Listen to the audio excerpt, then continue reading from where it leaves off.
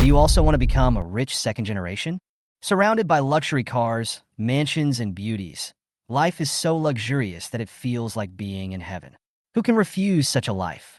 But if you think that being a second-generation rich person has reached the peak of life, it only means that you have not yet experienced the happiness of being a first-generation rich person. The first generation of rich people are the ones who truly stand at the top of the wealth pyramid. But when it comes to the first generation of rich people, the only word that comes to most people's minds is tired. Meetings are scheduled until late at night. Information is scrolling until I feel dizzy. Accounts are piling up, and every day is like walking on thin ice, for fear that the funding chain will be broken one day, and everything will come to nothing. But I am different, because I have awakened the godly rich system. You just need to complete some special tasks, and you will get endless rewards from heaven. Ding! Congratulations to the host. You have completed an errand mission and are rewarded with a top-notch luxury car worth 100 million. Ding! Congratulations to the host. You have completed the errand task and will be rewarded with a Kyoto courtyard. Many years later, I stood on top of the world, and looking back, I realized that I became the richest man in the world by running errands. The breeze was blowing, and the grass was green. A runner in a purple Kwaido work uniform was riding his electric donkey, leisurely shuttling through the city, running errands for customers. Despite the bright colors of his work clothes, his handsomeness was not affected at all. Leonardo DiCaprio of Errands. I am free and unrestrained, and I love freedom. I used to be a department manager at Microsoft. I had a comfortable life, with coffee and afternoon tea all the time, and an annual salary of hundreds of thousands. But after a while, I got tired of being stuck in the office in a suit and tie every day. So I quit my job. Although many people think I'm crazy, I know what I want. I want to experience all kinds of life, meet different people, and see how wonderful this world is. After much thought, I decided that the job of an errand runner is full of surprises and unknowns, which is exactly what I want. Every day is like opening a blind box, full of excitement. Just as I was thinking about it, I took a new order and rode my electric scooter to the gate of a high-end residential area. The content of the order was a bit strange. The customer asked me to go and see what his wife was doing. Mr. Wong was recently assigned to Africa. Although he video chats with his wife until midnight every day, he always feels that something is wrong with his wife and suspects that he is cheating on his wife. Building 23, Unit 3. I confirmed the address again. Got into the elevator, went upstairs, stood in front of the door of 2101. Took a deep breath and pressed the doorbell. Ding dong, no one responded. I pressed it twice more patiently. A minute later, the door finally opened. A young woman in ice silk pajamas stood at the door with sleepy eyes and said angrily, "Why are you knocking? Don't you know someone is taking a nap?" But when she looked up and saw my face clearly, her anger instantly disappeared and her tone became gentle. "Handsome boy, what do you want to talk to me about?" I was about to explain when my eyes accidentally glanced through the crack in the door. A shirtless man was walking by as if nothing had happened. He really cheated on me. The client's head must have been as green as the Hugh Lumber Prairie. It seems that men's sixth sense is not bad. Sorry, I knocked on the wrong door. I smiled awkwardly and ran away. This was a problem. How could I explain this to Mr. Wong later? How about giving a subtle hint? As I was thinking about it, my cell phone rang. Sure enough, it was a call from a customer. I took a deep breath and picked up the phone. "Brother, is my wife home? Is there anyone else?" "Well, Brother Wong, let's just say that I suggest you eat more green vegetables today. It's good for your health." "What's the meaning? Just, do you have a friend named Song?" There was silence on the other end of the phone for 2 seconds, and then he burst out. "Green Song? Fuck." The phone was hung up amid a roar. I sighed. "Well, Brother Wong, you're on your own." Just as I was about to continue running the order, a series of prompt sounds suddenly rang in my mind. Ding! Matching successful. A host with a suitable profession was found. Ding! Customized Godly Experience Zone system is loading. Ding! The Godly Rich system has been loaded. Congratulations to the host for completing this special errand task, and the reward is 1 billion. He suddenly stopped and froze in his tracks. What the hell? Am I hallucinating? Ding dong, the text message on the phone rang. Your account, ending with 1218, was... I quickly clicked it, and a string of numbers came into view. 1 billion yuan. Billion? Really 10 billion? I blinked and confirmed again and again. After a brief shock, I regained my composure. Are you a liar? Nowadays, even fraud can be disguised as bank text messages. I admire you. But first I'll take a screenshot and post it on WeChat Moments to amuse everyone. The caption reads, "From today on, please call me Sushi." Attached screenshot. After delivering the goods, I took a few more orders. When I was about to eat, a new order came in. This time the client asked me to deliver flowers and sing Jay Chou's Confession Balloon in public at the company. Okay, the meal will have to be postponed. I rode my electric scooter to the G building and entered the office area on the 17th floor. "Excuse me, who is Mu Shui? You have a bouquet of flowers." "It's me." The girl in the white dress stood up and took the flowers, with a look of surprise on her face. "Who sent it?" "Here's the card. Take a look at it yourself." Colleagues started to make noises. "Swear, someone wants to confess their love." Mu Shui blushed and smiled as she opened the card. "Did he say anything else?" "Yes, let me sing a song for you." "Then sing." I cleared my throat. "Coffee on the left bank by the Seine." He was so absorbed in singing that he didn't notice that his colleagues around him were trying hard to hold back their laughter. After the song ended, Mu Shui held the flowers and joked, "Handsome boy, your singing doesn't match your appearance.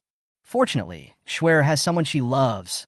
Otherwise, your singing would ruin her love confession." The colleague laughed. I shrugged. "Don't think that I may be tone deaf. I'm the best singer among the runners." The atmosphere in the office suddenly exploded. "Ha, you're so funny. Handsome guy, you really made me laugh to death. Ha."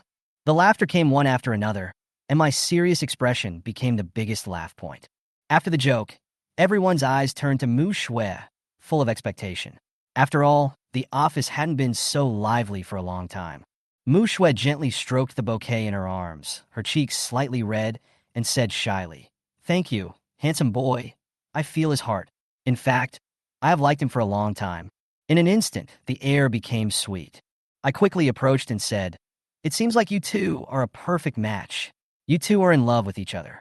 This love is so wonderful. Congratulations." Aya smiled like an Annie. "Swear, I'm so happy for you." The other colleagues looked at Mu Shui with envy, and the office was filled with pink bubbles. "Beauty, I'm leaving first. Don't forget to give me a 5-star rating," I said jokingly. "Of course. You are our matchmaker." The joyful atmosphere continued. I walked out of the office feeling satisfied, feeling that I had helped to accomplish something great, and feeling extremely happy.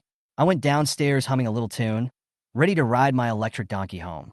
Just as I inserted the car key, ding! The host has completed a special errand order and is rewarded with an 80 million hardtop Lamborghini Veneno sports car. Ding! The vehicle has been parked in the parking space next to the building, and the key is in your coat pocket. Oh my God! That sound came again. Is it real? Just verify it, and you will know. I reached into my pocket and found a small, cold object lying quietly there. I took it out and saw that it was the key to my Lamborghini.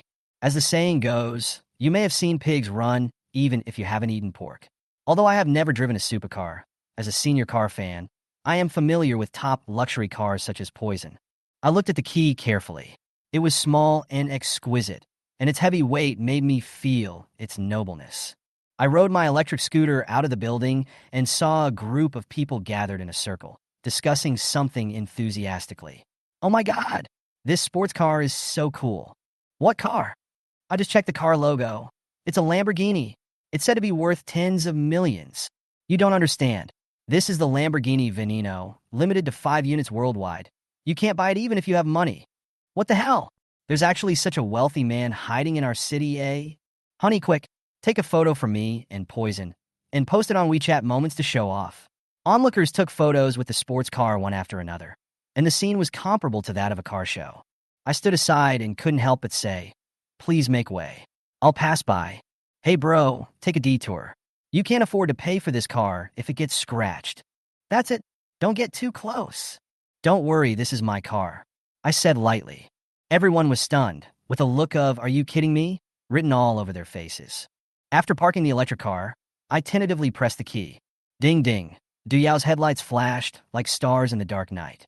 Then, the car door slowly rose up like a phoenix spreading its wings, exuding a domineering aura. It was so quiet that you could hear a pin drop. Fuck! Holy crap! Is this true?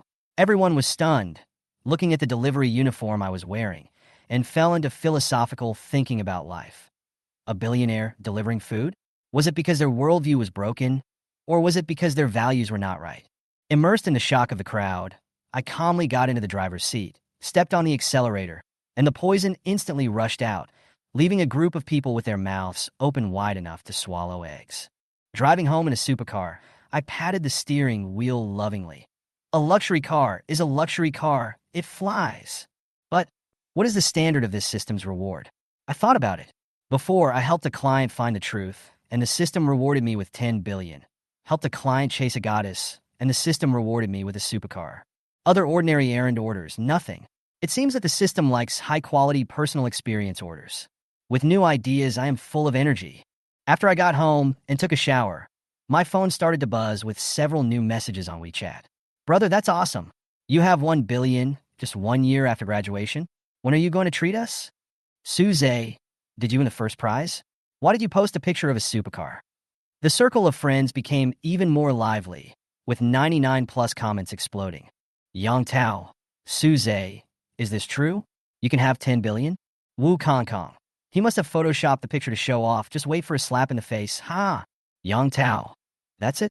I'm dying of laughter. There are two rich second generations who liked to bully me when I was in college. On the contrary, Yu and the monitor sent a caring message. Suze, is this screenshot yours? Suze, we are planning a class reunion. When are you free? Several close friends left excited comments. Suze, when are you going to treat us? Remember to bring me along. Looking at this lively comment section, I randomly picked a few friends to reply. At this time, a small group of only 3 girls suddenly exploded. Yu at Monsi at Choo Choo, you two come out quickly. I have something important to say. Choo Choo, what's the matter? Yu, you didn't check your moments? Susie, Monsi, I saw it. I think it must be a stock image. His family is average and he is just a small leader. How can he be so rich? Yu, yeah, I don't really believe it either. Choo Choo, what if he wins the lottery? Monsi, impossible. I checked, and there are no prizes that big recently. Yu, Man is indeed reliable and ruled it out directly. Monsi, didn't our class say we were going to have a party? We'll know when the time comes. The 3 of them chatted for almost 2 hours, and although they seemed to have a close relationship, they actually had their own thoughts. They were typical fake sisters. The next morning at 8 o'clock, I had just finished washing up when my cell phone rang. The monitor sent a message in the group. Classmates, it's been a year since graduation. Let's get together on Friday. I've sent the address to the group. The league secretary was the first to respond. Great. I haven't seen you for a long time. I miss you all. Sure. No problem. I just want to meet you all. Okay. The atmosphere in the group suddenly became lively. Suddenly, a message from Leonardo DiCaprio of the Errand world popped up. Monitor, Suze, the party will be held the day after tomorrow, Friday night at 6 o'clock. I've sent you the address. You must come. Me. Okay, the monitor invited me personally, so I have to give him face. Squad leader. Box A on the 22nd floor of Hao Tai Hotel, Nanning Road, be there on time. Me. Got it. As soon as I closed the group chat, a new order notification popped up on my phone. Quick errands, please check the new order in time. I glanced at the order. Eating hot pot together? This is my first time taking this kind of order. The remarks column clearly stated. The person who comes must be funny and handsome. I stroked my chin and smiled. Isn't this talking about me? I played with my hair in the mirror and sent a message back. I'll be there in 15 minutes. After a simple packing, I drove the Lamborghini straight to the order address. The address is located in a villa area on the mountainside. Those who live here are either rich or noble, and the security is extremely strict. At the entrance of the villa, the security guard stood upright, his eyes like an eagle scanning every vehicle entering and leaving. Suddenly, there was a roar. I was slowly approaching in a supercar. When the security guard saw the luxury car, he immediately pressed the switch, the barrier rose up, and he saluted, watching the sports car drive in. I curled my lips and smiled, secretly complaining in my heart. Tisk, I remember when I used to ride an electric scooter to run errands. I was stopped and not allowed to enter. Now I drive a supercar, and they let me pass without asking any questions. This damn rich life, I like it. After parking the car, I found the customer's home, Building B12, number 4324. Ding dong. As soon as the doorbell rang, a gentle and royal sister's voice came. The door is not locked, come in. I pushed the door open and was greeted by a table full of hot pot ingredients with a tangy aroma. I changed my shoes and asked, Miss, did you order Haidaleo takeout? The other party replied, without even looking up, no. I sniffed the aroma. That's not right. Your hot pot tastes exactly like Haidaleo. Yujia chuckled. You smelled it right. I invited the Haidaleo chef to my home. I was stunned and sighed in my heart. The happiness of rich people is too straightforward. Just then my stomach suddenly growled. I lowered my head and muttered softly, no way, this is so embarrassing. The royal sister laughed when she heard the sound. Huh, your stomach didn't discuss it with you? I raised my eyebrows and joked. Miss, my stomach is saying smells good. The other person laughed so hard that he couldn't straighten his back. Okay, stop calling me little sister. My name is Xiaoro. Handsome guy, what's your name? I winked and smiled. My name is Susie, or Leonardo DiCaprio of Errands. Xiaoro smiled even more happily. This title really suits you. Your appearance is totally on point. The two of them sat down and started eating hot pot. I handed them a blue rose and said, here, this is a little flower for you. Xiaoro was surprised. Wow, you are such a good flirter. How do you know I like blue roses? I smiled calmly. We are in tune with each other. The two smiled at each other, and the atmosphere gradually became ambiguous. At this moment, Xiaoro suddenly said coquettishly, I want to eat a bowl of noodles. I put down my chopsticks. What noodles? Xiaoro winked playfully. In your heart. I looked at her and said softly, don't move, there's something on your face. Huh? What's wrong? Xiaoro touched her face subconsciously. A bit beautiful, I added with a smile. You're so bad. Xiaoro laughed so hard that she fell backwards, covering her mouth with her hands, with a smile in the corners of her eyes. I like you like this. Xiaoro put down her chopsticks and rubbed her slightly bulging belly, looking very satisfied. I haven't eaten so much in a long time, and you said you wanted to lose weight, but it's all your fault. Xiaoro at this moment is no longer the cold and frosty girl she was when I first met her. Her cold and aloof personality has completely collapsed, and she is like a chatterbox that can't stop. You call this fat?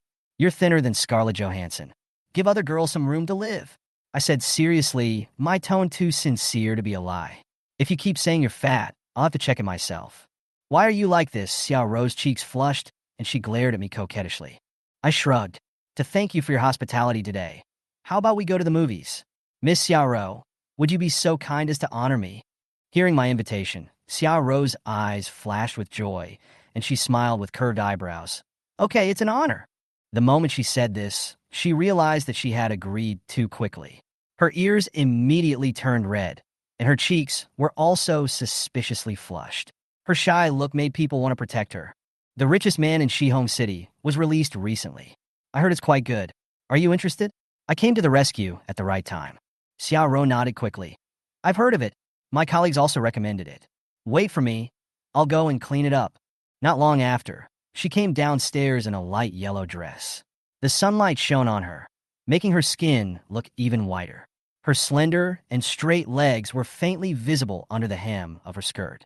The hollow design of the shoulders and the waist-hugging cut made her look conservative yet a little sexy. Wow, if other girls go out dressed like this, they will have no chance of survival. I sighed. No way. Xiaoro raised the corners of her mouth slightly, smiled faintly, and put on some makeup, and the blush on her face faded a little. Let's go. She tried to sound natural. Okay, let's go. The two walked out of the house side by side, chatting and laughing, and the atmosphere was pleasant. Ding. The host completes a special errand order and is rewarded with 51% of the shares of Houtai Catering Group, worth 10 billion. Congratulations to the host for becoming the largest shareholder of Houtai Group. The system's voice sounded in his mind again. Having experienced several sudden riches, I am no longer surprised by this, but the amount this time still made me raise my eyebrows slightly. 10 billion? Houtai Group? Could it be the one from the class reunion? With doubts in my mind, I checked Houtai Hotel. Xiaoro saw me checking the hotel. Her ears turned red instantly, and she whispered, It's too fast. What are you thinking about? I laughed. I'll just check how many Houtai hotels there are nearby. I know, I'm just kidding. Xiaoro stuck out her tongue, but I'm very familiar with Houtai Hotel. It's a subsidiary of Houtai Group, and I'm a small shareholder. Are you talking about the one on Nanning Road? Yes, there is only one in our city. It's that house. I chuckled and walked towards the garage with brisk steps. When I walked about 100 meters away from the garage, I saw a small episode. A girl wearing milky white sportswear and a cherry pink helmet, riding a bicycle, was hit by a BMW and fell to the side of the road. As soon as she stood up, a man and a woman got out of the BMW. The man was a greasy, middle-aged man with a Mediterranean hairstyle and a protruding belly. The woman wore a low-cut dress with high heels, and her whole face was covered with hyaluronic acid. As soon as the two got out of the car, they started to curse at the girl. "Are you blind? You scratched my car. Can you afford to pay for it? That's right. You dare to block the road by riding a broken bicycle? You deserve to fall to death," the female companion said sarcastically. The girl's face turned red with anger. "You were the ones who rejected me. Why are you cursing at me?" The Mediterranean man became more and more arrogant, pointing his finger at the girl and threatening. "Little girl, you dare to talk back?" Seeing the situation getting out of control, I said to Xiaoro, "I'll go over and take a look." The next second, I kicked the BMW door. The scene suddenly became quiet, and everyone was stunned. The Mediterranean man came to his senses and was furious. "How dare you kick my car? You stinky errand boy. Are you tired of living?" He cursed fiercely, but did not dare to act rashly. "That's right, a runner like you can't even afford to buy a car wheel for my boyfriend," the female companion sneered. Xiaoro became anxious and ran over to help the girl up, asking with concern, "Are you okay?" Then she stood next to me. 600,000? I chuckled. "I bought it." The Mediterranean man snorted. "Can you afford it? Dream on." Huh. I was too lazy to explain, so I pointed to the Lamborghini not far away and pressed the car key. Beep. The car lights flashed, and the butterfly door slowly rose. The scene was dead silent. I drove over slowly, and the Mediterranean man and his girlfriend almost popped their eyes out. Xiaoro and the girl also looked at me in shock. After getting off the car, I walked towards the girl and said, "Is this a Trek mountain bike? It has a carbon fiber frame and costs at least $1 million." The girls nodded repeatedly. I turned to the Mediterranean man and said, "I can compensate you for your car, but let's calculate her damages first." "Are you kidding? A broken bicycle is more expensive than my car," the Mediterranean man said with a lack of confidence. "You can check it online," I replied calmly. A few minutes later, the Mediterranean man collapsed on the front of his BMW, with the price information of Trek bicycles clearly displayed on his mobile phone. The girl next to me looked at me intently with a crazy look in her eyes. She obviously didn't expect that I was not only handsome, but also rich. She started thinking about how to get rid of the Mediterranean guy and fall into my arms. Seeing the Mediterranean man's expression of being in trouble, the girl waved her hands and said jokingly, "Forget it, I don't want to argue with you. You don't have to compensate for the bike, but you must apologize sincerely. If you make me feel that you are not sincere, then compensate me for my bike." The Mediterranean man immediately bowed and apologized repeatedly. Okay, you guys go." The girl waved her hand. She was obviously more interested in me and didn't want to see these two annoying faces anymore. The Mediterranean man and the woman with the highest hatred for her height seemed to be relieved and drove away dejectedly. "Are you okay? Were you scared just now?" I asked with concern. "It's okay. Thank you for helping me. My name is Li Xiaodang. What's yours?" She blinked her big, twinkling eyes and asked me with a bit of admiration. "My name is Susie." "Hello, Brother A's. Can I add you on WeChat? I would like to treat you to a meal and thank you for your help." There was some anticipation in Li Xiaotang's tone. "Sure, but not today," I said, looking at Xiaoro. "I've already made an appointment with someone to go to the movies." Li Xiaodang immediately noticed my look. "Oh, so you and this beautiful sister are a couple." She looked at Xiaoro and smiled. "I'm sorry, pretty sister, I didn't know you were a couple, so I won't add you on WeChat. Thank you for your help." Xiaoro waved her hands hurriedly. No, you misunderstood. We are not a couple. We have only known each other for a few hours." "Yes, that's not the case. I was just returning the favor. Xiaoro treated me to hot pot, so I plan to treat her to a movie." I explained with a smile. "So that's how it is." It seems I was overthinking it. Li Xiaodang said cheerfully, obviously relieved. "Now that the misunderstanding has been resolved, I'll add you. I'll treat you to a meal when I'm free." "Sure." I took out my phone and pulled up the QR code. Ding. Scan the QR code, add a friend, and note, Li Xiaodang. "Brother A's, I added you. Remember to approve, I have something to do, so I have to leave first. Sister Xiaoro, bye." Bye-bye. Looking at Li Xiaodang's receding back, Xiaoro half-jokingly said, "You are quite charming. Maybe it's because I'm too handsome." I smiled and casually brushed my bangs with my fingers, but I didn't notice the hint of jealousy in Xiaorou's eyes. He explained it so frankly, it seems like I was overthinking it. Xiaorou sighed silently in her heart. She changed the subject. But to be honest, I'm quite curious about you. You drive a sports car worth nearly 100 million yuan, but you come out to run errands.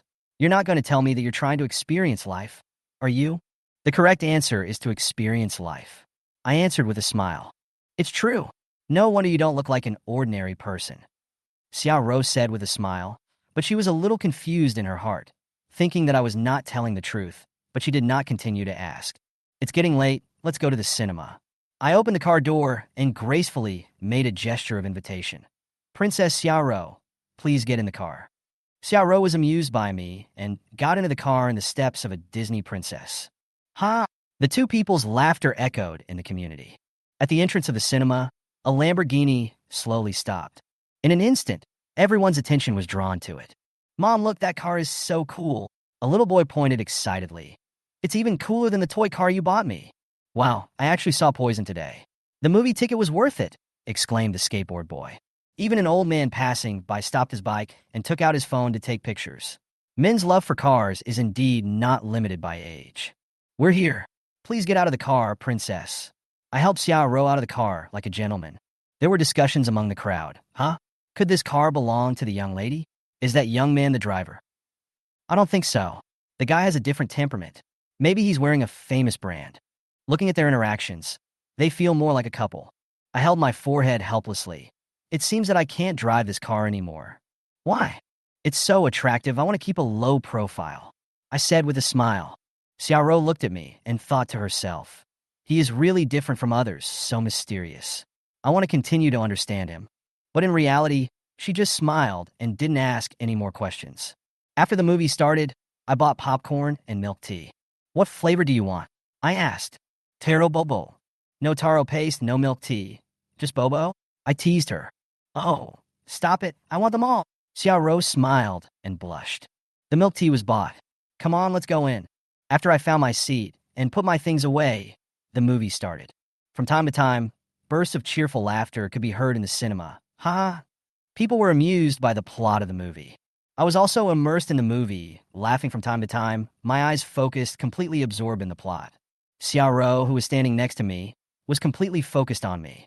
Her eyes wandered, and she would secretly glance at me from time to time, and the movie became a supporting role. After the movie, I casually asked, if you were given a month to spend 1 billion, how would you spend it? Xiaorou was stunned for a moment, then smiled and said, I really don't know. Maybe I'll use it for investment. I looked at her and said excitedly, I think Wang Duiyu is a really smart person. He can come up with a way to make money by helping everyone lose weight. How can anyone else come up with these ideas? And I was talking excitedly, but Xiaorou said nothing, just looked at me quietly, with a little tenderness and smile in her eyes. I didn't realize that she didn't watch the movie seriously at all, and her eyes stayed on me from beginning to end throughout the whole screening. When we walked out of the cinema, the night wind was a little chilly. Beep, beep. Xiaorou's cell phone ringtone was particularly loud in the silence. She glanced down, and her expression instantly tensed. Suze, I have something to do, so I'll leave first. After answering the phone, she said simply, turn around, and left quickly. Just as I was about to catch up, a message popped up on my phone. Suze, let's not contact each other for now. Standing there, watching her receding figure disappear in the crowd, I sighed, and then drove to the Quida headquarters. Quida headquarters, third floor finance office. The finance staff were calculating the wages, and a group of people gathered in front of the computer, whispering, why is Suze's salary so low again this month? I heard that he takes orders based on his mood. He is too lazy to take big orders and won't even earn money right in front of him. Could he be a rich second generation? He didn't want to listen to his family's arrangements and was kicked out to experience life? Maybe. Otherwise, who would not care about the salary when they come out to work? Boom, boom, boom. The roar of a sports car came from far away, breaking the noise. Everyone leaned over to the window, curiously, looking down. Wow, a luxury car. Look, the guy getting out of the car. Looks like he's wearing our work clothes. Let's go and take a look. The lobby on the first floor was bustling with people. Today was the day for the errand runners meeting. The hall was packed with people. When they heard that a sports car was parked at the door, they immediately rushed out. Who in our company can afford a Lamborghini? Are you kidding me? Driving a Lamborghini and running errands? Could this be the boss's car? More and more people gathered around. The car door slowly opened, and a familiar figure stepped out. Oh my God! The crowd burst into the same exclamation. It turned out to be Suze. Everyone stood there in a daze, looking at each other. Suze, you've been hiding it well enough. Why don't you reveal your identity as a rich second generation earlier? Xian teased with a smile. So, you're here to experience life? Shaoli, come and recognize me as your big brother. Shaoli patted his chest and came over with a smile. Boss Su, are you in need of a younger brother? Suze, I'm willing to be a pennant on your car. At this time, the three financial officers also rushed over after hearing the news. I'll go. They stood at the stairs, their mouths wide open in shock. Suze, the 1 billion in savings you posted on your moments, could it be true? Ha!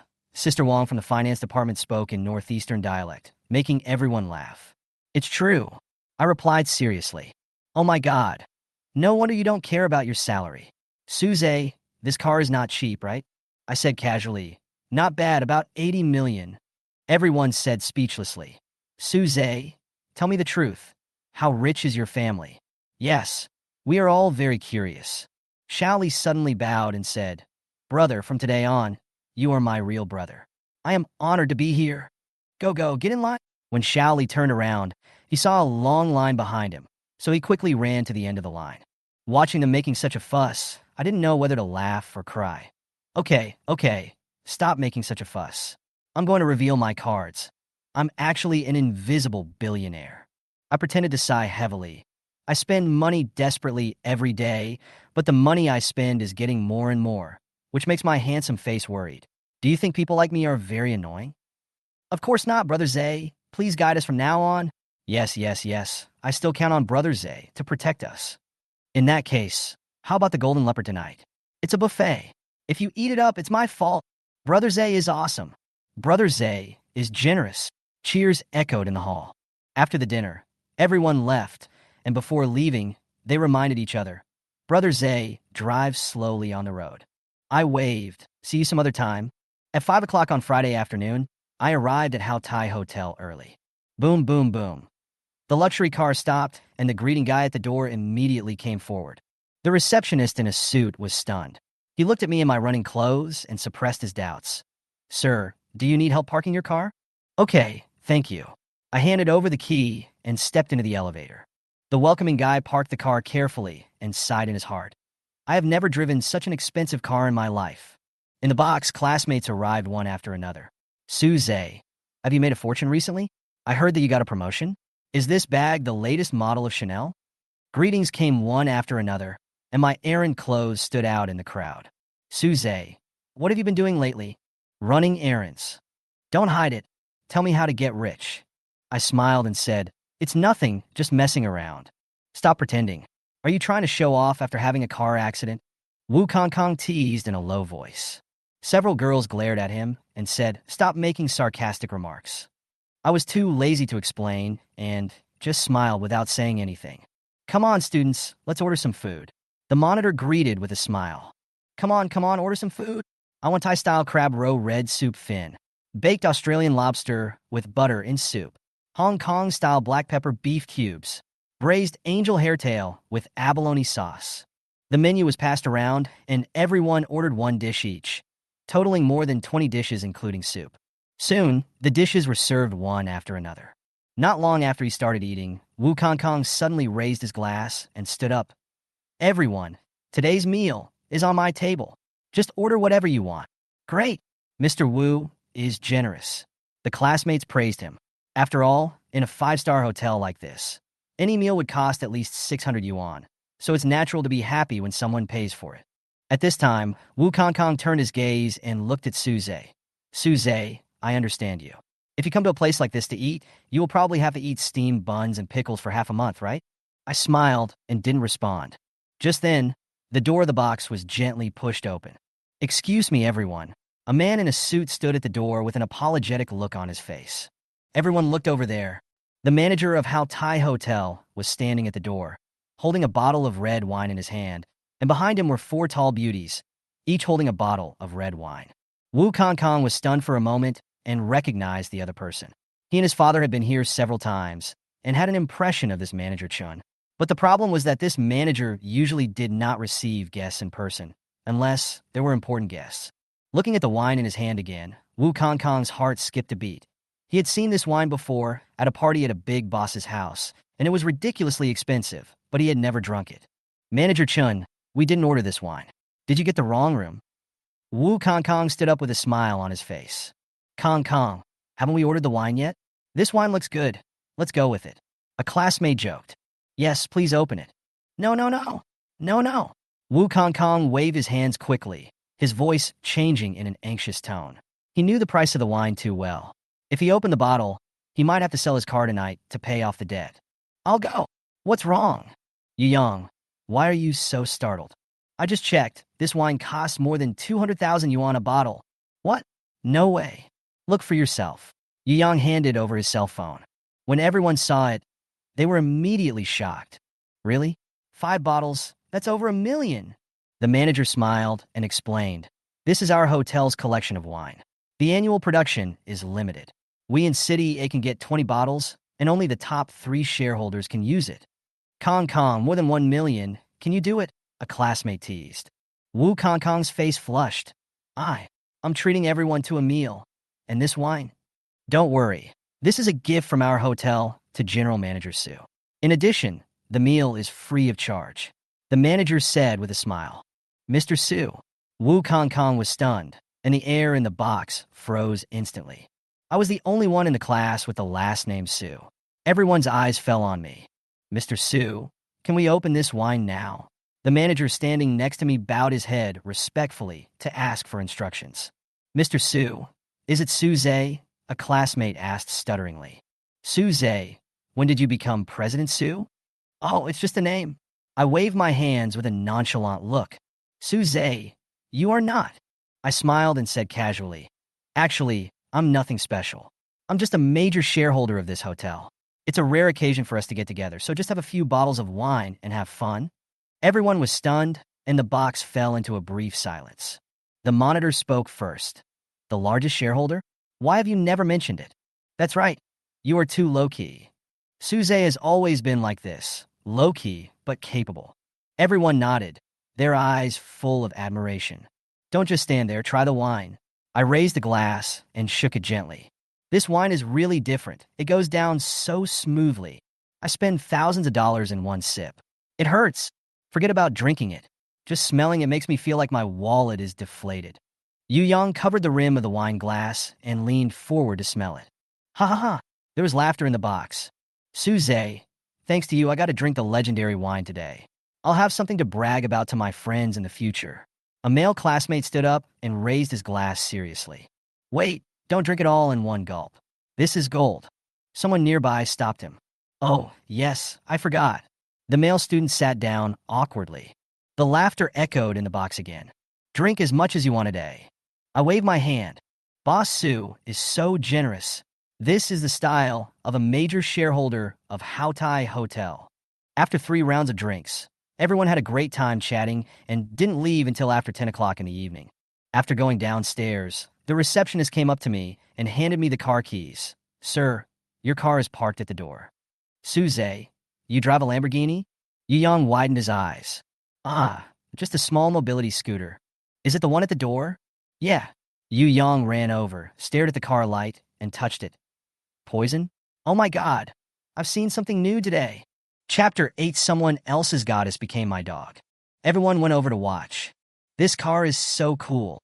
I really want to take it for a spin. I want to touch its steering wheel. When the boys saw the sports car, they were like hungry wolves seeing lambs, and they couldn't wait to pounce on it. Everyone has been drinking today. I will let you drive and enjoy yourself some other time when we have the chance, Su Zhe said, leaning against the car. I've called a designated driver. Don't drink and don't drive after drinking. Everyone, don't drive. Call a designated driver, Su Zhe said to his classmates seriously. Boss Su is right, call a designated driver. Students who had cars called a designated driver, and students who didn't have cars took a taxi. Su Zhe, let's go. We'll meet again when we have time. Boss Su, next time I treat you, you must come. Bye, Susie. Everyone said goodbye to Su Zhe warmly. including some people they had never met before. You have to maintain a good relationship with such a big boss, as you will need him in many ways in the future. People nowadays are so smart. At Susie's house, Suze felt dizzy after drinking a little wine. He took a shower and went to bed. At this time, beep beep, beep beep. Several messages came in on WeChat. Take a look. There were messages from several classmates requesting to be added as friends, and a few WeChat messages. Suze smiled and sighed.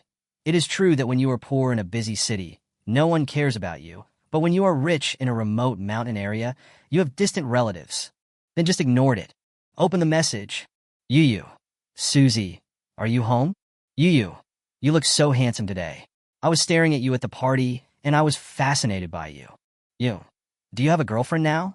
Monsi, Suze, I haven't seen you for a year. You have become more handsome and successful in your career. Monsi, you are the largest shareholder of Houtai Group. Why do you want to be an errand boy? Monsi, I think you'd look stunning in a suit. The reason why Monsi and Yu can become best friends is because they have the same values. Especially when it comes to choosing a man, you can have nothing but money. Now that they saw that Suze was so handsome and rich, the two of them would definitely take the initiative. After all, when they were in school, they were both Suze's fans. Suze took a look at the messages from the two people and immediately guessed their purpose. Reply to Yu. I'm back.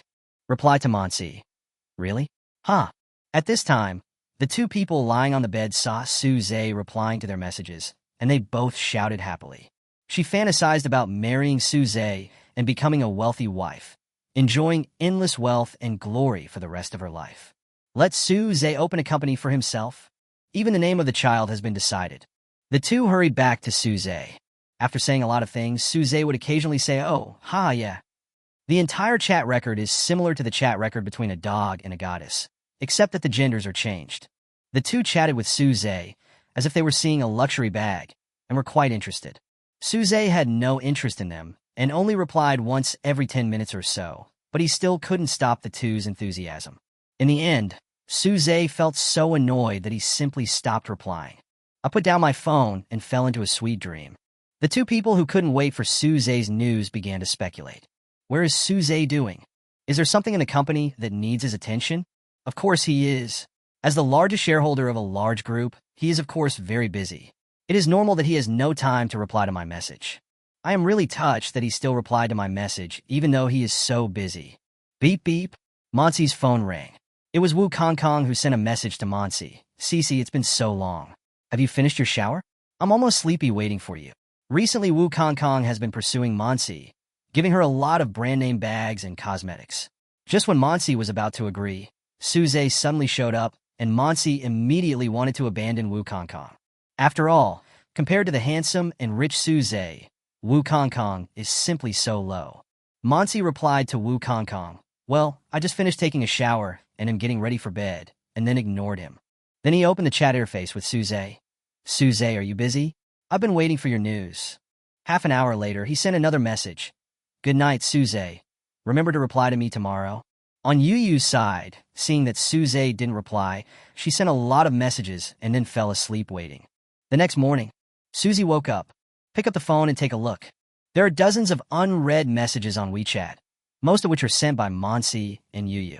The latest one was sent at around 4 in the morning. Je was confused. Don't these two women sleep at night? If you don't rest, your phones also need to rest. After all, playing with your phone all night is not good for it. Suze didn't want to have too much to do with them, so he chose to ignore it. After a quick wash, I went out. Driving a Poison and wearing work clothes, he is a beautiful scenery wherever he goes. After completing several orders in the morning, Suze prepared to find a place to eat. Brother A's, why are you here? Li Xiaotong's sweet and pleasant voice rang out. Suze turned around and saw Li Xiaotong just a few meters away from him, waving at him happily. I just finished running errands around here. What are you doing here? Je walked over. My friend asked me to meet her here, but she stood me up, Li Xiaotong said aggrievedly. How about? Why don't you accompany me? Li Xiaotong interrupted Suze, looked up at him, her eyes full of anticipation. Then come with me for dinner. Suze looked at the lovely Li Xiaotong and couldn't refuse. Since you helped me last time, I want to treat you to a delicious meal. I know a great restaurant. Let's go. Li Xiaoding said happily. Okay, I'll listen to you. The two drove to the restaurant. Brother A's, the food here is all delicious. I always have to hesitate for a long time before placing an order. Li Xiaoding pouted as she looked at the menu. Then order them all. If we can't finish them, we can go out and feed the stray cats. I think it's okay. Waiter, give me one of all your signature dishes. After ordering, Suze secretly paid the bill under the pretext of going to the bathroom. How can I let a girl pay the bill when I eat with her? Of course, Suze would not easily eat with girls. The two ate a small portion and packed up the rest to feed several stray cats in the park. This stray cat is so cute. I want to take it home. This little kitty keeps getting squeezed out. It must not be full. While feeding the stray cats, Li Xiaoding kept muttering, but Suze didn't find it annoying. Brother A's, do you like cats? I'm okay. I prefer dogs, Suze said, looking at her. Oh, I understand. Li Xiaoding pouted and nodded. In a blink of an eye, it was already past 3 o'clock. What can we do about the beautiful scenery? Who do we work so hard for, and who do we enjoy the sweetness for? Suze's cell phone rang. It was his second aunt. Chapter 9. Please wrap this row for me. What can we do about the beautiful scenery? Who do we work so hard for, and who do we enjoy the sweetness for? Suze's cell phone rang. It was his second aunt.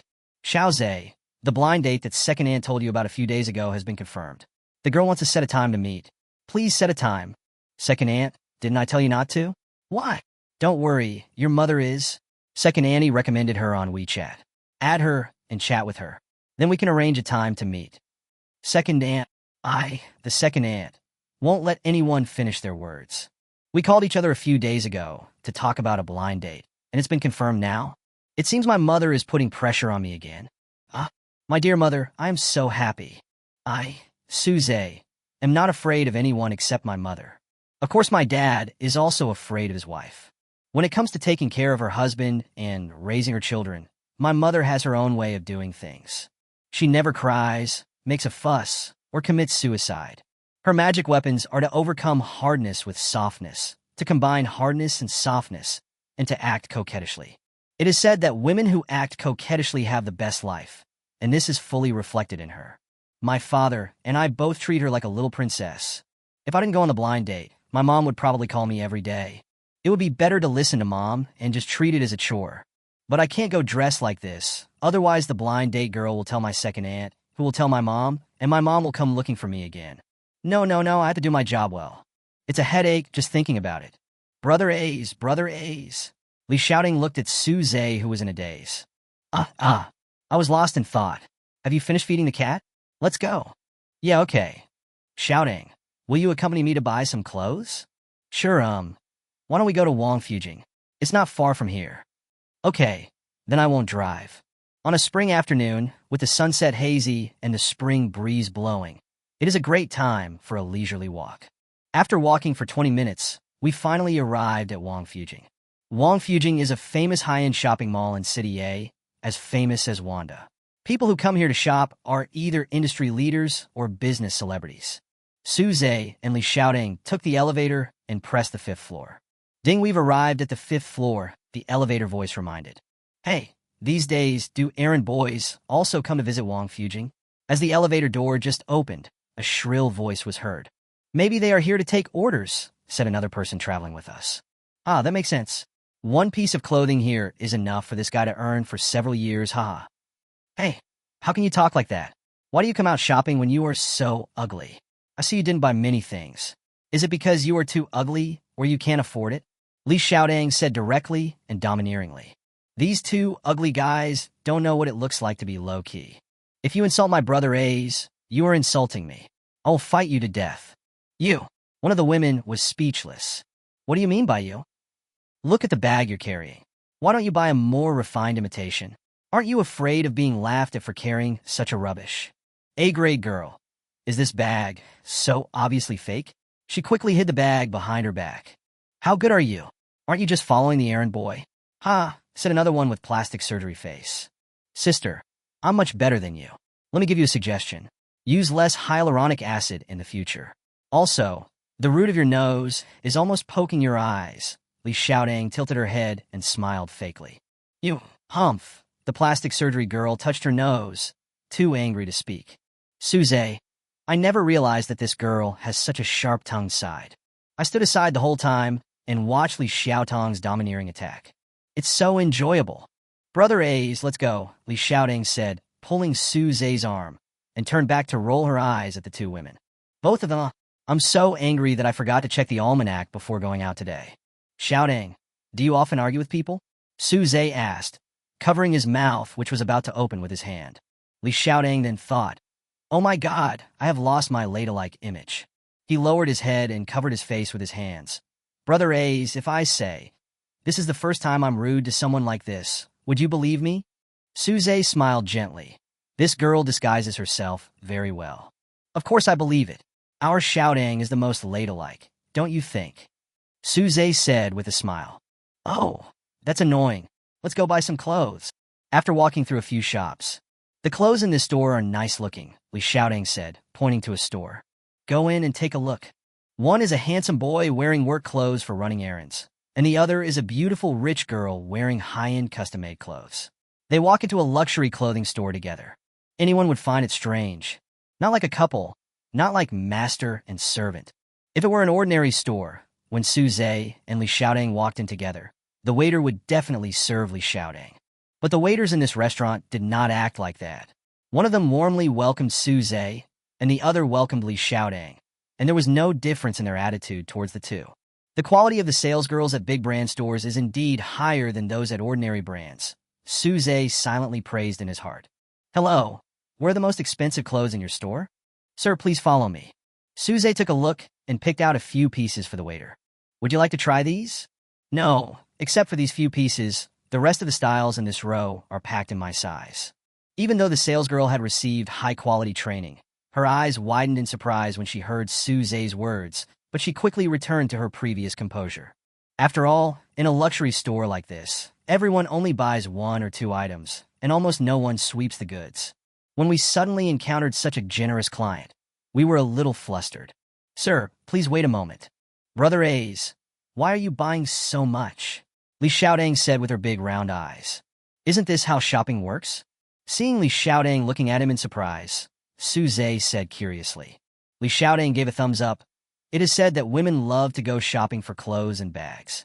I think men are no less inferior. They buy a whole row of them at a time. Wow, so luxurious. I think shopping should be done more in less frequent times. It's too troublesome to go shopping frequently. It would be much better to do it all at once, Su Zhe said with a raised eyebrow. Could you please bring me a few more pairs of matching shoes? By the way, you don't need to pack this one. I'll wear it instead, Su Zhe said, pointing to one of the royal blue suits. Okay, wait a minute. Li Xiaotong. Handsome men just have different ways of thinking. While waiting, Su Zhe put on a royal blue suit. Wow! Li Xiaotong opened her mouth in amazement when she saw Su Zhe in a suit. Brother A's, you are a complete clothes rack. This is so beautiful. Chapter 10, Fairies Don't Poop. Su Zhe is 186 centimeters tall and weighs 140 kilograms. He has some nice muscle lines because he does aerobic exercise regularly. The most important thing is that he has the six-pack abs that every little puppy must have. He is simply the ideal boyfriend. Hurry up and wipe your saliva, it's about to flow down, Su Zhe joked to the stunned Li Xiaotong. Oh, I'm embarrassed again, Li Xiaotong said, covering her face. Su Zhe smiled, then looked at himself in the mirror. Quite satisfied, it seems that suits are to men what cosmetics are to women. More than half an hour has passed. The two shop assistants finally packed up the clothes and shoes. Sir, your total spending is 5.6 million yuan. Did you pay by credit card? Yes, swipe the card. He then handed over the ICBC card. Beep. Sir, here's your card. The salesperson handed over the card respectfully and continued. Sir, we offer door-to-door delivery service for purchases over 5 million. Do you want it delivered to your door? Sure. My car isn't nearby, so I can't carry all that much. Welcome to visit us next time. Please take care. TSK, TSK, TSK. This young man in a fast-paced work suit must be a wealthy man who came to experience life among the common people. I think so. Over 5 million for one shot. This is the first time I've seen that. No wonder the manager told us not to judge people by their clothes. Is that his girlfriend next to him? I envy her so much for having such a handsome and rich boyfriend. Yeah, but they look like a good match. I think so too. After Suze and Li Xiaodang left, the two salesgirls chatted happily. This order allowed them to meet their performance targets for the quarter. If you want to buy the whole set. Let's go and take a look at the watches, Suze said, pointing to the Brigade watch counter.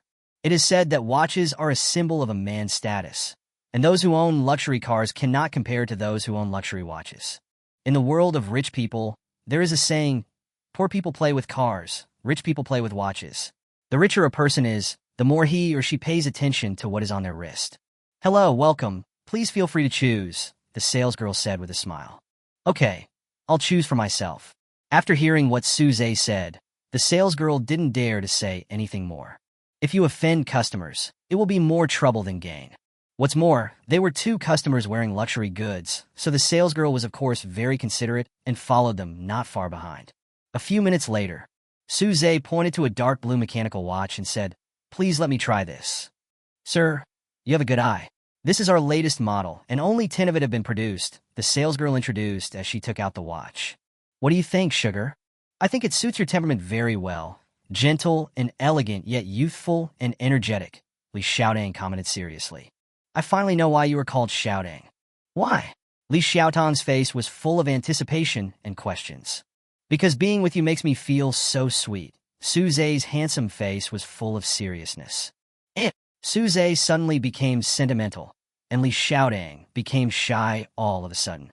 She folded her hands, supported her chin, and lowered her head shyly. What Suze didn't know was that Li Xiaodang actually wanted to say she was only the sweet Li Xiaodang when she was with him.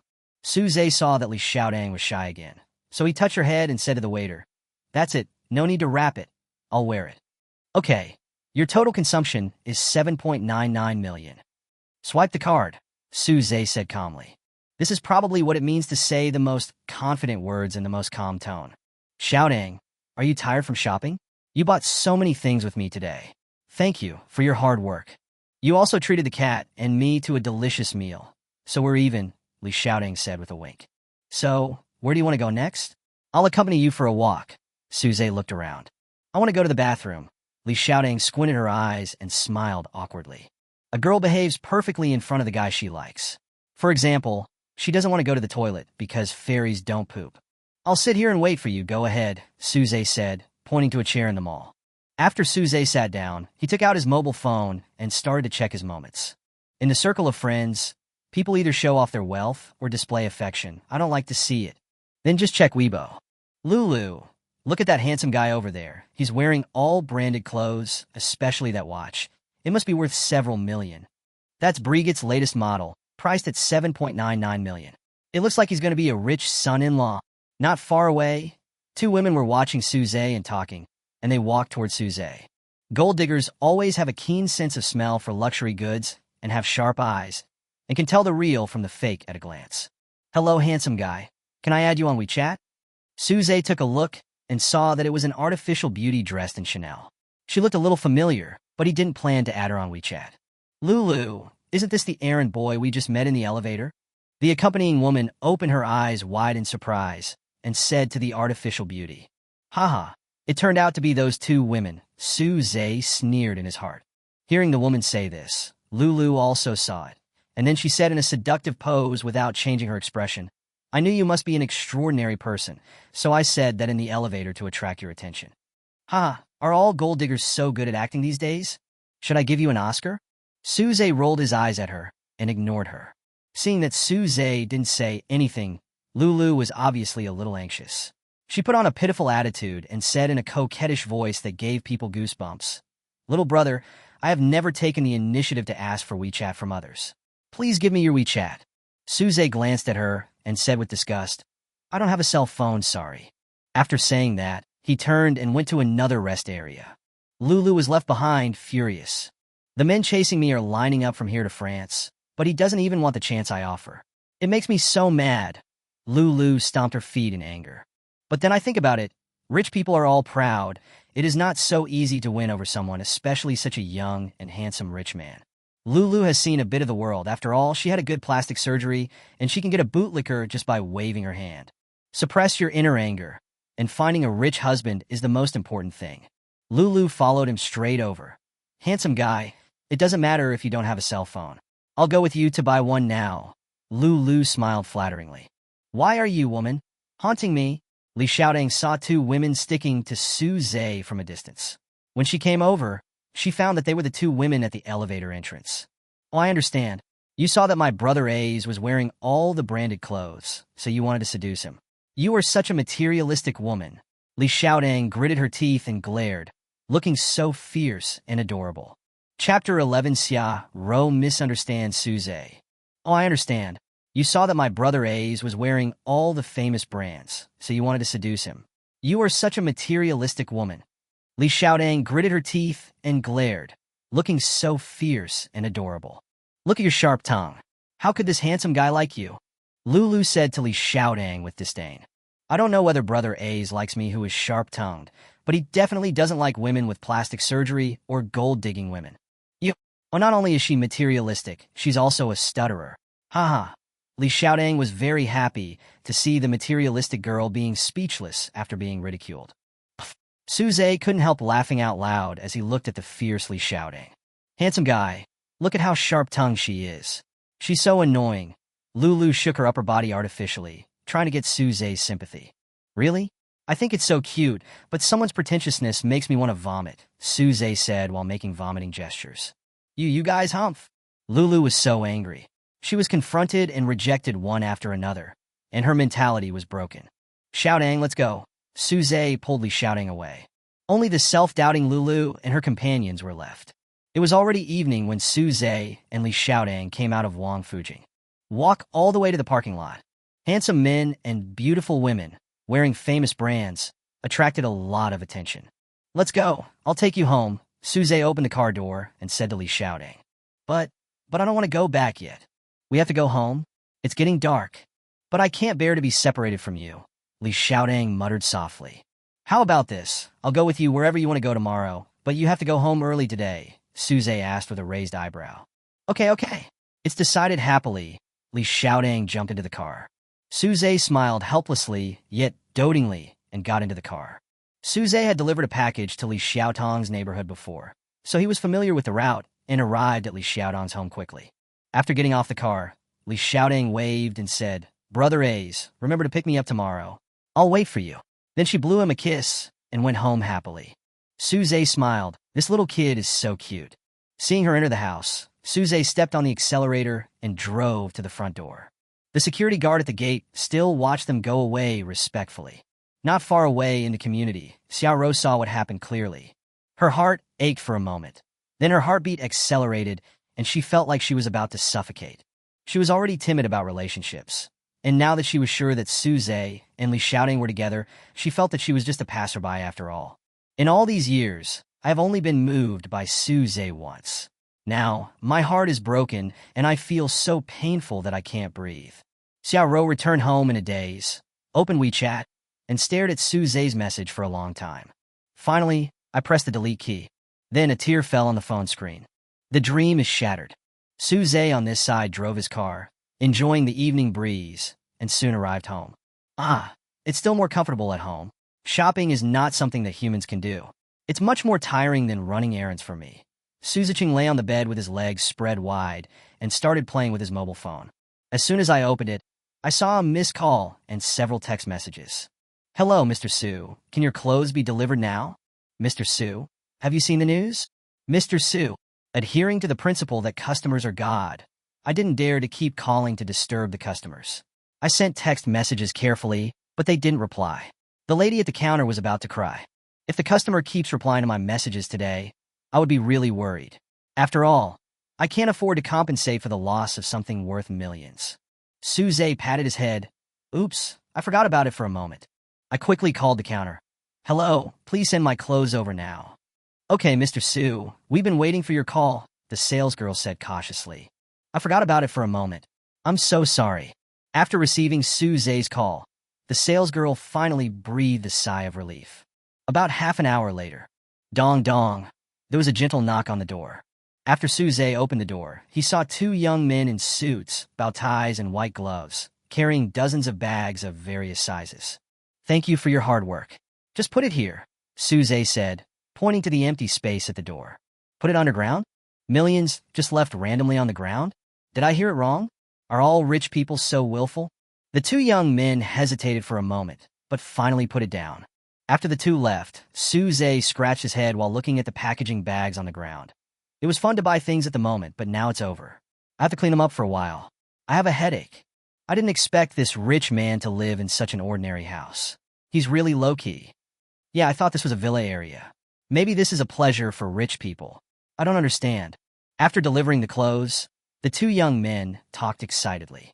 Living in an apartment with a monthly rent of 7,000 yuan, driving a supercar worth more than 80 million yuan, and spending more than 10 million yuan, the thinking process of rich people is really different from that of ordinary people.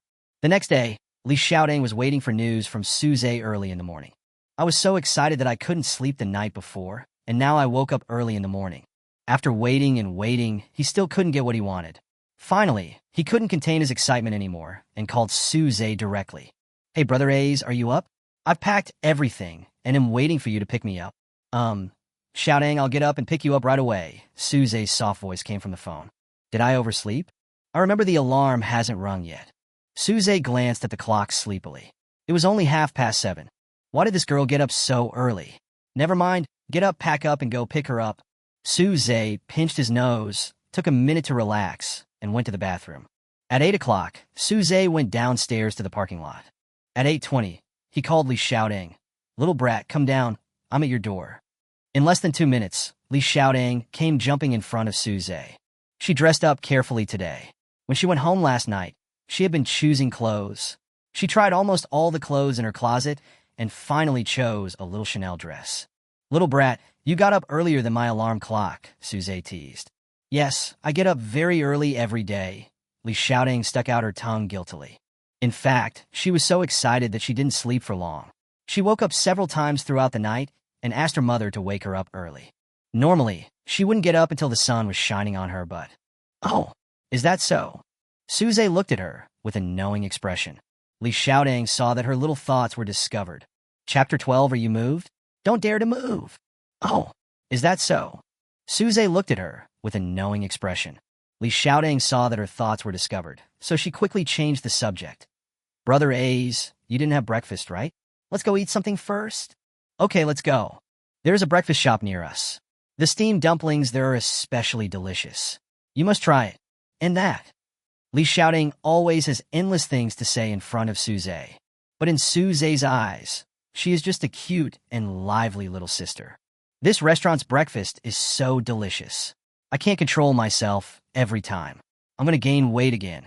Alas Li Xiaodong touched her stomach helplessly. Little foodie, it's okay to eat more in the morning. Besides, you have nothing to do with being fat. Are girls nowadays so strict with themselves? I know, I want to go to the game hall to play. Li Xiaodong looked at Suze expectantly. I'll listen to you today. We'll go wherever you want to go. Yeah, happy. I went to a nearby game hall, exchanged game coins with the salesperson, and went straight to the game machine. Dance together on the dance machine. Let's compete in shooting skills together. Let's ride on the racing car together and race in the game. Had a lot of fun. These two are so good at having fun. They can even perform such a difficult dance. Wow. The main reason is that this little brother is so handsome. Handsome, you don't stand a chance. The girl next to him should be his girlfriend. The handsome men and beautiful women were all masters of the game hall, so they attracted a lot of onlookers. Most of the girls came to see Suze because of his good looks. After playing for more than 2 hours, I like the blue fat man in this claw machine, Li Xiaodong said excitedly as she pointed at the claw machine with Doryman as soon as she arrived at the claw machine. Brother A's, can you catch dolls? Li Xiaodong's face was full of anticipation. Yes, I have very good skills, just watch me. Suze patted his chest, looking confident. Great, great, then help me catch this. Once, twice, 3 times, 13 times. Every time he was about to catch it, his claws would loosen and it would fall. Forget it, Brother A's, let's not catch it. I don't really like it either. Okay, let's go to the cafe next door and have a drink. After coming to the cafe and ordering 2 cups of coffee and some desserts. Shouting, eat here for a while, I'll be back soon, Suze returned to the claw machine. It seems that you can't just grab the dolls casually, you need a strategy. And I can't let Shouting down, I must catch the doll and give it to her. Suze began to learn from experience.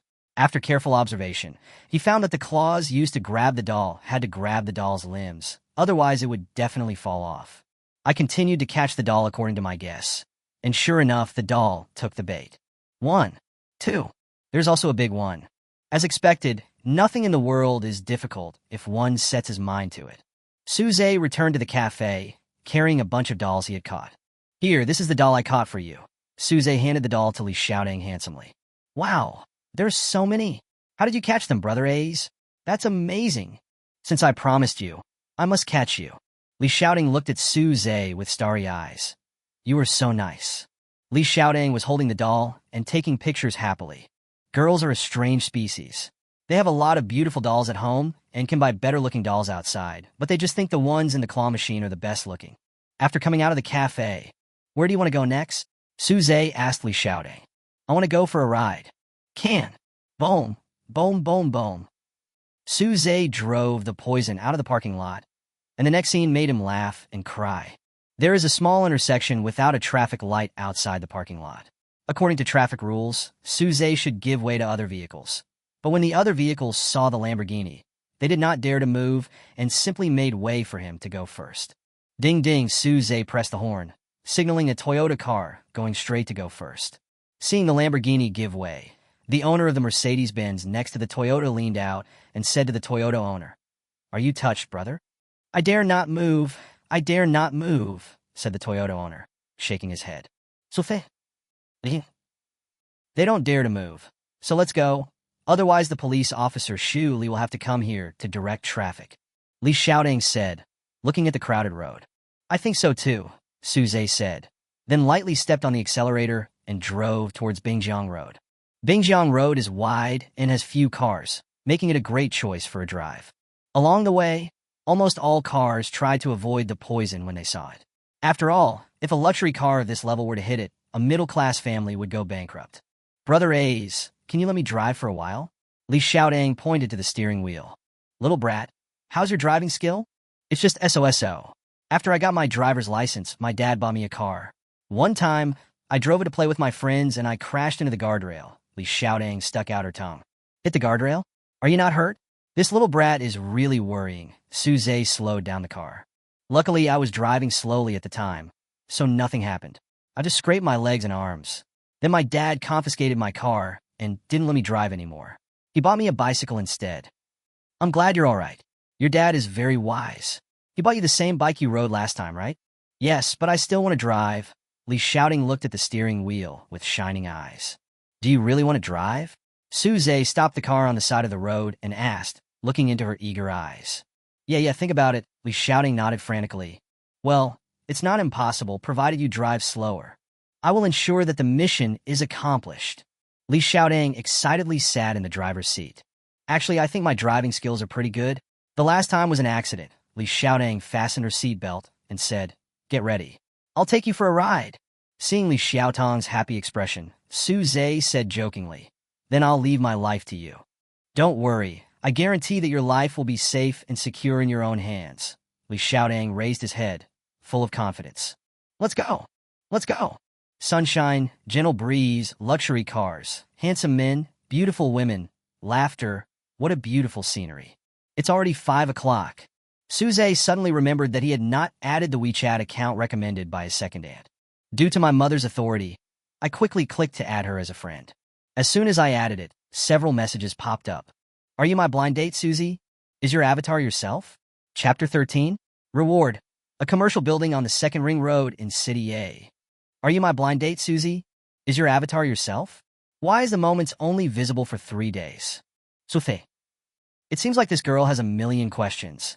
Before I could catch my breath, news came again. I heard that your monthly salary is tens of thousands? I'm quite interested in you. Suze raised his eyelids slightly and replied, Yeah, heart, I'm not interested in you. Then let's meet tomorrow and learn more about it. Susie replied, Yeah. Then let's meet at Xingbak next to Wang Fujing at 1 o'clock tomorrow afternoon. Suze yawned and replied, Yeah. Blind dates are like this. Everything is put on the table and discussed, but being so blunt can really be off-putting. Brother A's, who has been sending you messages? It's okay. Just drive carefully. Oh. After dinner, Suze sently shouting home and then went home. As soon as I got home, my mother called me. Xiaoze, have you met the girl your second aunt introduced to you? I heard that she is quite good, so don't let her down. Mom, I know. We've made an appointment to meet tomorrow. Don't worry. That's fine. Mom is waiting for your good news. Suze breathed a sigh of relief. At least he had managed to put his mother off. The next morning, Suze got up as usual to take orders.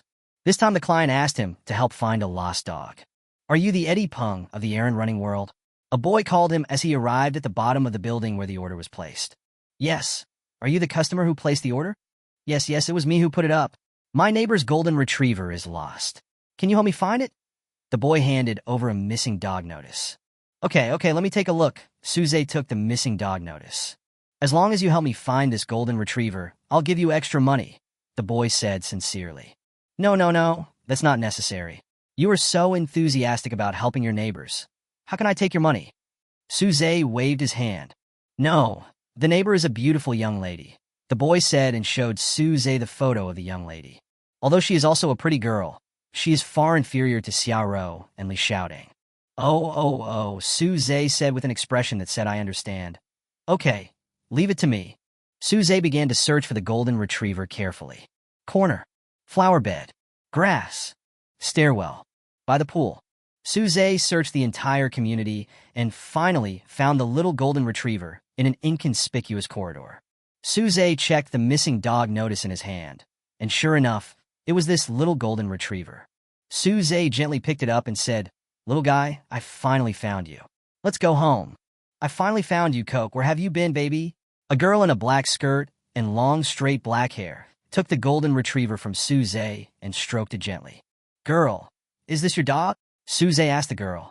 Yes, it's my dog. Its name is Coke. The girl pointed at the missing dog notice and said, Look, the phone number written on it is my phone number. Thank you so much. How did you find it? Said the girl with long black hair as she was about to hug Suze. The black girl with long straight hair thought to herself, This boy is so handsome. He also helped me find Coke. I must seize the opportunity. On the other side, the customer who placed the order pointed at himself and made wild hints. Suze took a step back. It's okay, it's my duty. How about this? I'll treat you to dinner. The girl pulled Suze and was about to leave. Susie kept refusing, but to no avail. The guest was left confused and disheveled in the wind. It was clearly my turn to call for help to find the dog for you. Oh, I'm tired of loving you anymore. Seeing that he couldn't refuse the girl's enthusiasm, Suze quickly pointed at the customer and said, It's not me who is going to find a dog for you. It's him. The black man looked at the guest and said, It's you? What's your intention in helping me find the dog? Goose? Susie, actually, The guest didn't know how to start. He actually likes you, Suze said in a disappointed tone, then sneaked away. You guys can discuss the rest of the matters yourselves. I'm just an errand boy, not a matchmaker.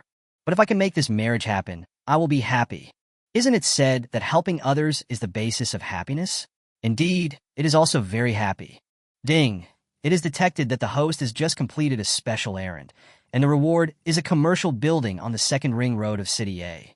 Ding! A friendly reminder, the building's property certificate and keys have been placed in your car. As Suze just walked out of the community, the system's voice rang. Wow, that's amazing. This is City A, where every inch of land is valuable. Second ring road, commercial building. Just these few words are worth a lot. In City A, any house costs around tens of millions, not to mention a commercial building on the second ring road, and it's just one building at that. Apart from the Forbidden City, the second ring road is the most prosperous and valuable area. The value of commercial buildings is even more difficult to estimate. It is known that just renting a space in this commercial building costs hundreds of thousands a year. Question: so what is it like to own a building like this? Just collecting rent can allow you to spend money while lying down every day. Suze looked at the property certificate in his hand and asked, How about going to take a look? But when I looked at the time, it was already 12 o'clock. Yes, I still have to go on a blind date. Suze got in the car and arrived at the agreed place more than half an hour later.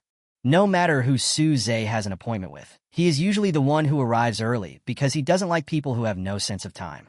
Sitting in a cafe, waiting, 10 minutes, 20 minutes, 40 minutes. The blind date girl never showed up.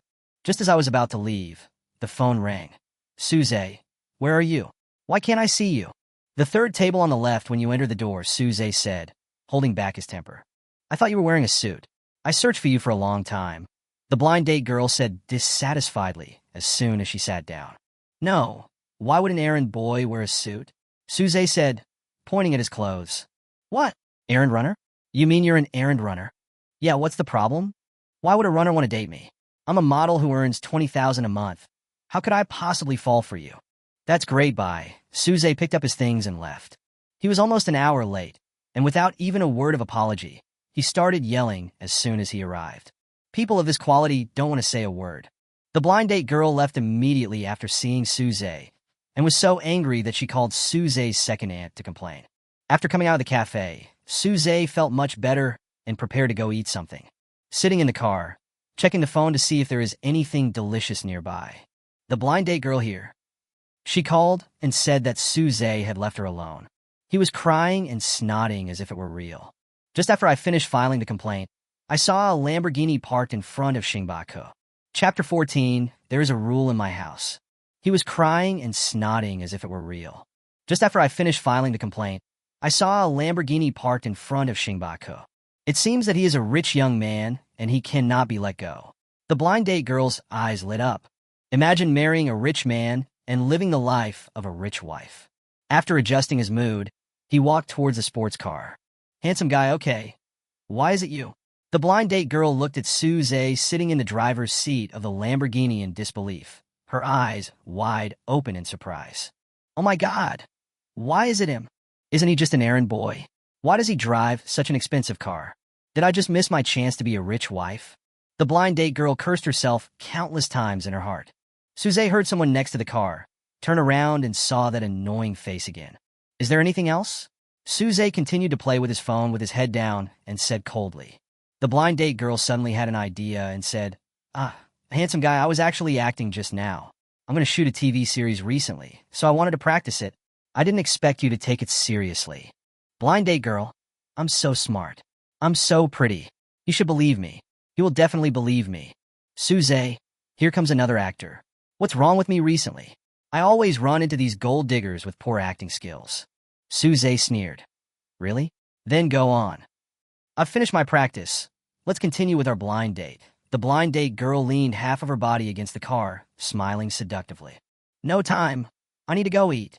That's great. Let's go together, the blind date girl said as she was about to get in the car.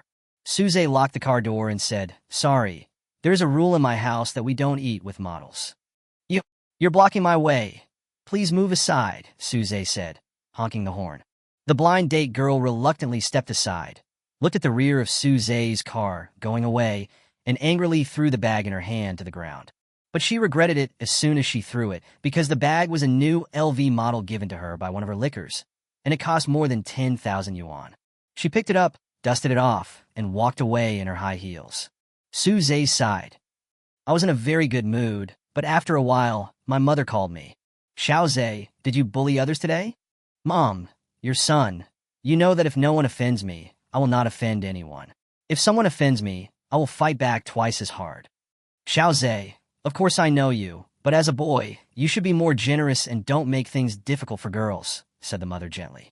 Mom, I have always remembered your teachings. Do you know the idiom adding fuel to the fire? Suze said coquettishly. Okay, Mom, got it. You go ahead and get busy.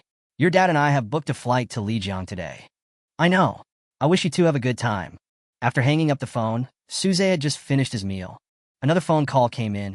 Brother Zay, help! The anxious voice of colleague Ashwan came from the other end of the phone. What's wrong, Xian? Speak slowly. I took an order to get a customer's phone number, but I didn't get it. The customer wants to complain about me. Brother Zay, please help me. Xian became more and more anxious as he spoke. Xian is a very honest and hardworking person.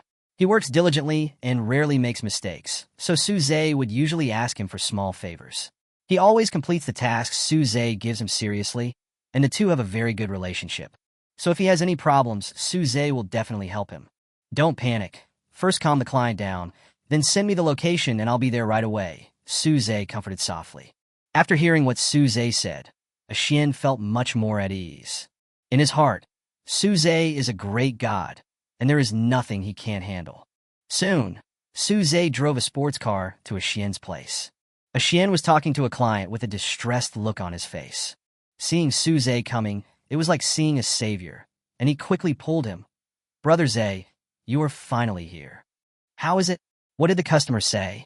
Su asked with a frown. The client said I have to be there, otherwise I'll complain. How much do I earn in a day of running errands? If I get complained about, not only will I lose my bonus this month, but they will also deduct another 1,000 yuan from me, said Ashwan with a sad face. Su knew that Ashwan's family was not well off, so this money was very important to him. It's okay. I'll help you solve it. Who do you want a phone number from? Su looked around and asked. Ask the woman drinking coffee, said Xian, pointing to a woman in professional attire sitting under the Xingbak pavilion not far away. Su took a look and knew that this woman was not the usual type of woman with rouge and powder, so it was indeed not easy to get her phone number. Ashwan, why would you take such an order? This kind of order is very tricky, Su asked in confusion. It is a good thing if this kind of order is successful, but if it fails, the customer will definitely complain. I didn't think too much about it at the time. I just grabbed it when I saw the order. Who would have thought that this order would be so difficult to complete? Ashwan looked at Su with a wronged look on his face, asking for help. It's okay. Leave it to me. I'll help you finish it, Su patted his shoulder. Okay. Although Xian appeared to be very confident in Su he still had questions in his mind. He didn't know how Su would get the phone number. I was still very worried and kept looking at Su anxiously. Su sat back in the Lamborghini and stepped on the accelerator. Boom, boom, boom, tilde, tilde. The roar of the sports car drowned out the noisy voices of the crowd on the street. Everyone turned their eyes to Su. Fuck, look, a Lamborghini. Oh, it's poison. Take a picture quickly. At this time, the woman in professional attire also looked at Su. Su, this is the effect I want. Su drove his sports car and stopped next to the woman in professional attire, attracting everyone's attention. Unbuckle your seatbelt. Open the car door. Su, dressed in Errand clothes, got out of the car. The whole audience was in an uproar. Isn't it true? He's actually a courier. This little brother is so handsome. What he wears doesn't affect his appearance at all? Okay. What's wrong with this world? All the rich people are running errands now. Su ignored the jealous and puzzled looks of the crowd and sat down opposite the woman in professional attire. Then, take out your cell phone and pretend to call a client. Actually, the call was to Xian. Hello, sir, I'm already at the Xingbei Cafe. Okay, I'll wait for you here. After hanging up the phone, Su put away his phone and smiled at the professional-dressed woman next to him. Beautiful lady, do you mind if I share a table with you? The woman in professional attire looked around and saw many empty tables. But he chose to sit in front of me. Does he like me? Look at Su smiling face again. Oops, it's the feeling of being in love.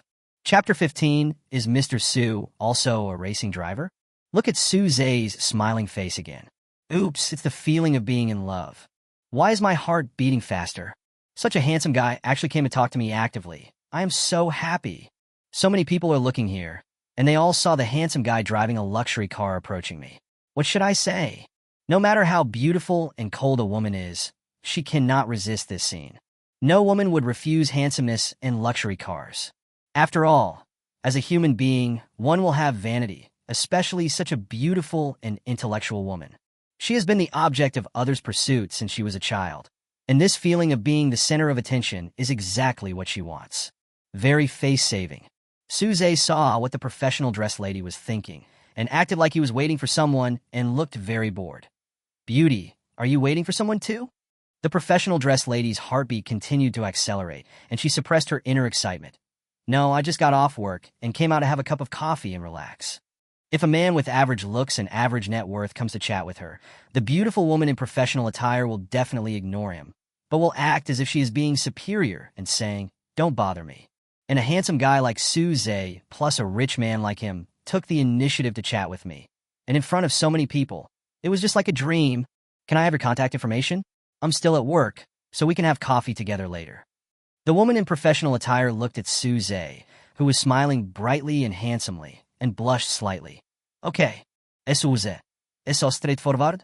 It's a bit unexpected. Call me. I'll save your number, the woman in professional attire said to Su. Sure. What's your name, please? I'll make a note of it. Just call me in manhwa. The woman in professional attire stretched out her hand. My name is Su. Su said as he and in manhwa shook hands gently. I still have work to do, so I'll leave first. Suze stood up and said goodbye. Remember to ask me out for coffee, and Nuwa smiled sweetly. Sure, Suze said, and then quickly drove away in his sports car. Ashwan, I sent you the phone number via WeChat. Don't accept this kind of orders in the future, Suze said as he sent the message. I understand. Thank you for today, Brother Zay, Ashien said sincerely. It's okay. It's normal for friends to help each other. Go and finish your order. Then I'll go first. Ashwan quickly gave the customer his cell phone number. Suze saw that it was still early, so he went to take a look at the building. According to the location provided by the system, Suze drove the navigation all the way there. As it was rush hour, the road was quite congested. The half-hour drive took more than an hour, from a little deserted to very lively, because there is still a big difference between the 4th Ring Road and the 2nd Ring Road in City A. People who can breathe the 2nd Ring air every day are definitely not ordinary people. You are about to reach your destination, a sweet voice reminded in the navigation. Suze saw a conical blue building standing in the air in front of him.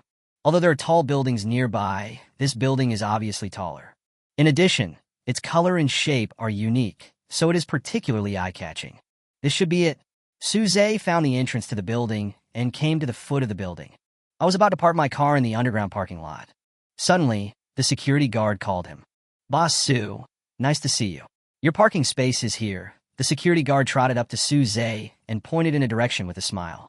Okay, then I'll just stop over there, Suze said while steering the wheel. This way, Mr. Su, please be careful. The security guard bent down and pointed the way carefully. The parking space the security guard pointed to was a space with an automatic protective cover. After parking the car, press a switch and a protective cover with a roof will slowly rise around the parking space to protect the car tightly. This was specially prepared for Suze by the person in charge of the building. After all, he is such a big boss, and we must try our best to please him. Suze, actually, there's no need to be like this, I don't care. Suze turned the steering wheel with ease. Press the brake and the accelerator.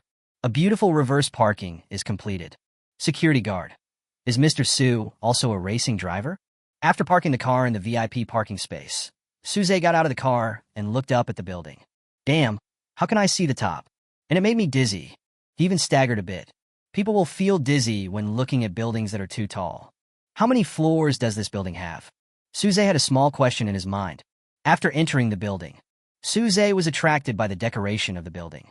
The building's decoration style not only follows the style of a business office building, but also adds many modern and fashionable elements. You will feel that this is not an office place, but more like a high-end club for leisure and entertainment. However, it is not as tacky as a club, but gives people a refreshing feeling. The lobby is equipped with various leisure and entertainment areas. Fitness area, book area, seating area, sweet drinks area, pastry area. It's a complete Shaoqing bar that has everything you need. The pretty ladies at the front desk stood up and bowed. Hello, President Su. Suzy responded with a smile. Mr. Su, could you please listen to me for a few words? A middle-aged man wearing glasses and carrying a briefcase ran up to Suze. He had been in business for more than a year, and the company was running well, but recently the capital chain was suddenly broken, and the company had difficulty operating. Moreover, the lease date had expired. He had borrowed all the money he could, and the capital chain was almost made up, but he could not get the lease money out. In desperation, he had to come to Suze. Who are you? Suze looked at him and did not recognize the man in front of him. Mr. Su, I'm Chang Yuan, the man who rents your office building. I can't pay you the rent for now. Can you give me some time?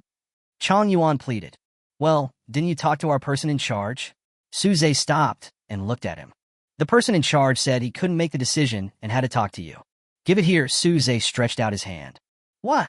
Chang Yuan frowned. The lease contract, Suze smiled. Oh, here you go. Chang Yuan quickly took out the contract from his briefcase and handed it to Suze. Suze took the contract, sat on a chair beside him, glanced through the contract quickly, and signed his name in the Party A column. Okay, that's fine. Suze closed the pen and handed over the contract. Chang Yuan quickly bowed and thanked him. Thank you, Mr. Su. I will definitely repay your kindness. It's not easy for everyone, come on. Suze made a cheering gesture and took the elevator. Suze has also experienced setbacks and failures, so he can empathize with other people's situations. He also particularly admires people who become more courageous and try every possible way to overcome difficulties. Things that don't crush me will eventually become my motivation. This is one of Susie's mottos. Ding! The elevator arrived. As soon as the door opened, Suze saw. Chapter 16, is President Su high profile or low profile? Ding! The elevator arrived. As soon as the door opened, Suze saw a flattering smiling face. It turned out that the security guard called the person in charge of the building, and the person in charge hurried downstairs to greet Suze. Mr. Su, nice to meet you at last, the person in charge said humbly. Suze was full of questions. Who is this? Mr. Su, you don't know me, but I know you. I'm Chen Fei, the person in charge of your building. You can just call me Xiao Chun. The person in charge saw Suze's doubt and continued with a smile. Chen Fei's arm was still blocking the elevator, and at first glance he looked like a veteran who was adept at hanging around big bosses. After knowing that the building had a new owner, Chen Fei did his best to prepare. What's more, my boss is a handsome guy who is younger than me, so I recognized Suze at a glance. Hello, Xiao Chun. Please take me around. Suze walked into the elevator. Okay, Mr. Su, let's go to your office first. Can. After getting Suze's approval, Chen Fei pressed the 66th floor. How many floors does this building have? Suze looked at Chen Fei. Our building has a total of 89 floors divided into 7 areas. Each area has its own sky lobby and atrium, sandwiched between the inner and outer glass walls. Area 1 is the retail area. Areas 2 to 5 will be office areas, and the hotel and observation deck are located in areas 6 and 7. In addition, each floor of the sky lobby has its own retail stores and restaurants. It is a vertical commercial area. Chen Fei introduced with a beaming eyebrow. There are dozens of elevators in this building, divided into single layer, double layer, and whole layer, so each elevator goes to a different floor. The numbers on the elevator jumped rapidly, and soon reached the 66th floor. Boss Su, this is an office specially prepared for you. Good job. This office is several times bigger than Suze's, and they are equipped with the latest modern supplies. Coffee machine, massage bed, lazy sofa. It really has everything. Suze, I just come here occasionally this situation. Chen Fei saw Suze looked at him without saying anything, so he quickly said, although I know you don't come here usually, but if you come here occasionally, these are still necessary. Okay, that's good, Suze said expressionlessly. Chen Fei's heart was numb when he saw this. Is Boss Su not satisfied? Or does Boss Su think it's unnecessary? The boss's mind is so hard to guess, woo. Mr. Su, how about we meet a lawyer next to handle the transfer of the building? Chen Fei said cautiously, fearing that he would offend Suze. The building was originally funded and built by several real estate owners who were on good terms with each other. However, later on, due to uneven distribution of the building's equity, they quarreled with each other and after discussion, decided to sell it. Because this building is in a good location and has all the advantages of a modern building, many large real estate companies are eyeing it. After all, who wouldn't want to have a piece of fat meat like this? But in the end, Suze still won it. Of course, the money came directly from the system. People often say don't do business with friends, and it seems to make sense. Let's do it together. Call him here, Suze said, leaning on the lazy sofa. Chen Fei went out of the office and called his lawyer. A few minutes later, the lawyer arrived on the 66th floor. Why is our CEO Su wearing his work clothes? The lawyer looked at Suze through the glass door and asked Chen Fei quietly. I don't understand what Mr. Su is thinking. Maybe he is too low-key. Chen Fei looked confused. Let's not try to guess what the big boss is thinking. Let's go in. The lawyer took a few deep breaths and knocked on the office door. After all, he is an elite lawyer who has worked for many bosses, and in terms of vision, he is no worse than Chen Fei. Along with the sound of knocking on the glass, the words "come in" were heard from inside. Chen Fei and the lawyer walked in quietly. Mr. Su, this is the sales contract for this building. Please take a look and sign it. The lawyer opened the contract and bent down to hand it to Suze. You two should sit down. Don't be so reserved, Suze said as he took the contract. Okay. Thank you, Mr. Su. The two agreed and sat next to them. Suze read it quickly and signed his name. Mr. Su, now all the formalities are complete. From now on, the ownership of this building is yours and you can use it as you please. The lawyer smiled. Okay, thank you for your trouble. Suze also responded with a smile. We should do it. Look at what Mr. Su said. This is my job. The two people replied flattered. Oh my God, Mr. Su finally smiled, and it seemed that he was quite satisfied. The expressionless face just now scared me to death. Chun Fei's heart finally settled down. Because the first meeting with your boss is very important. If you are satisfied, then everything is easy. If you're not satisfied, then it will be difficult. If I get fired again, I'll be so sad. Chun Fei still wanted to be the person in charge of this building. Of course, he was also very responsible, but a little shrewd. By the way, Xiao Chun, if you encounter a unit that can't pay the rent in the future, don't ask me anymore, just agree to extend the rent. Suze suddenly thought of Chang Yuan's matter, and wanted to be more tolerant of the tenants. Boss Su, isn't this a good idea? Fei Chun couldn't understand. It's okay, just hand it in together next time. We should be more tolerant, Suze said lightly after taking a sip of water. Hearing what the boss said, Fei Chun nodded quickly. Okay, Mr. Su, I understand. The lawyer thought to himself, this boss is really extraordinary. Other bosses would like to peel off the skin of others, but he takes off his clothes to cover others. I admire his magnanimity. After the handover, Fei Chun took Suze on a brief tour of each district. After finally finishing the tour, Suze's feet were so tired. I really don't want to go to this building a second time. After coming out of the building, it was already night. Suze drove his mount out of the building. Chun Fei, who sent Suze to the door, was even more confused when he saw the sports car Suze was driving. Is he high profile or low profile? Chun Fei had countless small question marks in his mind. With the breeze blowing, Suze returned home. After taking a shower, I was browsing Weibo in bed when Li Xiaotong's message popped up. Brother A's, where did you go today? How come you walked 30,000 steps? Li Xiaotong follows Suze every day. Today, she saw that his step count on WeChat was much higher than usual, so she asked him about it. Suze looked at his step count and found that it was more than 30,000 steps, and he won the championship in today's step count ranking list. Many people also gave me thumbs up. Normally Suze walks more than 10,000 steps, but today he walked around the building and took only this many steps. It seems that this building is really big. Suze replied to Li Xiaotong. Maybe it's because I have too many orders today. Haha. Li Xiaotong. Then you should take a good rest. You must be very tired today. Reply to Li Xiaotong. Okay, I'll listen to the little devil. Just after I replied to Li Xiaotong, my cell phone rang. Suze took a look at the number, and a bad feeling came over him. Chapter 17 Complaints? Never care, okay? Hello, my dear mother. Are you having fun? Suze answered the phone and spoke first. It's fun. The only thing that makes me unhappy is that you don't have a girlfriend yet. Your second aunt has found one for you. Go meet her. My dear mother, your son really doesn't want to go on a blind date anymore, Suze said coquettishly. My dear baby son, just go. Otherwise mom will worry again. Mother Sue also started to act coquettishly. When it comes to acting coquettishly, no one can match her, and this is one of her trump cards. Son, just give way to your mother. Otherwise I will be the one to suffer, came the voice of Sue's father. Okay, I'll go.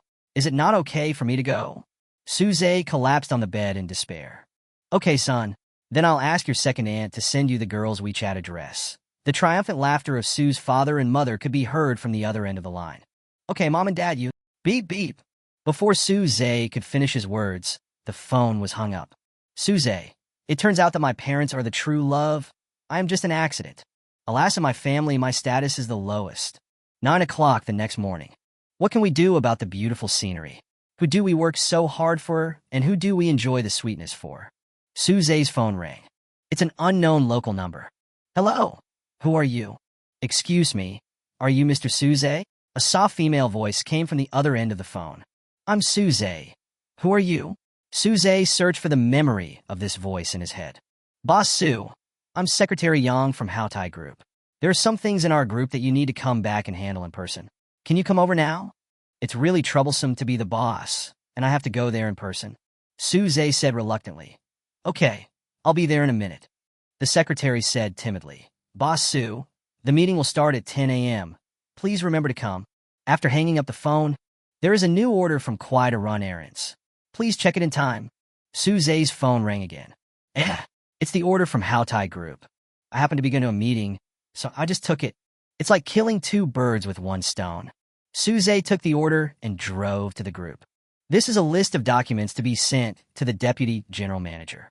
Since it was my first time in the building where Houtai Group is located, I didn't know where the Deputy General Manager's office was. Seeing that the order was about to expire, Suze saw a man wearing a Houtai Group ID card and asked, "Hello, handsome guy, where is the office of the Deputy General Manager of Houtai Group?" This person is a department manager of Houtai Group. He is rushing to prepare things needed for the shareholders meeting later. I saw an errand boy asking for directions, and he pointed impatiently to the southwest. "Go to the end from here, and then the one on the left is it." After saying that, he turned around and left. Suze shrugged indifferently. I followed the direction and walked around several offices on the left before finally seeing the words Deputy General Manager's Office. Thump, thump. Come in. The Deputy General Manager said without even looking up. "What's the matter?"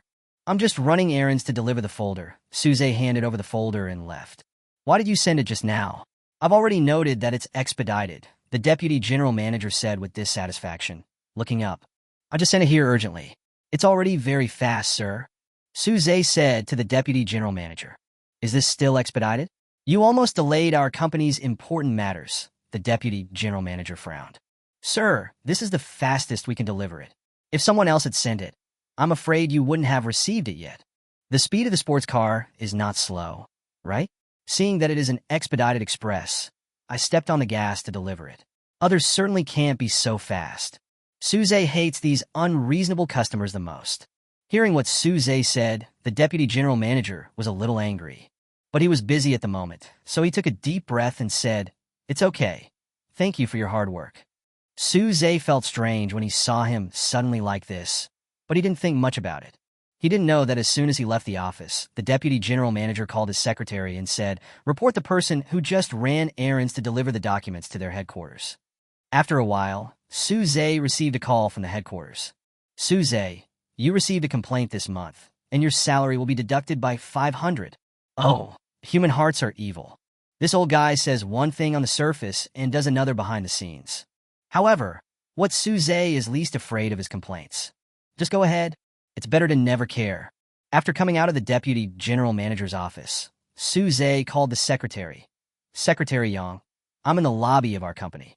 When the secretary heard the big boss coming, he hurried to the hall. After looking around, I saw that apart from the employees, there was only a handsome young man in errand clothes in the hall.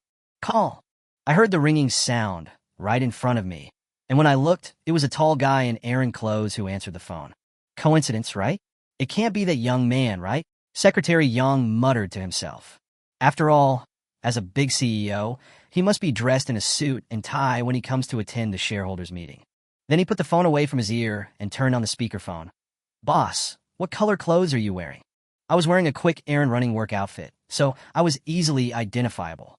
"OMG, is it really him? The big boss is a runner? Let's confirm it again." "Okay, I'll be right behind you," Secretary Yang said as he walked behind Suze.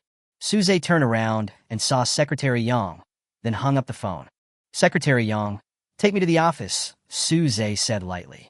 Secretary Yang was stunned for a moment when he saw Suze. This man is so handsome.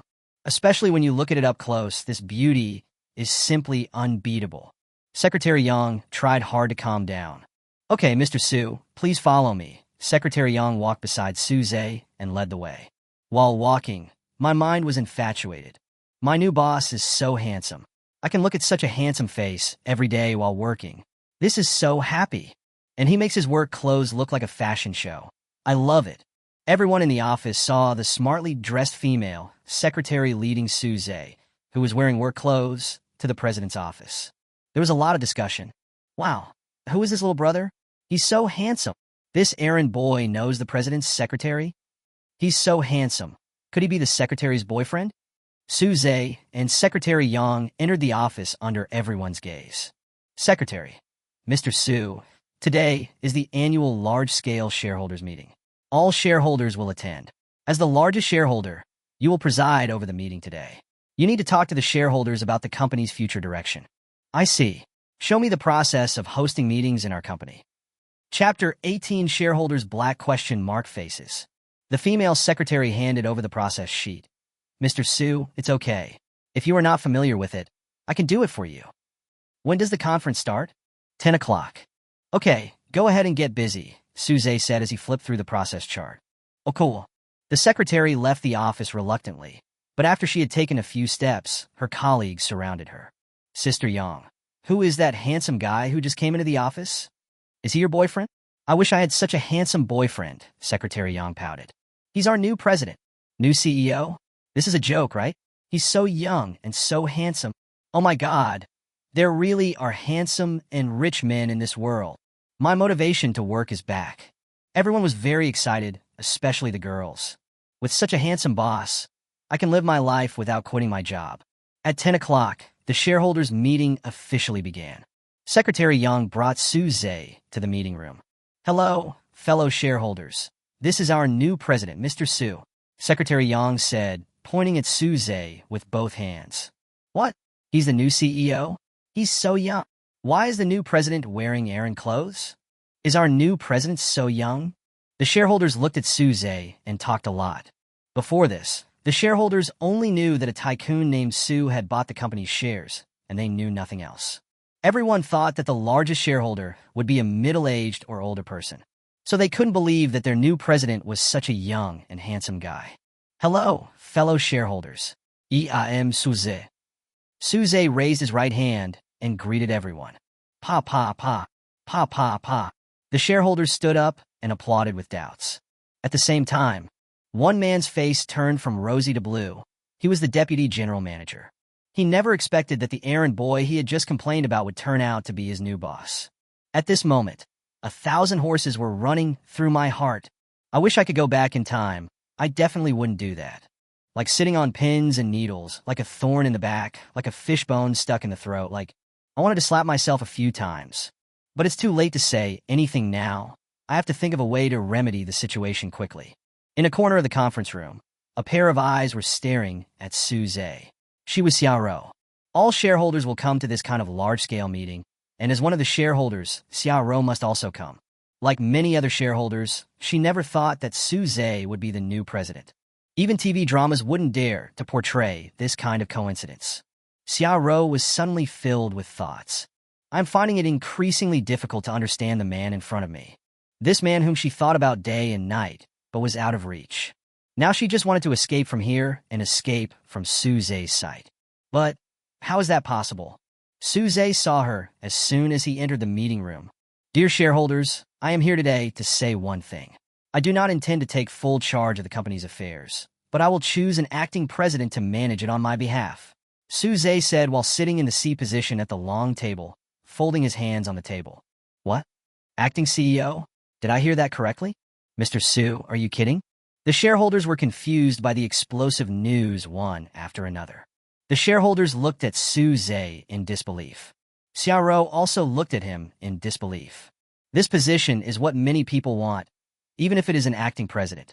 But Su-Zhe gave this right to people. This is difficult for anyone to understand. Being in the world of fame and fortune. Who doesn't love fame and fortune? I'm sure everyone has seen that I'm just an errand boy, and I came here today to run errands for our deputy general manager. Right, deputy general manager? Su-Zhe looked at the deputy general manager and said, Everyone wait, is the new president really an errand boy? He even runs errands for the deputy general manager? Oh my God! There is too much information to digest at once. The deputy general manager held his forehead with his hand and stood up nervously. Yes, President Su did run errands for me today. Mr. Su, I had a bad attitude regarding the delivery of the documents. I apologize to you. The deputy general manager's voice began to tremble. It's nothing. It's just that we run errands for customers very dedicatedly. I hope you can understand more in the future. Su-Zhe said to the respectful vice president. Yes, President Su is right. I will pay attention to it in the future. The vice president bowed repeatedly. The shareholders looked at the vice president with gloating eyes. The CEO is running errands for you, and you still have a bad attitude? You are awesome. You are usually so arrogant, and now you have run into trouble. You deserve it. Su-Zhe had already noticed everyone's subtle expressions. This bunch of old guys really enjoy gloating over other people's misfortunes. However, this also shows that this vice president's popularity is extremely bad. There is a new order from Kwai to run errands. Please check it in time. The sound reminder of the errand order echoed throughout the conference room. Everyone, you heard it, my order has come again, and I have to go and take it, Su-Zhe said with a helpless look. The shareholders had black question marks on their faces. The big boss has to run errands in the middle of a shareholders meeting? So willful? It's unheard of. Boss Su, who will take care of all the big and small matters in our company? Su Zhe's eyes swept among the many shareholders and finally landed on Xiaoro. Boss Xia. Xiaoro. What? I will be the acting president? I'm just a small shareholder. How did I suddenly become the acting president? Everyone looked over there. Xiaoro, Miss Xia, I think everyone should know her, right? Su Zhe walked up to Xiaoro and said, I know her. She's the daughter of Xia Kun, a wealthy man in City A.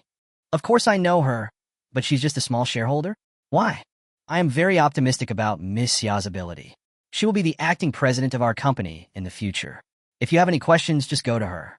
Su Zhe patted Xiaoro on the shoulder and said, Boss Xia, I will trouble you in the future.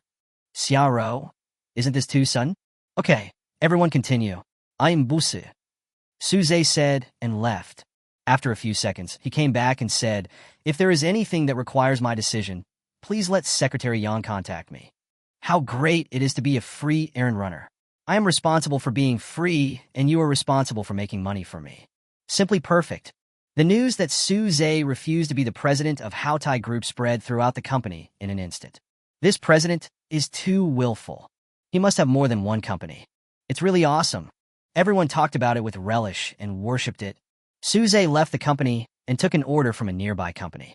When he looked at the time, he saw that the shareholders' meeting was almost over. He opened WeChat and sent a message to Xiaoro. Xiaoro, let's have lunch together at noon? Xia Tianfeng has enabled friend verification, and you are not her friend yet. Please send a friend verification request first. You can chat only after the other party passes the verification. Why did Xiaoro delete me? Chapter 19 was deleted by my cat. Xia Tianfeng has enabled friend verification, and you are not her friend yet. Please send a friend verification request first. You can chat only after the other party passes the verification. Why did Xiaoro delete me?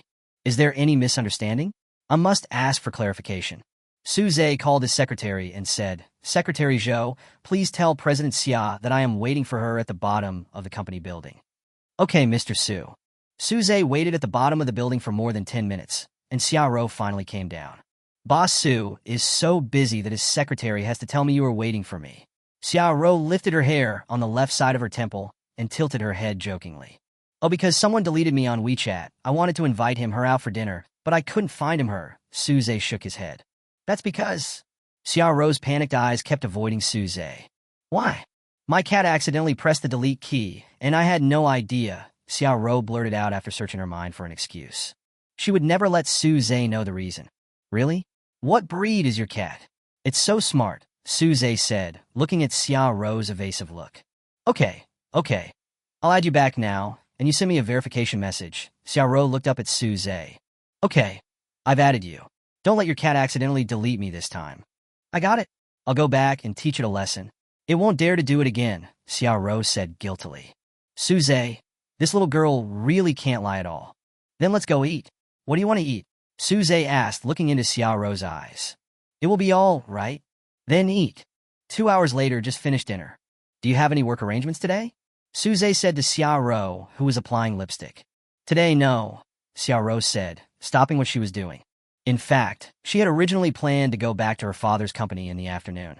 As the general manager of the company, she was quite busy. But compared to Su Zhe, work is nothing. How about we go shopping? Su Zhe didn't know what Xiaoro liked yet, so he wanted to get to know her by going shopping so that he would have a direction when giving her gifts. Sure, I haven't been shopping for a long time. Xiaoro usually doesn't go shopping. Firstly, because she doesn't have time, and secondly, because she doesn't know who to find to go shopping with. Her family has placed high hopes on her since she was a child, so her life is spent on learning knowledge and skills, and she has no time to make friends at all. So she has almost no friends. This is also the main reason for her melancholy personality. Xiaoro actually cherishes Su Zhe very much, whether as a friend or in any other capacity. Where do you want to go?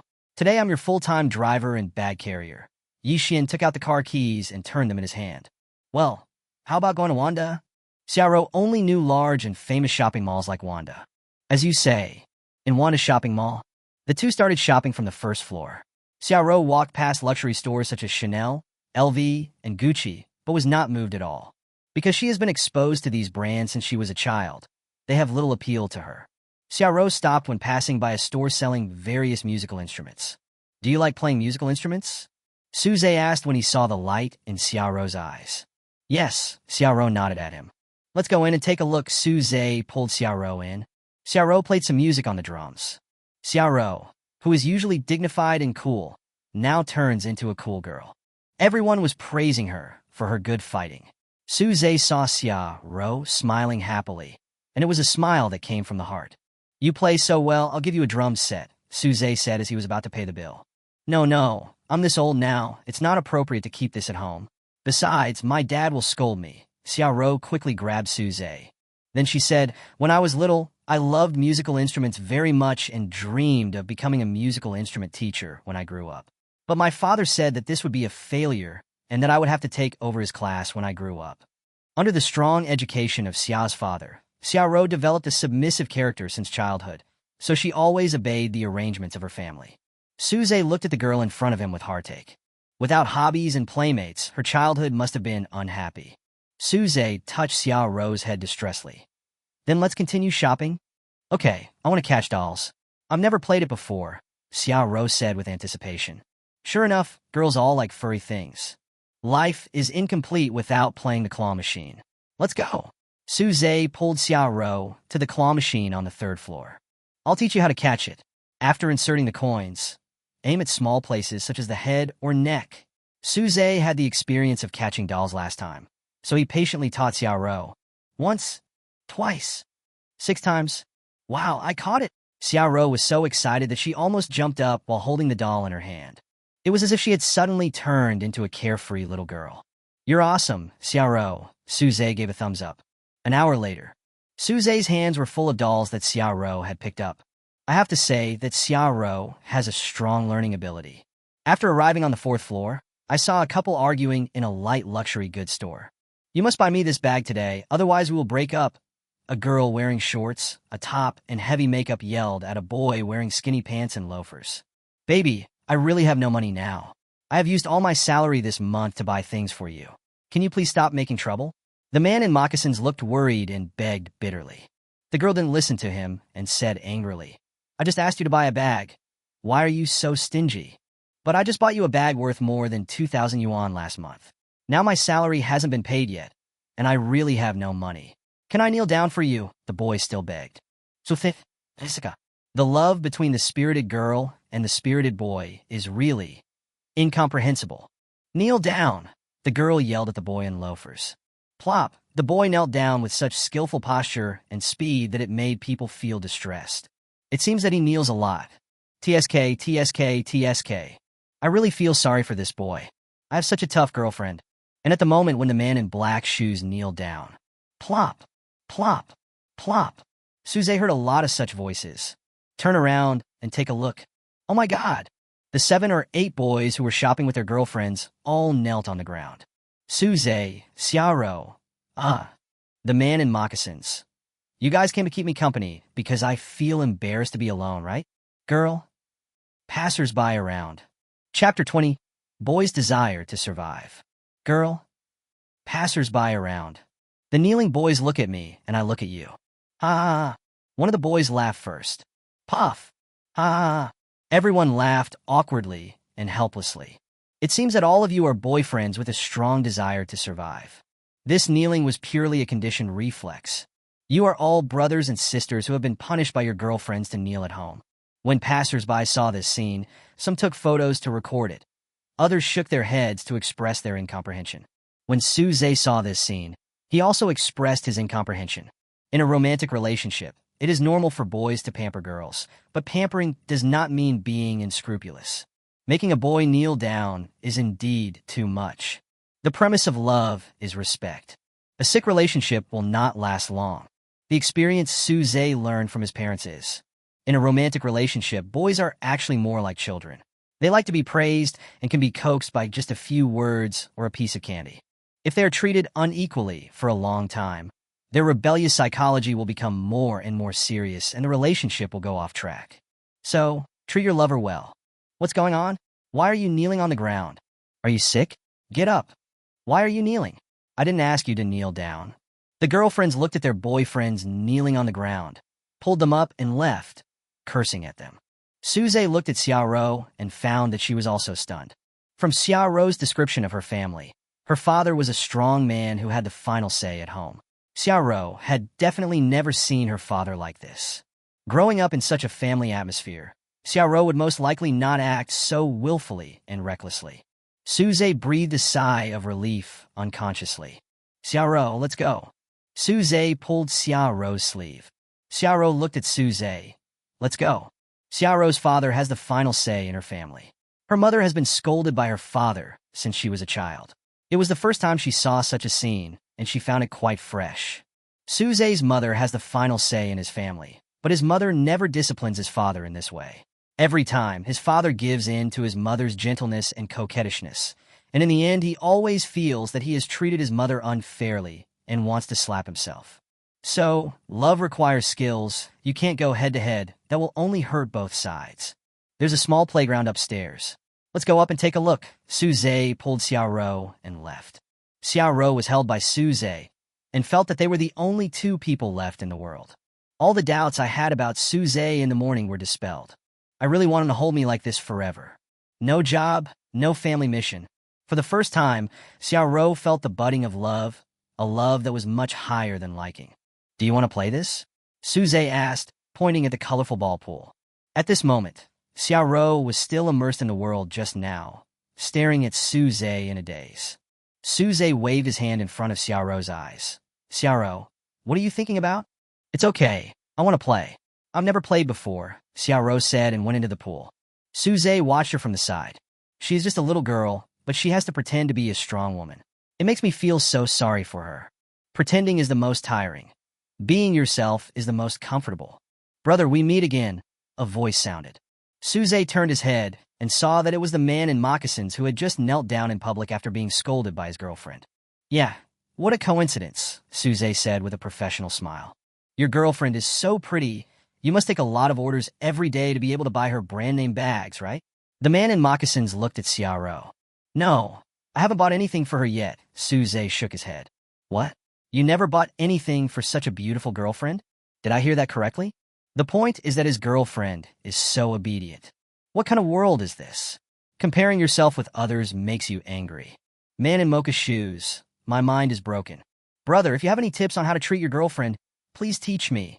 The man in the moccasins looked at Suze expectantly. There's no trick, Susie shrugged. Okay. The man in moccasins replied dejectedly.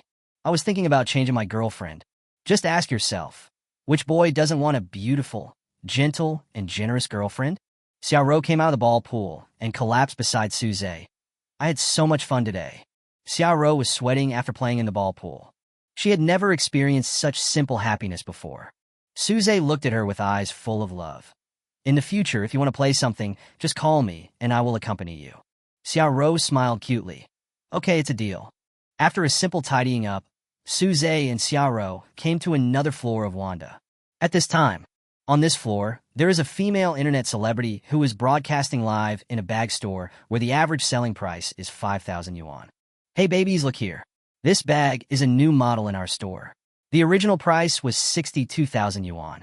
After I communicated with the store owner many times, I finally cut off a zero. So, the actual price of this bag is 6,200 yuan, said the female anchor, holding a bag worth 4,500 yuan.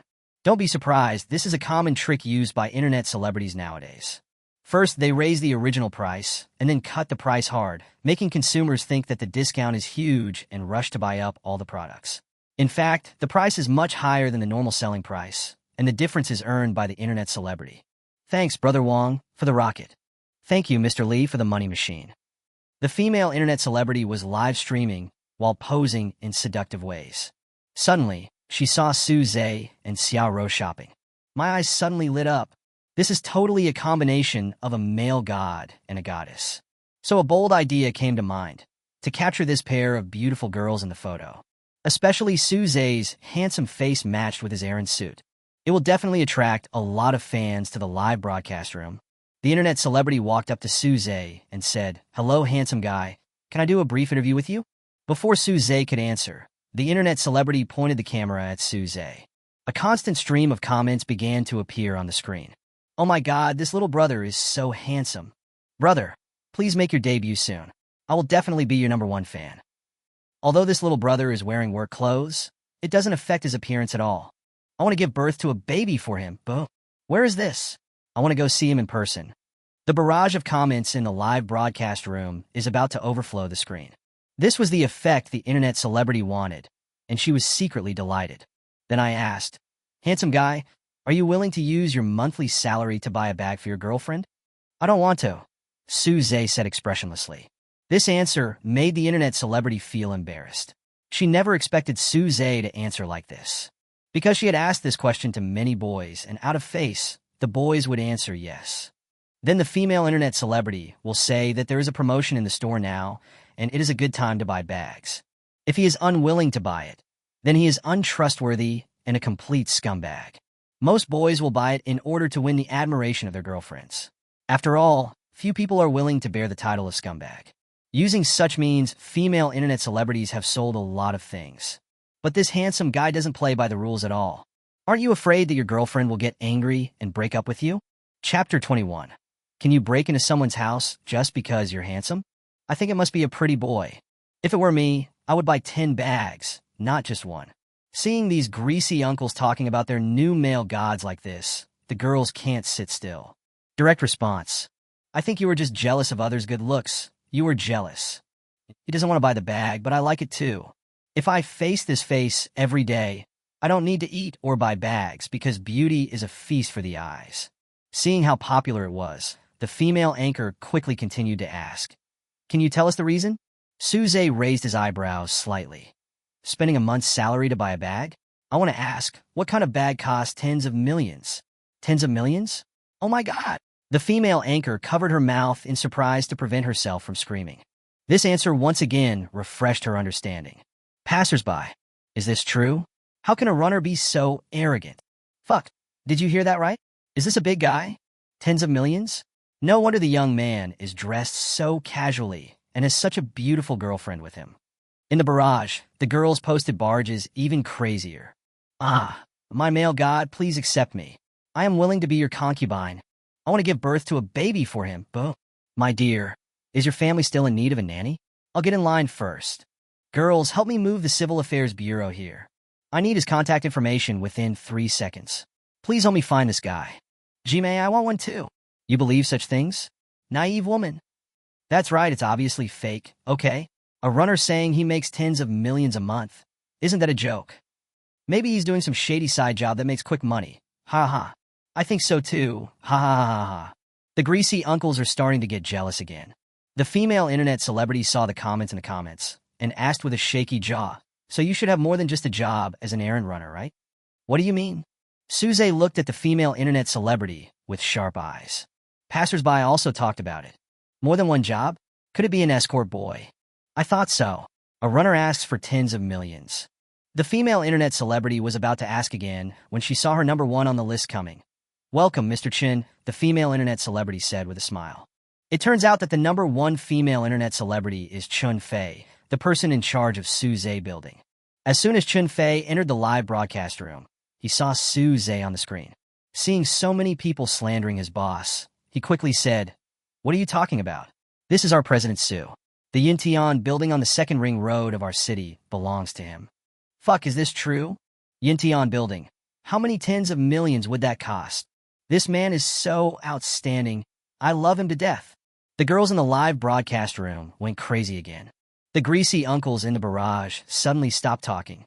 Because Chun Fei often gives out gifts generously in the live broadcast room, he is considered a rich man in everyone's eyes. He said so it should be true. The female internet celebrity stared at Suze in amazement, then quickly put on a smile and said guiltily, "Boss Su, you said you already have the Yintian building. Why are you still so low-key?" Suze felt sick as he looked at the female anchor, whose expression changed in an instant. He said coldly, "There's no need," then turned around and left with Xiaoro. When passersby heard what the female internet celebrity said, they were furious. Yintian building, a place with every inch of land worth a lot of money, is actually his. TSK, TSK, TSK. This little brother is really not simple. You really can't judge a book by its cover. Awesome. Xiaoro, who was being pulled by Suze, was also shocked and looked at him in a daze. Isn't he the president of Hao Tai Group? How come he is the owner of Yintian building? This boy is truly a treasure. Is there anything about him that I don't know? In the moment Suze pulled Xiaoro, the Breguet watch on his hand was revealed. The female internet celebrity who often researches luxury goods saw it at a glance, and she could tell at a glance that it was authentic. Oh my god, wearing Errand clothes with a watch worth 8 million. What kind of a cool move is this? Incomprehensible. Incomprehensible. I really met a rich man today. Come on, let's follow and take a look. As soon as Suze and Xiaoro left Wanda, the female internet celebrity followed them there. Fuck poison. The female internet celebrity screamed when she saw Suze driving the poison out of the parking lot. It's not that the female internet celebrity has never seen the world, but anyone who knows a little about cars will be surprised. The female internet celebrity was filled with envy and jealousy when she saw Xiaoro at this time. She had long wanted to sit in the passenger seat of Du Yao's car, but the most luxurious car driven by the bosses she met was a Mercedes-Benz worth about 2 million yuan.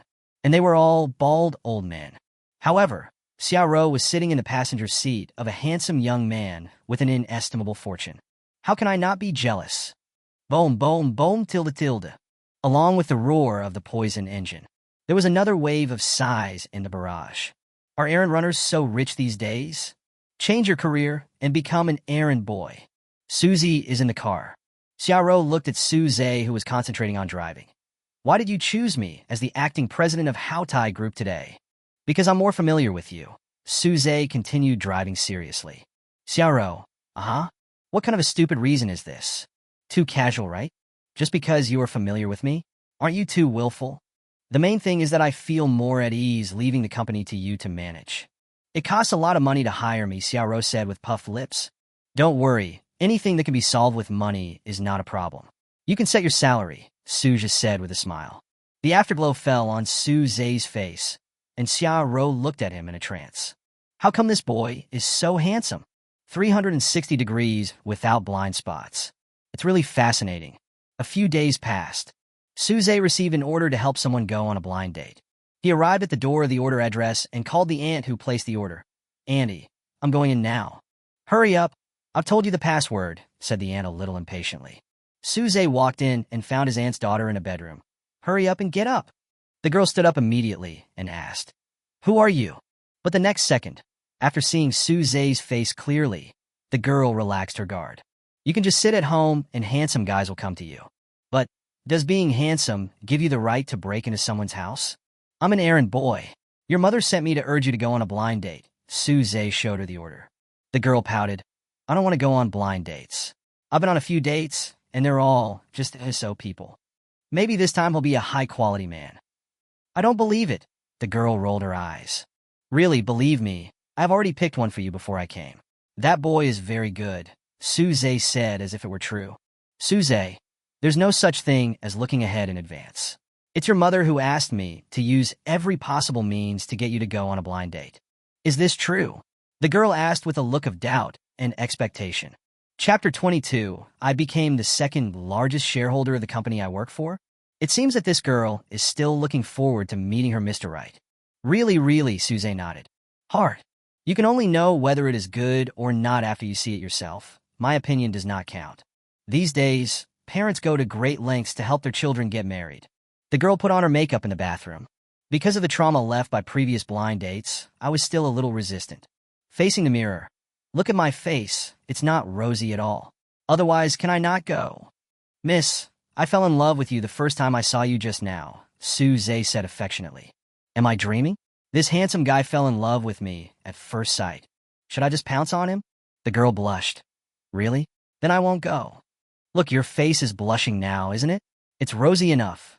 The girl had a question mark on her face. You are all tricks. Then let's go quickly. Your mother is urging us. Oh, the girl put on her coat reluctantly and went out. Once you get out of the door, you're already halfway to success. The blind date location is at the milk tea shop next to the community. Go quickly, you will definitely be able to do it today, old gay. Suze stood at the door of the milk tea shop, gently pushed the girl, and said, I hope so. This is my last blind date. The girl pushed the door open dejectedly. Alas, it's not easy to be an errand boy. Please cooperate with me. After seeing the girl sitting down, Suze called the aunt who took the order and said, Annie, Your daughter has already met the boy she met for a blind date. I'll leave first. Thank you, young man. You're welcome, Annie. If you succeed, please remember to tell me. After Suze tried being a matchmaker twice, he became addicted. It feels pretty good, haha. After the call, when I was driving past the milk tea shop, I saw the two of them seem to be chatting happily.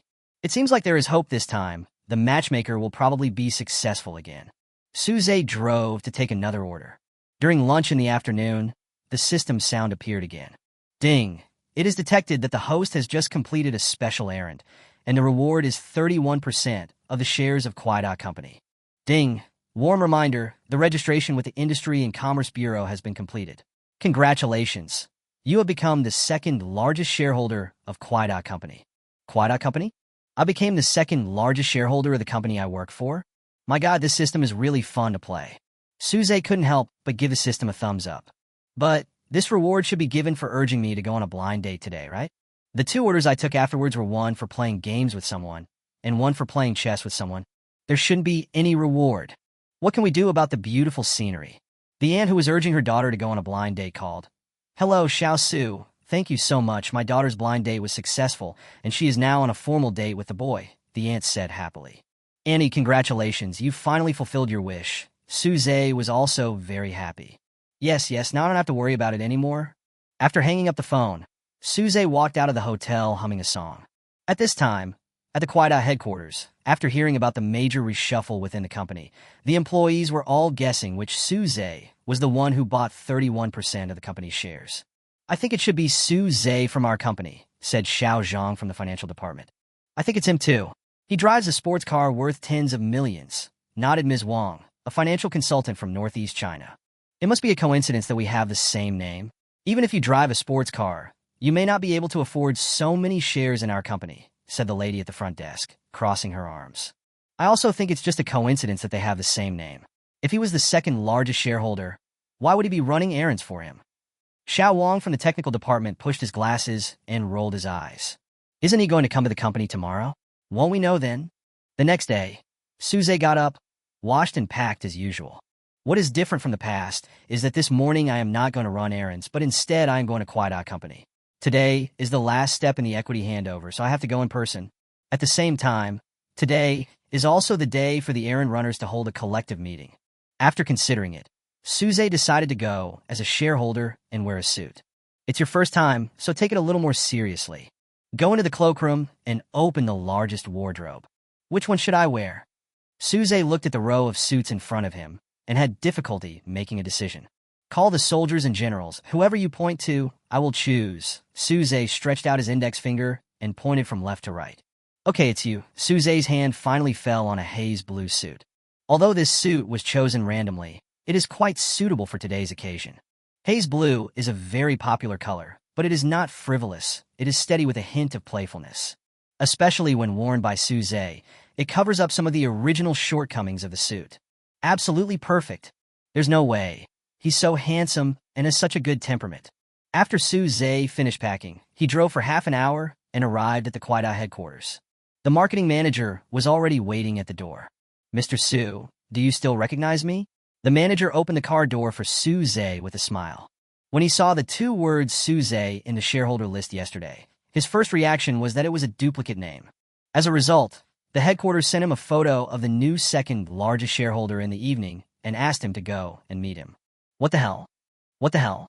What the hell?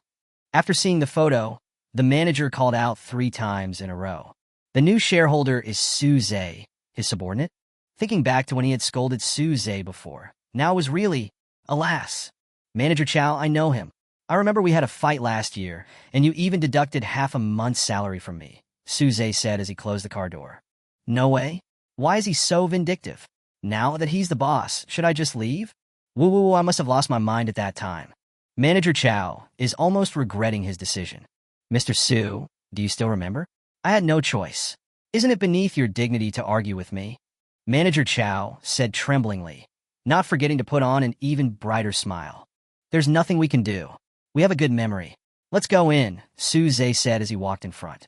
Manager Chow wiped the sweat off his forehead, feeling extremely nervous. Wow, Brother Zay, you're dressed very stylishly today. A Shin stood up and said as Suze just entered the hall. It feels like a domineering president. Yeah, Suze, your clothes look quite expensive, don't they? Especially these shoes. They are so shiny. Well, it's not bad. This whole outfit is about 600,000 or 700,000. Suze looked up and estimated. Because I bought a whole row of clothes, I have no idea the specific price of each piece of clothing. 60 or 70. 100,000? What the hell? You have 600,000 or 700,000. Don't I understand the happiness of rich people? Damn, it would take me more than 10 years to earn the clothes you wear, right? Chapter 23, Why Choose Like Why. What a fuss. Brother Zay drives a car worth tens of millions. Xiao Li looked as if he was saying, it seems you have never seen the world. TSK. You talk like you're not surprised. Everyone looked at him with contempt. Manager Chow stood aside and watched everyone laughing, still respectful. If it were normal times, his mouth would have popped open long ago. Everyone knows that Manager Chow from the marketing department has a machine gun mouth. Seeing that Suze had almost finished chatting with everyone, he spoke cautiously. Boss Su, we should go in. The major shareholders are still waiting. If he didn't invite Suze in, he would be scolded by his leader again. Alas, I'm almost living like a meat patty. Wait, Mr. Su? Manager Chow called Brother Zay, Mr. Su. Are you the new second largest shareholder of our company? Suze tilted his head and raised an eyebrow. Oh my god! Oh my god! Fuck! Brother Zay! Oh no, President Su! You are awesome! Why didn't I think of that? The new major shareholder, Suze, is Brother Zay. You are becoming more and more unexpected. I think Mr. Su doesn't look like an ordinary person. He is born with a noble air. Who says it's not? Boss Su, please take good care of us brothers in the future. Everyone was shocked, but also did not forget to try to please. Okay, I'll go in first and we'll chat later, Suze waved to everyone. Okay, Mr. Su, you go ahead. See you later. Manager Chow accompanied Suze to the conference room where all major shareholders were present. Since finding out that the new second largest shareholder was their company's errand boy, the shareholders were all shocked. How could a small errand boy suddenly become the second largest shareholder of the company? This is really hard to understand. Suze came into the meeting room and greeted with a smile. Hello, shareholders. Sorry to have kept you waiting. The largest shareholder, Wang Wei, stood up and welcomed him. Don't you all want to see the true face of our second largest shareholder? Yeah, haha. The other shareholders also stood up and said with a smile, with some surprise in their eyes. Although the shareholders knew that Suze was very young, they were still surprised when they met him. Because Kwai Company has never had such a young major shareholder. Among the top 10 shareholders, the youngest is 35 years old. The top 3 shareholders with the largest shares are Wang Wei, the founder of Kwai, who holds 46% of the shares. The third is Kwaida's senior partner Liu Jian, who holds a 23% stake. Both of them are over 45 years old. The second largest shareholder is only 23 years old. This gap is 2. Mr. Su, you have become our second largest shareholder at such a young age. That's really amazing, said an elderly shareholder. Yes, the young are to be feared. It seems like it's time for us to retire, Liu Jian joked. Suze waved his hand and said modestly, you are all great seniors, and I still have a lot to learn from you. A big part of the reason why Suze continues to work at Kwai Company is that the atmosphere at Kwai is very good, and the president, Wang Wei, is very protective of him. When Suze was in college, he saw a piece of news. Wang Wei, the president of Kwai Company, angrily posted on Weibo to speak up for his employees. The general situation was that a runner of Kwai accidentally scratched a BMW, and the owner of the BMW got out and slapped the runner. After Wang Wei found out, he directly posted on Weibo, I, Wang Wei, declare to everyone that if I don't get to the bottom of this matter, I will no longer be worthy of being the president of Kwai. The result was, Wang Wei helped the errand runner get justice, and the other party should pay compensation and apologize. It was this incident that made Suze resolutely come to work at Kwai after quitting his white-collar job. Then let's complete the equity transfer now. Wang Wei waved his hand, and the legal department came over with the equity transfer document. Please sign, Mr. Su. Wang Wei handed over the pen and looked at Suze with satisfaction. Okay, Mr. Wang. Suze took the pen and signed his name. Boss Su, let's talk about the company's strategic direction next. Mr. Wang, what I want to say is, I don't intend to participate in the company's high-level meeting, Suze said calmly to the shareholders. Not attending high-level meetings? Yes, I will continue to be an errand boy, but with the title of shareholder, Suze said, looking at the confused shareholders. Huh? Why do you want to be an errand boy instead of being a major shareholder? Is Sue always joking? I've lived for so many years, and this is the first time I've seen someone make such a decision. I'm not kidding. I think this errand runner job is very suitable for me. I'm here today just to sign. Thank you all for your concern about the company's strategic direction. I'm going to go out for a staff meeting. Suze was still calm. Wang Wei was stunned when he heard Suze's words, and the shareholders were also stunned. Alas, young people, especially capable young people, we old guys can't understand. Everyone watched Suze walk out the door. After Suze came out of the shareholders' meeting room, he came to the lobby. Our aim is to serve customers wholeheartedly, but customers are not God. The manager of the technical department was passionately telling everyone what he had said countless times before. Everyone is tired of hearing it. Brodersche, brodersche. Xian called Suze in a low voice after seeing him. After hearing this, Suze went over to Xian's side. Brother Zhe, the shareholders' meeting ended so soon? Xian covered his mouth with his hand and asked quietly. No, I told them that I still want to be a runner, so I don't want to open a shareholder. What? You still want to be an errand runner? Xian exclaimed in surprise after hearing what Suze said. His voice completely drowned out the whispers of everyone and echoed in every corner of the hall. Everyone looked at him, including the manager. Who is it? The manager said a little angrily. He could tolerate everyone whispering, but such loud noises were really irritating. It's over. The manager of the technical department is the most difficult to deal with. What should I do? Xian looked at Suze with a pleading look. Alas, this coward, Suze shook his head. It's me, Suzy said, standing up. When the technical manager saw that it was Suze, he immediately made a 180-degree turn and said, Oh, it's you, Mr. Su. I didn't see you coming. Can you come up and say a few words to everyone? The manager straightened up and clapped his hands vigorously. The errand boys looked at the manager with disdain. Flatterer. Suze saw the manager's expression, smiled, walked up to him, and took the microphone. Everyone just needs to do their part and serve the customers well. Now everyone can get busy. Suze hates formalism the most. This manager has never actually served any customers. He always just keeps on talking about moral principles, which is really annoying. I'm busy. Boss Su is awesome. Chapter 24 Piece Elite Master. Boss Su is awesome. Mr. Su, this little heart is for you, Muma, Xian winked. Everyone cheered and walked out of the hall, leaving the manager petrified. Being pushed by the major shareholder, I have no choice but to endure it, woo woo woo. Will he be angry? It's so hard for me. After Suze left the hall, everyone gathered around him. Boss Su, I heard from Xian that you're going to continue running errands. Is that true? Everyone looked at Suze with confusion. Really? Suze said calmly as he looked at them. What the hell? What the hell? At this moment, the only thing that came to my mind was FCK. Boss Su, now that you're a major shareholder, why do you still have to run errands? Why is your brain different from ours? Because running errands makes me happy, Suzy said, stretching. What kind of logic is that? How can running errands not make me happy? He's President Su. How can he compare with you? That's right. Mr. Su is here to experience life, but you are the breadwinner. It's different. Okay, everyone go and get busy. I have to run errands too.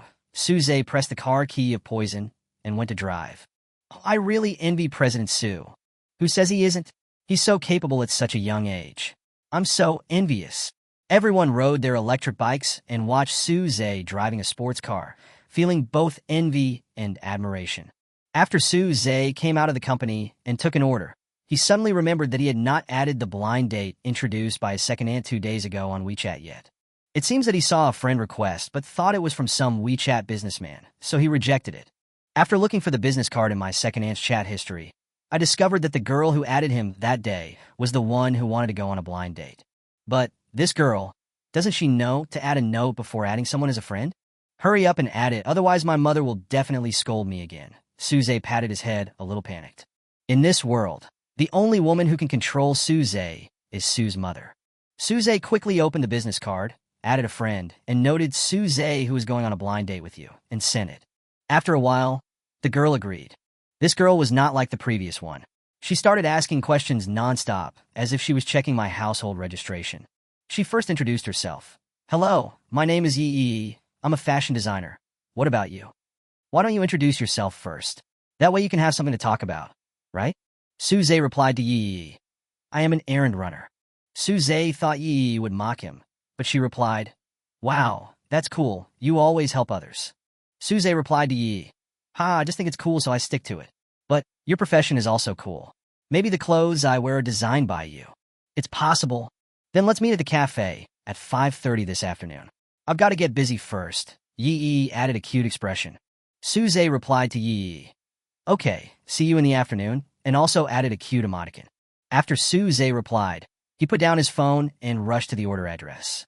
This community is an old mid-range community and there is no elevator. Suze climbed the stairs to the 5th floor. Knock knock, Suze knocked on the door of 502. 10 seconds later, an ant about 50 years old opened the door. Hello, I'm the errand boy you called. Suze introduced himself before the ant could speak. Wow, are all errand runners so handsome nowadays? And they are wearing suits and ties, said the ant in surprise after hearing Suze's words. If Suze hadn't said it, she would have thought it was the leader of her daughter's company.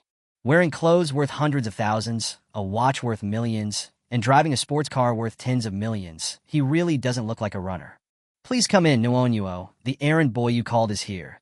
The ant said loudly into the house as she enthusiastically pulled Suze into the room. Okay, I got it. I'll be right there, the person in the room responded. After a while, Suze saw a girl in a blue nightgown with her hair casually tied up coming out of the bedroom. Hello, let's start. The girl handed the phone to Suze. Why is it you? What a coincidence. Suze and the girl shouted at the same time. It turned out that the person who placed the order was Anua, who helped Xian get his phone number last time. Anua's mother? Do you know each other? No. The two said in unison. Suze looked at Anua without makeup and thought to himself, this young lady is completely different from when we first met. Without makeup, she has lost the edge of a career woman and turned into a lovely girl. Anua realized that she was now without makeup and was dressed in sloppy clothes, so she quickly covered her face and ran back to the bedroom. Anua's mother. What happened to Anua? She is not like this when people come to visit her. Suze, are you afraid that I will see her without makeup? She looks pretty without makeup. After about 10 minutes, Anua came out of the bedroom. At this moment, she was wearing a tight skirt, light makeup, and her hair was gently draped over her shoulders. Anua's mother. I see. It turns out that you met your sweetheart. Suze, who says girls procrastinate when going out. Isn't this quite fast? Suze, that was my twin sister just now. Let's start. Anua said calmly, lifting his hair. Anua's mother. Aren't you my only daughter? Susie, okay. What's your current rank? Suze asked as he opened Peace Elite. Crown 5, I've been playing for several days, and I'm stuck at this level. I'll be satisfied if you can help me reach the ace level. Simple, Susie said confidently. Oh? Why are you playing a single-player 4-person team? Anua thought Suze clicked the wrong button. You can gain points faster this way, Suze said without raising his head. In the first game, Suze won the game with 31 kills and added 56 points. Wow, you are so awesome. Anua almost jumped up with excitement. It's just SOSO. Suze opened another one. Anua, this is just average. How do you let those who claim to be masters survive? Suze, I didn't expect that this young lady is also a fan of PUBG. Oh my god, I got the chicken again this time. You won 3 consecutive games and killed more than 30 people each time. Are you a devil? Anua covered his mouth in disbelief. Let me see how many points I got. Anua took the phone and looked at it. Oh my god, 60 points. Awesome. A ruthless person. Keep going. Suze fired again. Anua's mother. I don't understand what these two are saying, but this young man is pretty good. If the two of them, Anua's mother thought happily. Time always goes by quickly when playing games. By the time I played Ace, it was already afternoon. This is the case when Suze guarantees to kill 30 people in each round, otherwise it will take longer. Of course, there are occasional cases where you get killed as soon as you land on the ground. Suze, you are my idol. Anua hugged Suze excitedly and shouted. Chapter 25. Fortunately, my clothes are quite thick. I finally got the ace. Come on, I'll treat you to hot pot. Anua said as he packed up and was about to leave. No, I have an appointment later, Suze said, standing up. And how about this? Don't you have my phone number? Call me when you are free, and I will treat you to a meal. Anua made a phone gesture next to his ear. Isn't that bad? You've already paid. Oh, it's nothing. You've been playing games all afternoon, and you're so tired. What's more, you didn't contact me last time when we agreed to have coffee together, Annuo said with a pout. Okay then, I'll call you when I'm free, Suze said, standing at the door. You must fight. Don't let me down. I will definitely fight you. Don't worry, Suze said confidently. Goodbye, Annie. Bye. No need to see me off. No need to see me off, Suze said as he walked down the stairs. This boy is good. You must seize the opportunity, Anua's mother said to Anua as soon as she closed the door. Oh, Mom, what nonsense are you talking about? We are just friends, Anua said shyly. Really? Why do I see you like her? Oh, I won't talk to you anymore. Anua ran back to his bedroom. A person with experience is worthy of being a person with experience. He can see it at a glance. When Suze came out of Anuo's house, it was almost 3 o'clock in the afternoon. I'm in a good mood today, so let's take 2 more orders. Looking at the time again, it was already 5 o'clock in the afternoon. Suze came to the place where he had agreed to meet Yi. Yi arrived 10 minutes after Suze.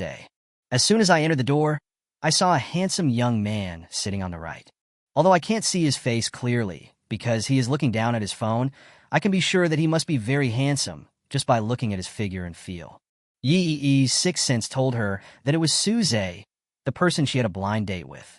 Hello, are you Suze? Suze heard a soft voice. When I looked up, I saw a girl wearing work clothes and a high ponytail. I am. Are you Yi? Suze asked. It turned out to be the boy who was going on a blind date with me. Look, this boy looks even better when I see him up close. It turns out that a handsome and elegant person can withstand being viewed from a distance as well as being viewed up close. If I had known this earlier, I would have worn that skirt. I'm sure boys all like gentle and ladylike girls. Will he dislike me dressing like this? Yes, I'm late, right? Yi asked as she put her bag down. No, I came early. I ran some errands around here and came here. You run errands wearing a suit worth hundreds of thousands of dollars? Yi looked at Suze in surprise. As a designer, it's a piece of cake to quickly identify the brand and price of clothes. I didn't have time to change. I usually wear work clothes. It feels really awkward to run errands in a suit, said Suze, pulling at the sleeve of his suit. Yi. Wow, this boy is so special. He is completely different from those men out there who have some money and love to show off. But, you want S1, you look really good in this suit. Yi's eyes were almost starry. It's really pleasing to the eye to see the suits worn in such a diverse way. Especially designers, they are not afraid that no one will wear the clothes they design, but they are afraid that others will not wear them to achieve the feeling they want. She even wanted to ask Suze to be her model for the fashion show. Suze can definitely handle any kind of clothes, and his clothes rack is not called that for nothing. This set is okay. I'm quite satisfied with it, Suze said after taking a sip of milk tea. Yi. This is okay? This is perfect okay? Do you like girls wearing work clothes? Yi suddenly asked. Suze looked at Yi's overalls and said, I think girls' styles should be varied. Overalls are pretty cool. Yi similit hapide. At least Suze didn't hate work clothes, so the first impression was barely maintained. After the entire blind date, Yi was very satisfied with Suze. I can't wait to start dating. Why don't we go out for a walk? Yi looked at the sky, which was getting slightly dark. The night is hazy. It is a good time to cultivate feelings. Suze, sure, let's go for a walk along the river nearby. When we arrived at the riverside, we saw old men fishing, old women dancing in the square, teenagers playing skateboards, and couples being affectionate with each other. The atmosphere was full of life. It's a bit windy today, Yi said with her arms folded. It's a bit windy and a little cold. Luckily, my clothes are quite thick, Suze said as he wrapped his coat tightly around him. Yi. In this situation, shouldn't you take off your coat and let me wear it? Seeing Yi shivering from the cold, Suze asked, how about I take you back? Okay, Yi said reluctantly. Yi didn't want to go home so early and wanted to stay with Suze for a while longer. But she didn't want to show it, in case Suze thought she was frivolous. Come to the parking lot. Get in the car, Suze said after pressing the car key. At first, Yi thought it was the BMW behind her, but the next second, the Poison next to her flashed a dazzling light. Looking at the slowly rising door of Poison, Yi widened her eyes in surprise. Holy crap! This car is yours? Yi couldn't believe what she saw. Yes, get in the car, Suze said slowly as he sat in the driver's seat. Yi slowly sat in the passenger seat, and carefully fastened her seatbelt. It is rare to even see a car of this level, let alone ride in one. He has such good conditions. Am I too ordinary? Would a rich man of this level like me?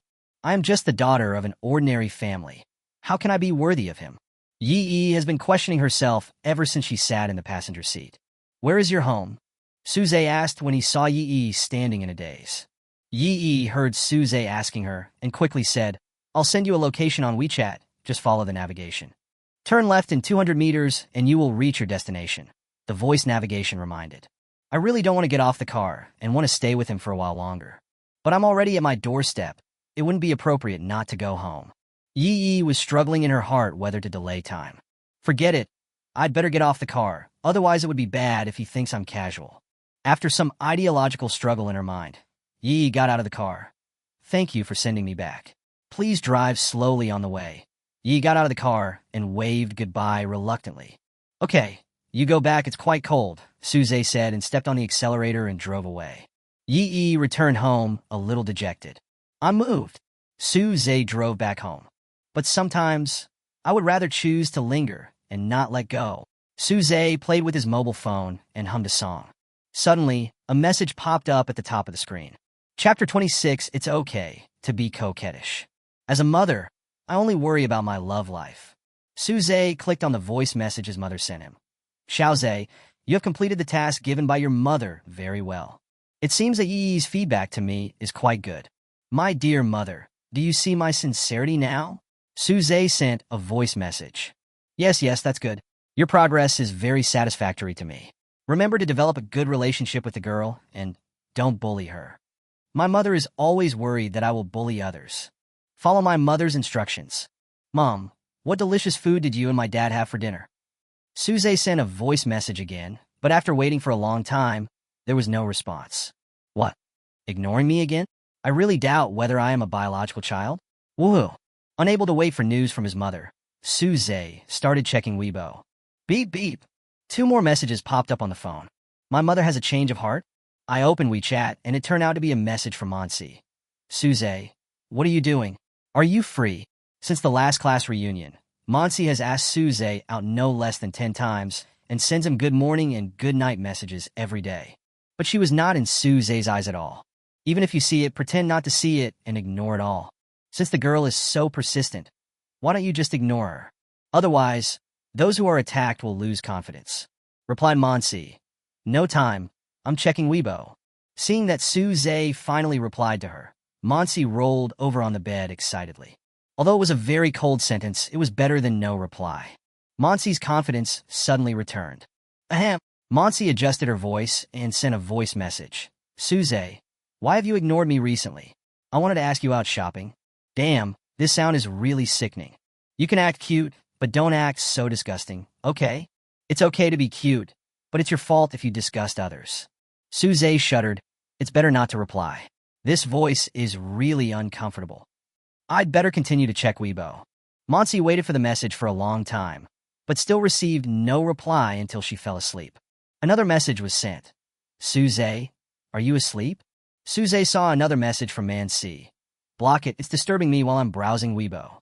Wu Kong is still waiting for news from his goddess, but no matter how long he waits, he still can't get it. Is Monsi asleep? The next day. Because of love, I won't be sad easily. Suze hummed a song as he washed, packed up, and went out. As soon as I went out, I received an errand order. Why does the address look so familiar? Suze looked at the route. It turned out to be the residential area of the client, whose wife cheated on him.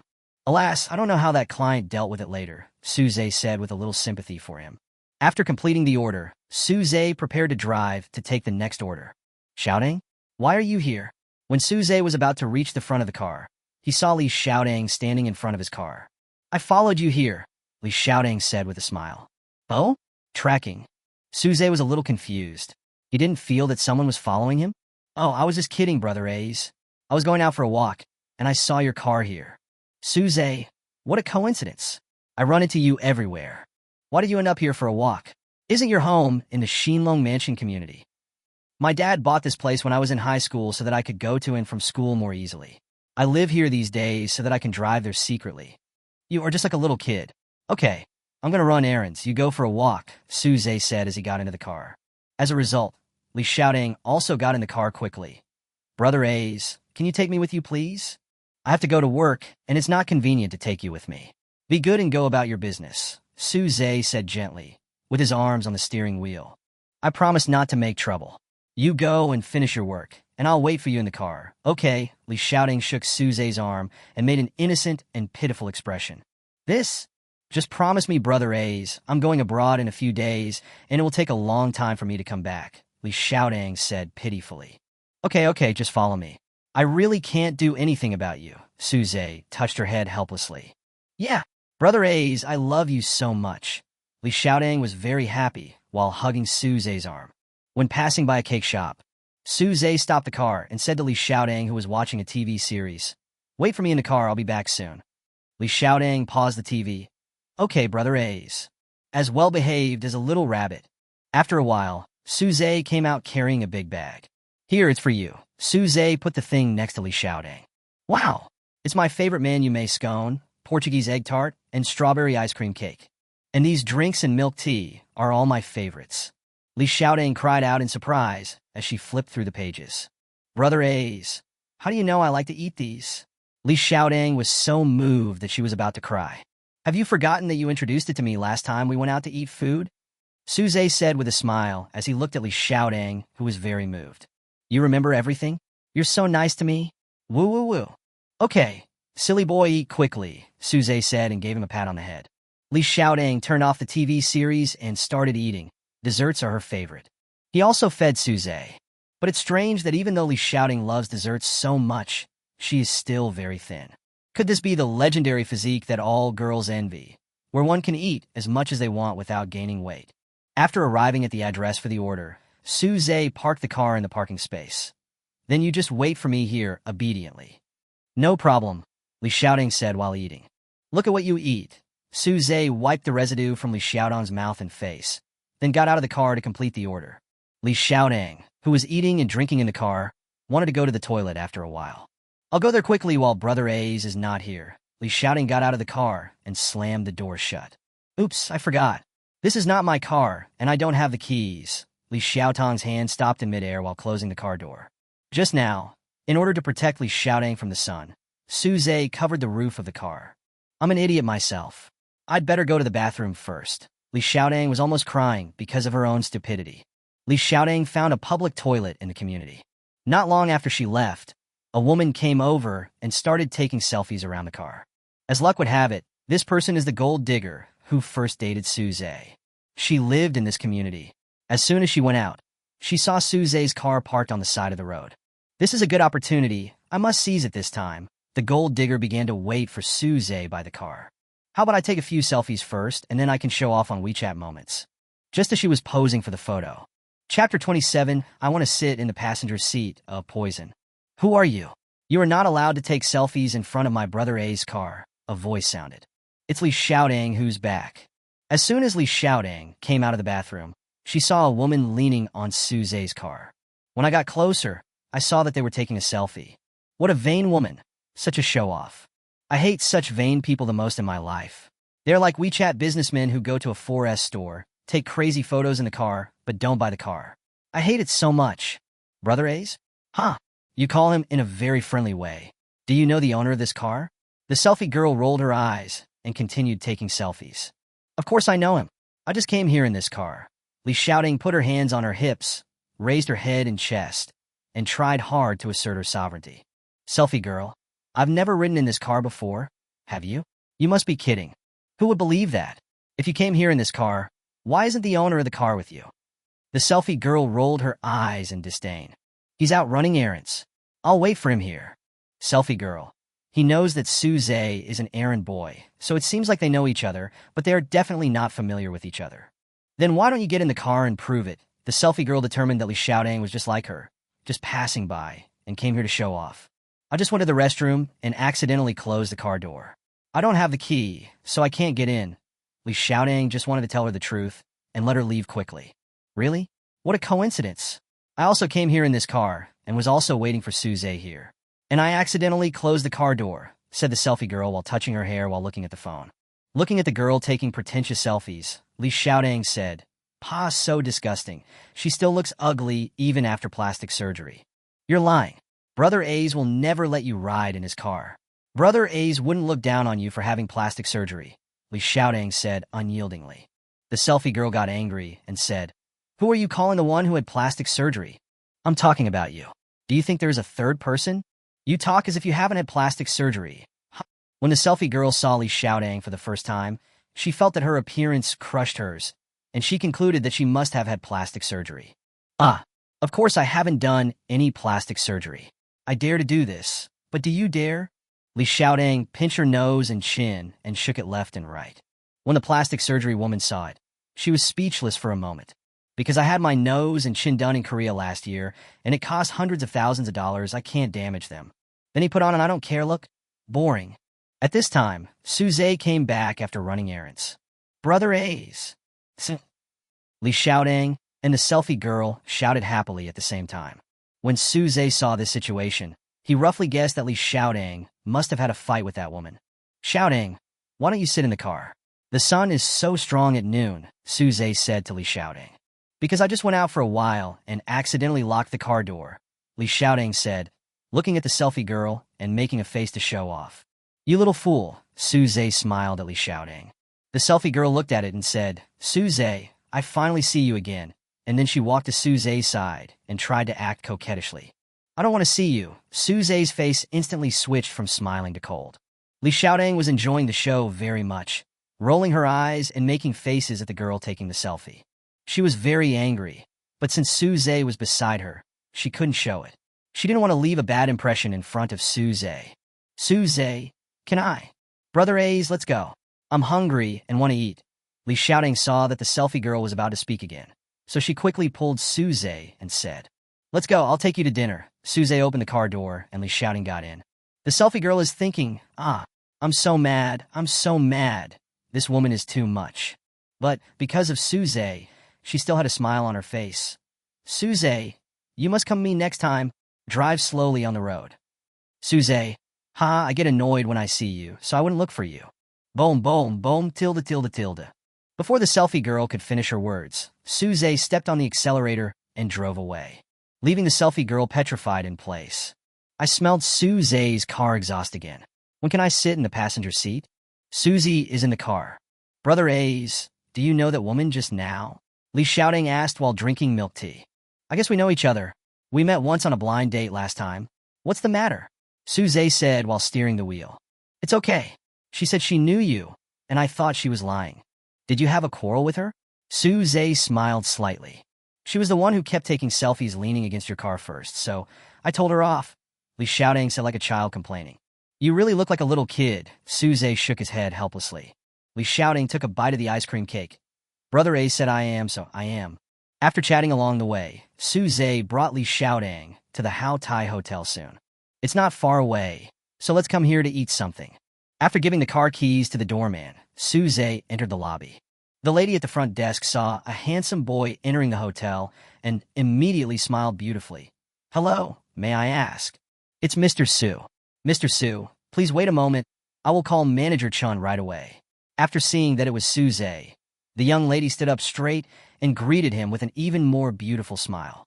Then he pushed the other receptionist next to him and said, "Hurry up and call Manager Chun." Li Xiaodang, "Mr. Su, Brother A's is the boss here? How come I don't know anything?" Brother A's always keeps his talents secret. Li Xiaodang listened to the words of the receptionist and looked at Suze with admiration. "No, I just brought some friends over for dinner today. You guys go ahead and do your work. No need to entertain me." "Really? Who needs a special treat when they come back to their own home for a meal?" Suze and Li Xiaodang followed the waiter to a small private room. After the waiter put down the menu, he went out to guard the door. "Order whatever you want to eat. This is your home," Suze said as he handed the menu to Li Xiaodang. "Brother A's, are you the boss here?" Li Xiaodang leaned forward and asked. "Yeah, what's wrong?" Suze said calmly. "But you have to be a boss and run errands. Isn't that very hard?" Li Xiaodang said in a sad tone. "Silly boy, I'm the boss, but I usually don't worry about things here. I just focus on running errands," Suze said with a smile as he looked at Li Xiaodang's frown. "Oh, I see. Is running errands more enjoyable than being a boss? How should I put it?" Others don't know, but I think so.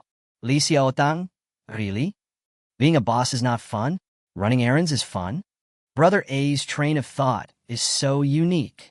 Come on, let's order first. Just tick the ones you want to eat, Suze gestured. Li Xiaodang was flipping through the menu when there was a knock on the door. Chapter 28. If you have money, you won't have difficulty making choices. Come in, Suze said, looking towards the door. Mr. Su, why didn't you inform me in advance that you were coming to have dinner? I could have made arrangements for you in advance, said Manager Chun with a smile on his face. It turned out that the front desk clerk called Manager Chun. After answering the phone, Manager Chun hurried to the box. I just finished running errands around here and came over for a quick meal. Then, Mr. Su, how about you and your friend go to our super VIP box on the 6th floor? No, it's fine right here. You don't need to make such a fuss. When Manager Chun saw Suze say this, he knew he would get angry if he said more. So he quickly said, Okay, Mr. Su, if you have anything, just call me anytime. I'll be at the door. Okay, we'll call you when we've ordered the food. Manager Chun walked out of the box cautiously. Xiaodang, continue ordering food. But my decision-making difficulty has come back again. I don't know what to order.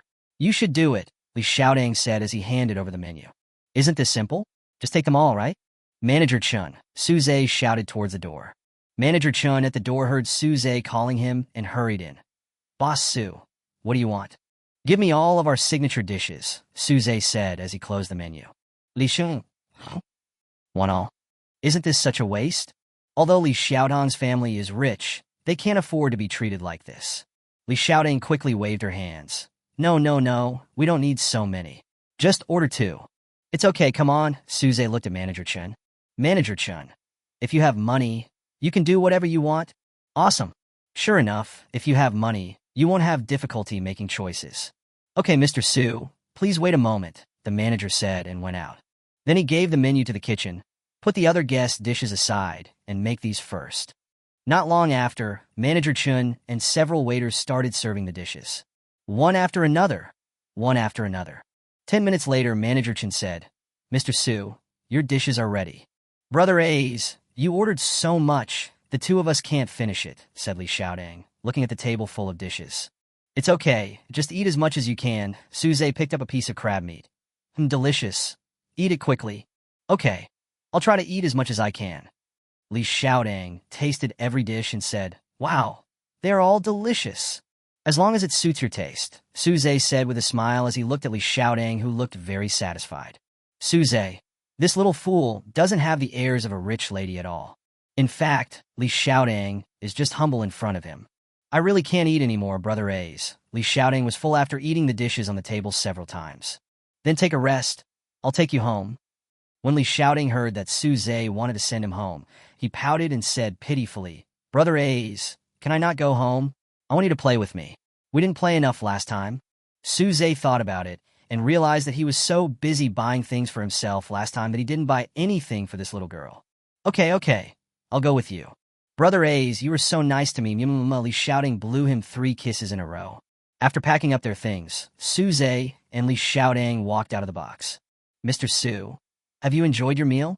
Manager Chun looked at Suze expectantly, wanting to get a compliment, which would give him more confidence. Very good, you manage well. Suze saw through Manager Chin's thoughts and gave him a few words of praise to increase his motivation. Manager Chin followed Suze and Li Xiaodang all the way, watching their car leave before returning to the hotel. Suze returned to the car and looked at the nearby large shopping malls on the map. The Wanda that Xiaoro and I went to last time was the closest one. Then go here. As soon as they entered the mall, Suze said to Li Xiaodang, Let's go shopping first. Okay, I'll do as you say. When Li Xiaodang was about to enter a men's clothing store, Suze stopped her and said, Today we are mainly going to buy things for you. Give me. Yes, I didn't have time to buy it for you last time, so I'll make up for it this time. Wow, Brother A's, you are such a great man. It's so happy when the person you like takes the initiative to buy something for you, right? Li Xiaodang skipped into a jewelry store on the 1st floor. Looking at the dazzling array of trinkets, Li Xiaodang was dazzled. Brother A's, which of these 2 looks better? Li Xiaodang held 2 necklaces and looked at Suze expectantly. Can't choose? Yes, I am dazzled by what I see. Wrap them all up. I think they all look good. Suze said calmly to the salesperson. Just choose one, Li Xiaodang said quickly. When you can't choose between 2 things, just buy them both if you like them both. Don't worry about it. Let's pack up the things she was just worried about, Su Zhe said slowly. Salesperson, it's great to have money. If only I were her girlfriend. I really want to switch with this girl. Li Xiaodang. It seems that I can't be entangled in front of you anymore. You are a devil. Isn't that right? Don't worry about it. After leaving the jewelry store, Li Xiaodang went to a doll shop and a store selling small items like sanfu. Shop along the way. Su Zhe didn't spend much money, but his hands were full of things. When he reached the 5th floor, Su Zhe saw the internet celebrity who interviewed him last time. This time she changed to a different store for the live broadcast. After Su Zhe appeared on the show last time, she gained 500,000 more fans. Fans all want to see Su Zhe's handsome face again. She saw Su Zhe from a distance and ran over quickly, hoping that he would appear on camera again. Handsome guy, you're finally here. I've been waiting for you here for a few days. Can I interview you again? The female internet celebrity looked around Su Zhe again. Change people? This girl is so beautiful too. However, it is normal for a handsome and rich man to change girlfriends frequently. So do I have a chance to? The female internet celebrity thought happily. But the next second she felt disappointed. Sorry, I'm Busse, Su Zhe said coldly. Hearing Su Zhe say this, the female internet celebrity said, Okay, let's do it next time. But he turned around and quietly changed the open interview into a secret photo shoot, following Su Zhe quietly behind him. As a result, it was discovered. I've already told you that I'm not free today. Why are you still taking pictures? Su Zhe said angrily. I was a little angry the last time I chased out to take pictures of Su Zhe, but I didn't care about it, and I did it again this time. I'm taking pictures of you to increase your exposure. So why are you still not happy? The female internet celebrity said contemptuously, relying on the fact that she has millions of fans. At this time, the fans in the live broadcast room were unhappy. I became your fan because of this man, but you said this about him, so I decided to unfollow him. Little internet celebrity, loser, unfollow me. If you dare to say that I am your idol, I will never look at you again. Unfollow. Unfollow. Chapter 29 Girls' Wardrobe. The female viewers in the live broadcast room began to post comments crazily. Occasionally, there were a few big brothers who came out to speak for the female internet celebrities, but they were so criticized by others that they dared not speak anymore. It feels like the idol you like has his or her privacy violated, and many fans are pursuing the offender. When Su Zhe heard the tone of the female internet celebrity, he sneered. Do you want me to ask a lawyer to come and talk to you? When the female internet celebrity saw Su Zhe's sharp eyes, she immediately became timid and dared not say anything more. He stood there and watched Su Zhe and Li Xiaodang leave. When I looked at my phone again, I panicked. How come my fans have reached 500,000? It's over. It looks like it's going to get cold. What should I do? Hey babies, can you please stop scolding me? The female internet celebrity began to act pitiful. Unfortunately, no one buys this and the number of fans keeps decreasing. You all unfollowed me. Who can I sell the goods to on my live broadcast? It's cold, completely cold. Female internet celebrities are no longer interested in live streaming. Looking at Su Zhe and Li Xiaodang again, they were still laughing and chatting happily. Went from shop to shop. Suddenly, Suzy stopped at a women's clothing store. Li Xiaodang, who was walking in front of Su Zhe, was pulled by his arm and turned back to look at Su Zhe. Brother A's, why don't you leave? Su Zhe pointed with his chin at a goose yellow skirt inside the store. Li Xiaodang understood immediately, let go of Su Zhe's hand, and jumped in. The clerk picked out the smallest size for Li Xiaodang, and she went to the fitting room. Su Zhe sat on the sofa in the store and picked up the magazine next to him. Most of the above products are from the just-concluded LV summer fashion show. Su Zhe slowly flipped through the magazine.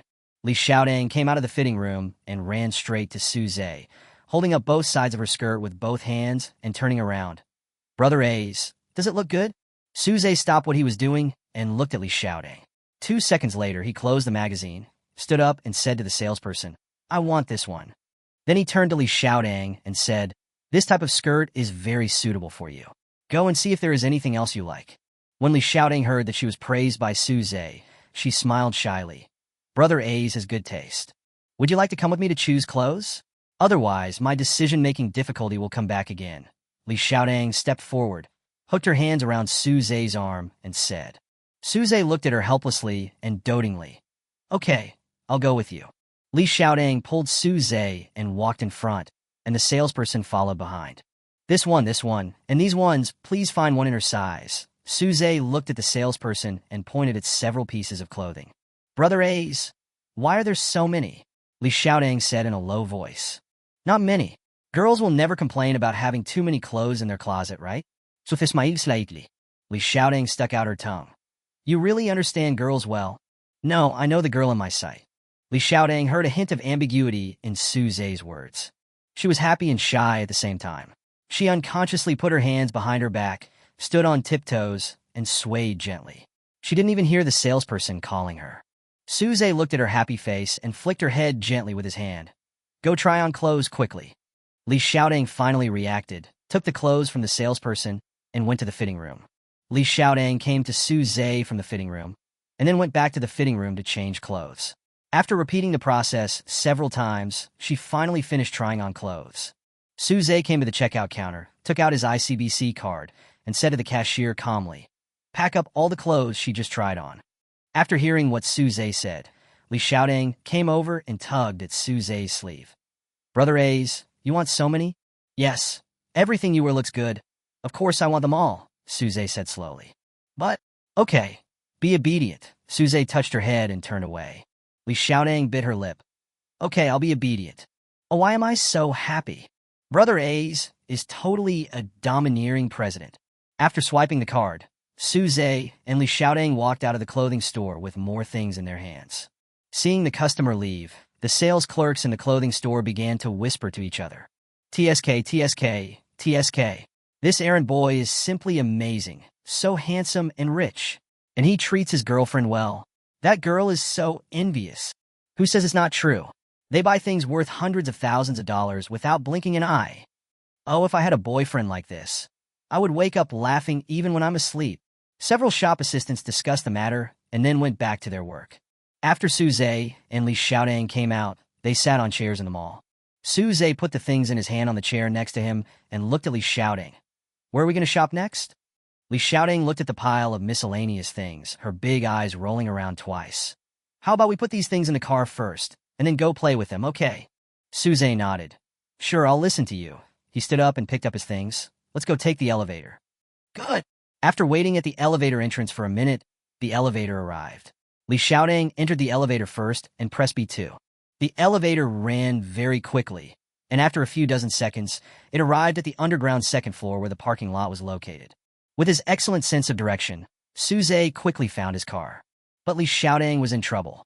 If Suze hadn't taken her with him, she would probably have gotten lost in this huge parking lot. When he was still some distance away from the car, Suze saw a person standing next to his car, taking pictures with his mobile phone and gently touching the headlights, rearview mirrors, and doors with his hands. Suze could tell from his actions that he was also a car lover. When Suze approached, he found that the man was wearing the work clothes of Easy Driver. When the young man heard someone approaching, he put away his phone in panic and looked at Suze and Li Xiaodang. It's you, Suze said happily to the young man. Yes, Suze. What a coincidence. You come here to take an order. The young man shook hands with Suze excitedly. He thought it was the owner of the car, but it turned out to be his former colleague. This guy used to work at Quida, but later resigned. Once, when Suze was riding an electric bike to run errands, the bike ran out of battery. He happened to meet him, so he took Suze to run errands. He is a very kind and simple boy, and Suze always remembers his kindness in his heart. Yeah, you like this car too? Suze pointed at Poison. Well, this car is my most distant dream. Now that I finally get to see it, I might as well take a picture as a souvenir. The young man shook the phone in his hand and smiled embarrassedly. Do you want to open it? This? I dare not think about this. I will be satisfied just by touching it. The young man took 2 steps back and waved his hands. It's okay. This is my car. I'll let you drive. Suze pressed the car key.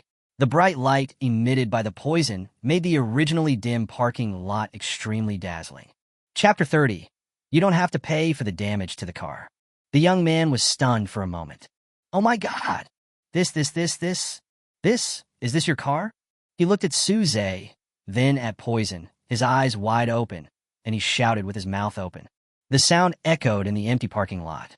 Seeing his surprised expression, Suze walked over and patted him on the shoulder. I don't need the car right now, you can drive around, and then handed him the car keys. How could the guy dare to drive this kind of luxury car? He would be satisfied just by touching it, but he would never dare to think about driving it. He waved his hands and took 2 steps back. No, no, no. No need, Susie. I'm satisfied just by getting close to it and taking a picture. Suze saw the young man's concerns and put the key in his hand with a smile. It's okay, you can drive it. I don't ask you to pay for any bumps or scratches. The young man took the car keys with slightly trembling hands, looked at Suze, and carefully sat in the driver's seat. Looking at the extremely luxurious cockpit in front of him, the young man's eyes revealed envy and happiness. Touch the back of the seat, and it feels like money. Touch the steering wheel, wow. What a texture. Look at the display, comfortable. However, after watching it for a long time, it won't start. The young man held the car keys and leaned out to look at Suze. Suze, this? It won't start, right? After Suze put his things down, he saw his embarrassed face and guessed it immediately. Yeah, the young man nodded and scratched his head embarrassedly. Suze walked over and taught him patiently. After all, the young man likes to study cars, so he learned it quickly. I'll drive it around and return it to you. I promise it won't be bumped or damaged. The young man looked at Suze with gratitude. It's okay. I'll leave around 6 o'clock. Just drive, and we'll go up first. Suze got out of the passenger seat and walked towards the elevator. Li Xiaodong also hurriedly followed. When they reached the elevator, Li Xiaodong couldn't help but ask, Brother A's, even though you two know each other, isn't it too hasty for you to just let him drive your car away? It doesn't matter. Suze looked at the number on the elevator and replied lightly. But what if he drives away and doesn't return it to you? Li Xiaodong said with a frown. Suze turned around and flicked her head gently. How can you be so stupid? There are only 3 such cars in the world, and there is only one in our country. If he doesn't return it, wouldn't it be easy for me to find him? Li Xiaodong nodded with her mouth open. Yes, if he doesn't return it, we will find him in no time, and he will go to jail, right? Yes, and I know what kind of person he is, so I feel at ease, Suze said, blocking the elevator with his gentleman hand. Brother A's, you are so kind. What should I do if I like you more and more? Li Xiaodong snuggled in Suze's arm, looked up at Suze, and said with a smile. Suze smiled dotingly. Little boy, let's go, and pulled Li Xiaodong out of the elevator. Oh, okay. Li Xiaodong pouted and followed him out in small steps.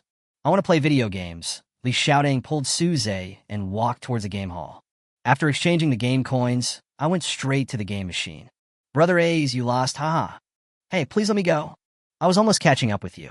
Li Xiaotong's joyful voice could be heard from the game room from time to time. Time always passes quickly when we are happy, and it's almost 6 o'clock in the blink of an eye. Okay, let's stop playing. I'll take you to dinner and then send you home, Suze said to Li Xiaodong, whose face was slightly red from playing. Okay, let's go eat. Li Xiaodong jumped down from the chair, took Suze's arm, and said happily. We chatted and laughed all the way to the parking lot. The young man had been waiting next to the car. After seeing Suze and Li Xiaodong, he ran over happily. Suze, you are here. Here are the car keys. Thank you so much for today. Suze took the car keys and said, It's nothing. Just consider it as a reward for your help before. How is the car? Is it easy to drive? It's so easy to drive. It's so cool. I drove out and everyone was looking at me. It was so exciting. The young man was talking and gesticulating, his face full of excitement. That's fine, Suze said, patting his shoulder. By the way, Suze, my mother sent me some local specialties from my hometown. Please give me your address, and I will send some to you when it's convenient. The young man looked at Suze eagerly. He was very grateful for having satisfied his poison addiction today. No need, brother, No, you must accept it, otherwise I will feel bad. Seeing how persistent he was, Suze couldn't refuse anymore, so he smiled and nodded. Okay, and then told him the address. Then I'll go take the orders first, bye, the young man said and left. This little brother is so honest, Li Xiaodong praised as she watched his receding back. Suze nodded. Yes, he was well known for his honesty in our company at that time. Li Xiaodong looked at Suze and nodded. Get in the car and go eat, Suze gestured. Good. After dinner, Suze sent Li Xiaodong home and then drove back home. As soon as I entered the house, my college roommate Xiaopeng called me. Suze put on his slippers and answered the phone. Xiaopeng, how the hell did you have time to contact me? A coquettish voice came from the other end of the phone. Xiao Ziz, I miss you. Ba, what's the matter? Just tell me. Suze poured a glass of water and said, Oh, I just wanted to ask you to come out and play for a while. Where are we going to play? Suze asked after taking a sip of water. Miami, Xiaopeng said in a louder voice. Miami is the largest bar in City A and also the bar with the largest flow of people. I don't quite. You can't refuse. You have to come. We guys are all here. Before Suze could finish his words, Xiaopeng spoke first. Yes, Mr. Su. You won't recognize us now that you've become a big boss, right? It's Susie, come on. You're the only one missing. That's it, come on. There were several familiar voices on the other end of the line. When Suze heard this, he knew that his 3 roommates from college were all there. Indeed, since graduation, the people in the dormitory have not had a single gathering together. And at the last class reunion, we didn't even have time to have a good chat. Okay, tell me the time, Suze said helplessly. Because he never liked places like bars and nightclubs. I went there twice with my classmates when I was in college, and each time I was so shocked by the deafening music that my head hurt. But since several of my roommates strongly invited me, I couldn't refuse. Remember to dress nicely, the little fat boy's coquettish voice sounded again. Chapter 31, Gold Digger Bar Pickup. I won't go if you keep talking nonsense, Suze said with some dissatisfaction. Okay, I won't talk nonsense anymore. Come here quickly. I'm hanging up, Xiaopeng's voice mixed with the noisy sounds of the bar. Alas, these guys haven't changed at all after graduation. They still love to play. Suze looked at his errand clothes and walked towards the cloakroom. Finally, I chose a casual suit in pink tones. When we drove to Miami, the bar was already open for business. The receptionist at the door politely opened the door and parked the car for Suze. The bartender saw Suze wearing all branded clothes and kept sticking to him. Seeing these girls dressed up in fancy clothes, Suze said coldly, I have an appointment, please stay away. After hearing this, the drunkard girl was stunned. Looking at Suze's grim face, he dared not to entangle any more and left in a huff. Suze looked at the lively dance floor at the door, took out his cell phone and called Xiaopeng. Xiaopeng, come out and pick me up. Xiaopeng didn't dare put his cell phone in his pocket for fear that he wouldn't be able to answer Suze's call. When he heard Suze was at the door, he quickly put down his wine glass and came out to greet him. Hey, Xiaoziz, you're wearing something pretty sexy today. Xiaopeng started talking as soon as he saw Suze. Okay, stop talking nonsense and go in. Suze put his arm around Xiaopeng's neck and walked in. Which table? Go further. On the way to the booth, many eyes looked at Suze. Several girls who dressed fashionably began to lose their composure.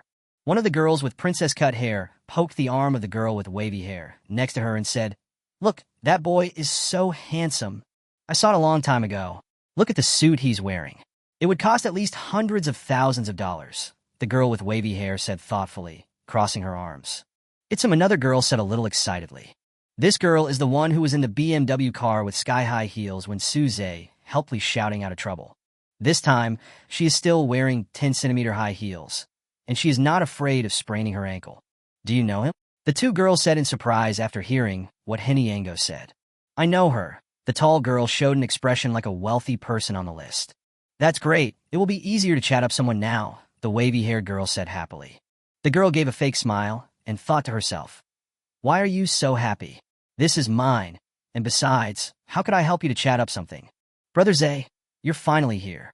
You're dressed so nicely today. Ajay teased when he saw Suze and Xiaopeng coming in arm. It's Brother Zay who has overshadowed us. Yi Jiang put down the wine glass in his hand and turned to look at Suze. Come on, no matter what Suze wears, he will always outshine you. Xiaopeng rolled his eyes. Can't we meet somewhere quieter? It has to be so noisy. Suze sat down and complained. Fuck, are you still a young man? Xiaopeng poked Suze's left shoulder with his finger. That's it, Brother Zay. If you don't come and I don't come, the bar will be deserted tomorrow. Look at the atmosphere down there. It's so lively. Let's go down and have a drink, Yi Jiang said, pointing at the dance floor, his body swaying to the music. Suze took a sip of the wine in the glass and said, Go ahead. I'll wait for you here. Boring. Come on, let's drink first. After a few glasses of poison wine, everyone started reminiscing about the past and talked about many things that happened in college.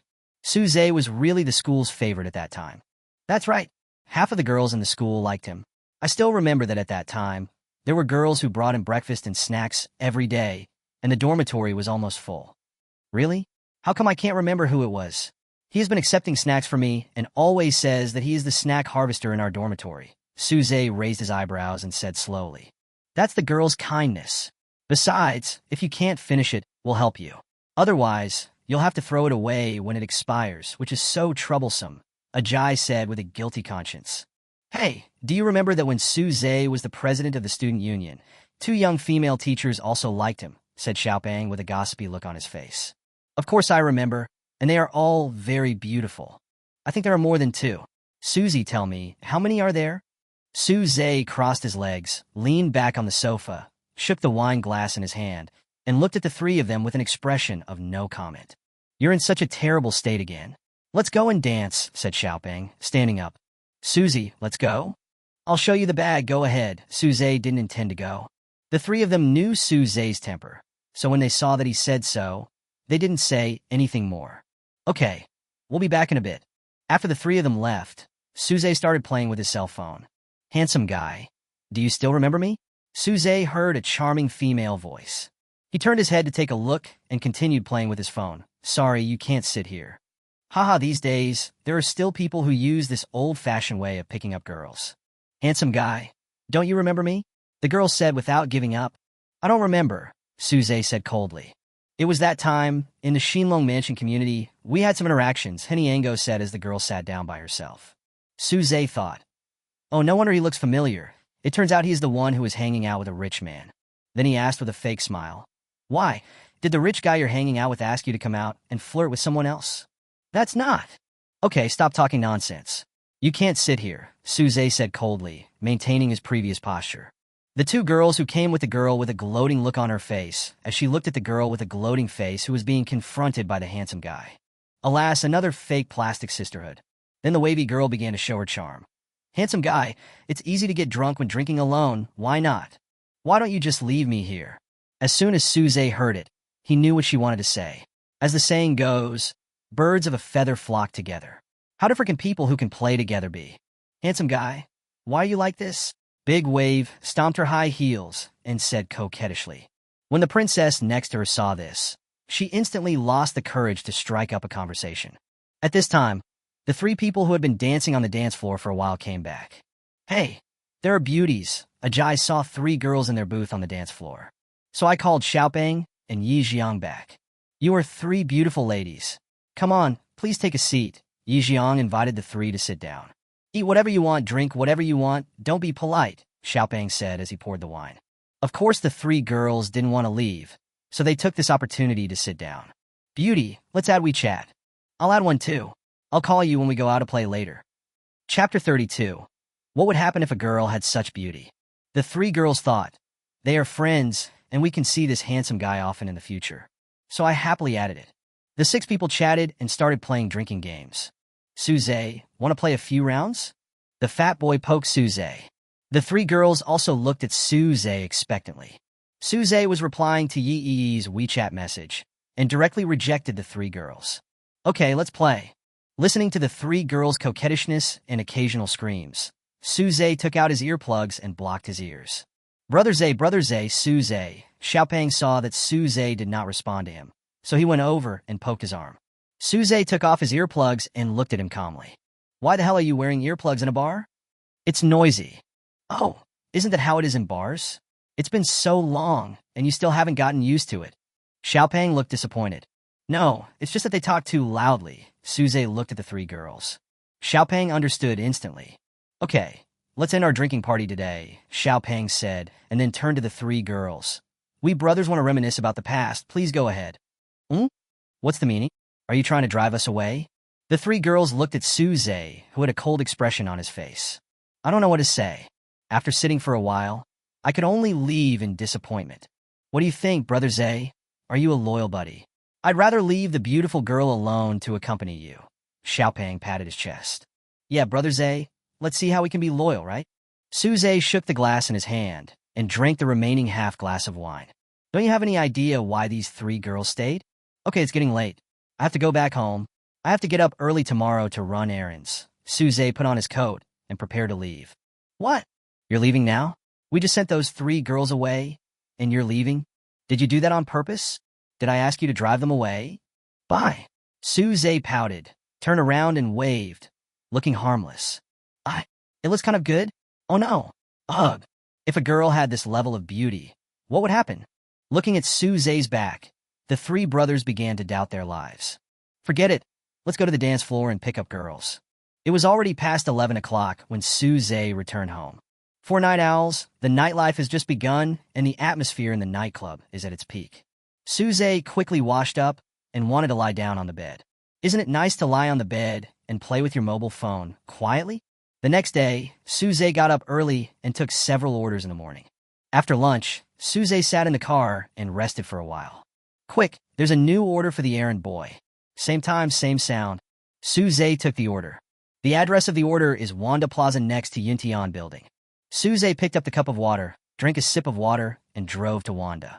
The 4th and 8th floors of Wanda are dining areas. Suze followed the order to the 4th floor. "Hello, I'm an errand boy," Suze called the customer. "Hello, I see you this way." Suze looked around and saw a boy waving. "Hello, can I help you get a number?" Suze asked, pointing at his phone. "Yes, this store is too hard to get a table. Can you help me get a number closer to the front?" Suze was a little embarrassed. He knew how popular this hot pot restaurant was. "Please help me. I made my girlfriend angry today, and I want to make her happy," the boy said pleadingly. "Can a hot pot meal be enough to comfort him?" "You don't know. My girlfriend loves hot pot. There is nothing that can't be solved by a hot pot meal. If there is, then we'll have 2 hot pot meals." The boy looked at Suze anxiously. "Please help me. This is really urgent." Suze thought for a moment and said, "Okay, I'll try and do my best to get it done for you." The boy looked very happy and put his hands together. Thank you. Try to move closer, my girlfriend is coming soon." He began to look around the store for customers waiting in line. Young couple. A family. A little sister. It's her. 3 minutes later. "Then why do you want to eat hot pot alone?" Suze saw that the pleasantries were almost over and started to get to the point. "Oh, I worked overtime at noon today, and everyone has already eaten." The young lady looked at Suze a little embarrassed. Just now, Suze came over and chatted with her, and the young lady was already distracted. Although we have become somewhat familiar with each other, I am still a little shy. It's boring to eat hot pot alone. There's a pretty good barbecue restaurant next door. Can I take you there? Suze looked sincere. But it's almost my turn. Should I just leave like this? The young lady was a little hesitant. In fact, I think in my heart, okay, let's go eat barbecue. Hesitation is all about reserve. That's just right. Just right. The young lady looked confused. That's perfect. Let's go watch a movie or something after eating barbecue. Suze quickly turned around and came back. When the young lady heard that he was so handsome and invited me to dinner and to the movies, I felt so happy. If any other boy said this, the girl would not even pay any attention to him, let alone give up the hot pot and go out to eat and watch a movie with him. Suze saw the young lady's happy and tangled expression and knew that it was almost done. So he continued, "Let's go. The barbecue is delicious. You will definitely like it." "Young lady, forget about being reserved. Just follow the handsome guy." "Okay, let's go eat barbecue. Let's throw this number away. It's useless anyway," the young lady said, looking for a trash can with a number in her hand. When Suze heard this, he went with the flow. "I just happened to be going to the bathroom. I'll help you throw it away." The young lady gave the number to Suze. "Okay, I'll wait for you here." Suze took the number, avoided the young lady's sight, and found the customer who placed the order. "Come, I'll give you the number." The customer took it and saw that it was this number. He clasped his hands together and said, "Thank you so much, brother. You saved my life today." "Save your life? Is your friend so scary?" "Terrible. I won't say any more. I'm going to go out and pick her up." "Thank you very much." The boy trotted downstairs. "Is my girlfriend that scary?" "I don't feel anything." In the barbecue restaurant. "The barbecue here is really delicious," the young lady said happily after returning from the bathroom. "Yeah? I love this store. To thank you for taking me to eat such delicious barbecue, I have just paid the bill," the young lady said after taking a bite of the meat. This is so embarrassing." Suze didn't expect her to pay the bill. "When I go out with girls, I never let them spend money." And this time, he suggested eating barbecue in order to complete the order. "Absolutely not, if she pays the bill." "It's okay. It's just a convenience." The young lady smiled beautifully. At this moment, the system prompt sounded in my head. Chapter 33 Reward. Bugatti Custom Sports Car. Ding. It is detected that the host has just completed a special errand, and the reward is a Bugatti Custom Sports Car La Voiture Noire. Ding. Warm reminder. The first level system task has been completed 6/10. Please keep working hard. Phase 1. 6 out of 10? Are there many levels of system rewards? Suze was confused after listening to the system's voice. "Could you please explain it more clearly?" Suze couldn't help but say it. The girl next to him asked in confusion. What? What do you mean? Suze suddenly realized that he was having dinner with the young lady and quickly said, Nothing, I was just sending a voice message. At this time, the system's voice sounded again. Yes, the system rewards are divided into several levels, and you are now in the first level. Then explain it to me in detail. Suze pretended to send a voice message. The young lady was not surprised and continued to eat her meal quietly. Simply put, the system will be upgraded. After you upgrade, you will be rewarded with some skills. System upgrade? Skill rewards? Suze began to get curious. Can you give me an example of skill-related rewards? Suze asked again. The young lady stopped using her chopsticks and asked, Skills? Rewards? Are you talking about the game? Yeah, that's right, Suze said nonsense calmly. Oh, the young lady took a bite of meat and said as if she understood. I'm sorry, the secret cannot be revealed. Don't be so stingy, okay? Suze said disappointedly. As a result, the system ignored him again. Stingy guy. Suze pursed his lips and picked up a piece of beef and put it in his mouth. Start chewing hard.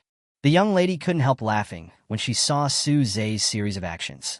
This boy is not only handsome, but also cute. Do I want a phone call? While she was hesitating, Suze suddenly spoke to her. By the way, what's your name? It seems like we haven't officially met yet. Oh, my name is Hua Shizi. Hua Shizi. This name is so poetic. I want to compare the West Lake to Shishir. Light or heavy makeup always suits you. It suits you very well. Thank you. What's your name? Hua Shizi looked at Suze tenderly, supporting her cheek with her hands folded. My name is Suzy, and I'm an errand boy, Suzy grinned. Did I delay your work today? Hua Shizi said embarrassedly. No. I will accept the order without delay. I have to go back to work in a while, or give me your phone number and I'll go to the movies with you after work, Hua Shizi said embarrassedly with her head down. I was very nervous. How could I be so useless? I was so shy to ask for a phone number. I'm going to be mad at myself. When Suze saw it, he saw that the little girl was shy. I'd better take the initiative. Miss Hua Shizi, can you give me your phone number? I want to go to the movies with you today. Hua Shizi looked at the sunny and handsome Suze opposite her and nodded vigorously. Thousands of flowers suddenly blossomed in my heart, and I felt like I was in love. After exchanging phone numbers, Hua Shizi returned to the company, and Suze went to his car. He sat in the car and continued to think about the system upgrade. What will happen after the upgrade? How powerful are the rewarded skills? Like Iron Man? Or like Spider-Man? Or can I transform? I'm really curious. Then I have to upgrade quickly and take more orders. However, this time I was rewarded with a customized Bugatti sports car, La Voiture Noire. Chinese name, Voice of the Night. It is equipped with an 8-liter quad-turbo W16 engine with a maximum output of 1,500 horsepower. It is simply the best of the best horses. It is said to be the same car as the one used by Ferdinand Piëch, the former chairman of Volkswagen. The exclusive customization cost exceeded 100 million, making it Bugatti's most expensive sports car. However, there is only one of this car in the world. Did the former chairman abandon his beloved car? System. Now it's your car. Am I your omnipotent little helper? I'm really curious and want to take a look at it. This time I parked the car in my neighborhood. The system was very thoughtful and knew that I couldn't drive 2 cars by myself. Not bad. Worthy of praise. System. Last time I thought about just throwing away your broken electric bike, but you ended up riding it back. Suze pondered for a while in the car and decided to take more orders. He didn't rest for the whole afternoon and kept taking orders. Help people deliver chargers. Help people watch the store. Send shoes to the client's girlfriend. I ran so hard that I sweated a lot and was out of breath from exhaustion. This was probably the most diligent day he had ever had running errands. However, no reward appeared. What the hell? I've run so many orders today. Why haven't I received any rewards yet? Suze couldn't figure it out. At this time, the system voice appeared. Suze thought the reward was coming and sat up straight with joy. You are finally here. It seems that my efforts have not paid off. Before Suze finished speaking, the system said, Don't rush into anything, otherwise you will fail. Just keep your Buddhist nature and let everything go with the flow. Forehead? That makes sense. I got really excited today.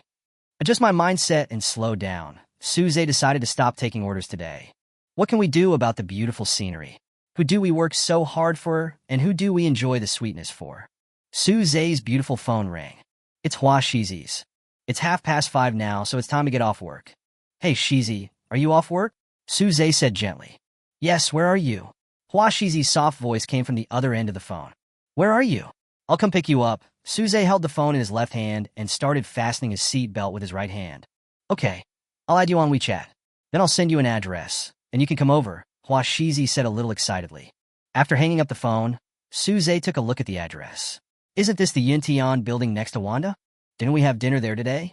Hua Shizi, I'm just looking for an excuse to add you on WeChat. How should I put it? It's just the little thoughts of girls. Suze drove to Yuntian building. After parking the car at the Yuntian building, it attracted countless envious glances. When Suze got off the car, he was immediately amazed. When the security guard saw the big boss coming, he came over to greet him. Suze waved his hand, indicating that there was no need to come over. The security guard stopped hesitantly. At this time, Hua Shizi also opened her eyes wide and looked at Suze in disbelief. The errand boy I met this morning is a hidden rich man? Oh my God! I'm so lucky today. Not only is he handsome, he also drives a luxury sports car that I have never seen before. I'm going to buy a lottery ticket today. I'm sure I'll win. Chapter 34. This car is not worth as much as one of my wheels. Hua Shizi stood there in a daze. So much so that she didn't even notice Suze walking up to her. Hi Shizi. Suze greeted her, and she finally reacted. Hi, you're here? Hua Shizi greeted with a smile. Oui. Hey Shizi, your boyfriend is here to pick you up? Suze was talking to Hua Shizi when they were interrupted by a sharp and piercing voice. Suze turned his head and saw a girl who was dressed up gorgeously. When Hua Shizi heard the voice, she couldn't help but feel nervous. This girl's name is Lily. She is a well-known, venomous person in their company. She loves to put others down and praise herself. However, because the company she works for is owned by her father, there are many flatterers following her around. Hua Shizi is not good at socializing, so I am afraid of dealing with her. No, you misunderstood. Hua Shizi subconsciously hid behind Suze. Suze saw this action and probably guessed something, looking at Lily sharply. Lily saw Suze looking at her and thought it was her beauty that attracted him. He began to think about how to take Suze away. Such a handsome guy is really pleasing to the eyes. So began the refined operation. Isn't he just an errand boy? What's so bad about admitting it? I won't laugh at you, haha. Then he looked at Suze and said, Handsome boy, how about you be my boyfriend? I'll ask my dad to buy you a $500,000 Mercedes-Benz, and you won't have to run errands anymore. Lily said this and glared at Suze. Suze was immediately disgusted.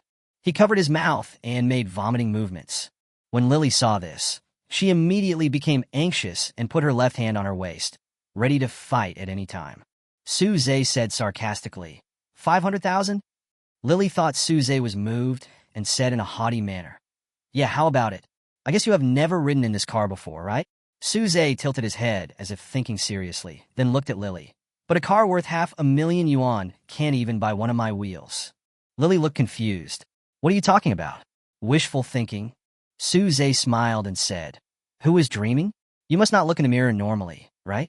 If you look in the mirror, you won't be so ugly. Lily had never been told that before and pointed at Suze angrily. Who are you talking about? Look at you, sister. You are dressed so gorgeously. Are you trying to learn from concubine Xiang to attract butterflies? Oh no, you might attract bees instead. Suze rolled his eyes and spread his hands. Lily was speechless for a moment. She shouted, Just wait for me, and ran back to the company. Suze turned around and saw Hua Shizi looking at him in amazement. Suze, well, thanks to shouting, I have become more eloquent. Suze smiled and said, Have you seen enough? Hua Shizi still nodded in amazement. Let's go then? The cinema will be closed soon. Hua Shizi forgot how she got into Suze's car. Anyway, when she calmed down, she was already in the car.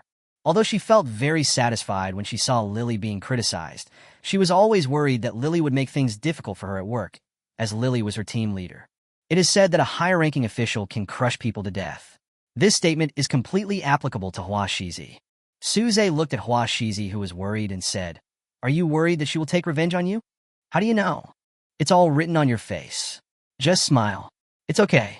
If she causes trouble for you, tell me and I will help you settle it, Suzy Yoon said calmly. But aren't you a runner?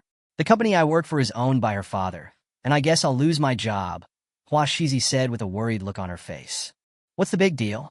Just change families. Aren't you tired of dealing with people like this every day? This company is located in the best building in our city. I don't want to give up the opportunity to work here. Several companies have offered me jobs before, but I chose this place because of its location, Hua Shizi said dejectedly. What's the name of your company? Suze asked. Wahua Financial Corporation. Easy. Suze parked the car aside and called Chun Fei. When Chun Fei saw that the big boss was calling him personally, he quickly put down the work in his hands and answered the call carefully. Boss Su, what do you want? Is there a company called Wahua Financial Company in Yuntian Building? Yes, Mr. Su. It's a medium-sized enterprise. What's wrong, Mr. Su? When does their lease expire? It's at the end of this month. Chun Fei was a little confused by Suze's question. Okay, then don't renew the lease. I don't want to rent it to them anymore, Suze said calmly.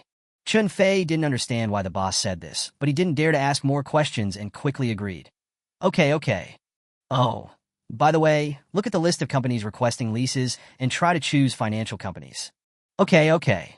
Chun Fei flipped through the company profiles and actually saw several financial companies. Hua Shizi looked at Suze in disbelief. She probably heard the conversation between him and Chun Fei just now. Mr. Su, are you here on a secret visit? Hua Shizi said cautiously. She was amazed when she saw the car he was driving just now. But because I was worried, I never asked. Now that he has become a big boss, her curiosity can no longer be hidden. That's not me. I'm just an ordinary errand runner, Suze said lightheartedly. Seeing Suze being so calm, Hua Shizi couldn't help but sigh at his low-keyness. However, her mood now is obviously much better than before. Suze saw that she was in a relaxed mood and handed her a box. This is what Suze saw when he was running errands this afternoon and passed by a shopping mall. I thought it was very suitable for Hua Shizi's temperament, so I bought it to thank her for the lunch. Hua Shizi looked at him with confusion, then looked at the exquisite box in her hand. Open it and take a look, Suze gestured. Wow, what beautiful earrings. Hua Shizi couldn't help but exclaim as she looked at the sparkling earrings in her hands. For the first time, someone gave her such a valuable thing when they met her for the second time. She was not good at expressing herself to begin with, and she was so moved that she didn't know what to say. I think this pair of earrings suits you very well, so I bought them. Do you like them? Suze asked Hua Shizi, who was very moved. Hua Shizi nodded vigorously. I like it very much, and then began to observe it carefully. She didn't expect that such a handsome, rich, and generous boy would sit next to her one day.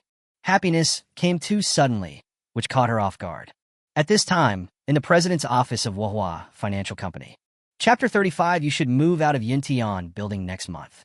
A man has been saying good things all the time. He is Lily's father and the president of Wahua. A few minutes ago, he suddenly received a call from Chun Fei. Hey, Boss Missouri, I'm sorry, we won't cooperate with each other anymore. What do you mean, Mr. Chen? Boss Missouri stopped his work after hearing this. The rent is due next month, so you should move out, Chun Fei said helplessly. Can we pay more? Boss Missouri said a little anxiously.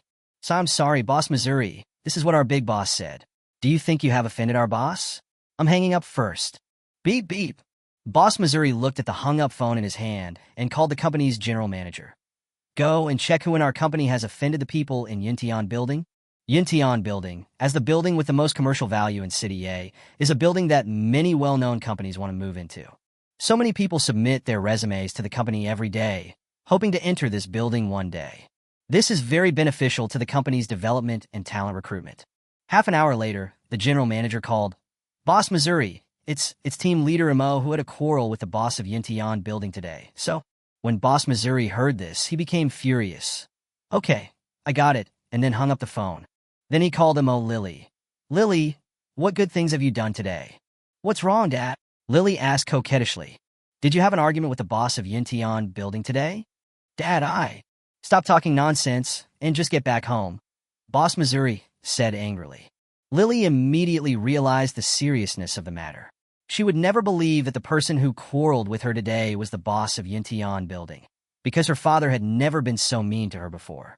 Her arrogant and domineering character was developed from childhood. When she returned home, her father was already waiting for her. He started scolding her as soon as he came up, and her mother couldn't stop him. But what can you do by scolding? It won't help. Want to ask her if she regrets it? I regretted it so much that I wanted to go to Suze and beg for mercy right away. And Suze is now watching a movie with Hua Shizi. I chose a romantic movie that young girls like. Suze is also willing to risk his life to accompany a gentleman. Once he has promised someone, he must do it. After barely finishing the movie, Suze stretched and left the cinema. What he didn't know was that his Bugatti, Voice of the Night, suddenly descended on the neighborhood and caused a huge uproar in the community. People looked at this shiny black luxury car and began to make countless speculations. Fuck, this car looks expensive. What kind of car is this? The paint is so fancy. Yeah, this car looks very expensive. I don't even dare to touch it. This is the Bugatti La Voiture Noire, also known as the Voice of the Night. There is only one in the world. Wasn't it custom-made for the former chairman of Volkswagen? How did it get here? Look, fortunately, there is someone who knows cars. Can you explain it to us? The man saw everyone looking at him eagerly, cleared his throat, and began to show off. Look at the streamlined body of the car, the handmade carbon fiber body. The windshield seamlessly blends into the side windows, and the wheels are also 3D printed. Look at its taillights, which form a curve. The most incredible thing is that it has 6 exhaust pipes. Imagine what kind of visual effect would be if 6 exhaust pipes spewed out flames at the same time. This person excitedly explained it to everyone, pretending to be so cool, as if he owned it himself. Everyone watched his passionate speech and gave him a thumbs up. Suze probably never thought that his car would become a tool for others to show off. After watching the movie, Suze and Hua Shizi strolled around and ate along the way, and in the blink of an eye it was 8 o'clock. Suze was a little tired today and just wanted to go home and rest. Let me take you home. I want to go home and rest early. Suze looked at Hua Shizi a little tiredly. Okay. Hua Shizi looked at Suze with heartache. When they arrived at her doorstep, Hua Shizi suddenly started to get serious about being sentimental. I'm very happy to meet you today, and I like the gift you gave me very much. Suze smiled and responded, I am very happy too. The barbecue you treated me to was delicious. Hua Shizi chatted with Suze in the car for a few minutes before she reluctantly got out and watched Suze leave. Suze drove back to the community. I saw a lot of people gathered around something. Even the security guard at the gate was standing on tiptoe, looking over there. Uncle, open the door. Suze stuck his head out and shouted. Oh, okay, the old man responded while looking over there. Suze stopped the car and walked over to watch the fun. Come closer and take a look. Oh, it's the Voice of the Night. Because of the arrival of this car, there have been people watching here today. Everyone wants to know whose car it is. When the neighbor lady saw Suze coming, she grabbed him and said excitedly, Xiaoze, look at the car, it's even more luxurious than the one you drive. Wow, I really don't know who it belongs to. Suze smiled and said slowly, Annie, it's mine. Although he spoke very quietly, several people nearby still heard it. Because Suze drives a Lamborghini, there is almost no one in the community who doesn't know him. Hey Xiaoze, is this car yours too? An old man from the building next door asked in surprise. Yes, Xiaoze, is this car really yours? Asked an old lady next to the old man. When the onlookers heard what these old men and women said, they all looked at Suze in surprise. The guy who just pretended to be knowledgeable about cars took a look and said, How could such a young person own such a car? It is believed that Suze cannot possibly own 2 such top-notch sports cars at the same time. With a skeptical tone, If this car is yours, then you can drive it and prove it to us all. But my car keys are at home, Suze said calmly. They can find such a bad interface. It must be fake. Yes, it's fake at first glance. TSK, I can also find this excuse. Several boys who usually rely on taking public transportation to go to work said this with disdain. I really don't know who gave them the courage to say this. Suze had not planned to drive it today, but was thinking of driving it to run errands tomorrow. If that were the case, then he would drive it. Suze looked at them, said nothing, and turned to walk home. See, just say he's pretending. I must feel ashamed, so I went home. 10 minutes later, Suze came down with the car keys. I pressed it at the Voice of the Night from a distance. Chapter 36. This car is perfect for me to run errands. Its headlights lit up immediately, dazzling the pretentious boys standing opposite the front of the car so much that they covered their eyes with their arms. The already shiny black car body looks even more dazzling under the illumination of the headlights. The onlookers were also dazzled by the sudden light and subconsciously squinted their eyes. Suze walked to the front of the Voice of the Night car, and everyone looked at him. He waved the car keys in his hand at the three boys and said, "Please make way." The three boys' faces looked extremely ugly, especially the one who was too pretentious. When the onlookers saw this, they all sighed. This is too low-key. This is a truly rich person. Yeah, unlike some people who only say unrealistic things in a sour tone. Suze greeted everyone with a smile and drove the car to the parking space next to Poison. The onlookers gradually dispersed, and Suze went upstairs somewhat tiredly. There were so many orders to run today that Suze fell into a deep sleep as soon as he lay down on the bed. I haven't seen any news about Annuo and Monsi. Annuo, Susie, it's been several days. Why haven't you asked me out for dinner yet? Monsi, Suze, if you ignore me again, I will block you at your door. Monsi, can you please take care of me? I'm so sad. Whoa. And Nuo said a few words and then stopped talking. Monsi continued to write in long paragraphs until 1 o'clock in the morning, when she gave up and fell asleep with tears on her face. The next day, Suze was woken up by the alarm clock. He squinted his eyes, sat up, and stretched his waist, while I slept so comfortably. Then he blinked hard a few times and picked up the phone out of habit. Fuck, you sent me so many messages again. Are you so bored? You send me messages every day. I'm so annoyed. Suze directly put Mansi on the blacklist. After seeing the message from Anua, Suze patted his head and said, "Yes, I haven't made a dinner appointment with Anua yet." Then he replied to Anua, "I'm free today. Let me know when you decided on a place." Anua is putting on makeup and getting ready for work. When I heard my phone ringing, I quickly ran to the bed to check the message. It turned out to be Suze's, and it was worth her waiting for a whole night and a whole morning. I replied with joy in my heart, "Nene, I'll send you a message when it's done. Mwamwada, kiss." Half an hour later, Suze saw the message in the car, smiled, put down his phone, and went to take the order. I changed my car today, and my mood changed a little. It's like when a girl changes into a new piece of clothing that is expensive and beautiful, she will of course be in a good mood.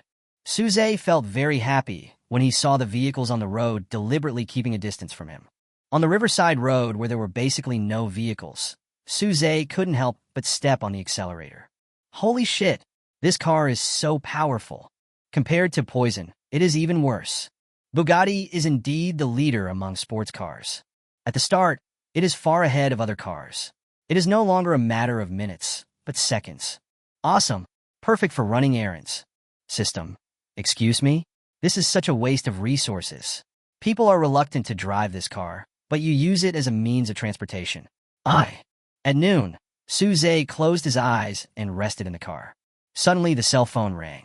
Suze didn't even look at it and picked up the phone lazily. Hello. Yi listened to the lazy yet pleasant voice on the phone and was obviously stunned for a moment. But she soon returned to normal. Suze, I have something. I need your help. I don't know if you. Regarding such an outstanding person like Suze, Yi was a little hesitant and didn't dare to speak. Suze shook his head, obviously much more sober, and said gently, "Tell me, what's the matter?"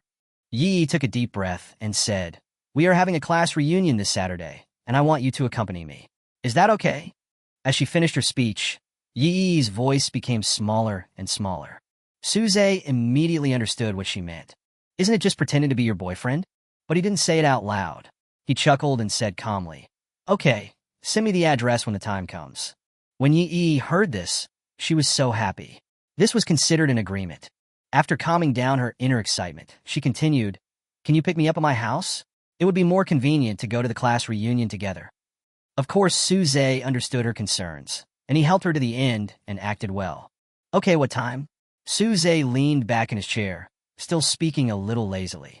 "Si o'clock, Yi responded happily." Sitting in the office chair, he started spinning around, his legs wobbling like a little kid who had gotten his favorite toy. If there weren't people around, she might have jumped up with excitement. "Okay, I'll pick you up on time." "Okay, I'll wait for you." "Well, let's hang up." Suze yawned slightly. Yi was reluctant to hang up the phone. I lay on the desk and was happy for a while. Time at work always passes incredibly quickly. After a few orders, it was already 5 o'clock. Taking out his cell phone from his trouser pocket, Anua sent himself several messages. "Inno, Susie, let's meet at the coffee shop where we first met at 5:30. Suze replied, "Okay." 20 minutes later, Suze arrived at the cafe and saw Anua already sitting there waiting. Boom, boom, boom. The roar of a sports car reached Anno's ears. She thought it was Suze who came, and stood up excitedly, but found that it was not Suze's car. Eh, is it Bugatti's voice of the night? Anua couldn't help but take a closer look. Isn't it custom-made for the former chairman of Volkswagen? Wasn't there only one custom-made? How come I see it here? Which big shot could buy such a rare car? Anua was very curious, but that was just curiosity. He had no other thoughts.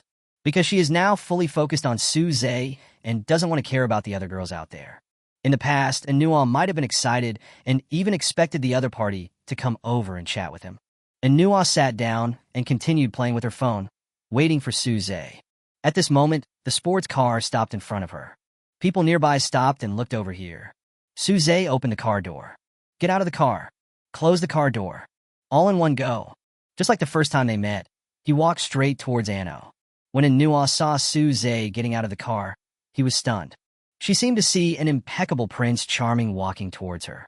She never expected that it was Suze who was driving. In her opinion, no matter how rich a person is, his family should only have one sports car worth nearly 100 million yuan. How could he have another one? This is totally beyond comprehension. Are all rich people, oh no, super rich people so willful? Anua stared blankly at Suze as he walked towards her. It was like returning to the first time we met. This car, Anua pointed at the sports car next to him, not knowing what to say. Chapter 37, I suggest you drink more hot water.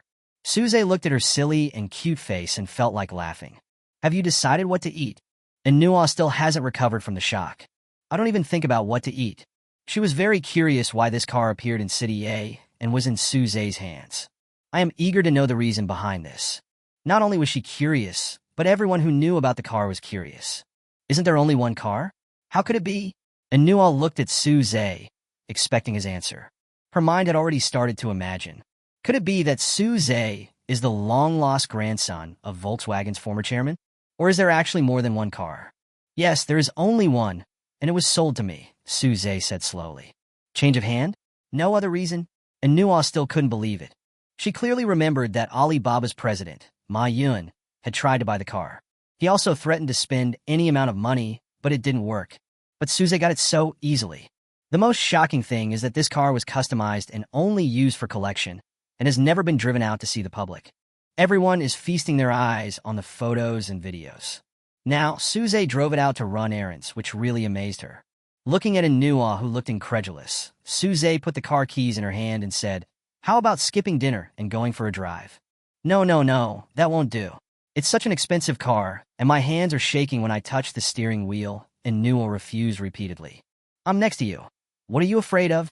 Get in the car. Suze pulled Anua into the car and sat in the passenger seat himself. Alas, let's break up.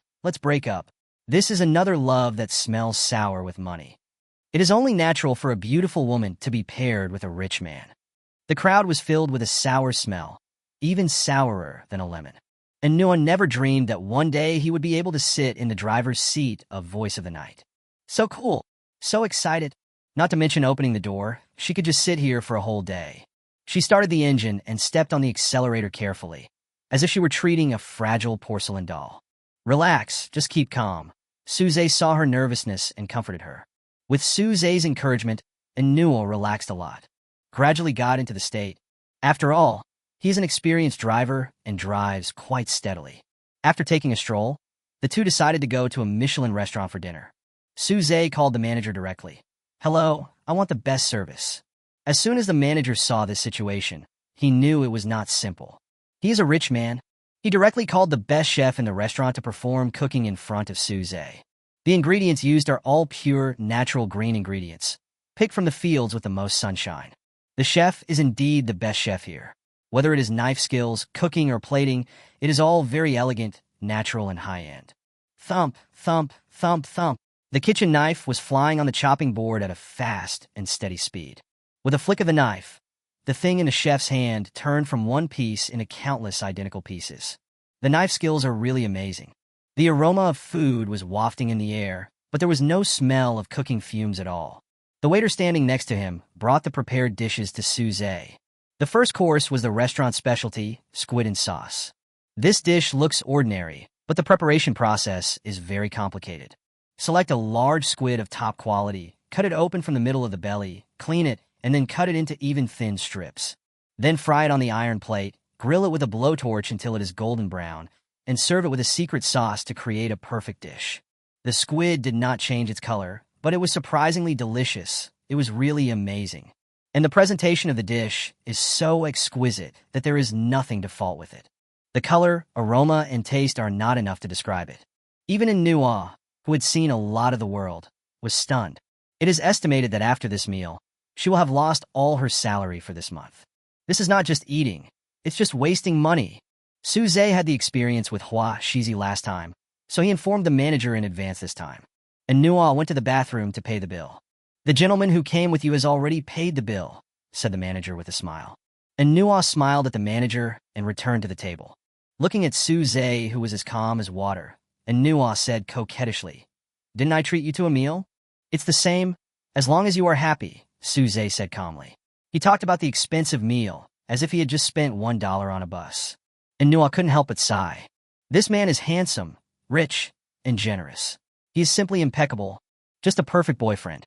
And Nua's feelings for Suze deepened. When Suze returned home, it was already past 9 o'clock in the evening. Just reached the stairs. Suddenly a figure emerged. Suze was really scared. Subconsciously took 2 steps back.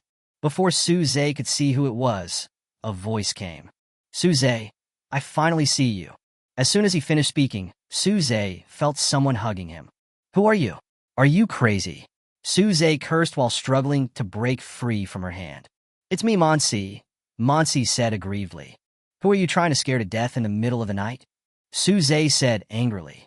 "You blocked me on WeChat, so I had no choice but to come to your house to find you. I've been waiting for you here for more than 2 hours, Monsi said in a crying voice. "Who told you my address?" Monsi didn't even think about it and blurted out, "Ajay." When she first asked Ajay for Suze's address, he refused to tell her. As a roommate, he certainly knew that Suze hated Mansi. And it has been since school days that she has been the type of person that Suze despises the most, because she is power-hungry and selfish. But Monsi begged him desperately, and even began to threaten him with his own life. Out of desperation, he told Monsi. The condition is that Suze must not know that he was the one who told it. Now Monsi told Suze without thinking.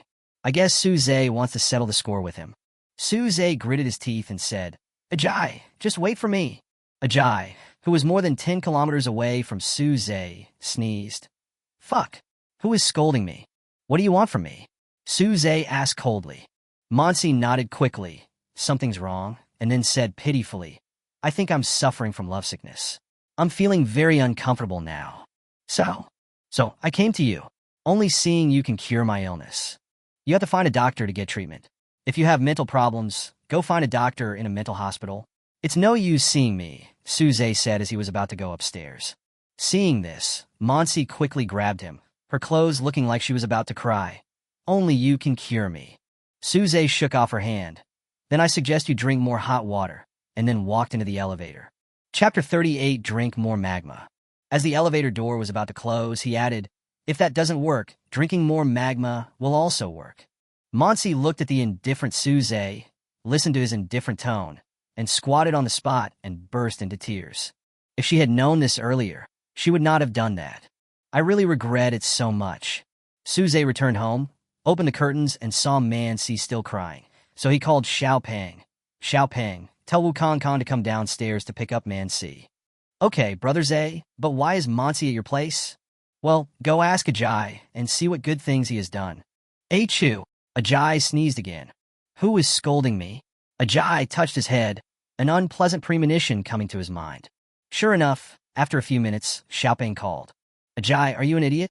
Why did you tell Monsi Suze's address? You knew Suze didn't like her." "I know, but she begged me and said that if I didn't tell her, she would hurt herself. There was nothing I could do," Ajay said, feeling very aggrieved. "What does her self-harm have to do with you? What's more, I don't believe that a young lady like her would really do that. Can you use your brain?" Xiaopeng said angrily. "I was intimidated by her at the time and didn't think too much about it. Anyway, you're done. Just wait for Suze to settle the score with you." "So finos?" Ajay asked guiltily. "Then how do you think I knew that?" It's over, Xiaopeng, brother fatty. please talk to Suze for me. I really didn't mean it. Ajay anxiously got up from the sofa. You always do such stupid things. I'll try my best. Just be mentally prepared. Xiaopeng blew out a smoke ring and then hung up the phone.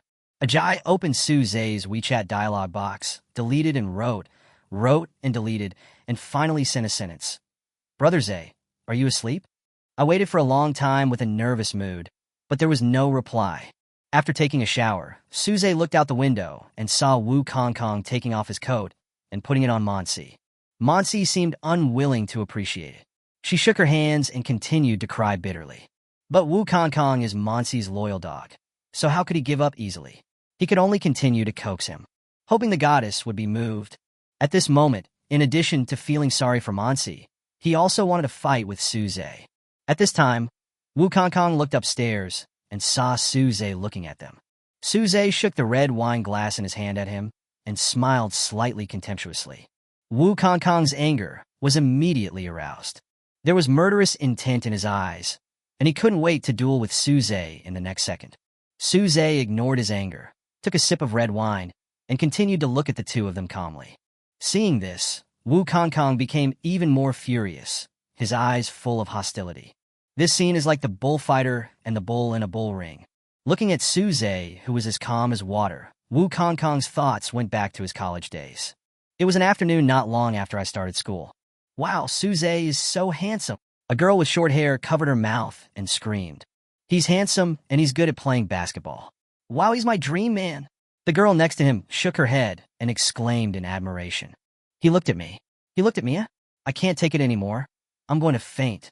Suze and Wu Kongkong were playing basketball, surrounded by a group of girls. They held various drinks and water in their hands, waiting for Suze to finish playing basketball and bring them water. In addition to those from the same class, there are also many senior students. On the basketball court, Xiaopeng pushed Suze and said, Suze, what kind of magic potion did you give to the girls in our school? They're all so obsessed with you. Suze threw the basketball in his hand into the basket. Play well.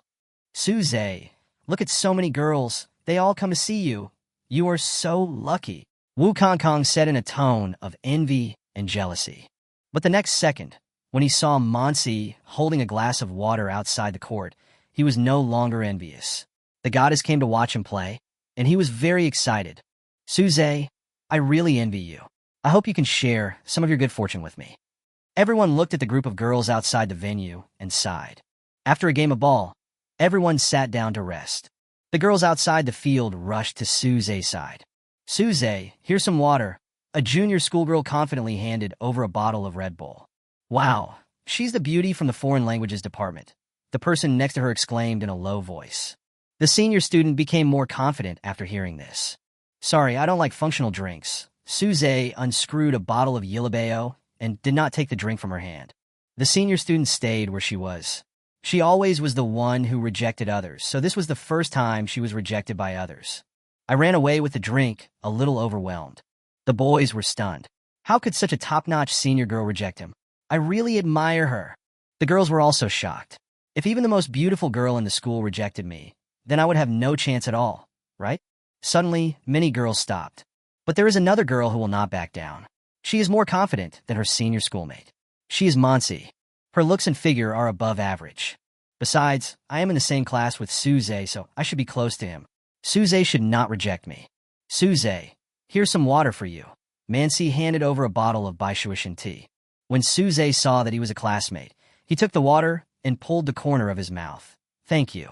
Mansi turned around and looked at the girls beside her, who were eager to try, proud like a black swan. The look in his eyes and his movements were saying, don't waste your energy, he likes me.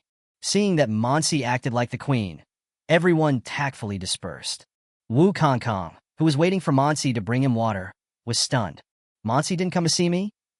The goddess likes others. At this moment, his heart was broken. This love ended before it even began. However, he will not give up easily, even if it means being a bootlicker. He took a sip of water and looked at Suze. He was so calm that there was a hint of hostility in his eyes. But it was nothing compared to the hostility in his eyes now. Suze felt his hostility and was too lazy to pay attention to him. I don't have the heart to read the story of the bootlicker and the goddess. I drew the curtains and went to bed. Crack. go to bed early and get up early to feel energetic and comfortable. Suze opened the curtains and stretched. Looking at the tiny sun peeking out from the distance, Suze felt very happy. Squeak! Call! I opened the window and took a deep breath of fresh air, and the last bit of sleepiness was driven away. However, the next second, achoo! Suze sneezed loudly. It's still a bit cold in the mornings in late spring. Half an hour later, Suze started running errands for the day. This address on the list looks familiar. Chapter 39.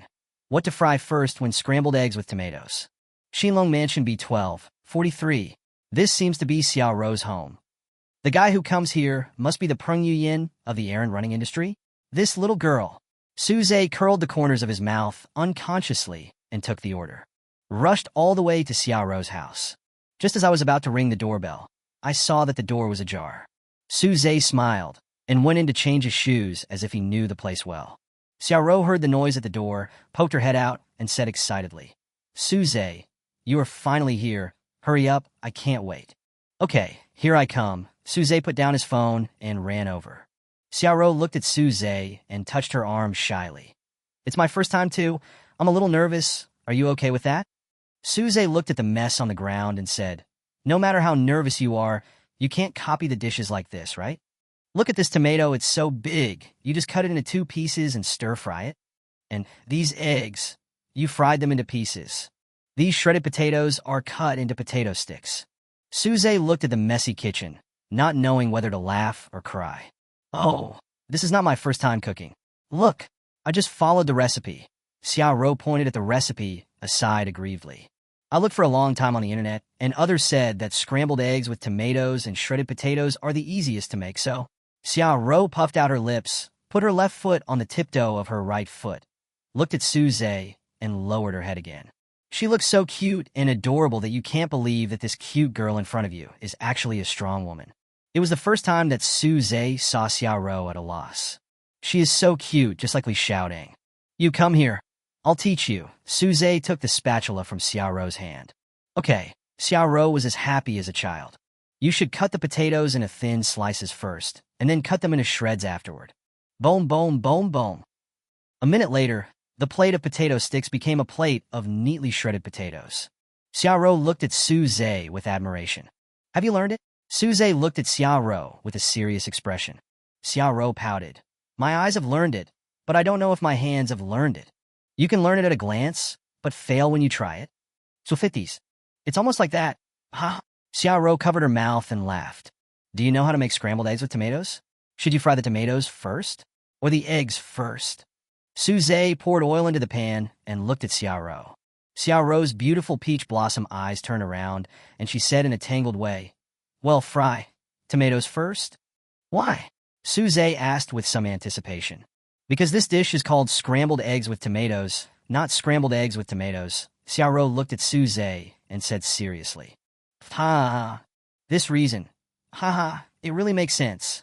Suze seemed to have his funny bone hit, and he couldn't stop laughing, holding his stomach. Xiao Rou looked at Suze, who was laughing uncontrollably, and frowned slightly. Could it be? Am I wrong? No, you are absolutely right. Your statement is really original. Suze took a deep breath and calmed down. When it comes to scrambled eggs with tomatoes, there's no saying which one should be fried first. But people usually scramble the eggs first, Suzy said as he began to beat the eggs into a bowl. Why? Xiao Rou asked as she watched Suze's skillful technique. Because it's convenient, Suze stirred the egg liquid with chopsticks. Convenient? Xiao Rou had a big doubt in her little head. Yes, because it's easier to take the eggs out of the pan once they're cooked. Wouldn't it be inconvenient to fry the tomatoes first, and then take them out? So, scrambled eggs with tomatoes need to be cooked in 2 batches? Xiao Rou said with her eyes slightly wide open. That's right, the tomatoes are almost done. Add the fried eggs in and stir-fry for a few times. Then it's ready to serve, Suze said as he put the eggs on the plate. This looks like a simple dish, but the process is quite complicated. Xiao Rou couldn't help but sigh. I began to secretly admire the housewives who took care of their husbands and children at home. I feel that I am still suitable for focusing on work, because this maintains the taste and color of the dish. Suze stir-fried the tomatoes skillfully. Xiao Rou looked at Suze intently, listened to him carefully, and couldn't help but admire him even more in her heart. How come this man knows everything? Is there anything he doesn't know? He has the body, the face, the status, the money, the skills. It's so perfect. Xiaoro looked at Su Zhe in a daze and began to smile at him foolishly. After Su Zhe finished cooking, he looked at Xiaoro, who was smiling foolishly at him, and he knew what she was thinking. He scratched her nose and said, "Wipe your saliva and get ready to eat." Xiaoro came back to her senses, her face flushed, and she quickly changed the subject. Yes, there is still some fruit that hasn't been taken out. I'll go get it." Then he ran to the fresh food room.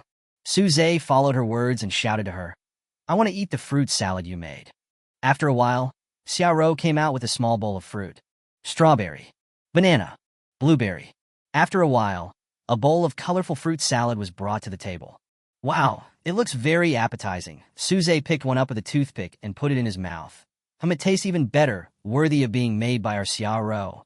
Xiaoro looked at Su Zhe happily. "As long as you like it. Come, let me feed you one."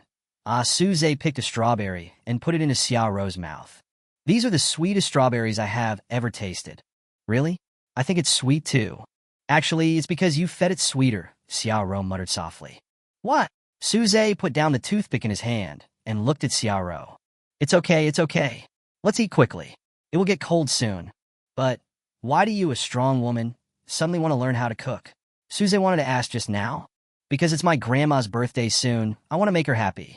When I was a child, my parents were always busy, so I often went to my grandmother's house for dinner. My grandmother would often make scrambled eggs with tomatoes and shredded potatoes for me, and she loved them," Xiaoro recalled with a happy face.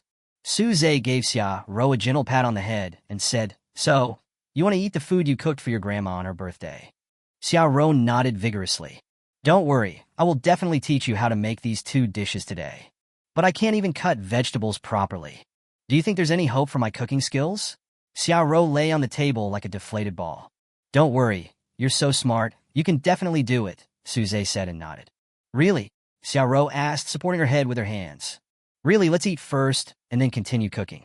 If I can't teach you today, I won't go home." Su Zhe picked up a piece of shredded potatoes with chopsticks and gave Xiaoro. Chapter 40, It's a Pity You Don't Become a Detective. Xiaoro got up from the table. "Well, with such a good master here, I don't believe that I can't even cook these two dishes well." "That's right. Our Xiaoro is good at both the workplace and the kitchen." After Su Zhe's encouragement, Xiaoro's morale was immediately boosted. After taking a bite of the shredded potatoes in the bowl, he looked at Su Zhe in amazement and gave him a thumbs up. "Wow, your cooking skills are almost the same as my grandma's. They are on par. Ever since I've eaten the shredded potatoes made by my grandma, I feel like other people's are just rubbish. There's no comparison. This dish you made is too delicious." Xiaoro couldn't help but pick up a piece of food with chopsticks and put it in her mouth. "The texture and taste are so good. I must learn how to make it today," Xiaoro said while covering her mouth and chewing. At this time, Xiaoro had already regarded Su Zhe as a special family member and began to pay less attention to her own image. "Okay, try the tomato and egg." Su Zhe pushed the plate of food in front of Xiaoro. Xiaoro picked up a piece of egg and tomato and put it in her mouth. It's a little sweet, a little smooth, and tender. It has the aroma of tomato and the aftertaste of egg. It's delicious. "Is this the feeling you want?" Su Zhe asked expectantly. "Yes, that's the feeling. The only difference between you and my grandma is that your fried eggs are more tender, while hers are a little bit older. Then let's use a slightly bigger fire next time we fry. I think this is good. My grandma is old, and it's easier for her to digest if she's a little tender." Xiaoro picked up a piece of tomato and egg with chopsticks and put it in Su Zhe's bowl. "Eat too, and teach me when you are full." While eating, Xiaoro suddenly asked, "Su Zhe, what other dishes can you cook?" "That's a lot. I know most of the home-cooked dishes," Su Zhe said, putting down his chopsticks. "Wow, how did you learn that? That's amazing. This is all thanks to my dear parents." "Do they teach you often?" Xiaoro held her chin with her hands. Su Zhe shook his right index finger. No. It's because I was raised in a free-range environment. Since I was little, my dad has taught me a lesson. Boys need to be able to do many things, and the first thing they need to know is cooking. This way, even if you are alone, you can still have a sense of family life and not be too lonely. Your parents are so foresight. Your dad's cooking must be delicious too, right? It is delicious. But later, my dad told me that the reason why his cooking is so delicious is because my mom went back to her parents' home, and he worked hard to learn cooking skills at home. From being able to barely survive by starving in the beginning to becoming a master in the end, he even got to enjoy the feeling of being a house husband. Suze wanted to laugh when he talked about it. And your father became the boss of your kitchen? Yes, I fell in love with cooking under the influence of my father. When they were not at home, I cooked for myself. I failed many times, but after my father's guidance, I became what I am now. That's amazing. Come, let's eat quickly, and then I'll teach you well. Good. Xiaoro ate a lot today for the first time in her life. Not only because it tastes good, but also because it was made by Suze. After dinner, the nanny cleaned up the kitchen. As soon as she finished cleaning up, Xiaoro couldn't wait to pull Suze in. She really wanted to learn how to cook these two dishes. After trying several times, finally I succeeded. Although there is a slight difference in taste, you can't taste it unless you taste it carefully. Yeah, finally succeeded. Xiaoro raised her hands happily and high-fived Suze. You're the best. You're so clever and deft. Suze raised his hands and high-fived Xiaoro. How can I thank you? This is the first time I've learned how to cook. You're treating me to a meal, aren't you? It's even. If you really want to thank me, then just call me Master, Suze said with a smile. When Xiaoro heard this, an idea to tease him popped up in her head. Master? Yeah, Sofia straightforwardly. How much does it cost to go to Wanda Plaza? Xiaoro smiled and left the kitchen. Suze looked at Xiaoro lovingly. It was the first time he heard her joking with him. He followed her words and said, You are so beautiful. You don't need money. Hee hee. Xiaoro's pleasant laughter came from the living room. The nanny and aunt at home heard this and laughed happily. Having been in this family for so long, Xiaoro has been very kind to them. She never treats them as servants, but always treats them as family members. But Xiaoro hardly ever smiled, and when she did it was just a slight smile. I had never seen such a happy smile. It seems that the guests coming today are very important to Miss Xiaoro. The aunt stopped sweeping the floor and walked over to say to the nanny, I think you should be the person Miss Xiaoro likes. Last time he came to our house, and Miss Xiaoro was very happy. Really? That should be it. While Xiaoro and Suze were playing, Xiaoro received a call from her secretary. After hanging up the phone, Xiaoro came out of the bathroom. Suze, I'm sorry. I have some urgent matters to attend in my company, so I can't accompany you, Xiaoro said with her head down, feeling a little guilty. It's okay, that's great. I'll go take the order too. Suze shook the phone in his hand. Or, I'll take you to the company. It'll take too much time to wait for your secretary to come. Suze walked towards the door with his coat. Okay, I'm bothering you again. Xiaoro sat on the shoe-changing stool and looked up at Suze. It's no trouble. We are already so familiar with each other. Suze blinked his left eye handsomely. Xiaoro immediately lowered her head because her heart was moved again and her face must have blushed. After calming down, he went out with Suze. He walked up to the voice of the night, raised the door, and placed his hand on the car frame. Come in. You changed your car? Xiaoro looked at him in surprise. I'll tell you on the way. Suze closed the passenger door. When Xiaoro saw this car when she just went out, she was a little curious. How did this car, which is unique in the world, end up here? As a result, it was Suze's. Given his previous experience, it's not surprising that Suze has such an expensive car. She was very curious about how Suze bought this car. Xiaoro looked at Suze with a puzzled look, but didn't know how to ask. Suze immediately saw through her confusion. Are you wondering how I bought this car? Xiaoro touched her neck. You can see this? As soon as you left the house, you looked in the direction of the car with a puzzled look on your face. Then when you found out it was my car, you looked surprised. So you must have known something about this car. Then you kept looking at me puzzledly. So you must be very curious about why this car is in my hands. Your ability to read people's expressions is so strong. It's a shame if you don't become a detective. You're absolutely right. Xiaoro leaned back in her chair, looking at Suze with admiration. Chapter 41, Rewarding the King of Buildings. Suze smiled slightly. You know what? Being a detective was my childhood dream. So do you like watching Detective Conan? I love watching it, and I also like watching suspense movies, Suze said with great interest. We talk about a lot of suspense movies along the way. Soon, we arrived at Xiaoro's company. Then I'll go in first. Xiaoro unbuckled her seatbelt and said goodbye reluctantly. Go quickly, we'll make an appointment when you're free, Suze waved his hand. It was lunchtime, and the company was bustling with people coming and going. Many people saw Xiaoro getting out of a top luxury car. Look, Miss Xia, a girl poked the other girl with her finger. Really? Is this Mr. Xiao's boyfriend? Look at this car, he's not just an ordinary guy.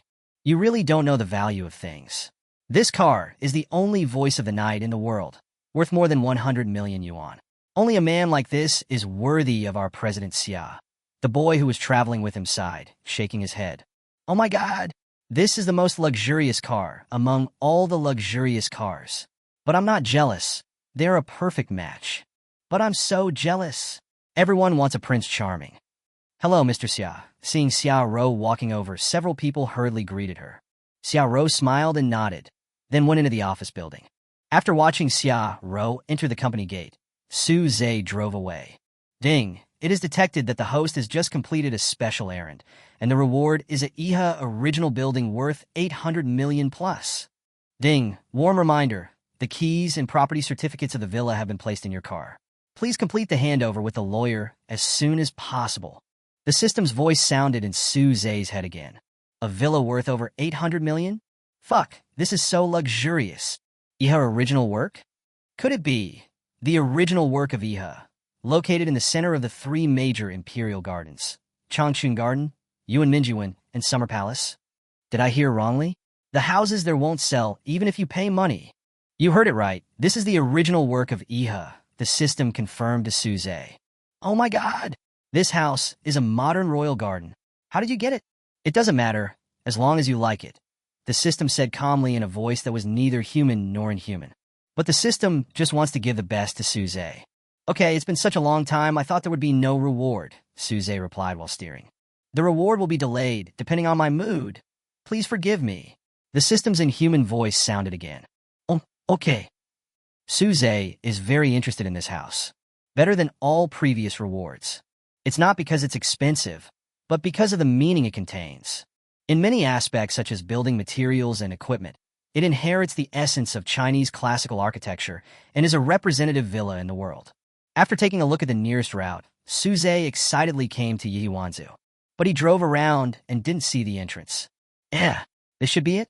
Why is there no entrance? Su Zhe stopped the car, frowned, and turned on the navigation. It's Yuanmingyuan West Road in Hadian District. And the navigation shows that we have arrived at the destination.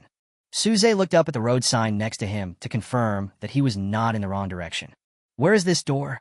Su Zhe looked around and saw nothing but red walls and green tiles, and a magnificent mansion nestled against the mountains and beside the water. He didn't see a gate at all.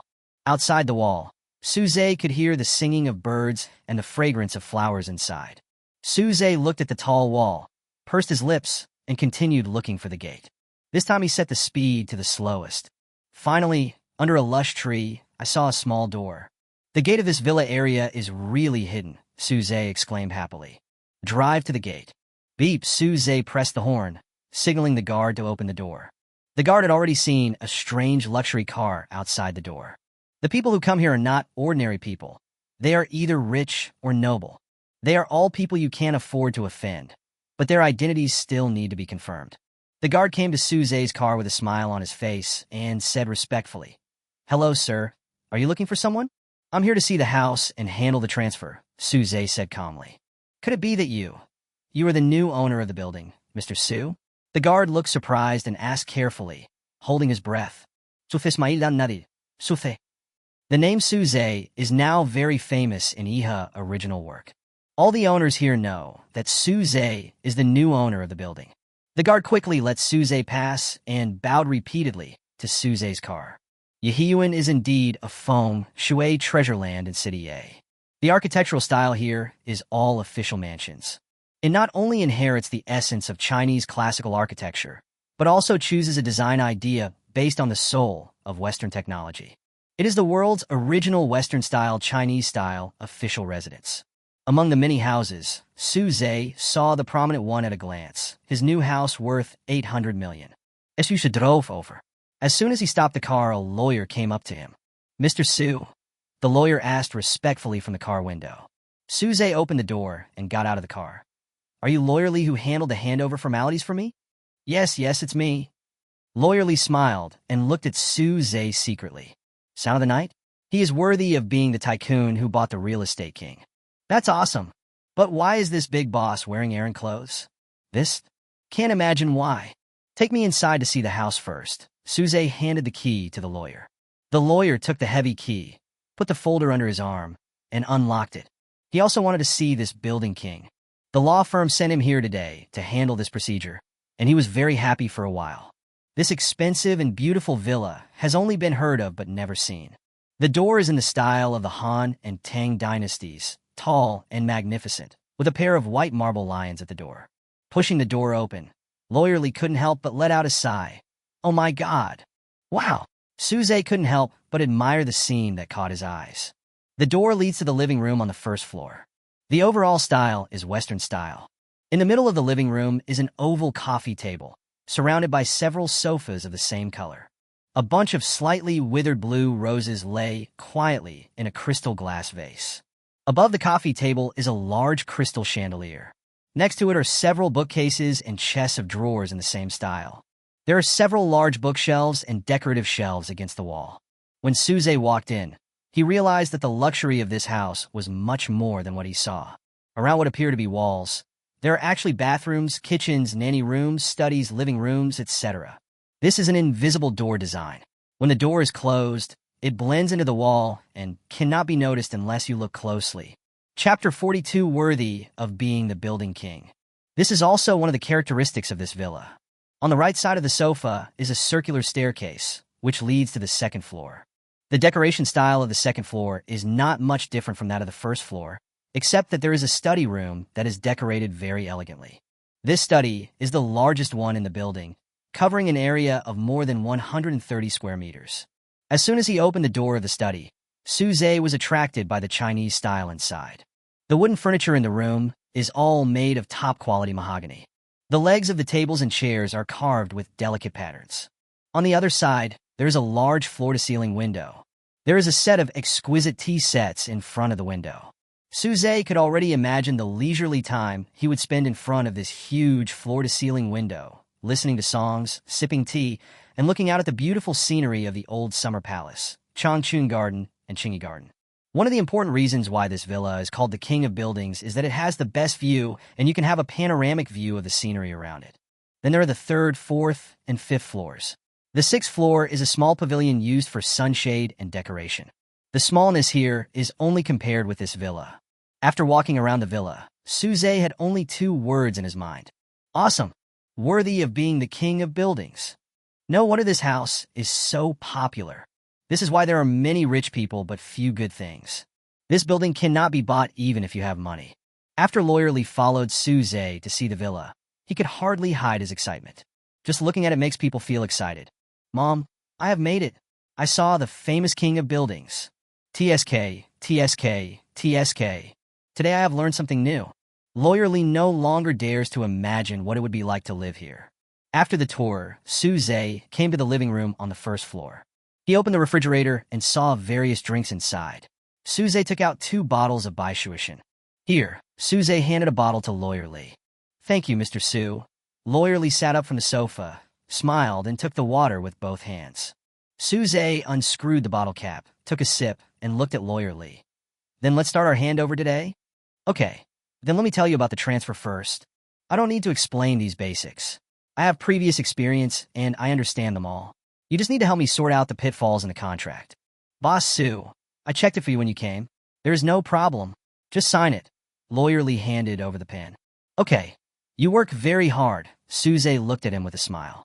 Lawyer Lee scratched his head and smiled shyly. Thank you, Boss Su, for the compliment.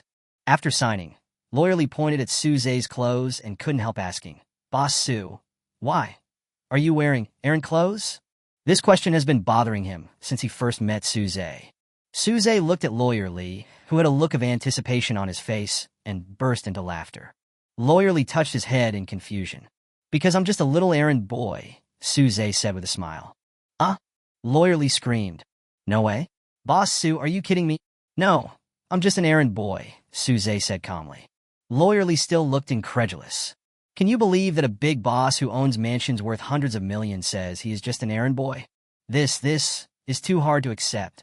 Is this how you make money by running errands? When Lawyer Lee heard Suze's affirmative tone, his face was filled with question marks. Boss, you're awesome. All of Lawyer Lee's emotions were expressed in a thumbs up. Boss Su, The previous owner of this villa hardly lived in it after it was renovated, but he had it cleaned regularly. Do you want me to help you contact a reliable housekeeping company? Suze thought, yes, it can't be left in dust, right? Okay, then I'll trouble you to help me arrange it. Okay. I promise to arrange everything clearly for you. Suze smiled slightly to express his gratitude. After the contract was signed, Suze said goodbye to Lawyer Lee and returned to work. After Lawyer Lee sent Suze away, he quickly contacted his friend who was a manager in a high-end housekeeping company. Finally, 5 Annies were arranged to come and clean the place and change the bedding and carpets. There is no way. The area is too large and 1 or 2 Annies cannot clean it. 5. It took them a long time to clean the villa inside and out. Suze took 2 orders in the afternoon and went home. He is considering moving there, but it's a bit far from here. After thinking for a while, I decided not to move. Wouldn't it be nice to live on both sides? Suze was watching a TV series in the evening when suddenly, Yi sent him a message. Is a location and a sentence. Huh? Is it How Tai Hotel? The place where they gathered was the How Tai Hotel. Suzy, tomorrow is Saturday. I'm looking forward to seeing you cute. When Suze saw it, he quickly opened the calendar on his phone. I almost forgot that tomorrow is Saturday. I have to accompany E to attend the class reunion. Reply to Yi, silly girl, we can see each other tomorrow. Are you done with work? Yi, it's over. I've been working overtime every day to finish the client's manuscript recently. I finished early today, tired. Reply to Yi, I feel so sorry for you. Don't get too tired. Go to bed early today and sleep in. Go to the class reunion in your best condition tomorrow. I'll pick you up at 5:30 tomorrow. Yi, I know. I'll wait for you. You should also go to bed early. Good night, Moon. This good night has a special meaning to Yi. Good night equals 1 and equals I love you. I love you. Yi was very happy to see Suze's reply of good night, even though she knew Suze didn't think that much. After saying good night, she did not go to sleep, but looked at Suze's profile picture and signature over and over again. I looked through Suze's circle of friends in the past 6 months, carefully ponder every word and picture, guessing what he was feeling at that time. By the end, my eyes were so sleepy that I couldn't open them. Holding the phone, I fell asleep sweetly. Wanted to her in my dream. The next day, Suze took orders and ran errands as usual and visited several new communities. At 4 o'clock in the afternoon, Suze returned home. Start washing and packing. Since Yi asked him to pretend to be her boyfriend, she must have wanted him to support her. So, you definitely can't go there in your errand clothes. However, there is no need for him to dress up. After all, he is naturally beautiful. After taking a shower, Suze wrapped himself in a bath towel and stood in front of the mirror. The lines of the six-pack abs are clearly visible. His dripping hair added a touch of charm to him. Smooth and flawless skin without any makeup is better than 99% of the people on the street, and the remaining 1% are those who use makeup. Suze actually doesn't understand why boys wear heavy makeup. I always feel something weird, and it makes me feel uncomfortable just looking at it. Suze picked up a white towel and wiped his hair, then turned and went into the cloakroom. Chapter 43. The Supporting Event. It's time to choose clothes again. Looking at the rows of clothes, I finally understand the trouble girls have when they go out and don't know what to wear. However, since it is for show, the clothes must make you look like a successful person. So I wore a suit. Suze took out a more businesslike suit. After I got dressed, it was just past 5 o'clock. I went downstairs, got in the car, and went to Yi's house. As soon as I arrived at her neighborhood, I saw her waiting there. But she didn't know it was Suze. Still looking in the direction Suze came from. It wasn't until Suze got out of the car that she reacted. Suze, did you change the car? Yi looked at him in surprise, then looked at the car. Although I don't know what kind of car this is, it looks expensive at first glance. Suze said slowly, "Oh, I'm tired of driving that one. Let's change to a different one." Yi went over and touched the god of night. "I think this car is more domineering." Suze smiled and said, "It's more sporty." Then he asked, "How long have you been waiting here?" Yi smiled shyly. "I just came down. I have nothing to do at home, so I came out to wait. Shall we go then? I'll give you navigation." Yi opened the Gouda map. "No, I can find it," Suze said as he fastened his seatbelt. "How could I not find my own home?" Suze drove to the How Tai Hotel in a short while. There were a lot of people gathered at the door. Some were waiting for someone, and some were chatting. but most of them are Yi-Yi's classmates. Boom, boom, boom. The sound of a sports car interrupted everyone's conversation. Then everyone saw a super luxury car parked in front of the hotel. So they all stopped chatting and turned their eyes to the luxury car. Oh my god, who drives such a unique car?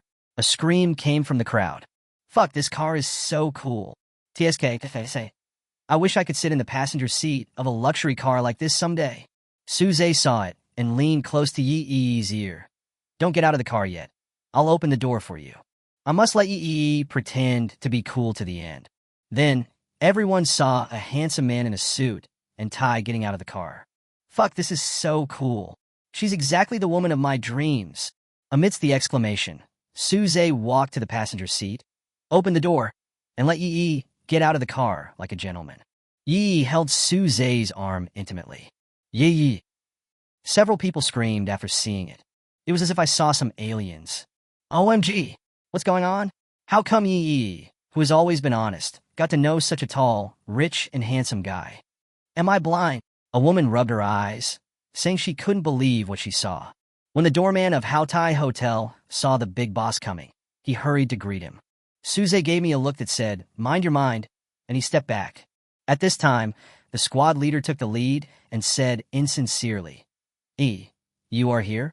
She held Yi's hand in a shy and pretentious manner, with a broad smile on her face. If you didn't know them, you would have thought they were close best friends. His eyes were still glancing at Suze, trying hard to get his attention. The real purpose is not to drink. Suze saw through her thoughts at a glance and rolled his eyes at her. Yi struggled to break free from the monitor's hand a little uncomfortably and smiled shyly. Suze immediately knew what was going on. These women are so terribly hypocritical. The security guard in the monitoring room saw the big boss appear on the screen and quickly called Manager Chen. Manager Chen put down his work and rushed out. As soon as I went downstairs, I saw Suze and a girl holding hands, quite intimate. And it's not the same one as last time. Suze saw Manager Chun coming towards him enthusiastically and quickly winked at him. Manager Chun is indeed a seasoned veteran, and he understood it immediately. The big boss must want to test this girl, so he didn't let me call him. There are too many gold diggers nowadays. Manager Chun thought to himself. When everyone saw that Yi had found such a rich and handsome boyfriend, they all came over to greet her. Among them, there were people who were truly happy for Yi, but most of them had bad intentions. Nowadays, few people will sincerely wish well to their classmates and friends who are better than themselves. You are amazing. You have such a tall, rich, and handsome boyfriend. That's right, please introduce it to us. The girls who surrounded him all had smiling faces, but they were actually thinking about how to steal his love. Yi looked at Suze. This is me. What a beautiful day, what a pity. Just as Yi opened her mouth, Suze's cell phone rang. He saw that it was Secretary Yang, assistant to the president of Haotai Group, calling. Suze said hello to Yi and went to answer the phone. Hello, Secretary Yang, what's going on? Mr. Su, the company has an urgent document that requires you to come back and sign it, said Secretary Yang, who is usually capable a little anxiously. It seems that this file is very important. Okay, I'll go over now. After hanging up the phone, Suze called Yi over. I have something urgent to deal with. You go and have dinner with your classmates first. I'll be back soon. Wait for me. Okay, go ahead, Yi said a little disappointed. When Suze left, she could guess with her toes what they would say next. She was tongue-tied and couldn't win the argument with them at all. The classmates who were watching Suze and Yi on the side saw Suze driving away by himself, and they all walked over to Yi. Why did your boyfriend leave? The girls, led by the class monitor, felt really happy when they saw Yi, who was a little disappointed. Let's go in, suggested a girl who had a good relationship with Yi. Then he took Yi's arm and went into the hotel. The other students followed in. In fact, Yi had no choice but to let Suze pretend to be her boyfriend. This time, when the two dormitories got together, everyone brought their boyfriends and even specifically cue her in the group. But Suze was gone now, and she could only pretend to be calm. A group of people came to the box. Because this is a couple's party, there should be 24 people in total, and we are still short of 4. Why hasn't Lulu come yet? The squad leader said as he sat down. I guess I'm still dressing up. This Lulu is the same Lulu that Li Xiaoding and Suze met before. She was a socialite, and thanks to her extraordinary hypocrisy, She was very popular in college. She was also the one who took the lead in isolating Yi, and Yi hated and feared her. Who was talking about me? As everyone was discussing, a sharp voice rang out. Lulu, dressed up beautifully, pushed the door open. Behind her is the newly emerged rich second-generation bootlicker, responsible for carrying her bag and supporting the team. Hey Lulu, you're here at last. That's right, you're late. You should drink 3 cups as punishment. Let me tell you, you just missed Yi's boyfriend. Chapter 44. Sorry, I'm late. Everyone gathered around Lulu and talked. It seemed like she was the protagonist of this party. Yi sat in the corner without saying a word. Really? What did I miss? Yi's boyfriend. Lulu said disdainfully. Yes, her boyfriend is very handsome and super rich, the monitor said excitedly. Lulu looked at Yi. Oh, then I am late? Then she said sarcastically. I don't know what her boyfriend does. He is so busy on the weekend. Lulu and Yi live in the same dormitory. Because a boy Lulu likes Yi, she has always held a grudge against Yi. From then on, she would not miss any chance to make fun of Yi. So she would never tolerate Yi living better than her. A girl next to her poked Lulu and said, Lulu, you didn't see the car he was driving. It looks very rich. It's normal for rich people to be busy. Drive a sports car? Are you kidding? Lulu snorted coldly. Oh, sports car? I don't know if it's real or not. What if it's rented? She would never believe that Yi, who was so honest and easy to be bullied, could have such a rich boyfriend. Then he deliberately looked at Yi and said, I saw a news report a few days ago about a woman who rented a luxury car with her boyfriend to save face, but ended up running up a debt on her credit card and couldn't pay it back, so she was sued. I haven't heard that she has a boyfriend. Have you heard about it? Lulu glanced around. Everyone shook their heads, indicating that they had not heard of it. What does your boyfriend do? Why is he so busy? Yi only knew that Suze was an errand boy, and she was too embarrassed to speak. Adding to that Lulu's subtle verbal attacks, she hesitated and couldn't say a word for a long time. Yi is no match for the eloquent Lulu, who is an expert at bickering. Everyone looked at Yi, who was hesitating, and then looked at Lulu, who was speaking quite reasonably. She began to doubt the authenticity of her boyfriend. It can't be true, right? That's right. You wouldn't really rent a boyfriend and a luxury car to show off, would you?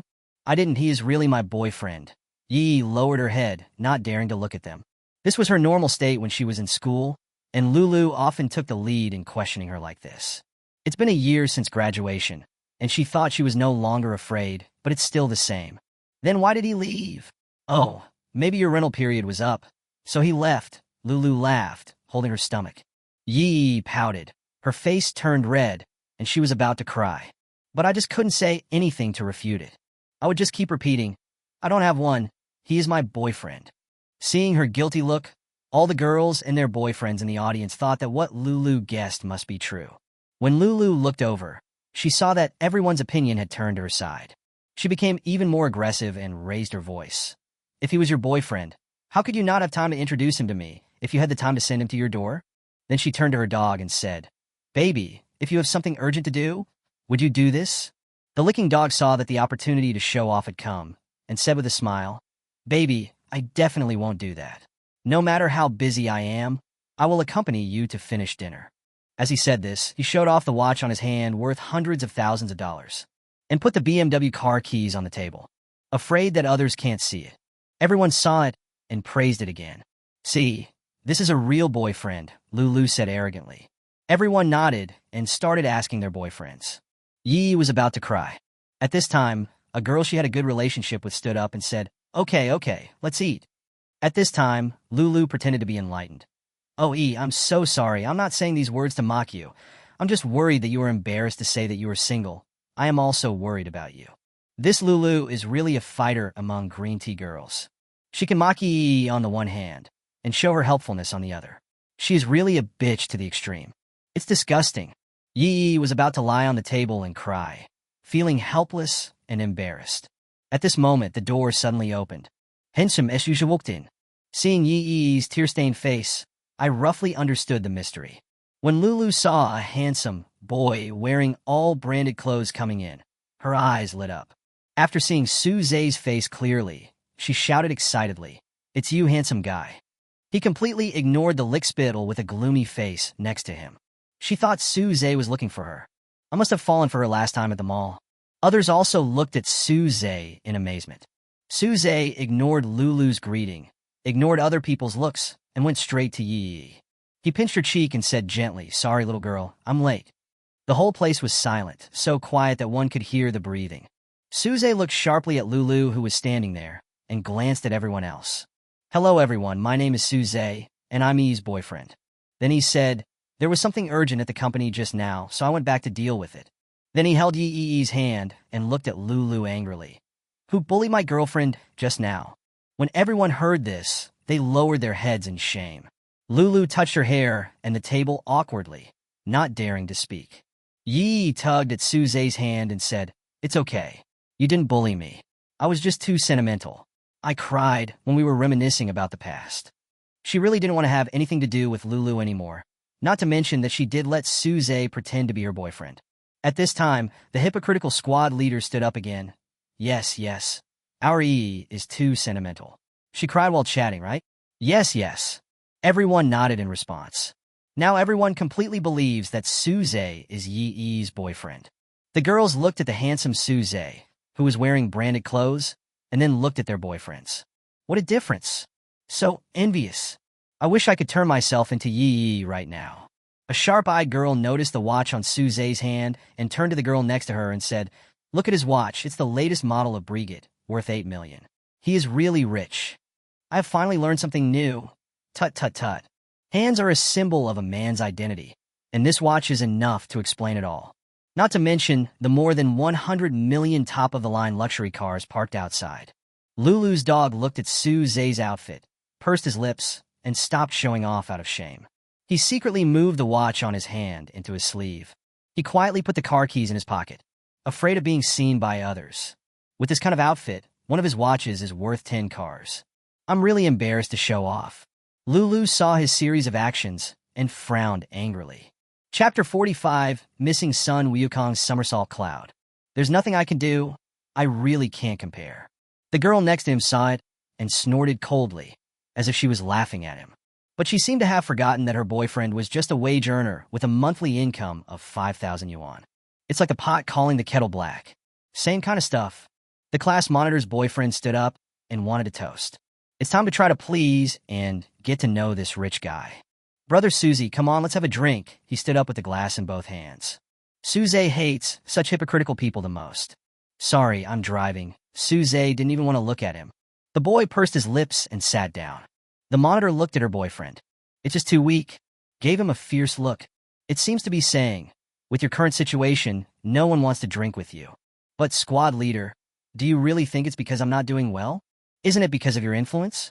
After spending so much time with a snob like you, I have become assimilated by you." Suze sat next to Yi. Sent a text message to Manager Chun. After a while, Manager Chun walked into the box with a large pot of green tea, followed by 3 beautiful waitresses, each holding a plate of lion's head, a can of freshly squeezed pear juice, and a large plate of longan. Everyone looked at what the manager was holding in confusion. "Did any one of you order these things?" The squad leader stood up and looked at everyone. Everyone shook their heads. Then he turned to look at Manager Chun and said, "Did they order the wrong things?" "We didn't order these things." Manager Chun gave a fake professional smile and said, "Ma'am, this is indeed not what you ordered. This is a gift from our CEO, Sue." Which President Sue? Everyone was even more confused. Manager Chun said calmly, "Let me introduce it to you first." Manager Chun picked up the green tea in his hand and looked at Lulu intentionally or unintentionally. "This is the green tea that our hotel specially imported from Baocheng, South Korea. The tea leaves are of the highest quality and ordinary people can't drink it." After putting the green tea on the table, he pointed to the lion's head in the waiter's hand and said, "This is a local snack in our hotel. It is made with the best ingredients. Let's have a taste. This is the highest quality pear purchased by our hotel. It is sweet and refreshing. It is a great gift for everyone to relieve their greasy feeling after meals. Finally, this is longan imported from Thailand. It is not only delicious, but also has inestimable nutritional value." After the waiter put down the things, Manager Chun walked up to Suze and said respectfully, "Boss Sue, everything has been served." At this time, the others understood that Mr. Sue was actually Suze, and these things were sent by Suze. Your boyfriend is the boss here. Why didn't you tell us? That's right, so low-key. Yi looked at Suze in confusion and tugged at his collar.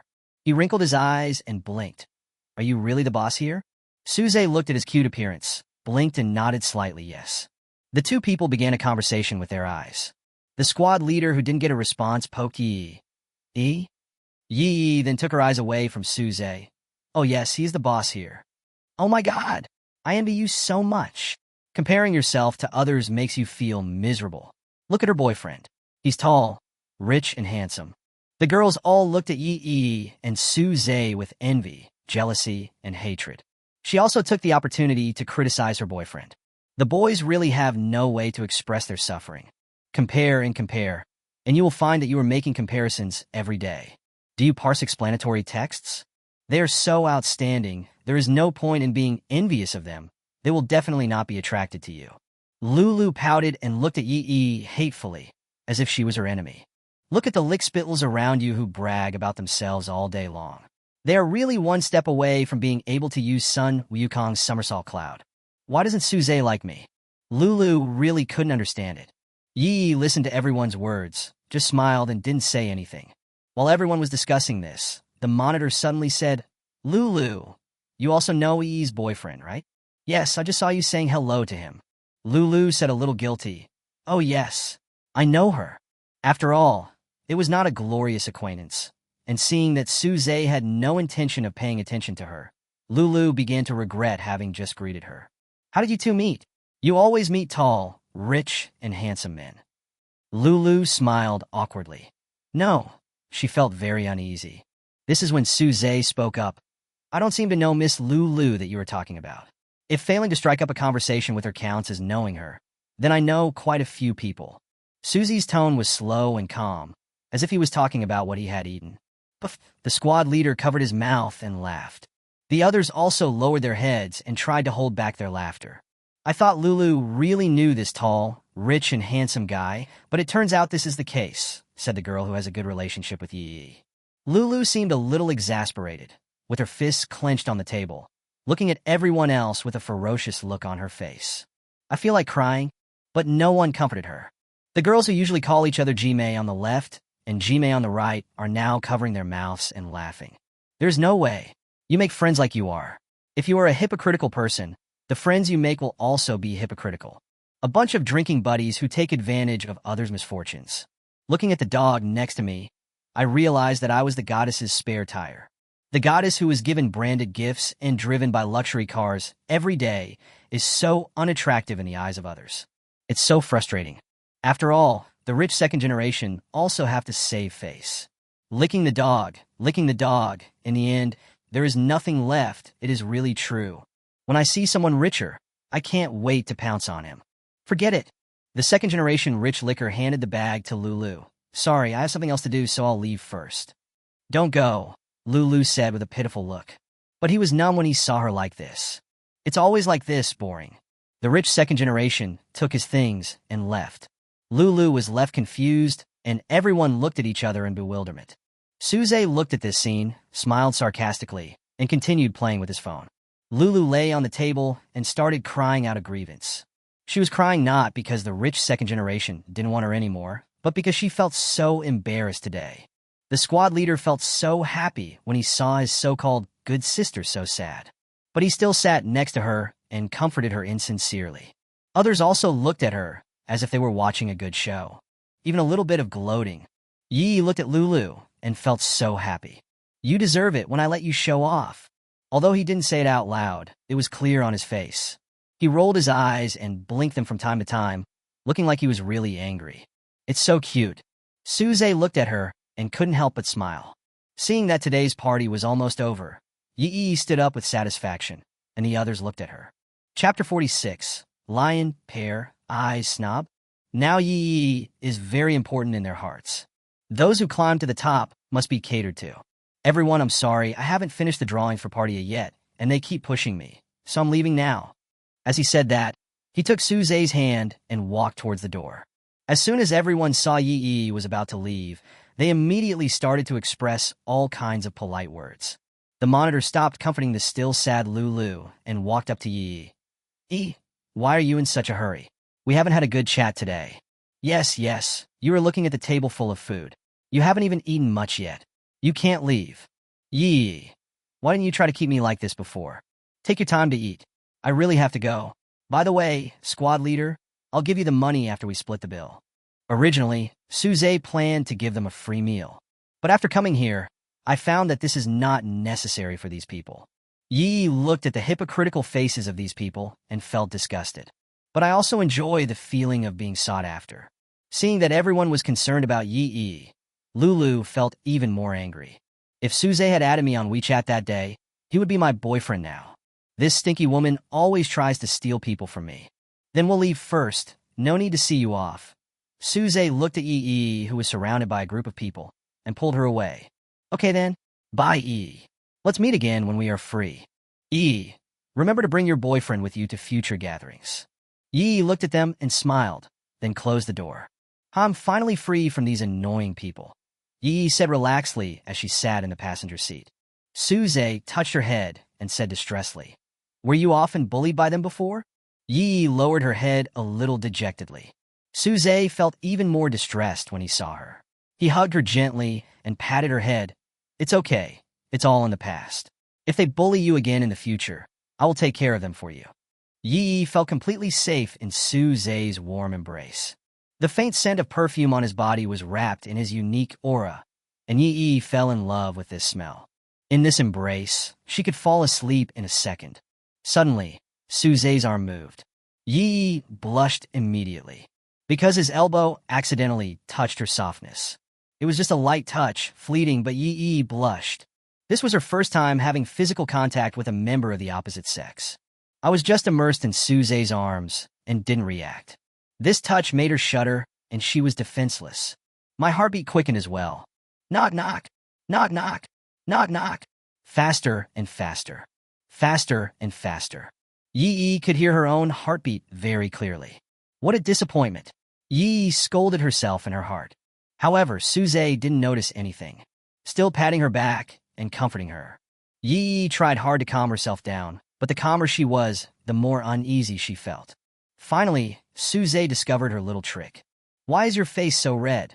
Suze looked at Yi's red face and said a little worriedly, Have you caught a cold? Suze touched his forehead with his left hand and Yi's forehead with his right hand. The temperature seems a little different. Suze quickly wrapped her clothes tightly around her. Yi lowered her head a little embarrassedly, hoping to catch a cold soon. Looking at your listless appearance, it seems that you really have a cold, Suze said as he took off his coat and put it on her. Yi, you finally let me wear your coat. Yi raised her head, narrowed her eyes, and said with a smile, Your coat is finally on me. Suze was stunned for a moment, then suddenly seemed to think of something and smiled slightly. In fact, he thought about what happened at the riverside last time after he got home. Maybe his brain was freezing at that time. Then he put the roof back on. Don't let it blow any more severely. He stepped on the accelerator and disappeared in an instant. As soon as Suze and Yi went out, the people in the box stood in front of the glass and watched them. Yi's boyfriend is so handsome even from a distance. TSK, TSK, TSK. I really want to sit in the passenger seat of this luxury car. Wow, they're hugging each other so sweet. The girl stood in front of the glass, shouting from time to time, Are we going to kiss? Wow, I also want a kiss from a tall, rich, and handsome guy, a girl said enviously. Then go ahead. Why are you looking for me? Her boyfriend was angry. She hurried over to comfort him. They are so close, it feels like they're just a couple in the honeymoon period. Her boyfriend was thoughtful enough to give her his coat. Huh? The roof is closed. Are you leaving?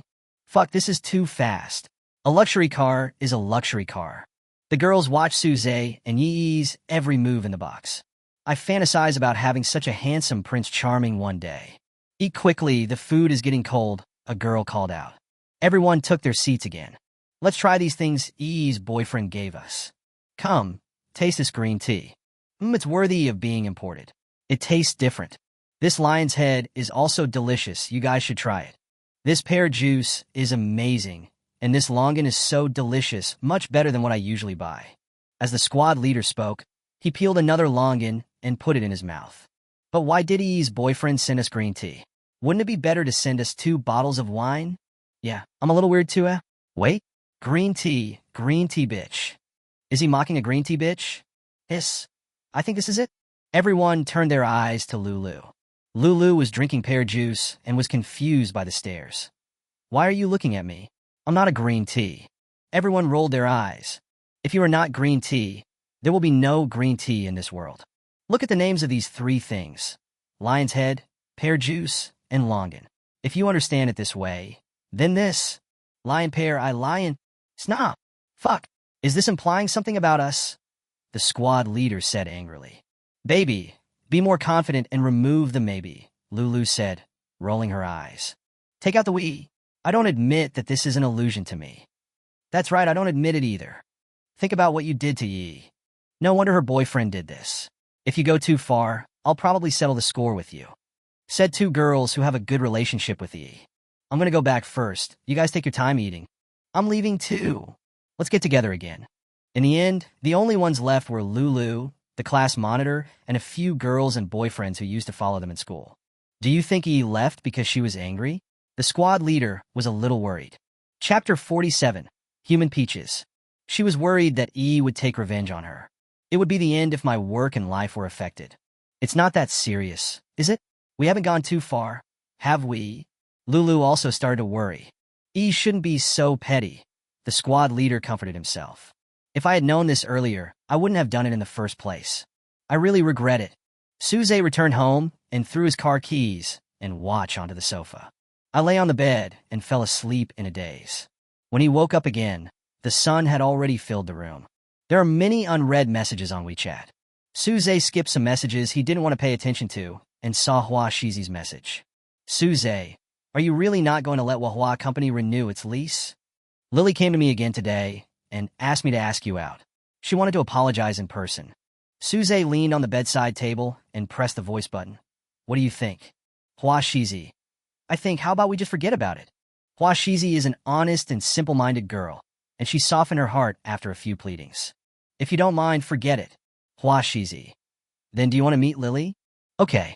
I'm free from 9 to 9:30. Tell her it's only half an hour. Let's meet at Xingbake on Nankai Road. Hua Shizi quickly told Lily. This silly girl. She forgets the past grudges as soon as someone asks her for help. At 9 o'clock, Suze had already ordered a cup of coffee and sat down. I also ordered a cup of coffee with sugar for Hua Shizi. 5 minutes later, Hua Shizi and Lily came running in. Satapazitsuzi. Suze gestured to Hua Shizi with his chin. This is for you. Hua Shizi put down her bag and said with a smile. Thank you, Suze. You are so punctual. Suze looked at her with a smile, still drinking his coffee, without even glancing at Lily. Lily saw that she didn't have her own coffee and smiled awkwardly. I'll go order a cup of coffee. I was really panicked. Before coming here, I was worried about what would happen if Suze didn't forgive me. After meeting him, I became even more panicked. Seeing Lily leaving, Suze said, You silly girl, someone bullied you so much, and you forgave her so easily, silly. I had already submitted my resignation report, but my colleagues, manager, and boss all advised me not to, and even my boss begged me, so I gave in and just... Being too kind will only make people bully you. I think your colleagues don't want to change their working environment, right? Suze put down his crossed legs and shook his head. Maybe. Will you let them continue to rent it later? Washizi leaned over and asked. Let's see how she performs, Suze said with a relaxed look on his face. At this time, Lily came over with a cup of coffee. After putting down the coffee, he glanced at Hua Shizi and then at Suze. Suze, I'm so sorry for what I said that day. I apologize to you. Suze sipped his coffee, looked at her, and said nothing. Lily awkwardly picked up the coffee and took a sip. The atmosphere was very awkward for a while. Hua Shizi quickly came to the rescue. Suze, Lily apologized to you. Lily looked at Suzy expectantly and nodded frantically. De su theater da word expressionlessly. I was so stupid that day and offended you. You're such a big boss, please forgive me. Lily smiled flatteringly. Suthe, oh, how bizarre. In order to renew the lease, he is willing to say that he is stupid. No one can match this shamelessness. It's really awesome. I admire you. Okay, you should know what to do, right? Clear. Lily agreed repeatedly when she saw there was a chance. Then I'll go run errands first, you guys chat. Suze and Hua Shizi exchanged a glance and left. Ever since her father scolded her last time, Her attitude towards Hua Shizi has changed 180 degrees. Everything goes smoothly at work, and always with a smile on your face every day. Do you think she has changed? Don't think too much about it. This is purely because of her father's authority. However, she really couldn't understand if Suze was just an errand boy. Why would he have such a big building? I can't figure it out no matter how hard I try. As soon as Suze went out, he received an order that was just for him. Make me happy? This is the first time I've seen such a request. Suze smiled as he looked at the request on his phone. Oh? The address is Xinlong Mansion Community, the same community as Xiaorou and Xiaotang. The remarks column reads, I won't tell you the house number. I'll wait for you at the gate of the community. This is the order placed by Li Xiaodang. She missed Suze so much, but she was afraid of disturbing his work, so she restrained herself from looking for him. But Suze is an errand boy, so it's okay to start with his job, right? So I placed Suze's order. But Suze didn't know that it was Li Xiaodang who placed the order. Suze came to the community and parked the car. I looked around but didn't see anyone who might be a customer. Make a call. Sorry, the number you dialed is busy. Please wait. Strange. Why is there no one here? Suddenly, someone patted Suze on the shoulder. Suze turned his head. Little sugar? What a coincidence. Suze was in a good mood when he saw the clever Li Xiaodang. Li Xiaodang waved her hands and shook her head. Well, unfortunately, I was just waiting for you. Waiting for me? Suze was a little surprised. How did you know I was coming? But the next second he reacted. Oh, it wasn't you who placed the order. Was it? Sufigrin. That's me, that's right. Ha! Didn't you expect that? Li Xiaodang laughed so hard that her body shook. A gust of wind blew over, and Li Xiaotang's skirt fluttered in the wind, coupled with her harmless, sweet smile. She is simply a peach on earth. How do you know my name is Eddie Peng of the errand running world? Suze's eyes were doting and his tone was gentle. I secretly saw you taking the order that time. Suze scratched her pink nose tip. Little brat, clever one. Ha, then from now on, you are mine. Your people? Because I am your employer, Li Xiaodang said with her head tilted, her pink hat making her look sweet. My mission is to make you happy. Tell me, what can make you happy? You don't have to do anything, just stay with me. Li Xiaodang held Suze's arm. Suze lowered his head to look at her. Because I'm happy when I see you, so there's no need to do anything. Li Xiaodang leaned her head on Suze's shoulder and said happily. Suze, this silly girl is too easily satisfied. Wow, your happiness is so simple, Suze said in surprise. It's not easy either, because only you can make me happy, Li Xiaodang said seriously. You are such a clever little fellow. My little princess, tell me, I will accompany you in whatever you want to do. I want to go to your house, Li Xiaodang said without hesitation. Chapter 48. Something worth 8 million is really worthless? Li Xiaodang probably didn't think much about it when she said these words. A young girl takes the initiative to go to a boy's house. What kind of operation is this? It's easy to make people think too much, okay? As soon as Suze heard what Li Xiaodang said, he let go of her arm. Look of surprise. Go to my house? This little girl is so naive. He said so directly that he wanted to come to my house. At first glance, she is an innocent little girl who has not been beaten by society. Yes, let me go to your house and let you teach me how to make desserts, okay? Li Xiaodang made a meow meow meow gesture. Looking at her mischievous look, Suze couldn't help but agree. Brother A's, you are so nice to me, Li Xiaodang said with a touched look on her face. Oh yeah, I forgot to ask if you can make desserts? Li Xiaodang had an innocent face and had no idea that what she had just said would cause people to think about something improper. Suze smiled helplessly, yet dotingly. Will do. Yeah, that's great. Li Xiaodang let go of Suze's arm and jumped happily. Hurry up, hurry up. He pulled Suze's arm and got into the car. Slow down. Be careful not to bump into anything. Suze helped her into the passenger seat. By the way, Brother A's, when did you change the car? The other day, Susie began to buckle her seatbelt. Every time Li Xiaodang forgot to fasten her seatbelt, Suze developed a habit of fastening her seatbelt before getting in the car. Li Xiaodang waited quietly and obediently for Suze to fasten her seatbelt.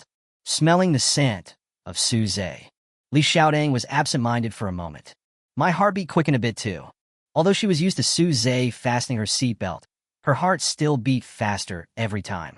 This cannot be controlled and is entirely the body's own reaction. Then, her face turned red.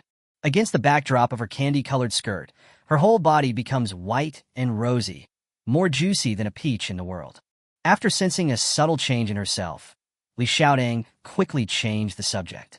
Brother A's, your car is so cool, and it's very comfortable to sit on. Xiaodong, are you hot?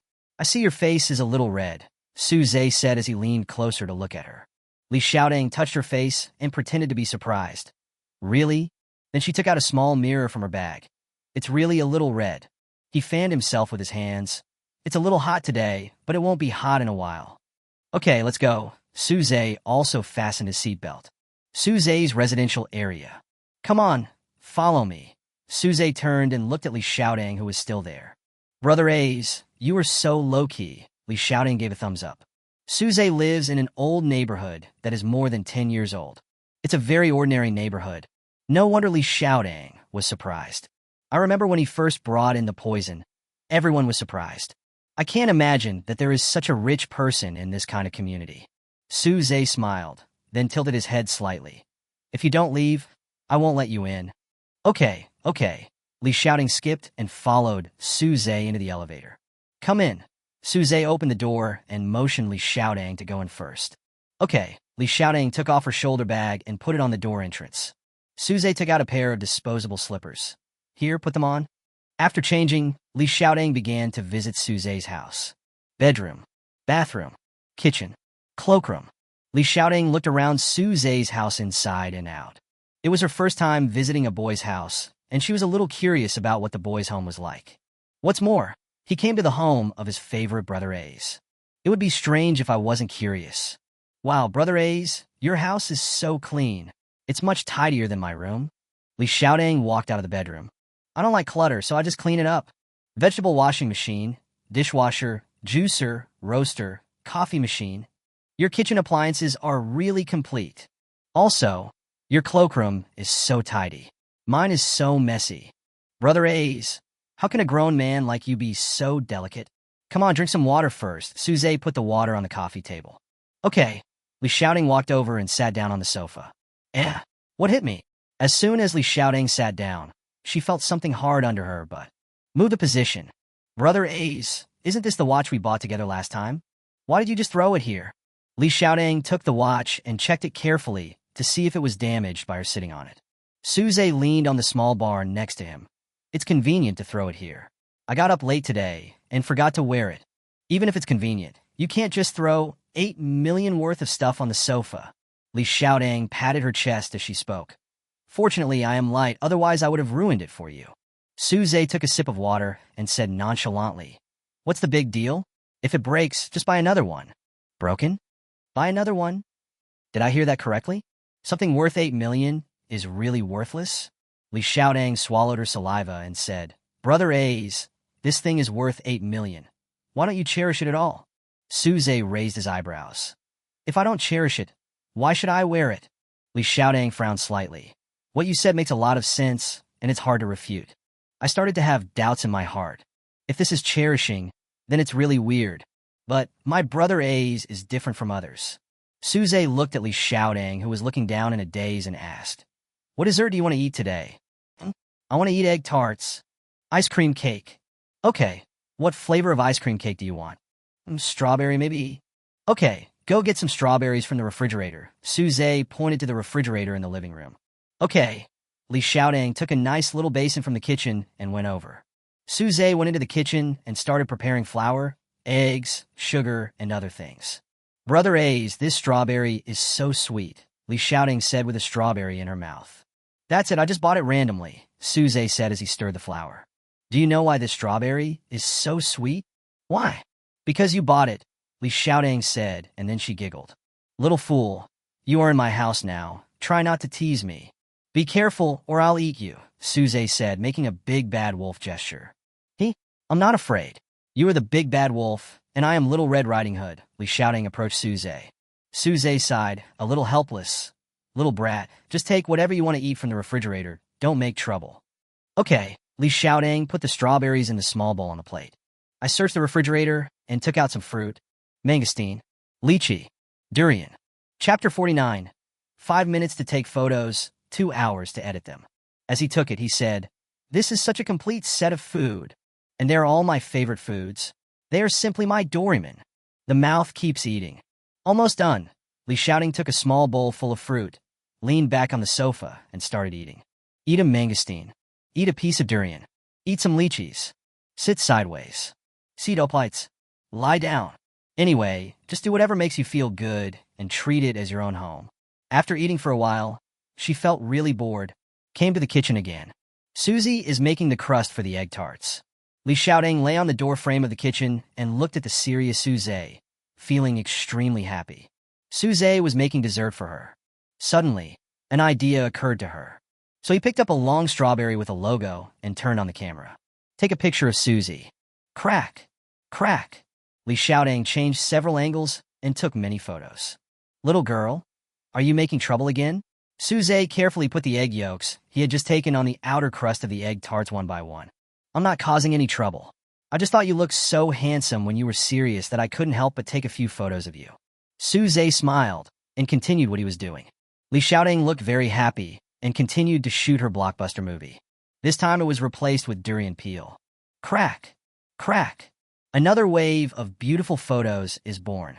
Susie put the finished egg tarts into the baking machine and patted the flour off his hands. Okay, you can eat it in 15 minutes. Then come here quickly. Li Shouting pulled Susie's arm and sat on the sofa. Put the photo you just took in front of him. Brother A's, look at the picture I took for you. It looks good, right? Li Shouting said proudly. Susie was flipping through the photos on his phone. It's really a beautiful picture. You have good photography skills. It's mainly because the model is good looking and I didn't even use the beauty filter. I have to say, Brother A's, you really are very good looking. Li Shouting looked like a fangirl again. Take a picture for me with the beauty camera. Let me see it. Susie moved back and made a gesture with his hands unconsciously.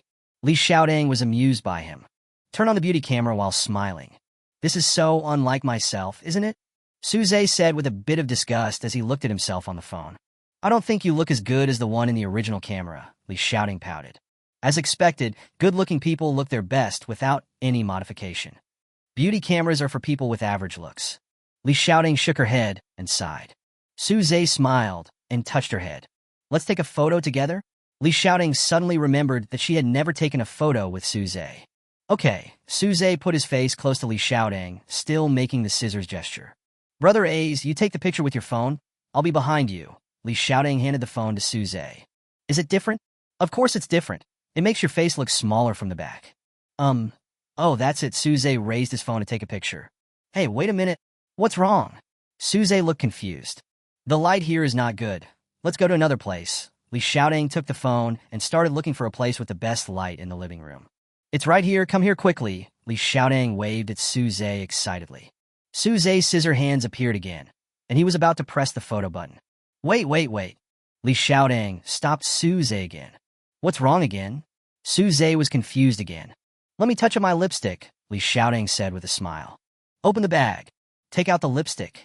Patching, wiping, and patching again. Finally, we started taking pictures again. Li Shouting looked left and right at the camera. Very satisfied. Okay, it's okay this time. Susie breathed a sigh of relief. You girls are so particular about taking photos. No, it takes 2 hours to put on makeup, 5 minutes to take photos, and 2 hours to edit them. That's amazing, Susie gave a thumbs up. They both looked at the camera. Li Yaotang directed Suzy. This angle is fine. Click 1. This angle doesn't look good. Let's change it. This is fine. Click another one. Li Shouting kept looking at the camera to find the angle. It's normal for girls to find angles when taking photos. 15 minutes later. There are many more photos of Susie and Li Shouting in my phone. Susie's hands were sore from raising them. At this time, the roasting machine rang. Susie's eyes suddenly lit up. The savior is here. The egg tarts are ready. I'll go get them. Susie stood up and said to Li Shouting. Okay. Li Shouting looked at the photos on the phone with satisfaction. There is only one last step left. Photo editing. Susie came out with the egg tarts. Don't look at it. Eat the egg tarts first. They're the most delicious now. I can't wait. Li Shouting threw down her phone, picked one up and took a bite. Oh my God. It's so delicious. Even better than what you buy outside. Is this true? Are you complimenting me on purpose? Susie looked at her sideways. It's true. It's absolutely true, Li Shouting said and took another bite. Your mouth is as sweet as honey every day. It's delicious anyway. Li Xiaodang licked the residue at the corner of his mouth. Then eat more, it's all yours. Suze pushed the egg tart in front of her. I hiccup. I'll try my best. Hiccup. Li Xiaodang burped as he spoke. Ha ha ha. Suze was amused by her. Sorry, I ate too much fruit just now. He hiccup. Hiccup. Ha ha ha ha. Es you should lift even harder. Ha. Li Xiaodang also started laughing. If I had known, I wouldn't have eaten so much fruit. It's so embarrassing to have so many burps at once. Have some water quickly. Suze handed her the cup. Okay, burp. Are you choking? Why are you burping all the time? Suze said a little worriedly. No, I just ate too much ice fruit. I'm always like this, hiccup. The fruit is confiscated. Suze put the fruit that she had not eaten much of into the refrigerator. Shall I make you another ice cream cake? Can you still eat it? Suze leaned against the refrigerator door. It's edible, definitely edible, Li Xiaodang said vaguely while chewing the egg tart. You can eat any dessert made by Brother A's. I can eat until I'm full. Okay, then I'll do it for you again. Just be a good boy here. Yes, sir. Li Xiaodang raised his right hand to his ear and saluted. Suze smiled dotingly and went into the kitchen. Li Xiaodang ate the egg tart in her hand and started her photo editing project. Beautiful pictures show. P.S. Like camera. Li Xiaodang switched between the photo editing apps on her phone. Thin face. Microdermabrasion. Big eyes. Adjust the clarity. Her part was fixed. Start to be batting ish. But after looking around, I still don't know what needs to be repaired. Chapter 50. Did Brother A's grow up eating Melito? In the end, I just gave him a simple adjustment. There's nothing I could do about it. I just look impeccable. 360 degrees without blind spots. No wonder Brother A's doesn't even bother to find the right angle when taking photos. I'm really envious. Li Xiaodang looked at Suze's photo and couldn't help but give him a kiss. That's really embarrassing. Finally, a qualified photo that can be posted on WeChat Moments has been edited. Li Xiaodang smiled with satisfaction. Next is the second one. Just like before, he operated as fiercely as a tiger. The second one has been fixed as well. Li Xiaodang stretched lazily. Looking at the two perfect people in the photo, he hummed a song with satisfaction. You want to ask her if she is tired. Tired, but happy. How can a girl not be happy when she sees her beautiful self? Taking photos and editing them are tiring, but enjoyable activities.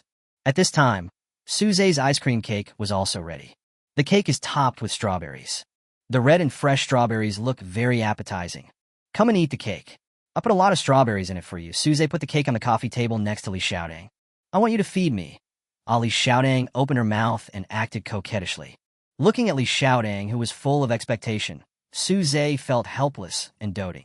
Okay, I'll feed you. Suze scooped a large piece with a spoon and put it into her mouth. Brother A's, I have a small mouth. How can I eat such a big piece of yours? Li Xiaodang looked at the big piece of cake in Suze's hand and wanted to laugh. Oh, sorry. It's my first time feeding someone. I have no experience. Let's try again. Suze looked at Li Xiaodang, who had a look of fear and helplessness on her face, and held back his laughter. Then I went to the kitchen and changed a small spoon. He scooped a spoonful gently. Is it going to work this time? Li Xiaodang looked at the cake that Suze fed her with satisfaction. Ah, oh, delicious. The cake is delicious, and it tastes even better when you feed it. Li Xiaodang closed her eyes and savored the taste with satisfaction. Why did you come here just now? I seem to vaguely hear you say my name. I didn't do anything. I just said you're pretty. When I was retouching your photo just now, I wanted to fix it, but after looking at it for a long time, I didn't know where to fix it. I just said that you look impeccable. Let me see the picture you edited. Suze leaned over to take a look. You only edited 2 pictures in 1 hour? So te look surprise. Li Xiaodang nodded as usual. Yeah. Suze looked at the photo, and then at Li Xiaodang. He frowned slightly. Hiss. I can't tell what has changed. It seems to have changed, but it also seems to have not changed. This is the charm of photo editing, Li Xiaodang said proudly. It's so magical. Suze looked confused. What kind of creature is a girl? This is a superpower exclusive to us girls. Li Xiaodang put away her phone, scooped up a spoonful of cake, and put it into her mouth. Brother A's, am I the first girl to come to your house? Li Xiaodang suddenly asked. She opened her eyes wide, bit her lower lip, and looked at Suze expectantly. Which one? Let me count. Suze counted on his fingers, pretending to be serious. Oh, we still have to count. It seems that many girls have been here. Li Xiaoding lowered his brows and said disappointedly. Suze took a look and thought, is this little guy jealous? Well, besides my mom, the second one, Suze said while looking down at her reaction. Li Xiaoding suddenly raised her head with a happy look on her face. Is this true? Are you kidding me? Of course it's true, Suze said seriously. I know. Li Xiaoding lowered her head and laughed happily, as if she had heard some great news. Suze patted her little head. I'll get you a drink. Do you want Coke or yogurt? Suze asked, holding a Coke and a yogurt in his hands. Yogurt bar. I don't really like the taste of Coke. You don't like to drink fat otaku, happy water? I drink several cans a day, Suzy said as he closed the refrigerator door. Fat house happy water? But, Brother A's, you are not a fat otaku, right? Li Xiaoding looked confused. It's just a name that people gave it, which shows that it's popular enough. So, does drinking it really make people happy? For people who enjoy it, that is. Oh, Li Xiaoding nodded. You are a child, so just drink yogurt. Oh yes, you should drink it at room temperature. Suze put the yogurt in his hand into the refrigerator, took out a box from the box next to it, and handed it to her. Brother A's, take a bite, it's delicious. Li Xiaoding fed the cake in her hand to Suze. It's delicious. You eat first. I'll go to the kitchen to clean up. Suze stood up and went into the kitchen while chewing the cake. Li Xiaoding covered her face and laughed secretly. Brother A's actually used the same spoon as me. This should be an indirect kiss. I am so happy. Li Xiaoding rolled around happily on the sofa. Looking at the spoon in my hand, I gave it a gentle kiss. I'm a little reluctant to use it to eat cake. Xiaoding, can you help me get the mop from the living room? Okay, I'll be right there. Xiaoding walked over with yogurt in her left hand and a mop in her right hand. Brother A's, give me. Bong. As soon as she entered the kitchen, she tripped over the mop in her hand and fell directly into Suze's arms. The yogurt in his hand spilled all over Suze. Li Xiaoding was stunned, and her big eyes changed from fear to fascination. Brother A's embrace is so warm. I want to stay like this forever. Xiaoding looked at Suze blankly. For a moment, she even forgot to get up from his arms. From this perspective of death, Brother A's looks so good. It's really fascinating. Li Xiaoding simply began to admire Suze's stunning beauty. My eyebrows are thick and stylish. The nose is tall and delicate. I really want to kiss those sexy thin lips. And this face shape is simply perfect. These facial features look good individually, but they look even better when put together. It's amazing. Did Brother A's grow up eating my Lijuo? Such a beautiful male demon? Let me take him in. I can look at this face for the rest of my life and never get tired of it. I really don't know how his mother gave birth to such a beautiful son. If Brother A's were my boyfriend, I would slap myself in the face if we had a fight. I would never show mercy. Li Xiaoding looked at Suze and even wanted to touch his face. At this time, Suze slowly lowered his head. A's G, are you going to kiss me?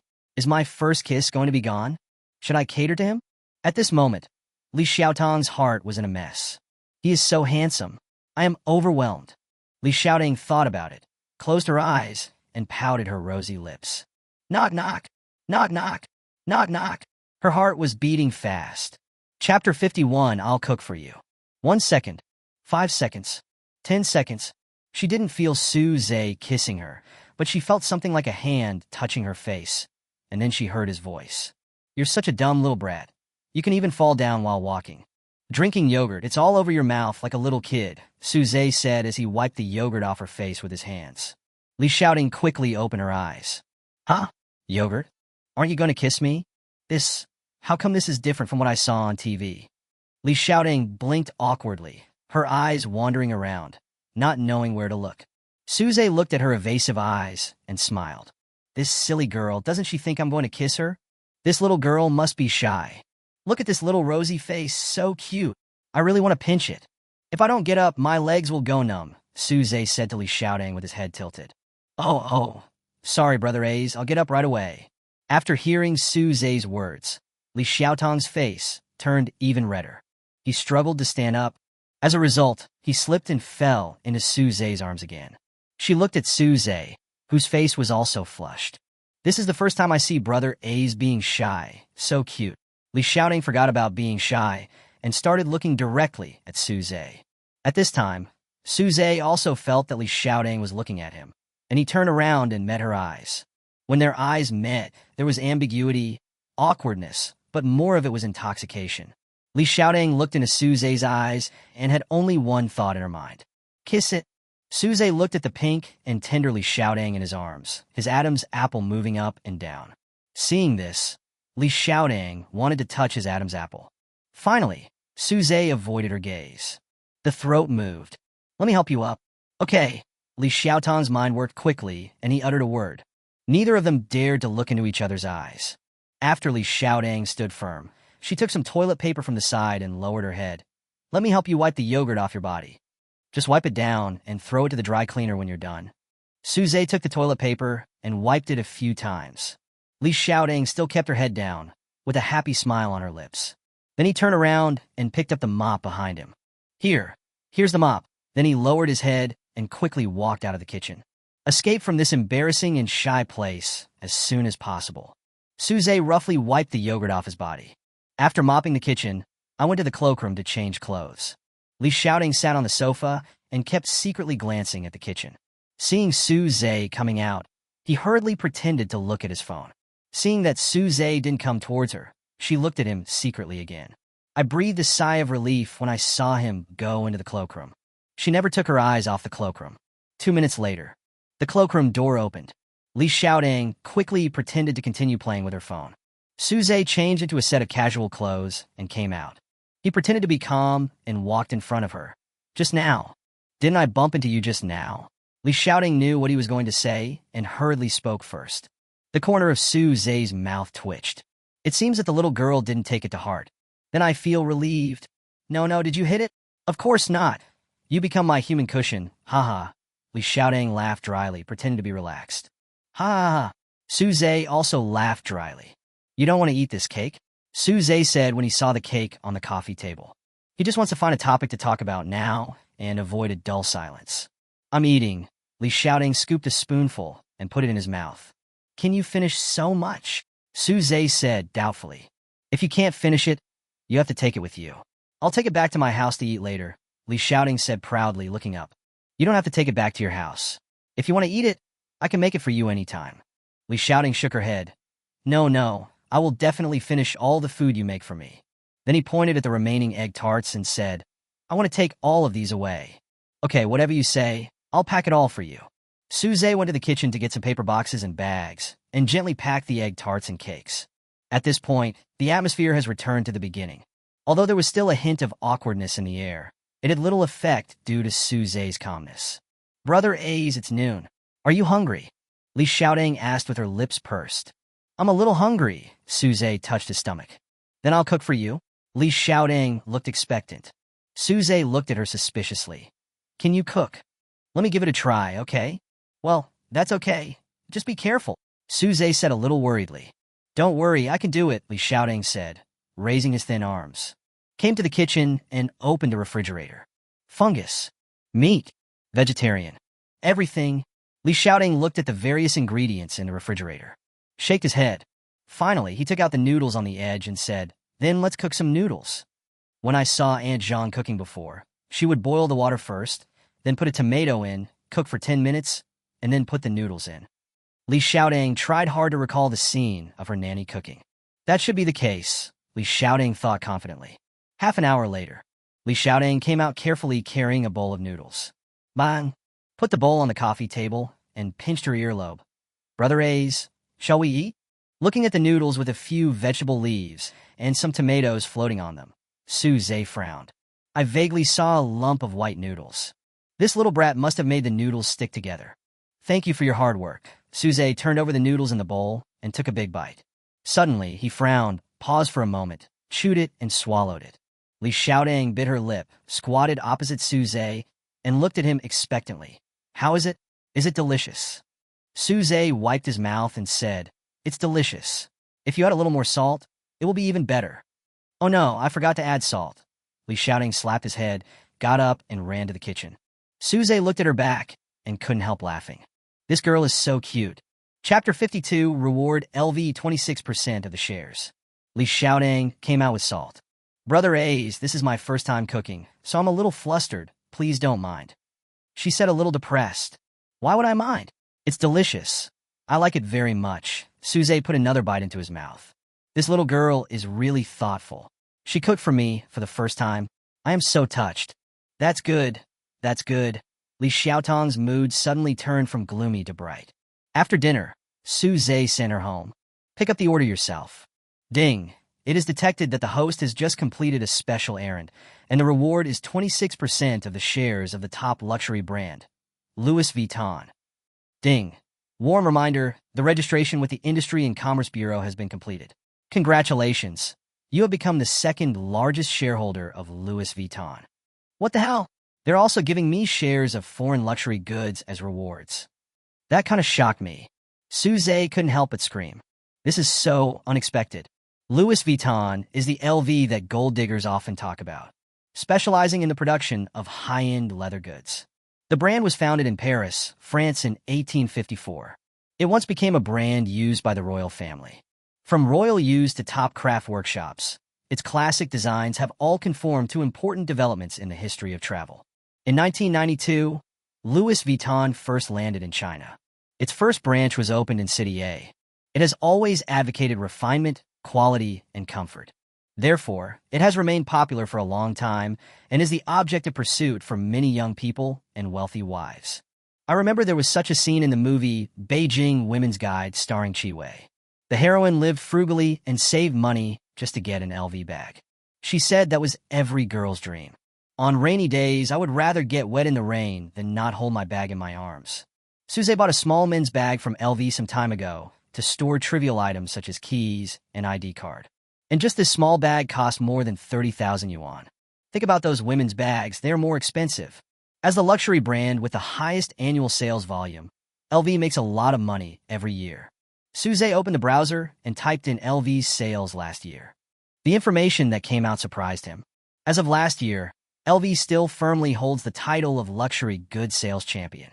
Sales last year were nearly $60 billion. That's right, it's US dollars, not RMB. Fuck, how much is this 26% stake worth? I took out my phone and did the math. What the hell? 15.6 billion. US dollars. The $15.6 billion is only the dividends from last year, not the value of these 26% shares. As for how much it is worth, it is inestimable. Suze was stunned when he saw these data. Question. There are 365 days in a year. How much does it cost on average every day to spend the $15.6 billion? Answer. Probably more than 42 million US dollars are spent every day. Fuck. Where the hell do I spend so much money every day? Headache. At this time, in the tallest building of Washington in Country M, LV president, Suin Nishi was standing in front of the floor-to-ceiling window with a cup of coffee. His eyes were narrowed and his brows were furrowed. The secretary stood aside respectfully, not daring to speak. How could you let these 26% shares fall into the hands of outsiders?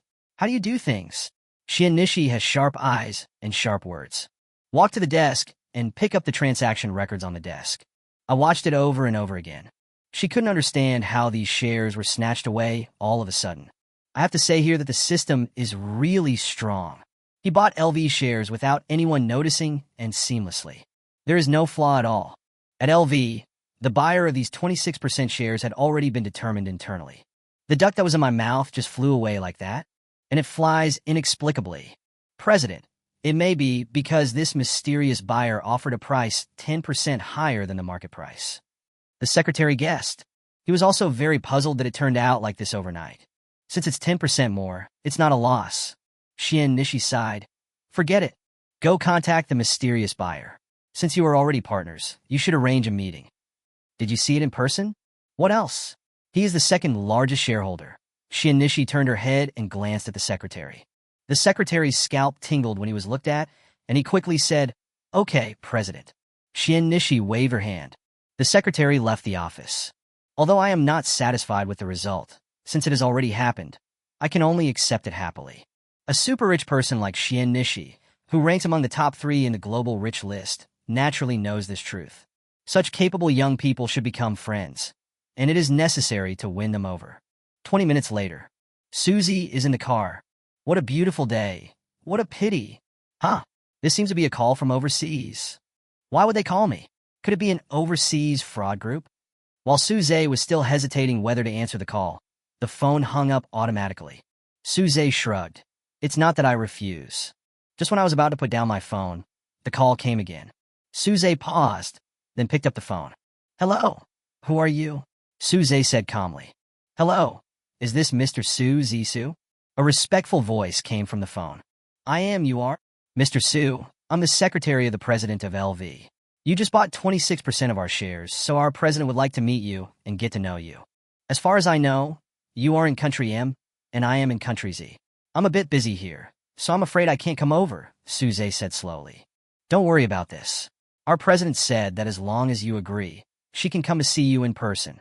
Suze thought the super rich man is worthy of being a super rich man. He has something. Okay. Suze emphasized 2 words. Okay. Then we want a country Z to contact you. Okay. I'm hanging up now. After hanging up the phone, Suze stayed in the car for a while and went to take orders. At 5 o'clock, Suze received a call from Chun Fei in Yuntian building. Boss Su, Wohua called again, still hoping to continue renting our office building. This time they offered to pay 15% more rent. What do you think? Suze thought about it. Hua Shizi also spoke for him and even paid more rent, so let it go. You can renew the lease. Send the contract to my email address when the time comes. I'll send it to you after I sign it. Okay, Mr. Su. Fei Chun breathed a sigh of relief. He has been in a state of panic these days because of this incident. People from Wahua call him every day, and if he doesn't answer, they block him at the door. It's really annoying. Now that Mr. Su had given in, he could finally have some peace and quiet. 2 days passed. At noon that day, Suze received an order that was a little different. When he saw this request, he was stunned. Chapter 53, The Temptation of a Mature Woman. The guy who comes here is required to have a certain aesthetic taste. Hiss. This is the first time I've seen such a request. But just because it was special, Suze accepted it. In terms of aesthetics, Suze has always been full of confidence.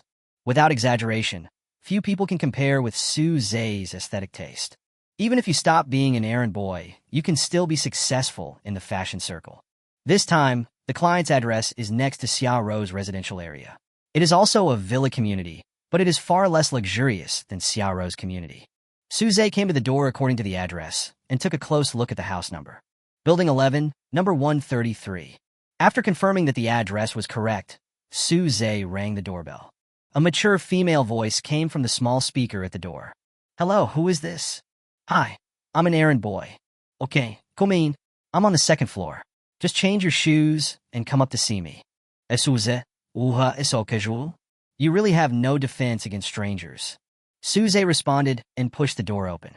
As soon as he opened the door, Suze saw a pink hall. Pink wallpaper. Pink and white furniture. The ceiling light is flashing a faint pink glow. The sofa, coffee table, and carpet are all pink. There are also a few pink Hello Kitty figures on the sofa. It is exactly the castle that every girl dreamed of when she was a child. Suze's first reaction was, this client must be someone who dotes on his daughter. This must have been set up according to her daughter's preferences. Suze put on slippers, walked up the pink stairs, held the pink railing, and came to the 2nd floor. The decoration style of the 2nd floor is also pink theme. Suze was a little tired of watching it. There were so many rooms on the 2nd floor. Suze was hesitating whether to ask which room he was in when the door of the 2nd room on his left opened. A mature woman in her 30s poked her head out and waved here. Suze walked over and entered the room. The mature woman pulled him directly to sit on a small pink sofa. He pointed to a row of clothes on the bed and said, choose the best-looking one among these. Then he started to organize his clothes. This is her dressing room. Since it is big, she put a bed in it. The mature woman was wearing a pink silk nightgown.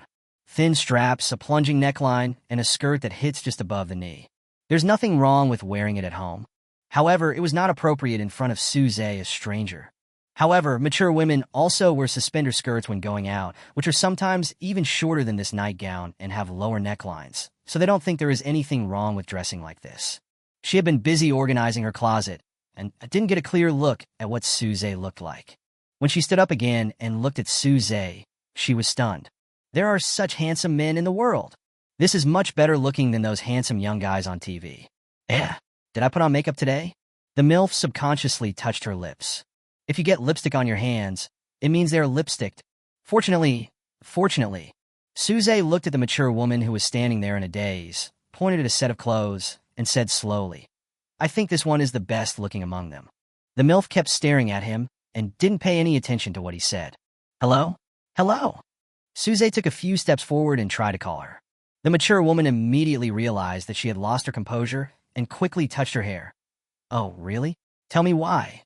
First of all, its style is good-looking, then the color matching makes people feel comfortable, and finally the fabric gives people a sense of luxury, Suze commented seriously. The MILF didn't expect a man could talk about it in such detail. Her previous boyfriends and husbands had never carefully evaluated her clothes. Are you a professional? The mature woman couldn't help but ask. No, I do some research occasionally, Suze smiled. Okay, let's start the next wave. The mature woman began to collect the clothes on the bed, and Suze also went over to help. The mature woman bent down to tidy up her clothes, and whether it was intentional or accidental, her neckline was slightly exposed, vaguely visible. Suze accidentally glanced at it, then quickly looked away, looking at the ground a little at a loss. But the mature woman didn't seem to notice and continued to tidy up her clothes. In this way, the clothes on the bed were changed wave after wave. Suze helped her tidy up and commented on the clothes. Finally, all the clothes in this cloakroom are ready. The mature woman looked at Suze, who was a little tired, and handed him a bottle of water with a gentle look in her eyes. You have worked hard today, little brother. Have a drink of water. Suze took the water and said calmly, It's my duty. Gudong, gudong. Suze took several sips in a row. The mature woman stared at Suze's Adam's apple rolling up and down, with a hint of ambiguity in her eyes. Seeing Suze finishing his drink and twisting the cap off the bottle, he continued, You are amazing. With your taste, I would believe you are from the fashion circle. Suze smiled and said, Maybe it's a talent. He has been very opinionated about his dressing style since he was young, and he occasionally studies fashion magazines. Many people say that he has good taste and aesthetics. Can you help me choose a few sets of clothes before you leave? The mature woman twisted her toes in her slippers and looked at Suze expectantly. This? Suze was a little hesitant. He could sense her intention. Just help me, okay? Suze still hesitated. The woman in front of him was not his type, so he didn't want to get too entangled with her. Seeing that Suze did not agree, the mature woman lowered her head, wiped her face with her fingers, and looked like she was about to cry. I have been alone since my divorce, and I don't even have anyone to help me pick things up. Divorce? She seems to be a lonely woman. But this is not my cup of tea. But seeing her pleading look, Suze still agreed. That's great, come over and take a look. The mature woman's face suddenly turned to smile, as if nothing had just happened. Then she turned around and handed the tablet behind her to Suze. Take a look at the clothes in the shopping cart. Which ones look good? Suze took the tablet. Hiss, does this sister like sexy clothes so much? The shopping cart is full of suspender skirts and mini skirts. In his opinion, there was no clothing that could be worn outside. It's really disgusting. Suze slid the tablet and didn't know which one to choose for a moment. At this moment, the mature woman sat on the armrest of the sofa where he was sitting and deliberately moved closer. Have you made your choice? She looked at Suze, lifted her hair, her eyes full of ambiguity. When Suze saw this, he quickly stood up and said, Sorry, I have something urgent to deal with, so I'll leave first. I'll ask my colleague to come and help you choose. Hey, wait a minute. Chapter 54. At least 30 years less of hard work.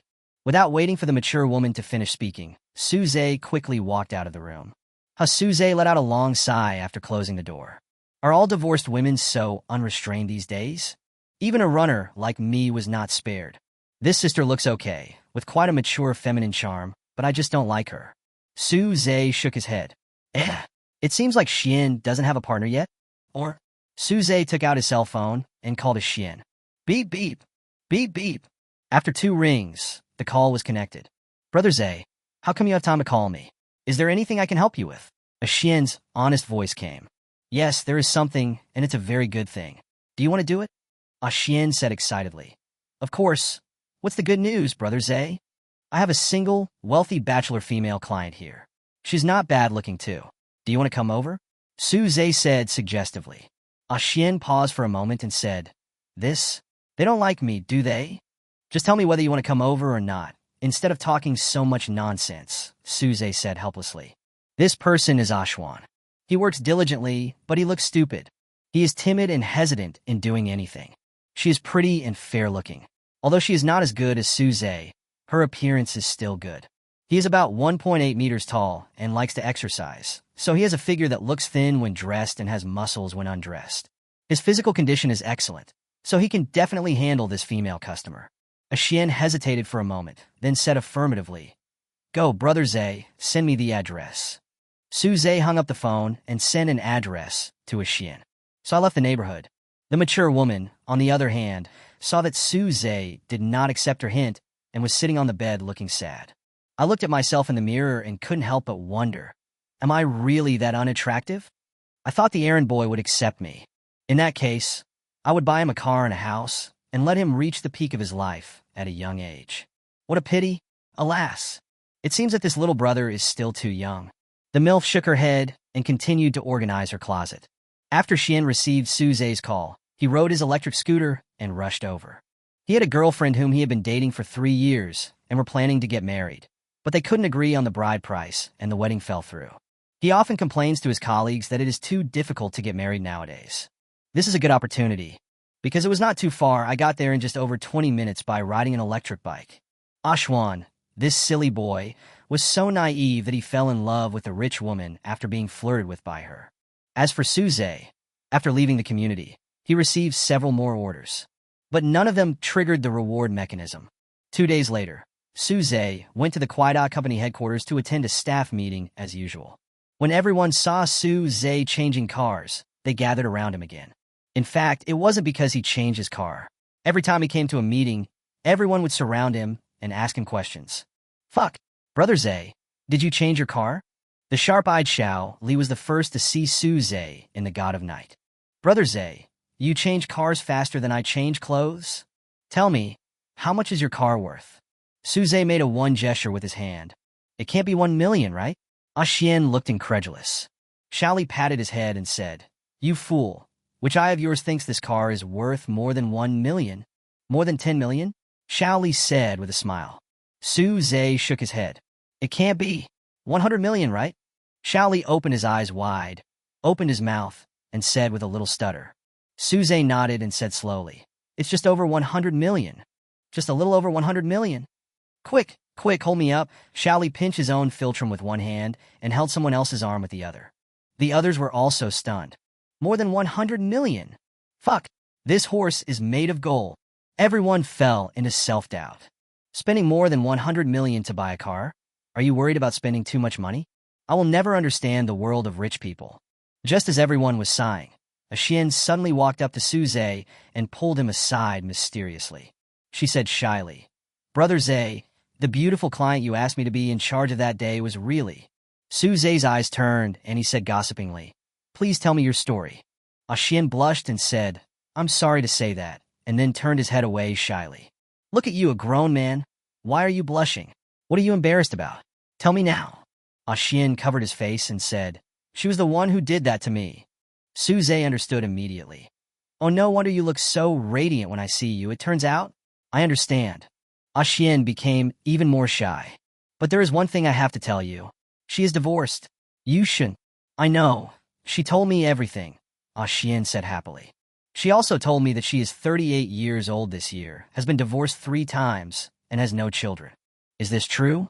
This sister has a rich love history, but she maintains herself very well." Su Zay couldn't help but sigh. It seems that this is a middle-aged woman with a bursting girlish heart. Even though her house is decorated in such a pink color, she is still a little girl at heart. Really? I was also shocked when she first told me that. Then Xian changed the subject and said embarrassedly, "She also said that as long as I visit her often, she will buy me a car and a house." "You're good. You have something." Su Zay patted Xian's shoulder and said with a smile. "And you know what? She said that all the property she has now was obtained after the divorce." Su Zay's eyes widened. "I have to say, this sister is awesome. You must treat her well, so that you can at least save 30 years of hard work. So I have to thank you. If it weren't for you, I wouldn't have the chance to meet her." Xian looked at Su Zay with gratitude and admiration.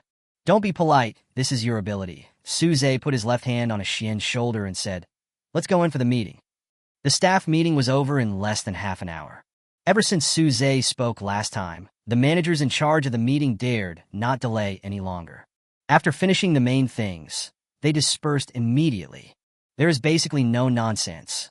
After the meeting, just as Su Zay was about to leave, the secretary of the president of LV, called. "Hello, Mr. Su. Our president said he would visit you on Wednesday. Do you have time?" "Wednesday? That's the day after tomorrow." "I have time. I have a lot of free time," Su Zhe said lightly. "Okay, I'll pass it on, President Su," the secretary said respectfully. "By the way, can we bring LV's chief designer with us when we come here?" Su Zhe's eyes turned, and he suddenly remembered something. Chapter 55. Picking up the LV president at the airport. All he wants is face. "Our chief designer? President Su, do you have any instructions?" "I want him to help me design a set of work clothes," Su Zhe said with interest. "Okay, I will convey your request to our president," the secretary still said respectfully. Although this request was a bit strange, the president had ordered it after all, so we must win over this entrepreneur. So this requirement is nothing. But his mind was still full of question marks. Work clothes? Is it a suit? Does Mr. Su want a suit that is one of a kind in the world? "By the way, how did you get here?" Su Zhe asked. "Our president said to fly there in a private plane." "Where to land?" "It will land at the capital airport." "Okay, I'll pick you up then." "No need to trouble you, Mr. Su. Just give me the address," the president's secretary said, flattered. "It's my duty as a host," Su Zhe said in a calm tone. Seeing Su Zhe's persistence, the secretary bowed repeatedly into the phone. "Thank you, Mr. Su. After all, it was the first time I met the president of LV, and he flew over specially to meet me. So it was only right that I pick him up at the airport." Didn't Confucius say, "Isn't it a pleasure to have friends coming from afar?" We, the people of Country Z, have always been particular about the etiquette of being a host. Moreover, Su Zhe was also quite curious about the LV president. After all, it is a leader among luxury goods, so there is nothing wrong in giving people a good impression. In a blink of an eye, 2 days passed. On Wednesday morning, Su Zhe got up, washed and packed as usual, but the difference was that he had to go to the airport to pick someone up. "Just like going to work as usual, I just washed up briefly." For the sake of first impression, he chose to wear a suit. And he chose a beige business suit. Wearing a business suit, Su Zhe looks less playful and more steady, but not old-fashioned. The overall feeling is still that of a youthful and successful entrepreneur. There is no way both temperament and appearance are online. LV president's plane should arrive at the capital airport around 9 in the morning. Why so early? Because of the time difference. When the president of LV heard that Su Zhe was going to pick him up in person at the airport, he praised the gentlemanly manners of Country Z and immediately decided to accommodate the time difference on Su Zhe's side. "So I arrived in Country Z on time." As for Su Zhe, he also called the car rental company when he set off. "You can leave now. Contact me when you get to the airport." "Okay, Mr. Su." After hanging up the phone, the person in charge of the car rental company sent someone to drive a row of red flag cars. It turned out that after confirming the arrival time, Su Zhe contacted the largest car rental company in City A. After selection, we finally decided to rent a Hongqi car to pick us up at the airport. The Hongqi car is the highest-end car in Country Z. The 6 cars that Su Zhe rented are all luxury cars worth tens of millions. What we want is appearance. Su Zhe arrived at the airport quickly, and when he got there, the people from the car rental company had already arrived. The person in charge came over and greeted him enthusiastically. After a while, I saw a group of foreigners coming out, surrounded by a group of bodyguards. In the middle was a young lady dressed in a cool and noble manner and wearing sunglasses. She wore an expensive-looking fur coat on the upper body, smart suit pants on the lower body, and black high heels on her feet, which are a must-have for professional women. Su Zhe stared at them for a while, not sure if he was the president of LV, because he didn't know the president's gender at all. Su Zhe looked at them, took out his cell phone, and called the LV president's secretary. Sure enough, I saw him answer the phone. It should be them. Su Zhe felt that it was almost certain. He walked over and greeted them. "Excuse me, are you President Xiannishi?" The secretary immediately recognized Su Zhe's voice. He said with surprise, "Are you Mr. Su?" Su Zhe smiled and nodded. The secretary waved his hand. The bodyguards immediately made way for Su Zhe. The secretary quickly shook hands with Su Zhe. Su Zhe looked at Xiannishi and saw that she was smiling at him. After shaking hands with the secretary, she walked over and Su Zhe extended his hand, but she did not shake hands with Su Zhe. Instead, she gently hugged Su Zhe and pressed her face against his. Su Zhe was frightened by this sudden hug and touch on the face. What happened to this LV CEO? He did this right after he took office? Haven't we met before? After the hug, Xiannishi stretched out her hand. "Hello, Su Zhe. I'm Xiannishi." Suze smiled unnaturally. Hello. Nice to meet you. Nishi seemed to see Suze's doubts and said with a smile, That's the etiquette of our country. When you meet for the first time, you hug each other's faces to show that you are very happy to meet you. The secretary also smiled and nodded. Only then did Suze understand. It turns out that I am ignorant, but he didn't expect that Nishi would be surprised at the first sight of him. Although I didn't show it on the surface, I had already begun to be curious about him in my heart. He thought that this new shareholder would be the usual middle-aged man, and even a little pot-bellied. But when she saw Suze, she was really surprised. This entrepreneur is so young, still so handsome. The key is to taste good. As a trendsetter, I couldn't help but look up to him. This changed her definition of success. Everyone must be tired after sitting on the plane for such a long time. I have prepared the car, and it is waiting for you at the door, Suze said with a smile, neither humble nor arrogant. Mr. Su is really thoughtful. Nishi also smiled, and Suze couldn't tell any emotion from her smile. Sure enough, talented people have good control over their facial expressions. Suze and Nishi walked out of the airport side by side and came to the parking lot. Nishi immediately saw a row of red flag cars. He pointed at the Hongqi car with a little surprise and asked, Is this the car that will pick us up? Yes, please get in the car. Boss Su, you are so thoughtful. I have heard of the reputation of your country's red flag car for a long time. Nishi certainly knew the meaning of using a 6-Liang Hongqi car to pick people up. This shows that Suze values her. She couldn't help but feel more favorable towards Suze. You can all meet me at my own convenience. This is nothing. So everyone set off. The destination is Yihuanzu. The last time the lawyer asked someone to clean the house, he called Suze. Suze thanked him and gave him some gifts in return. He also asked him to find a reliable housekeeper and several nannies for him. So this time when Nishi and her group come, we can just host them in our new home. Suze had already greeted the housekeeper in advance. Suze drove his god of the night in front to lead the way, followed closely by 6 red flag cars. Such a grand display attracted countless people to stop and watch, and everyone took out their mobile phones to take photos and videos. The cars on the road all avoided it.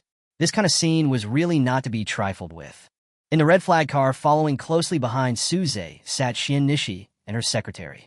Nishi stared at Suze's sports car in front of her with an expressionless face. Suddenly he asked the secretary, Have you investigated his background? Chapter 56. Being too clever.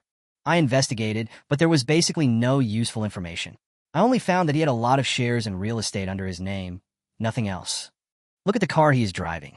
It's the only god of night in the world. How did he buy it? Nishi was puzzled. Here we have to illustrate the power of the system again. Do things without leaving any trace. Perfect. It's really awesome. I'm sorry, President. I didn't do my job well. I will continue to investigate and give you a satisfactory answer as soon as possible. The secretary lowered his head and said guiltily, There is no way. No matter who investigates. It is useless. Nothing can be found out. Nishi still stared at Suze's car with an expressionless face. This man is so mysterious. Kind of interesting. Soon, everyone arrived at Iha Original. Suze led everyone to his home. As soon as he entered the door, the butler came to greet him. Sir, the banquet has been prepared for you. Suze waved his hand and said, Okay, thank you for your hard work. You can go and get busy first. The butler smiled at Nishi and her group, then went back to his own business. Nishi, the secretary and the chief designer of LV, followed Suze into the lobby on the first floor, while the bodyguards were guarding around the villa. They were all tall and strong, wearing black suits and black sunglasses. At first glance, they looked like martial artists with military experience. Since the change of owner, the king of the building in the original Iha has always been the focus of attention of other residents here. Now seeing so many men in black guarding around the king of building, they all curiously stuck their heads out to take a look. They probably thought Suze was a gangster. After looking at it for a while, I tactfully retreated. As soon as Nishi entered the hall, she was attracted by Suze's family. Unlike her own completely modern and European and American-style decoration, she really liked Suze's house's combination of Chinese and Western decoration style. I was thinking about going back and ending up like this. I don't know what you like to eat, so I asked the nanny to cook a few flavors of dishes, Suze said with a smile. Mr. Su, you are so thoughtful, Nishi also said with a smile. During the meal, She and Nishi kept praising the delicious food. The two of them were chatting and laughing at the dinner table like old friends. Mr. Su, the house you live in is the most expensive Iha original in your country, right? She and Nishi couldn't help asking. Mr. Xian, do you know the original work of Iha? Suze asked with a little surprise. Yes, I have heard of it. At this time, the secretary spoke up. Mr. Su, you don't know that Iha's original work is very famous internationally. It is thanks to you that I was able to see it with my own eyes today. As he said this, he raised his glass and toasted Suze. It seems that the secretary is also a passionate person. Is that so? He didn't understand these. Mr. Su, is the floor you live in the best floor? Xian Nishi asked, putting down her chopsticks. As soon as she entered Yihuanzu, the first thing she saw was Suze's building.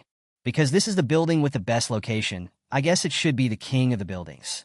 As expected of a big boss of luxury goods, he has first-rate insight. Yes, Mr. Xian has good eyesight, Suze gave a thumbs up. Xian Nishi raised her glass and smiled slightly. Thank you for the compliment, then took a sip of the red wine in the glass.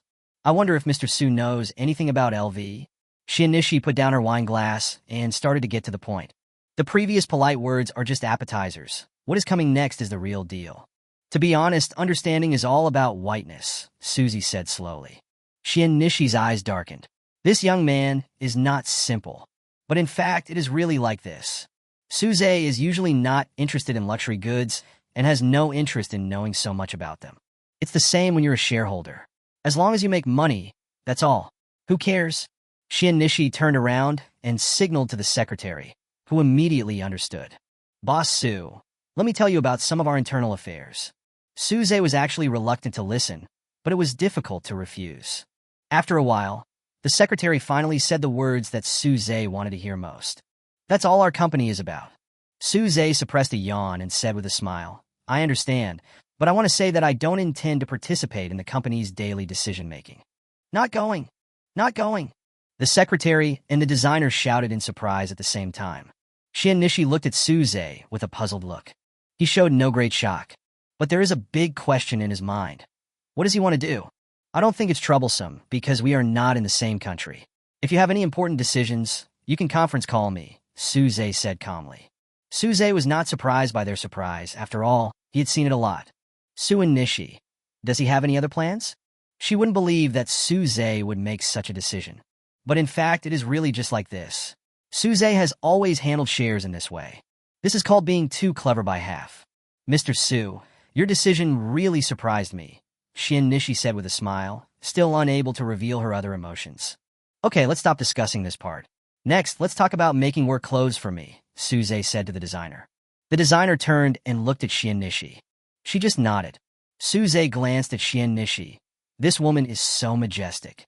The designer said to Suze respectfully, Mr. Su, can you describe to me the feeling you want? No need. I'll show you my work clothes and you'll know. Wait a moment, Suze said, then went to his car and took out the quick work clothes. Handed it to the designer. This is my work clothes for running errands. My request is that the original meaning of work clothes cannot be lost. Running errands? Running errands? Running errands? This time, even Xian Nishi, who had remained calm, was stunned. She opened her eyes in surprise. The secretary and the designer stared at Suze with their eyes wide open and mouths open, looking confused. The second largest shareholder of LV and the owner of Yihuanza Building King is actually running errands? Are you kidding me? Is there something wrong with my ears? Is this the most confusing of all human behaviors? Suze looked at the three stunned people and said calmly, Yes, my job is a runner. Xian Nishi calmed down and looked at the indifferent Suze. She couldn't understand him anymore. The secretary and the designer tried to calm themselves down, so as not to lose their composure in front of the major shareholder. Mr. Su, let me measure your size for you. The designer took out the tools he carried with him, stood up and said. As expected of the chief designer, he always carries his tools with him. Suze also stood up and praised with a smile. I'm used to carrying eating utensils with me, the designer said with a smile. The designer began to measure Suze's size. Shoulder width, waistline, height. Measure one and write it down in the notebook you carry with you. After taking the measurements, the designer couldn't help but shook his head. Chapter 57 Customized Work Clothes. Suze looked at the designer who shook his head and asked, Can't you make work clothes? The designer quickly said, No, no, no. Your proportions are so good that I can't help but admire them. Then he continued, I have been a designer for LV for more than 10 years and have measured the sizes of countless people, including many international supermodels. However, their body proportions are still slightly inferior to yours. You think very highly of me, Suze said with a smile, looking at the designer. I don't mean to flatter you. I'm just telling you the truth. Ha ha ha, okay. Thank you for the compliment. I'll finish it in about a week and mail it to you, the designer said after measuring Suze's size. No problem, sure. Because these are the clothes of the major shareholder, we have to spend more effort on designing and making them. He wants to make it for Suze stitch by stitch. Absolutely handmade and one-of-a-kind workwear in the world. Then everyone started chatting and laughing at the dinner table again. It took more than 2 hours to finish the meal. This meal is more expensive than the one with Warren Buffett, the stock god. At least there is a price for having a meal with Buffett, and wealthy people can still achieve it. But having dinner with the LV president is something money can't buy. No matter how rich you are, you can't date her. After dinner, Suze said to Xian Nishi, Boss Xian, I have asked the housekeeper to prepare the guest room. You can take a rest. No need, Mr. Su, we have to hurry back. There are still many things in the company that I need to deal with. Xian Nishi looked at Suze seriously. Seeing her say this, Suze didn't know what to say. He understood that it was impossible for such a world-renowned tycoon to rest easily in someone else's home. What if I get assassinated? This is exactly what Xian Nishi was worried about, and this is also the main reason why she never rests outside. Suze still used the same ceremony as before to send them to the airport and onto the plane. After greeting the person in charge of the car rental company, drove home. This time I returned home to the original work of Iha. He wanted to go home and continue eating as he wasn't full just now. After returning, Suze directly said to the housekeeper, Give me a bowl of noodles, something light. Because he remembered the noodles that Li Xiaodang made for him that day. Okay, the butler said and went to work. Soon, the housekeeper brought the noodles. The noodles I made were chopped green onion noodles. There were a few bits of oil floating on top, and then some chopped green onions. It looks bland, but tastes surprisingly good. This cook is quite nice, Suze praised after taking a bite. In the end, even the soup of the noodles was drunk up. After finishing his noodles, Suze said something to the housekeeper and continued to run errands. The housekeeper looked at Suze, who lived in a mansion worth more than 800 million yuan and drove a luxury car worth more than 100 million yuan. I don't understand why he has to run errands. Is it a hobby? Or experience life? I used to look down on errand runners, but now I realize how foolish I was. Suze followed the order address to a residential area, which was the same residential area as Annuo. The client's request was, act out a play with me. When Suze saw it, he thought it was interesting and accepted the order. I rang the doorbell, and a girl with long hair and a short skirt opened the door. As soon as she opened the door, she made a hush gesture. Seeing this, Suze slowed down his steps. The girl was stunned for a moment when she looked at Suze standing at the door. The errand boys these days are so handsome. Should I give up my husband? No, my husband is very good to me. I can't do this. But this little brother is so handsome.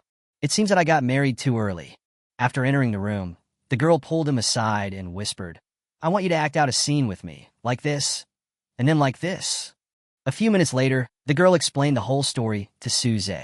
Okay, no problem. It will definitely work, Suze said confidently. Then the two of them went into the bedroom. A young man was lying on the bed in the bedroom, with an 4 tube inserted in his hand, sleeping soundly.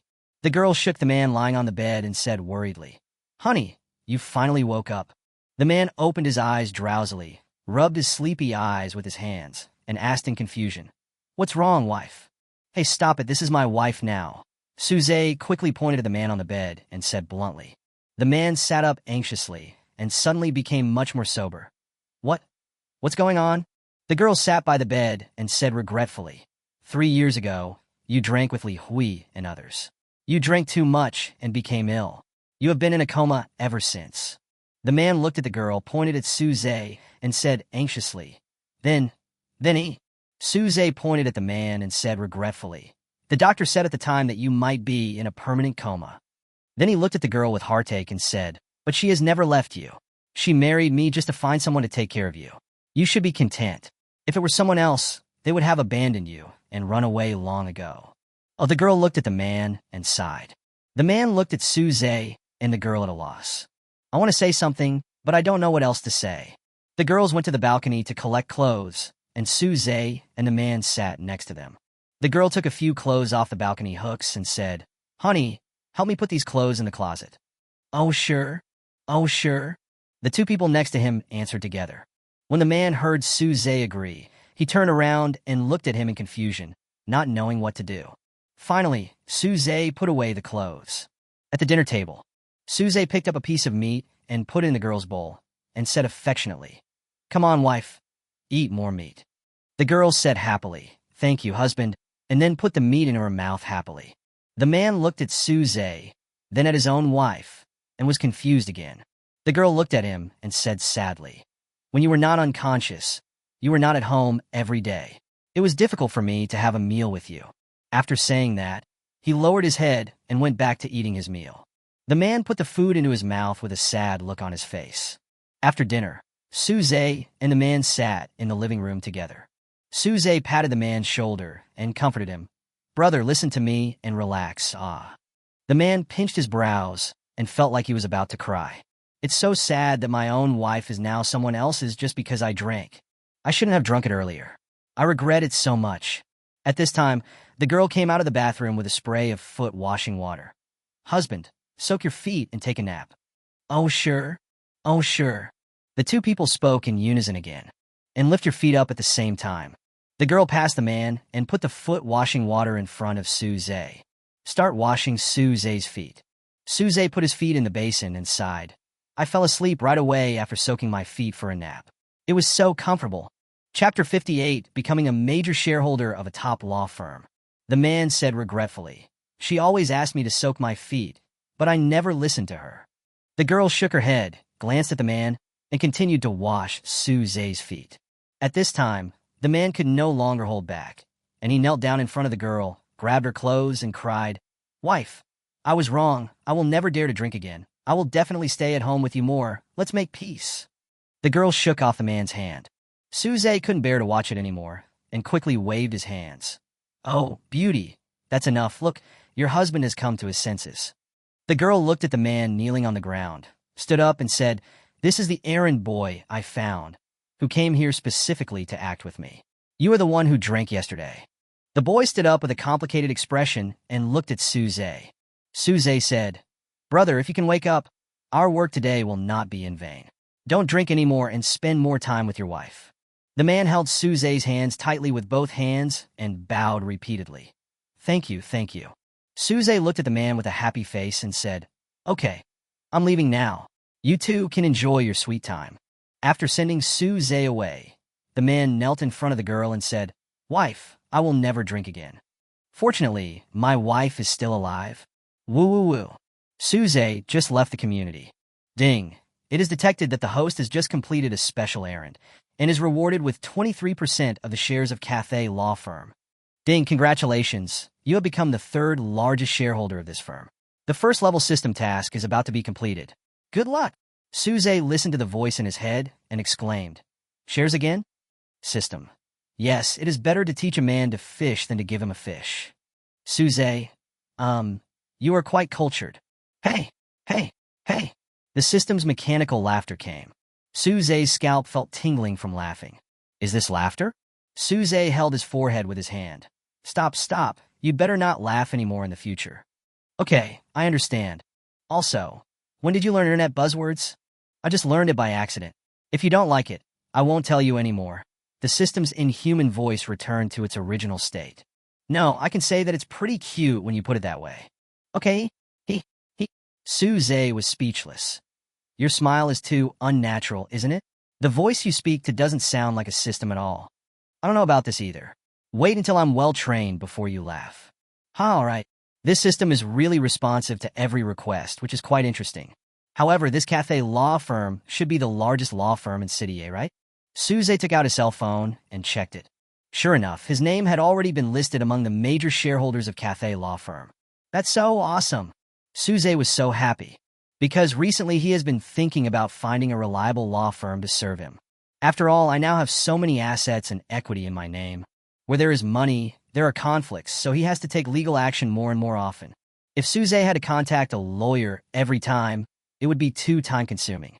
I guess he spends a lot of time on the phone every day, not to mention the time going to court. Generally, people with a certain amount of wealth will hire a law firm to serve them. What's more, Suze's net worth is unattainable. Unexpectedly, before he even had to worry about this matter, the system had already considered it for him in advance. It's really like someone gives you a pillow when you're sleepy. Whatever you wish for comes true. What an excellent and considerate system. Love it. How strong is Cathay Law Firm? It was founded in 1993, when lawyers in Country Z were still classified as national legal workers.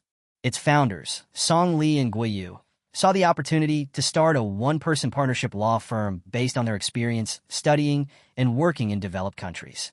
In addition, Country Z introduced policies at the time to encourage overseas students to return to China and start businesses. Acting without hesitation, the two opened a law firm together. Later, 6 branches were opened across the country. It is the leading law firm in Country Z. In the nearly 30 years since its establishment, Cathay Law Firm has won almost all the honorary titles and evaluations that a law firm in Country Z can receive. At the same time, it has been rated as one of the most outstanding law firms in mainland China by authoritative and professional magazines at home and abroad many times. After years of accumulation, this law firm's network of connections is so powerful that it's awe-inspiring. Such an excellent law firm recruits the best of the best lawyers.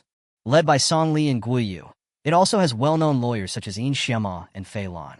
They have outstanding skills and a strong network of relationships, so as long as this law firm comes forward to handle the lawsuit, it is basically a sure win. One can imagine how strong this law firm is. Of course, they will take cases based on the circumstances. We never take cases that are against the law and morality. This is the bottom line of the law firm. Suze knew that law firms generally operate on a partnership system. Because the state has clear regulations that all law firms should have at least 3 or more partners, an individual investment is not allowed. Among these partners, the one who holds the most shares has the most say in the law firm. Suze looked at the information again and found that the largest shareholder of Cathay Law Firm was Song Lee, who held a 32% stake. In second place is Guiyu, who holds a 31% stake. I am third, accounting for 23%. The fourth shareholder is Yin Xiema, the only female partner of Cathay Law Firm. She holds 8% of the shares. Including her internship time at school, she has worked in Cathay Law Firm for more than 8 years. People in the industry call her Lu Yifei of the legal profession. The last shareholder is Fei Lan, who holds 6% of the shares and has also worked in the law firm for nearly 7 or 8 years. From this perspective, apart from the 2 founders, I own the largest share, which is already very good. The third largest shareholder already has a lot of say, which is quite precious. Moreover, these top law firms are not short of money, and many companies come to them for help with lawsuits. Basically, you can earn tens of millions by representing a similar case. In other words, even if the major shareholders just sit at home, they can still make a fortune. So it is very difficult to buy shares in Cathay Law Firm.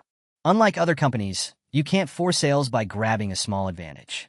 If you try to force a deal with a top law firm, you will probably lose badly, and you might end up losing more than you gain. So how did they buy these 23% of precious shares? Of course, it all depends on the perfect system. Otherwise, unless Cathay Law Firm is poorly managed and is about to go bankrupt, it would be extremely difficult to divide the equity. Not bad, not bad. This reward comes at the right time. Suze nodded with satisfaction. The system shouldn't be too good. At this time, several shareholders of Cathay Law Firm had frowns on their faces. Chapter 59. No cunning is the greatest cunning. Everyone looked at the documents on the table without saying a word. Just now, Song Lee's secretary came over to report the latest situation of the share transfer. Everyone was surprised to learn that 23% of the law firm's shares were bought by an unknown outsider. I just can't figure out how Suze bought the shares of the law firm. How could we let others buy our shares? Song Lee's eyes were serious and sharp. He slapped the table with his hand and stood up and said, "Who on earth is this Suze? How could he be so capable?" Guiyu threw away the equity change document in his hand and said angrily. The atmosphere in the conference room dropped to freezing point. The secretary standing by lowered his head and dared not breathe. I have been in the law firm for so long, but I have never seen the 2 founders get so angry. These senior elites usually have a smile on their faces even if they are dissatisfied in their hearts. That is what we call smiling on the surface, but feeling silly in the heart. In Xiama, who was sitting next to her, frowned and looked at the secretary. It's okay, you can go out first. The secretary felt like he had found a savior. He looked at In Xiama with gratitude and left the meeting room. In Xiama turned around and handed the notebook in her hand to Fei Lan. This is some information about Su Zhe that I just asked someone to investigate. This person is really not a simple person. Fei Lan was flipping through the information on the computer, becoming more and more agitated. Holy crap, this guy actually owns shares in several large companies. Let me see. Song Li walked in front of Fei Lan and leaned over to look at the information in the computer. The more I look at it, the more incredible it seems. Guoyu was also confused after reading it. Who is this Su Zhe? He is actually the second largest shareholder of LV, the world's top luxury brand. He owns more than just these shares, he also has some real estate. And he also bought the only voice of the night in the world, In Shima said seriously, flipping through a page of information. What? You mean the Bugatti Noir? Song Li couldn't help but say loudly. In Shima closed her eyes and nodded. TSK, TSK, TSK. This is a big shot. He can even buy this car. How awesome. The three men shook their heads and smacked their lips. I even began to envy Su Zhe. This car is every man's dream, and it's an unattainable dream. But now, someone I'm about to meet has made it come true. So he couldn't help but look up to Su Zhe. After the three of them sighed, they gathered in front of the computer screen and looked at the information carefully. The owner of the property in Yuntian building.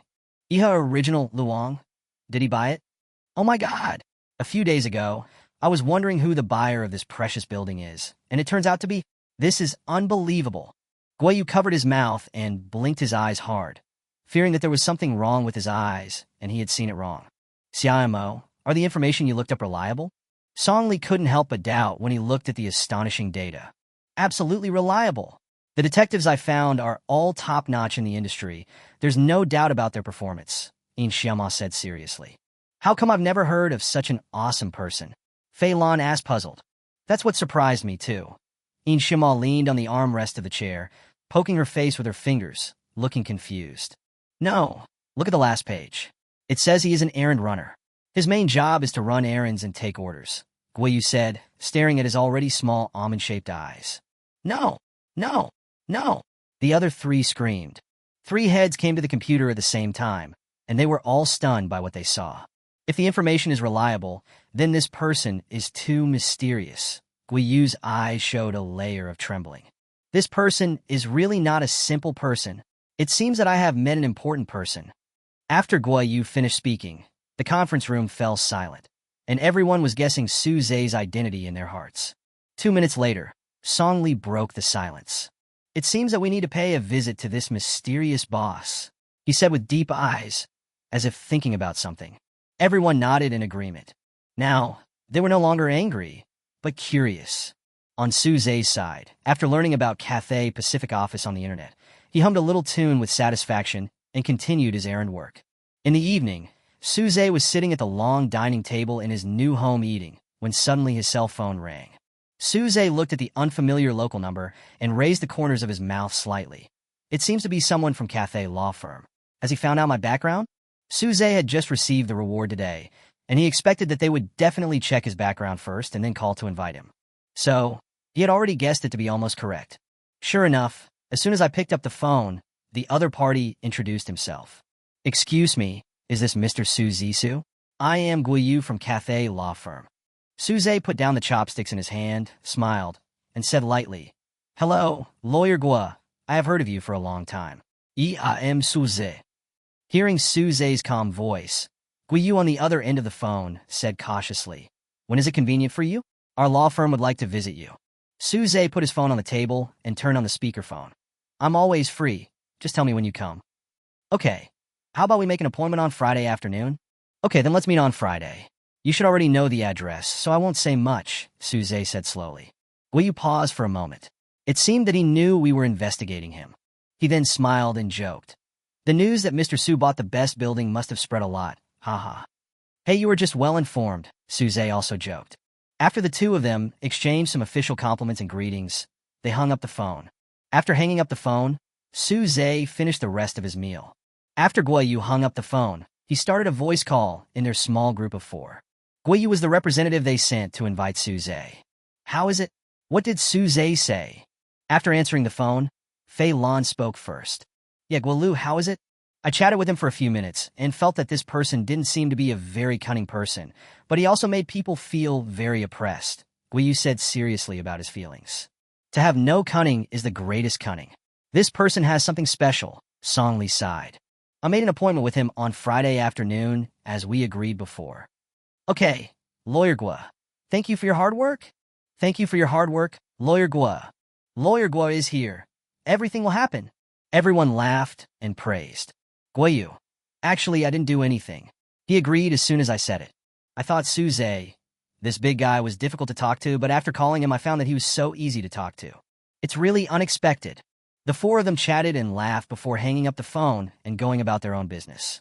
After Suze finished his meal, he sat on a rocking chair in the garden and called Chun Fei at Yuntian Building. Chapter 60. I will only have crazy thoughts about the people I care about. Chun Fei, who was picking up girls in a bar with his buddies, ran to the bathroom in a hurry when he saw that it was Mr. Su calling. Ahem. After clearing his throat twice, he carefully answered the phone. Boss Su, it's so late. Why haven't you rested yet? Chun Fei didn't know if he had a brain cramp. When the boss called him, the first thing he said was to ask him if he hadn't rested yet. What if my boss misunderstood and thought I was displeased with him for calling him so late at night? He cursed himself in his heart for being such an idiot. But Suze doesn't have time to think about so many things. Direct reply, not asleep. I have something to talk to you about. Upon hearing this, Fei Chun breathed a sigh of relief.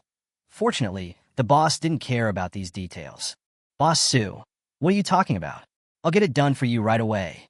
It's not a pressing matter. I just remembered it today and wanted to tell you, Suze said, turning off the external speaker and putting the phone on the stone table next to him. Then he yawned and continued. I want to redecorate my garden. You were in charge of the decoration of our building, so you should know a lot of decoration masters, right? Let's get to know each other, Mr. Su. You want me to contact some excellent decorators to decorate your garden, right? Chun Fei is worthy of being a man who hangs around the big boss. He can guess the boss's thoughts at once. Suze nodded. Yes, that's what I mean. Boss Su, don't worry. I will definitely get this done for you. Fei Chun patted his chest, extremely confident. With his many years of experience, Chun Fei is very stable. Besides, it's the big boss's job, so it must be done well.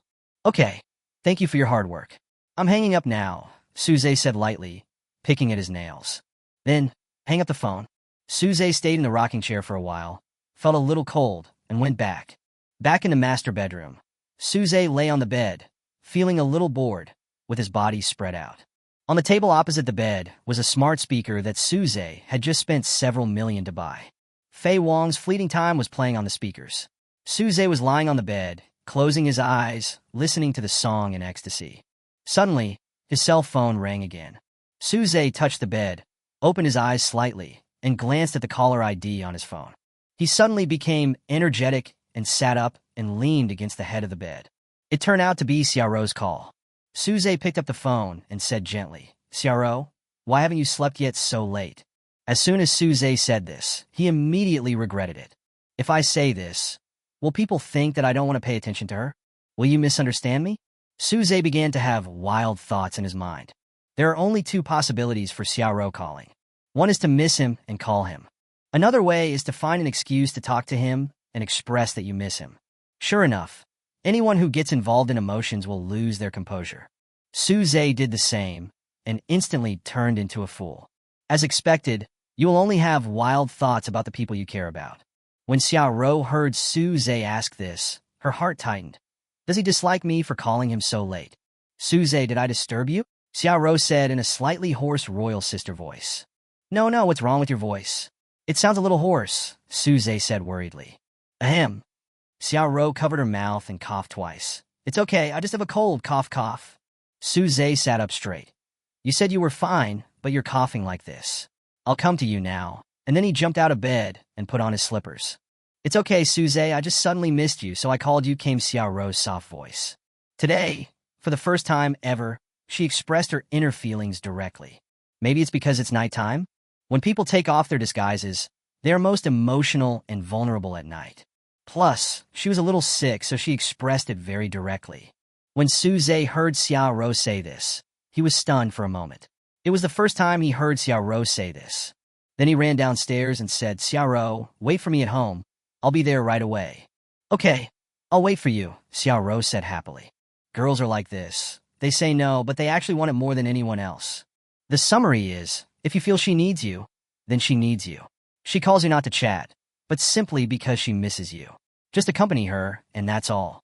Suze put on his shoes and drove the Bugatti to Xiaoro's house. There were few vehicles on the road at night, so Suze drove very fast. The 40-minute journey took him only half an hour. After parking the car in Xiaoro's community, he quickly ran to her door. As soon as I walked over, I saw Xiaoro waiting at the door. She was wearing a large shawl, with her soft hair draped over her shoulders. Her face was a little pale, but it did not affect her beauty. Seeing Suze coming, she ran over happily and hugged him. She was so happy to see Suzik. She was very busy at work these 2 days, so she was tired. After returning home in the evening, she kept thinking about Suze. After hesitating for a while, she finally called Suze. Suze looked at Xiaoro, who was hugging him, his hands suspended in midair. Not knowing whether he should hug her, after hesitating for 2 seconds, Suze put his hand on her back and patted her gently. Neither of them spoke. After hugging each other quietly for 2 minutes, Xiaoro let go of Suze. "Come in." Xiaoro pulled Suze's sleeve and looked at him with her big eyes like black grapes. Xiaoro was completely without makeup at this moment, but her eyes were brighter than usual. Maybe it's because of meeting Suze? Without any makeup, she is still incredibly beautiful. People often say, a first-level beauty is beautiful in her bones, a second-level beauty is beautiful in her skin, a third-level beauty is beautiful in her spirit, and a fourth-level beauty is beautiful in her clothes. It is obvious that her beauty is in her bones and is of the first-class beauty. For her, cosmetics are dispensable. It would be nice to have it, but if you don't, it doesn't matter. Her skin is so tender that you can pinch water out of it. She looks a little listless, but that doesn't affect her beauty. Suze looked into her eyes, and a smile appeared unconsciously on his lips. He himself didn't even notice it. The smile was completely unconscious. Xiaoro looked at Suze, who was staring at her, and touched her face. "Am I very haggard?" No, you look good like this, like a little girl. You don't look like a strong woman at all," Suze said while scratching the back of his head embarrassedly. Indeed, Xiaoro always looks like a strong woman. Whether it is her makeup, dressing style, or work style, she is a true strong woman. The kind that makes company employees turn pale at the mere mention of something. Xiaoro lowered her head and smiled. "Really? Am I usually a strong woman?" "Not really. In my eyes, you're always a little girl." Suze gently pushed her. "Come in, it's cold outside, and you're still sick." Chapter 61. Fool, you are gone. After entering the house, Xiaoro poured him a glass of water. Suze took the water and asked, turning around and looking around, "Is your aunt asleep?" "No, they both took leave these days," Xiaoro said as she put down her shawl. "Have you been home alone these 2 days?" Suze looked at her with a little heartache. Xiaoro nodded. "Yes, I am often alone at home. I'm used to it." Suze looked at the slightly empty house, then looked at Xiaoro, and began to feel sorry for her strength. "Goo!" Suddenly, a familiar voice was heard. Xiaoro touched her belly, stuck out her tongue, and smiled embarrassedly. I didn't finish my meal today." Suze laughed out loud. He recalled the scene of his first meeting with Xiaoro. Xiaoro said coquettishly, "You are making fun of me." Suze smiled and waved his hands. No, I just suddenly remembered that when we first met, it was my stomach growling. This time, it's yours." Xiaoro's beautiful peach blossom eyes rolled around, and she held her chin with her hand and looked at Suze. "Yes, I heard your stomach growling at that time, and I thought it was so cute." "You were so cool back then," Suze complained in pretended surprise. Xiaoro quickly said, "No, actually I just saw that you were too handsome, and I didn't know how to communicate with you. I was actually very nervous." "Really?" Suze asked with raised eyebrows. Xiaoro raised her right hand and swore, "It's absolutely true. The fact is that boys and girls have completely different attitudes when they meet good-looking people. When girls meet a good-looking guy, they become very timid and dare not talk to him at all. If she talks to you, don't doubt it. It's definitely because she thinks you're not that good-looking. When a boy meets a good-looking girl, he will try every possible way to talk to her, and get her attention. If he doesn't talk to you, it's because he thinks you're ugly and doesn't want to bother with you. Suze reached out and touched her head. I know, whatever you want to eat, I'll make it for you. Xiaoro tilted her head and thought for a moment. I want to eat something light. Then shall I cook you some noodles? Sure, I want to eat the noodles you made. Xiaoro was as happy as a child. Suze went into the kitchen and opened the refrigerator. There wasn't much food inside. Fortunately, there are tomatoes and onions. Although they are a bit stale, they can be eaten together. Voila! Suzy washed the tomatoes and onions and placed them on a plate. Boom, boom, boom. He began chopping tomatoes and onions. The cutting was so fast and even almost as fast as the vegetable cutters in restaurants. At this time, Xiaoro had quietly come to the kitchen door and was lying on the door frame looking at him. Suze felt that someone was staring at him and unconsciously looked towards the door. The curve of his mouth became bigger and bigger. Silly, you are exposed. Xiaoro was stunned for a moment. Then she reacted, quickly stood up and straightened her pajamas. My face suddenly became like a monkey's, and it felt a little hot. She forgot for a moment that she was wearing pajamas with a slightly large neckline. After tidying up her clothes, she looked up at Suze and saw that he was smiling at her, and her face turned even redder. She went back to the sofa in her slippers. Suze watched her series of actions and found her more and more adorable. At this time, the water boiled. Suze put the tomatoes into the water and added some seasoning. Take out 2 more eggs from the refrigerator and set them aside. Put the chopped green onions in a small bowl and sprinkle a layer of salt on top. Marinate with salt for 10 minutes to make it taste better. 10 minutes later, Suze came to Xiaoro with a bowl of scallion noodles. At this time, Xiaoro's face was no longer red, but there was still some blush on her face. Seeing that Suze brought noodles to her, she was too embarrassed to face him and just glanced at him secretly. Here are the chopsticks for you. Suze handed her the chopsticks. Oh, okay. Xiaoro lowered her head, took the chopsticks, and sat on the small stool next to her and started eating. He picked up a small piece of noodles with his chopsticks and pouted. Haha. Suze watched from the side, smiled, and touched her head. Why are you so cute? Xiaoro bit off the noodles in her mouth and looked up at him. Her face is full of the cuteness of a little girl. Eat slowly. Be careful of the heat. Xiaoro nodded obediently. Just like an innocent little lamb, Suze watched her finish eating, then went to the kitchen to wash the dishes. Xiaoro sat obediently on the sofa waiting for him.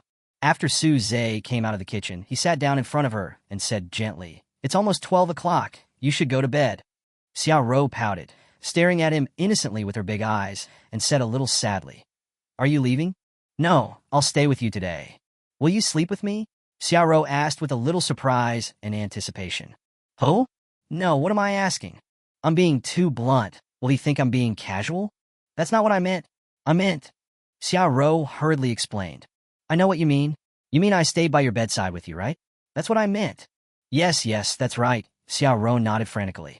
She didn't want to leave a bad impression on Suze. Then go to your bedroom, Suzy said, standing up. Good. Xiaoro walked in front, and Suze followed behind, and the two entered Xiaoro's bedroom one after the other. After Suze covered her with the quilt, he moved the sofa to the side of the bed, lay at the head of her bed, and watched her fall asleep. Xiaoro blinked and looked at him. Suze held his chin and said softly, Be good, close your eyes and go to sleep. Xiaoro closed her eyes obediently, and with Suze's company, she soon fell asleep. Suze always protected her, tucked in the quilt for her, and drove away mosquitoes. Then he leaned closer to look at her face. In the dim light, Suze could clearly see her slightly trembling eyelashes. Her eyelashes are long, thick, and curled, which looks much better than false eyelashes. And her face is so white and delicate, with almost no visible pores. Suddenly, her brows frowned. Suze stroked her gently with his hand, and then patted her belly gently with his hand. Soon, her frown relaxed. This little girl is unhappy even in her dreams. A few minutes passed. Seeing that she had fallen into a deep sleep, Suze decided to lie down on the chaise longue next to her for a while. However, Xiaoro suddenly grabbed his hand, and the grip is pretty tight. Suze smiled helplessly and continued to sit on the small sofa next to him. Occasionally, I could feel Xiaoro's body trembling, as if she had dreamed about something that scared her. Suze continued to comfort her gently. It's late at night. Soon, he fell asleep on the head of the bed. The next day, Suze was woken up by the alarm on his mobile phone. He slept very soundly that day. However, when he opened his eyes and saw clearly, he was shocked. Chapter 62, Is He the Modern Liu Xiaohui? It turned out that he had gotten into Xiaorou's bed without knowing when. Now he and Xiaorou are covered under the same quilt. Then he looked at Xiaorou beside him, who was sleeping soundly in his arms. Breathing was even and not affected in any way.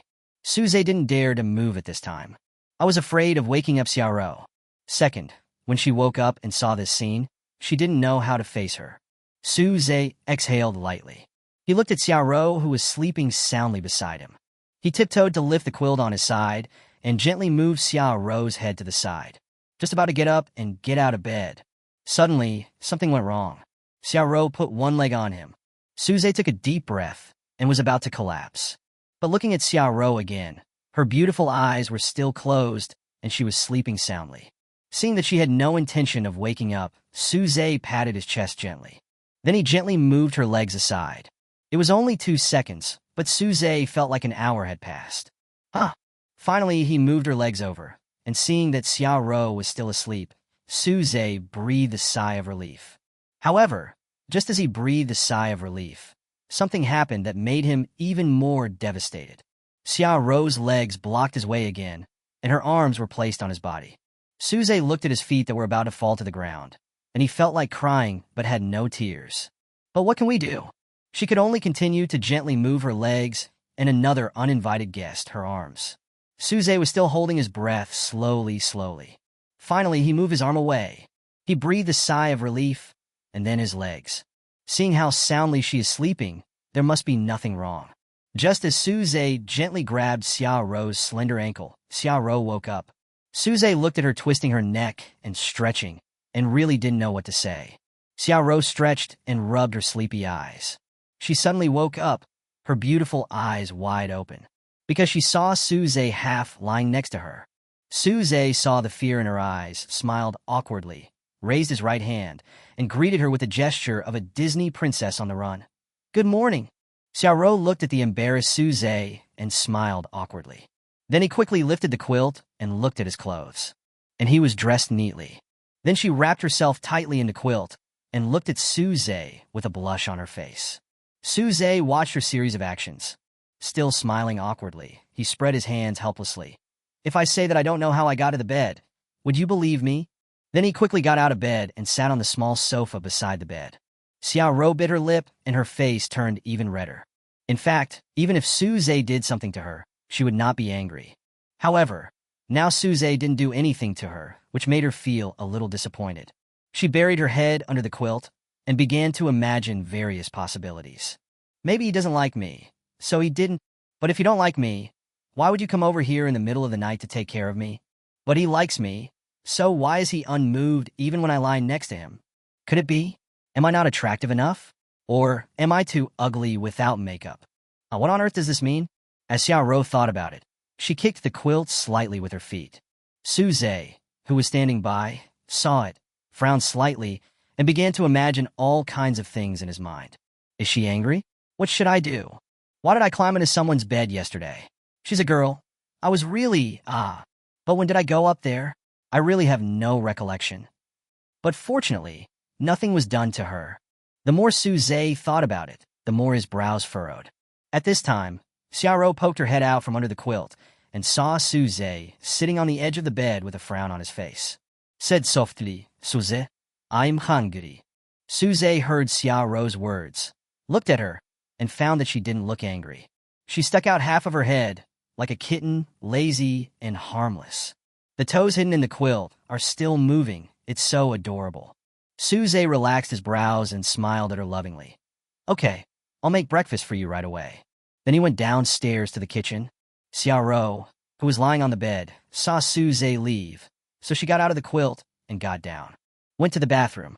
Standing in front of a huge mirror, she touched her long hair, pinched her cheeks, and turned around to look at her figure. Then she stood up straight and straightened her proud bust. Turning to the side, she raised her peach-shaped, but that all girls envied. Pretty face, tall bust and waist, peach buttocks, long straight legs. Xiaorou possesses almost all the advantages that girls dream of. She looked at herself in the mirror for a long time, but she really couldn't figure it out. Pouting.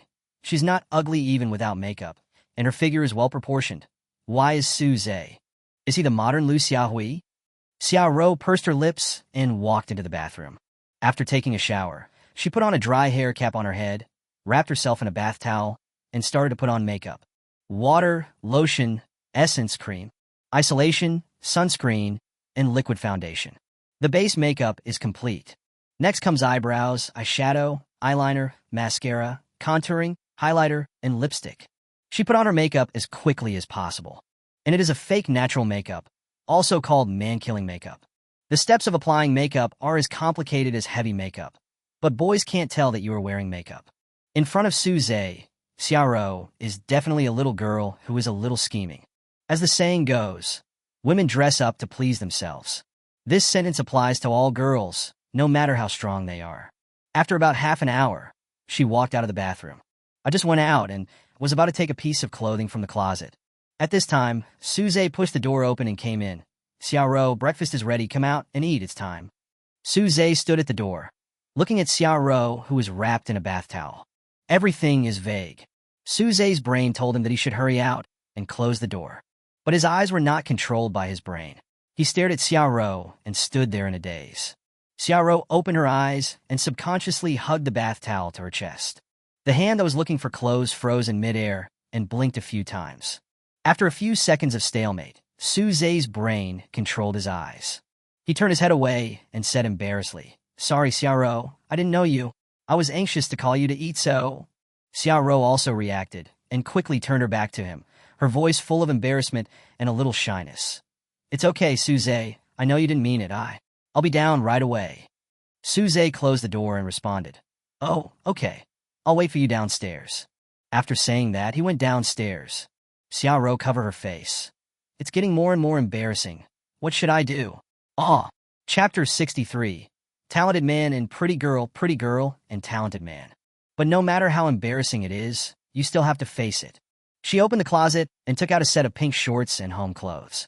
After getting dressed, I went to the bathroom and looked at myself in the mirror. Slightly made up, like a little bird with a satisfied smile. But I still felt uneasy. Today is a blushing and heart-pounding day.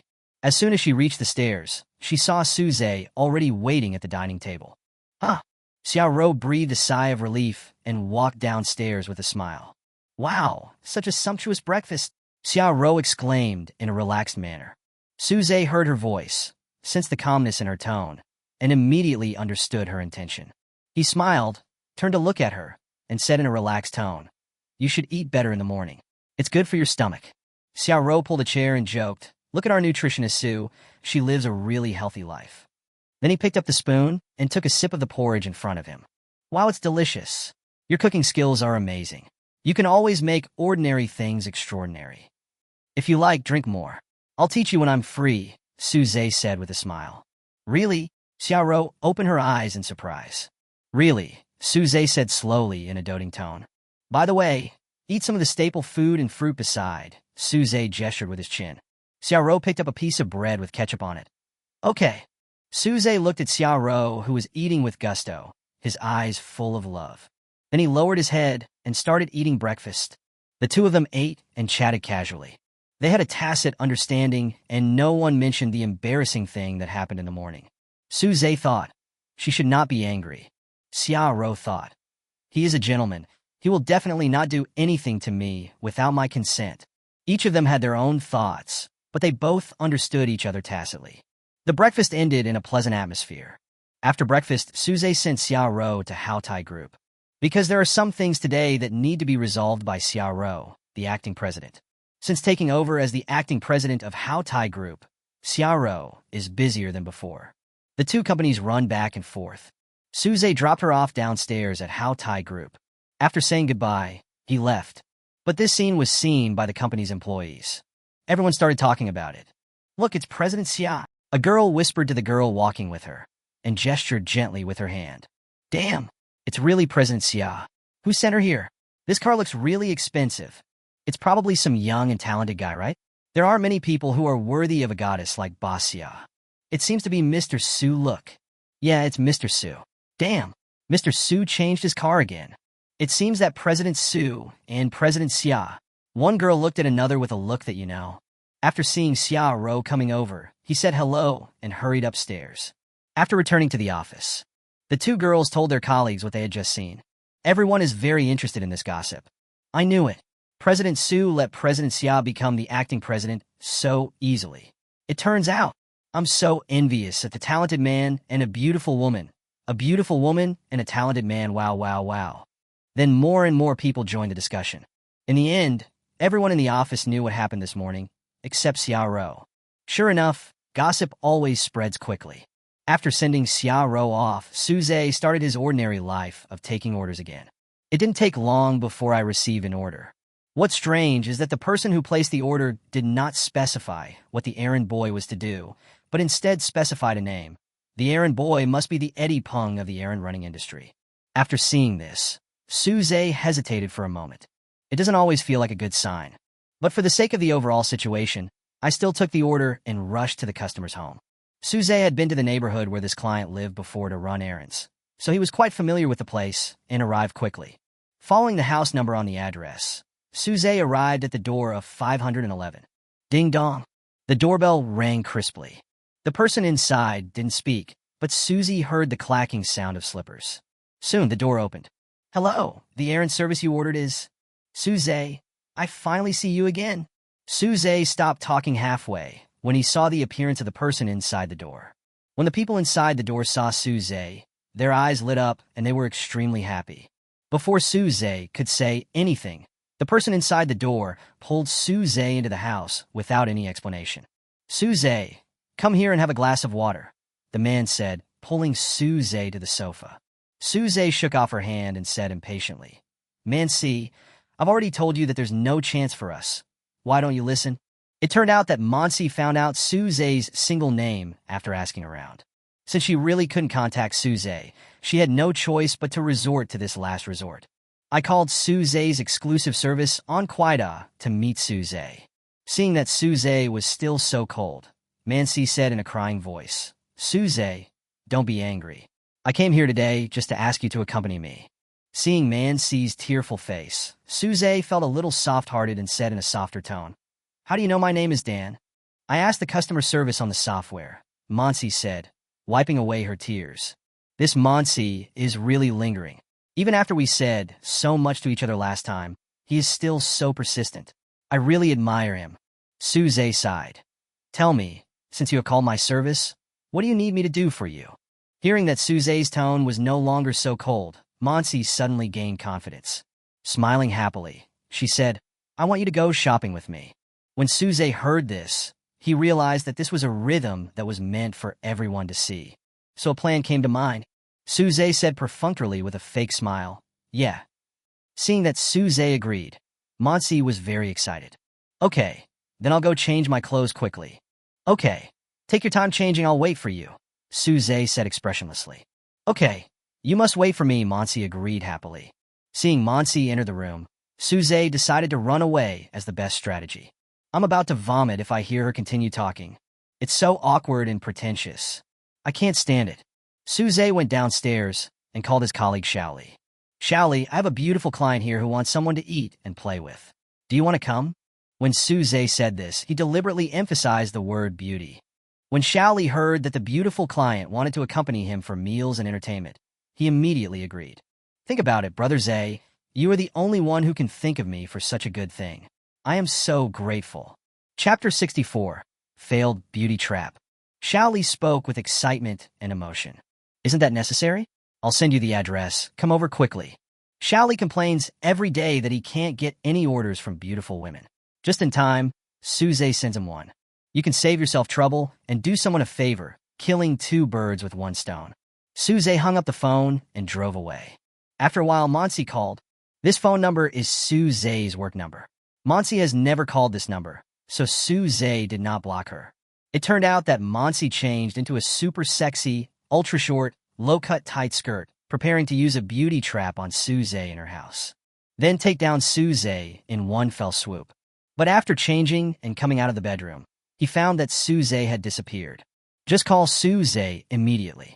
Suze looked at the vibrating phone, thought for a moment, and picked up the phone. Suze, where have you been?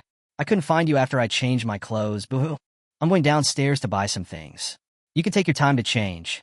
There's no need to rush, Suze said in a cold voice. Although she could hear Suze's tone, Monsi didn't care. As long as Suze was willing to accompany her, it was fine. Okay, I'll change my clothes and wait for you. Then he sat on the sofa and began to imagine everything between himself and Suze.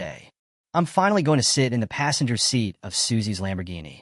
Oh, I'm so happy. I'll just wear this skirt. After all, we're in a sports car, so I'm not afraid of being seen by others. I can show off a little bit in the car intentionally or unintentionally. Monsi has already thought of everything she and Suze will plan for shopping later. Just waiting for the big fish Suze to take the bait. Little did she know that she was just like King Zhou of Shang fishing. No one took the bait. At this time, Xiaoli had already ridden his electric scooter to Monsi's residential area. Suze is already on his way to take the next order. Xiaoli called and said excitedly, "Brother Zhe, I'm here." When Suze heard this, a playful smile appeared on his lips. "Okay, you wait at the door of Building 33, Unit 5, she will be down soon." Then, Suze called Mansi again. "Come down, I'll wait for you at the door of the building." Mansi happily put on her bag and went out. Before leaving, she posed in front of the mirror at the door. She walked out of the building excitedly. Look left and look again. Except for a young man who was also wearing a fast-work suit, no one else was seen. After walking a few more steps forward, I still didn't see Suze. Monsi decided to call Suze. However, the voice on the other end of the phone made her collapse. "Sorry, the number you dialed is busy." I called it twice, and each time after a beep, it became like this. She was so angry that she kicked the ground with her high heels. Apparently, she was blocked by Suzy again. Suze tricked her this time. "Damn Suze, he blocked me again," Mansi said angrily. "If you are really on a call, the voice will remind you. Please don't hang up. The number you dialed is on the call. If you block someone, it will be the same situation as above." As soon as Xiaoli, who was standing by, saw Mansi, his eyes were attracted to her. In his opinion, Mansi is completely a goddess-level person. Long legs, high heels, a super short low-cut neckline, a curvy figure, heavy makeup, and long wavy hair. But he was not sure if it was the beautiful customer Suze mentioned. But after hearing her scold Suze, he finally confirmed it. "Hurry up and go to meet him with joy." "Hello, are you Miss Mansi?" Mansi heard someone talking and turned to look at him angrily. He yelled, "You are the lady. Your whole family is ladies." Xiaoli was completely stunned by her scolding. "What did I say? Miss? How did you misinterpret my meaning? That's not what I meant. I just asked if you were Mansi." Xiaoli tried to explain and calm the anger of his goddess-like Mansi. Mansi rolled her eyes at him, pulled her skirt down, and then pulled up her collar. She was just feeling guilty. Going out dressed like this really made her look like a lady. "You know me? I won't give you my contact information," Mansi said with a roll of his eyes. "No, you misunderstood. Suze asked me to come to you." Xiaoli looked straight at Mansi, who was wearing sexy clothes. Does he know Suze? Could it be that Suze sent him to pick me up? Hearing what the other party said, Mansi looked at him seriously. "Do you know Suze?" "More than just knowing each other, we are very familiar with each other, good brother." Xiaoli patted his chest and said proudly. When Mansi heard this, his expression immediately changed. "Okay, then take me to find him quickly?" Xiaoli heard this and said, "Go find Suze? Are you going to return something?" "It's okay. At least I can stay with her for a while longer. Or go find Suze." "Okay, I'll take you to find him," Xiaoli said with a smile. Mansi was happy and followed him quickly. But the next second, her expression changed again. "Let's get on board," Xiaoli said, patting his beloved electric scooter. Mansi looked at the electric bike with faded seats. He cursed directly. "Are you crazy?" Then he walked away. "I thought it was at least a four-wheeler, but I'm dressed so sexily, but I'm not here to ride an electric car." Only Xiaoli was left standing there. Shaking his head, he said, "Fuck. Women are so damn vain these days." To be honest, Xiaoli is handsome, and if he dresses up well, he can become a handsome guy. But what can we do about it? Nowadays, women who dress seductively all love money. As long as you have money, even if you grow into a monkey, there will be plenty of women following you. Especially someone like Mansi. She wants someone who is handsome and rich, so how could she take him seriously? In her eyes, there is only Suze now. How could anyone who has seen Jade take the stone seriously? Xiaoli watched Monsi's back as she entered the building, and then called Suze. Whoa, brother Zay, that Monsi you asked me to accompany called me a psychopath. What's going on? Tell me about it. She said she wanted to see you, so I thought I would take her with me. But when I asked her to ride on my electric bike, she called me a psycho. Xiaoli said this sadly, and Suze wanted to laugh. Suze blocked the phone, covered his mouth, held back his laughter, and took a few breaths. Slowly, he said, she must be afraid that your cushion will burn her. But, Xiaoli, Suze played with the car keys in his hand. Is she wearing a miniskirt? Yes. Then feel your cushion. Is it hot from the sun? Xiaoli touched it with his hand and said, it really is. Isn't that right? Don't worry, you won't go in vain today. I'll treat you to dinner after this. Suze said lightly. Okay. Xiaoli felt a little happier, but he still couldn't calm down. He did like people like Mance. Chapter 65, Rich Aunt's Conditions. After hanging up the phone, Xiaoli was depressed and started taking orders again. I fantasize about becoming someone like Suze. As for Suze, he was already on his way to the next order. The customer of this order asked him to help repair the light bulb. Suze, a life expert, just took it when he saw it. When we arrived at the customer's house, a tall girl in pajamas with messy hair opened the door. Hello, I'm running errands. The tall man saw Suze at the door and didn't wait for him to say anything. With a bang, Suze was locked outside the door. It was just an errand service, so I didn't take it seriously. As a result, the person who came was such a handsome guy. How could I do this to such a handsome guy? Go back to the drawing board and rebuild it? Suze was confused and stood at the door. What's going on? I knocked on the door again, and a female voice came from inside. Wait a moment, right away. As she spoke, she quickly changed her clothes and fixed her hair. She also put the underwear she had just placed on the sofa into the closet. The movements were so smooth and seamless. It seems that he often does this kind of quick packing work. A minute later, the door finally opened, but this time it was opened by a tall girl with neat clothes and smooth hair. Suze looked at her and seemed to understand something. Hello, beautiful lady. I'm the errand boy you called, Suze said with a professional smile. The tall girl looked at Suze's face with a bit of a fangirl attitude. Hello. Then he stopped talking. Just like that, the two of them fell into silence at the door for more than 10 seconds. Suze broke the silence. Beauty, do you need to fix the light bulb? The tall woman then turned her eyes away from Suze. Yes, come with me, she joked as she walked. I'm not called Beauty, my name is Lin Wanbai. Then she made a face at him. Suze looked at it and said with a smile, Okay, Wanbai. What's your name? Lin Wanbai asked again. Suze. Suze looked up at the light bulb in the living room and asked, Which light bulb do you want to change? In the kitchen, Lin Wanbai pulled Suze's sleeve and walked towards the kitchen. Suze looked at her and then at his sleeves. How come this girl is so unguarded towards strangers? In fact, Lin Wanbai did it on purpose. Who wouldn't want to get close to a handsome guy? Then he pointed to the light bulb on the kitchen ceiling and said, Here, that's it. Do you have a triangular ladder at home? Suze looked at the light bulb and then at Lin Wanbai. What is a triangular ladder? Lin Wanbai looked curious. It seems that there is none.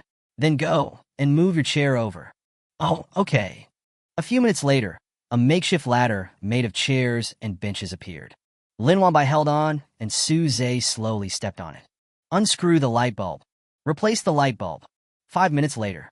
Finally, it's changed. Suze got down from the chair carefully. The two of them put the chairs and benches back in place, and Lin Wanbai went to the kitchen to get some water for Suze. Just after entering for a while, suddenly, wow! The sound of glass breaking was heard, followed by a girl's scream. Suze suddenly stood up from the sofa and ran to the kitchen. What's wrong? Suze looked at Lin Wanbai, whose face was pale, and asked worriedly. Lin Wanbai pointed to the corner of the kitchen sink and said, Cockroach, cockroach. Then he turned around and hugged Suze.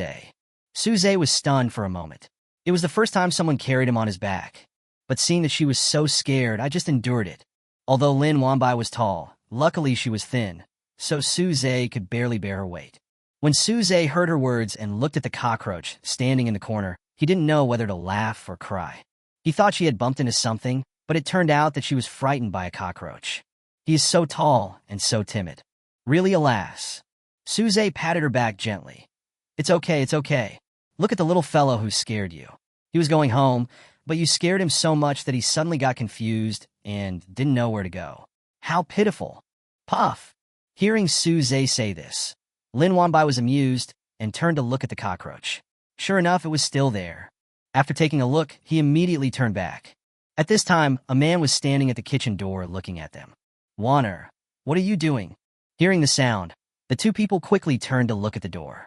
There was a fashionable aunt in her 50s wearing a cheongsam and carrying a small bag, looking at them with surprise.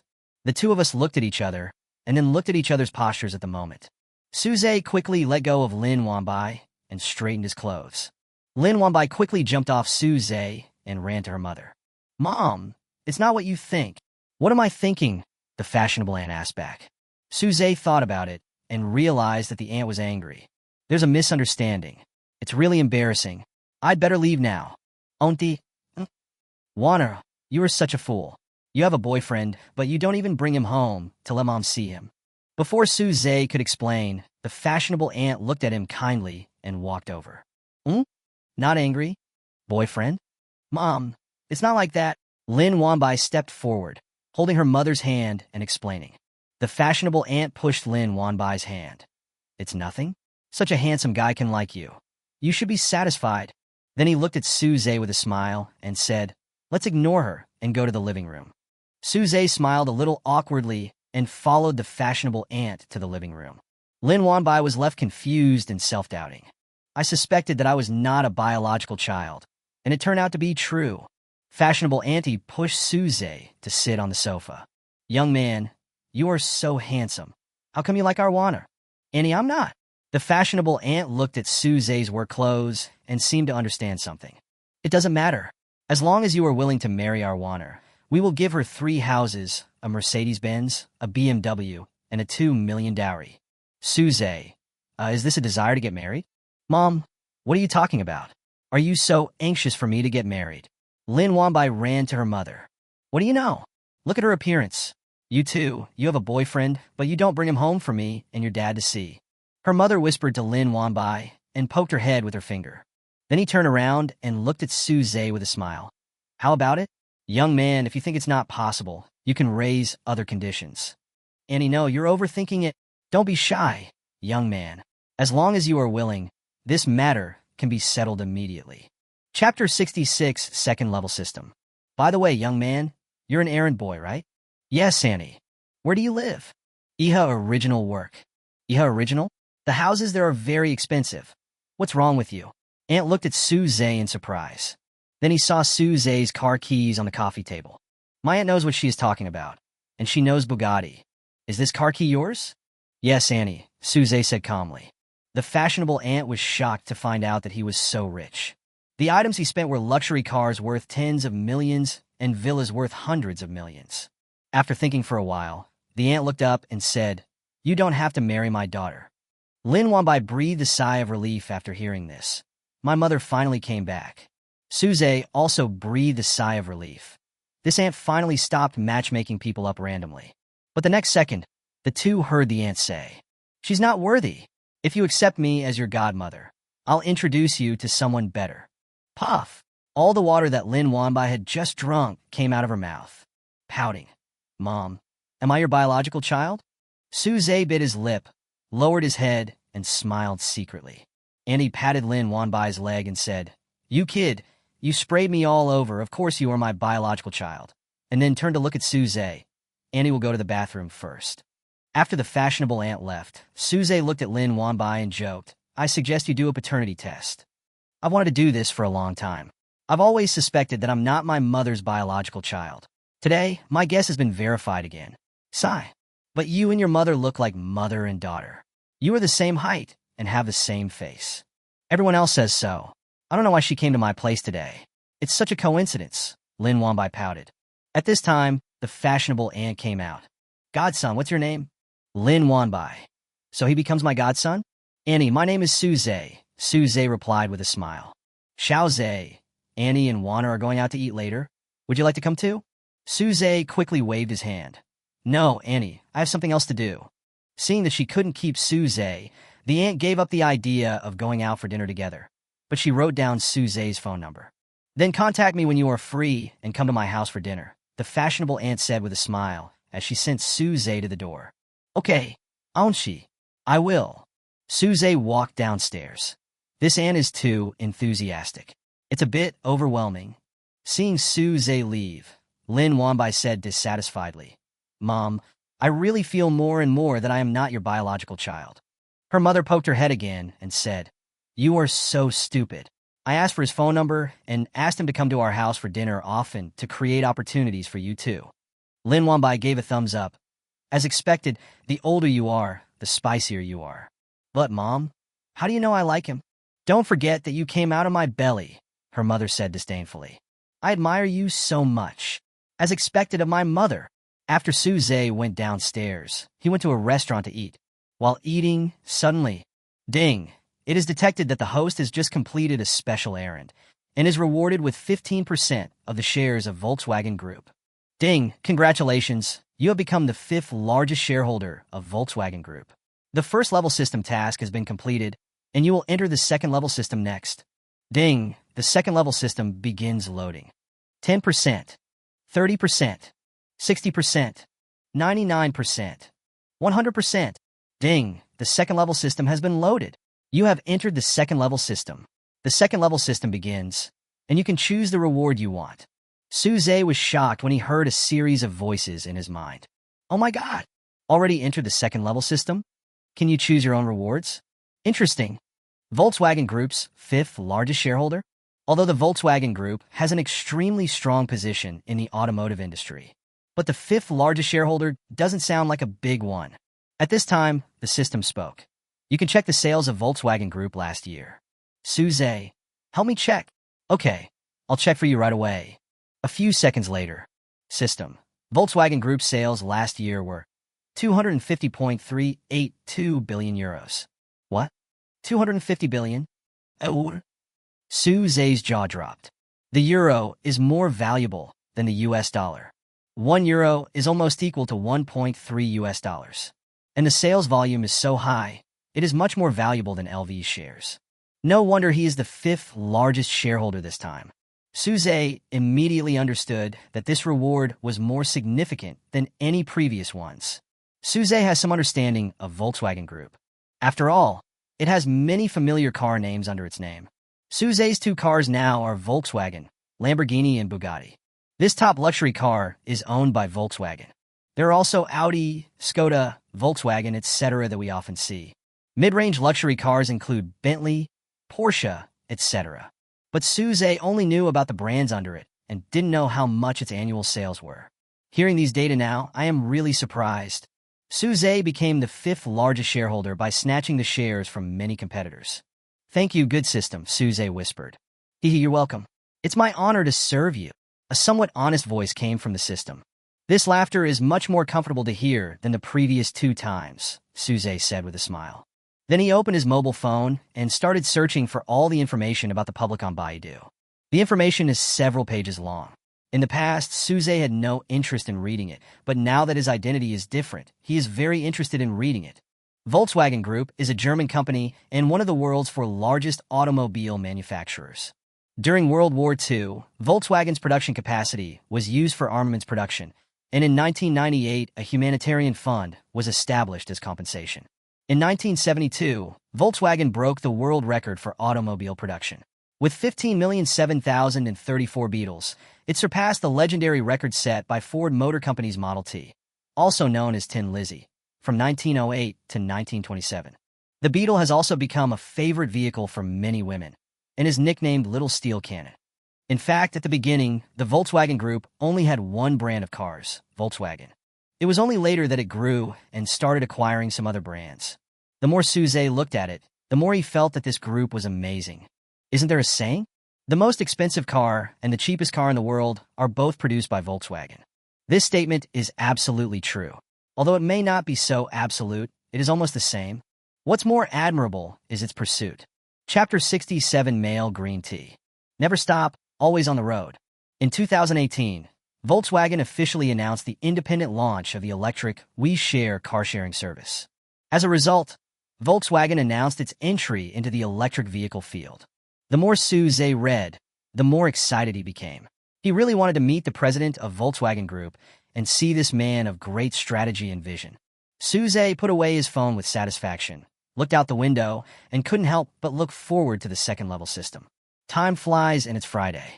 Before Suze left the house in the morning, he told the housekeeper, "Housekeeper Lee, prepare a table of food in advance today. We have guests coming to our house in the afternoon." "Yes, sir," the butler replied respectfully.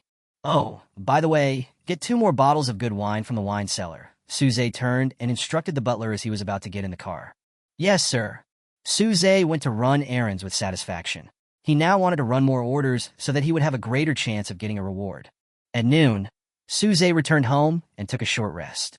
At 3 o'clock in the afternoon, Suze received a call from Song Lee. "Boss Sue, we've arrived at your door, but we can't find the door, hiss." On the other end of the phone, Song Lee's voice was awkward and at a loss. Suze smiled and thought of his first time coming to Eho Original. People who come here for the first time usually can't find it because the gate is really hidden. After you enter that road, turn right at the end, then turn left at the second intersection. When you see a small door, just go in. Suze patiently pointed the way to them. "Turn right, turn left." "Okay, I'll remember it." "It's really hard to find," Song Lee said with a smile. "Okay, the most conspicuous building after you come in is my house. I'll wait for you at the door." "Oh, cool. Let's go back the way we came," Song Lee suggested after hanging up the phone. "Okay," said Fei Lan, who was driving. "This Eho Original is really huge. It takes so long to go around it," Guiyu sighed. "That's right. There are 91 of them, and they are all big villas with gardens." Inshima shook her head and sighed. "I guess all the richest guys in City A are here, right? Maybe I can meet some big clients later," Song Lee said while sitting in the passenger seat, looking out the window. "Song Lu, you only think about your clients every day. Can you spend all the money you earn in your lifetime?" Inshima joked with a smile. "I still earn too little. If I earn more, I would be a resident here." Song Lee smacked his lips. "So comparing yourself with others will only make you angry." The 4 people were chatting and soon arrived at the door. "This gate is indeed hidden," Guiyu sighed. "Drop." Fei Lan honked the horn, and the security guard saw that it was a Bentley, came out with a smile, and asked for registration. The smile here is a professional quality, not a deliberate flattery. In this neighborhood, Bentley can only be considered a low-end luxury car. "Hello, which house are you from?" the guard asked with a smile, because he had never seen this car before. "Mr. Su Zissou," Song Lee answered as he rolled down the window. "Mr. Su." The guard's eyes lit up. Then he said, "Please register," and handed over the pen.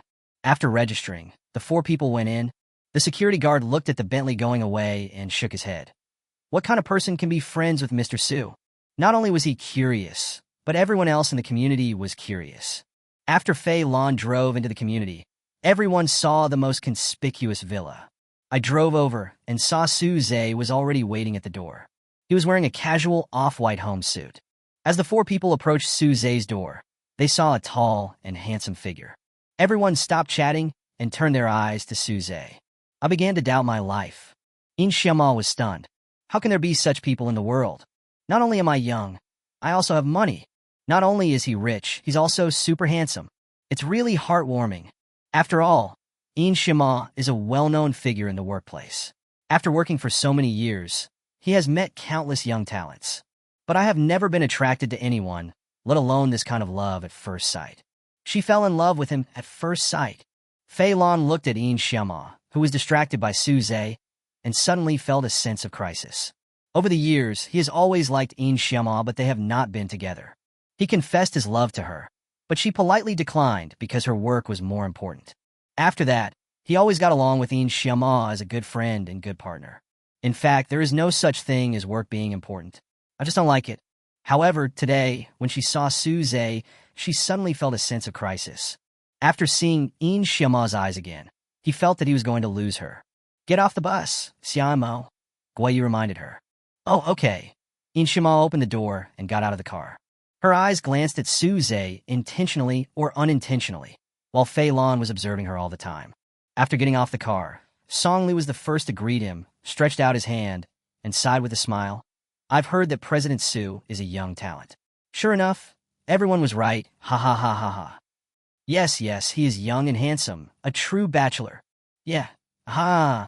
Several people also echoed. Everyone shook hands with Suze and greeted him one by one. Although Fei Lan felt a little unhappy, he was meeting an important person today, and there was no point in pretending. He held Suze's hand and praised sincerely. General Manager Su is so handsome and rich. I guess the people chasing you are all lined up all the way to France, right? When Suze heard this, he thought this was a male green tea. It seemed like a compliment to Suze, but it was actually said to In Xiama, who was standing next to him. It implies that although Suze is handsome and rich, he has many romantic partners and is a scumbag. Suze knew exactly what was behind his words. Smiling, he replied, I haven't counted the number of people chasing after me, so it has nothing to do with me where they are in the queue. When Fei Lan heard this, he realized that he had understood what was said. He immediately became a little scared and didn't dare to say anything. He laughed and joked, Boss Su is really fresh and unconventional. Ha ha ha. Suze still responded with a smile. Then In Xiama greeted Suze. She stretched out her delicate hand and looked at Suze with a beautiful smile on her face. Hello, Mr. Su. I am In Xiama from Cathay Law Firm. Suze smiled and gently held her fingers. I am Suze. Then he let go of her hand and looked at the others. You don't have to call me President Su. Just call me Suze. In Xiama secretly looked at Suze from the side. LV's sports homeware, Brigitte's latest model, and the slippers on his feet seem to be high-end custom-made. Isn't this too extravagant? He just shook hands with me and was able to keep his distance, which was very gentlemanly. This kind of man is my ideal. Chapter 68 Cathay Law Firm Shock. Fei Lan, who was standing by, of course saw the light in In Xiama's eyes. He was jealous, but he could do nothing about it. If he was not as good as others, he was not as good as others. Although he has protected her for so many years, Xiamo just doesn't like him. Okay, everyone come in, Suze called to a few people. What the hell? What the hell? What the hell? As soon as they entered the yard, the three people except In Xiama screamed in unison, because they saw two top-of-the-line luxury cars parked at the door. In Xiama stood nearby with a stunned look on her face, saying oh shit in her heart. After all, the person you like is next to you, so you should act like a lady. Looking at the stun for people, Suze smiled and said, You like these two cars too? Guiyu spoke first. These two cars are the world's top luxury cars, limited edition, a man's dream. Suze, you have two men's dreams at the same time. That's amazing. Suze waved his hand. No, I just like it, so I bought it to drive around and run errands more conveniently. Suze spoke so nonchalantly that those who didn't know would have thought he had bought an electric car. Everyone was stunned again. Convenient for running errands? Such a top-of-the-line luxury car is bought to run errands? Is there something wrong with my values? Others collect them as treasures. If you like it, buy it and try it out? Damn it. Who doesn't like this car? I like it. I can't afford it. Even if you have money, you can't buy it. Everyone was speechless by Suze's calmness, and the four elite lawyers didn't know what to say. At this time, Songli spoke up. Suze, bought this car to run errands? This? Hearing Songli speak, the three of them nodded and looked at Suze. Suze shrugged and smiled, indicating that this was correct. The four of them gasped. What a fucking luxury. Rich, come on, let's talk inside. Suze called out to the four stunned people. Everyone followed Suze home. At this time, In Xiama poked Guiyu beside her and pointed at Suze. He whispered, The slippers are haute couture, the home clothes are LV. Can you understand now that he drives a sports car to run errands? Guiyu looked at Suze and said softly, You are very observant. I think I understand it now. In Xiama smiled and followed Suze into the door. Is it possible to observe the person you like without being meticulous? After entering the hall, the four people looked up from the floor to the ceiling at the same time. After all, the king of buildings is famous, and everyone has long wanted to see him.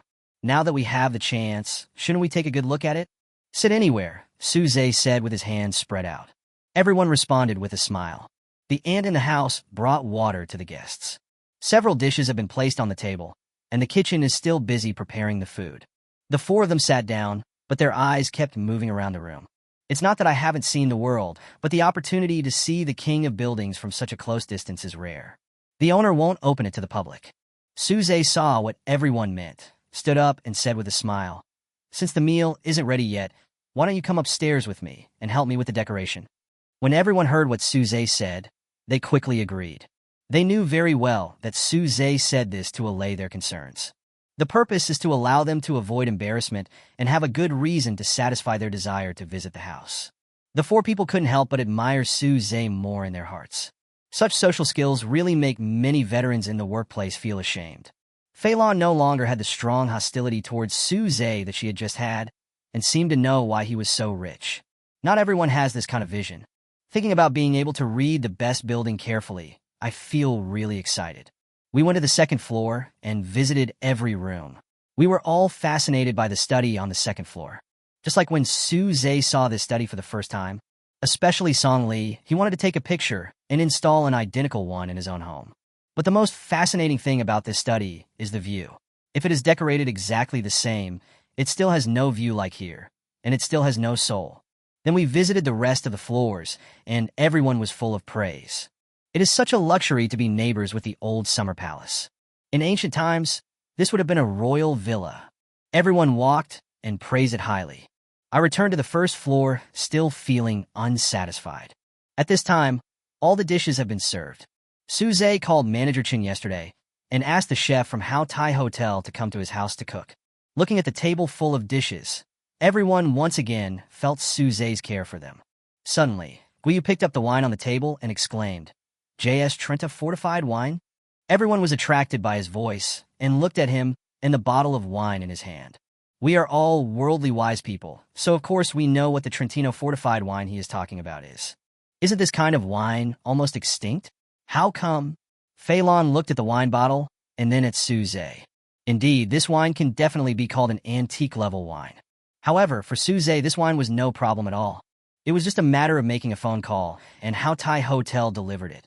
I asked the people from How Tai Hotel to send this over. "Everyone please have a taste," Suze said calmly in the face of everyone's shock. Suze poured wine for the 4 people one by one, and the 4 people raised their glasses with both hands to receive the wine. After taking a sip, it is indeed extremely fragrant and has a long aftertaste. I've always wanted to taste this wine, but I couldn't buy it. Today I'm really indebted to you. Guiyu raised the wine glass to Suze and took a sip. After drinking, close your eyes and enjoy the aftertaste. Few people can serve such wine to guests. It's not expensive, it's rare. Those who have this wine have already kept it as a treasure. How could they be willing to take it out to entertain guests? "Oh, Lawyer Gua, why are you talking so politely about taking advantage of someone else's connections? It's my honor to have you, several big lawyers, come to my house today," Suze said, and took a sip of the wine in the glass in return. Song Lee looked at Suze, who was calm and composed, and was impressed by this young man from the bottom of his heart. Thinking back to my 20 years in the legal profession, having won countless difficult cases and met many prominent people, I have never been so convinced by anyone. I'm not just impressed by his lavish spending, but what I'm most impressed by is his vision. Song Lee stood up and raised his glass. "Suze, it is our honor that you can join our Cathay law firm. Not only are you young and promising, but you also have a demeanor that I am ashamed of. Let me toast to you." After saying that, Song Lee drank half of the wine in the glass. Song Lee was also a man of sentimental temperament. When his emotions surged up, he was no longer like his usual serious self. Suze looked at Song Lee, who was a little excited. "I am also honored to join you. The wine is all in my mind." Suze raised the glass in his hand and drank half of it. The other 3 looked at Song Lee, who was usually serious, with their mouths open in surprise. Chapter 69, Assimilated by Li Xiaodang. Yes, there are often gatherings in the law firm, but Song Lee never does that. At most, he just clinks glasses with everyone and has a few sips.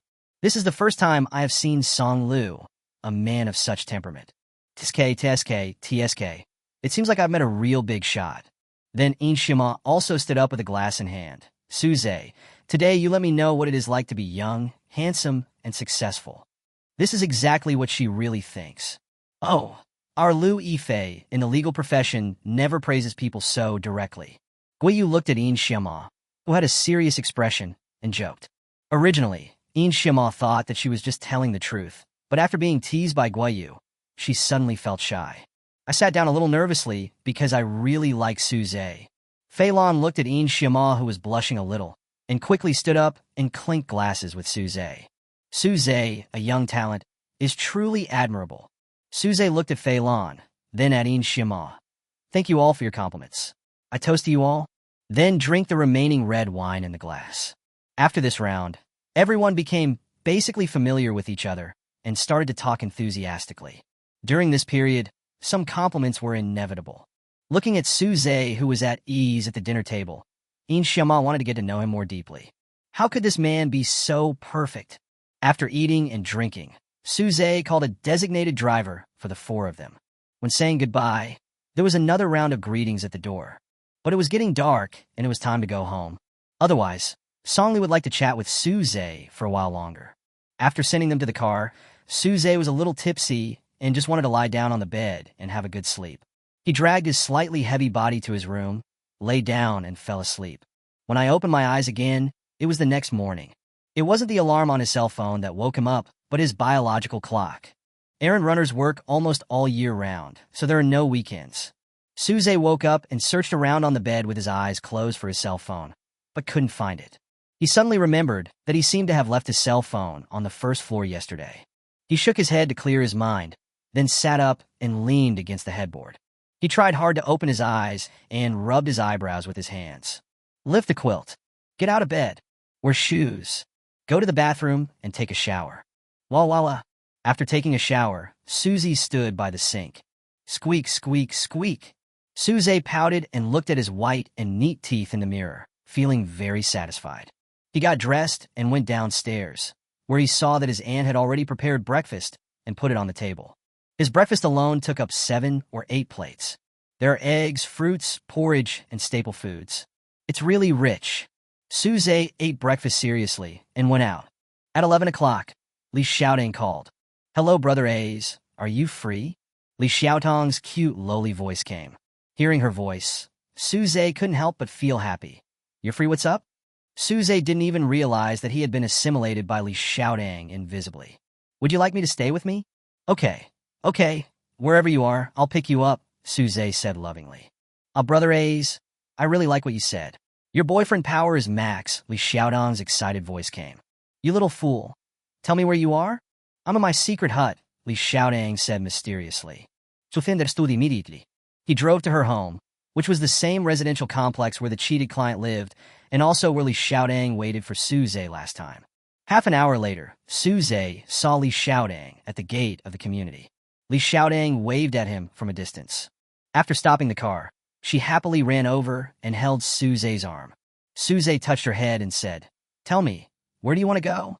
I want you to play games with me, Li Xiaotong said excitedly. What game? Peace Elite. I've been playing this game in the past few days, but I'm too bad at it and I'm always beaten into a box by others, Li Xiaotong said with a pout.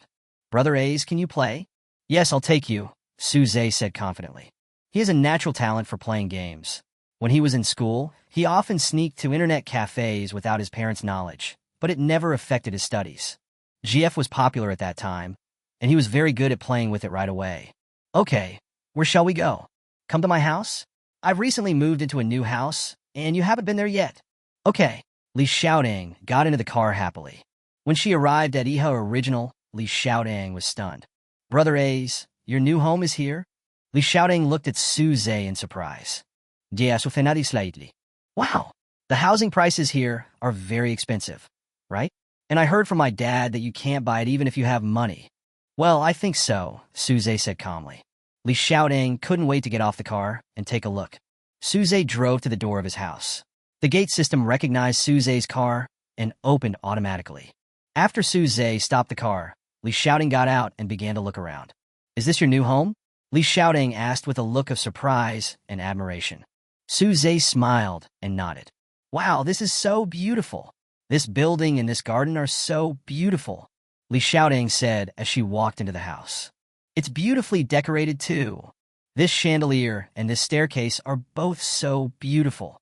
Suze followed Li Xiaotong all the way, looking at her excitement, feeling helpless and doting. What an innocent little girl. In Li Xiaotong's eyes, Suze has no shortcomings. It was totally to her taste. Then Li Xiaotong looked at the remaining floors. After another round of praise, she was sweating after the shopping. Suze handed her a glass of water. Drink it, you look sweaty. After drinking the water, Li Xiaotong poked Suze's arm with her head. She looked at him with her big round eyes. Brother A's, is it time to play games with me? Suze scratched her pink little nose and said, Okay, I'll play with you, but you have to eat after playing for a while. Good.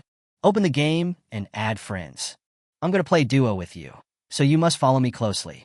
When I'm fighting, you can find a safe place to hide. After the fight, you can come out and loot. Suze spoke patiently, and Li Xiaodang smiled secretly. Suze was really good to her and always responded to her requests. She leaned gently against Suze and started the game. Little girl, come over here and lick the bag. Good. Hide well and don't show your footsteps. I know. Come here. I'll give you a level 3 helmet and a level 3 armor. Brother A's, you are so nice. This was the most common phrase heard throughout the entire game.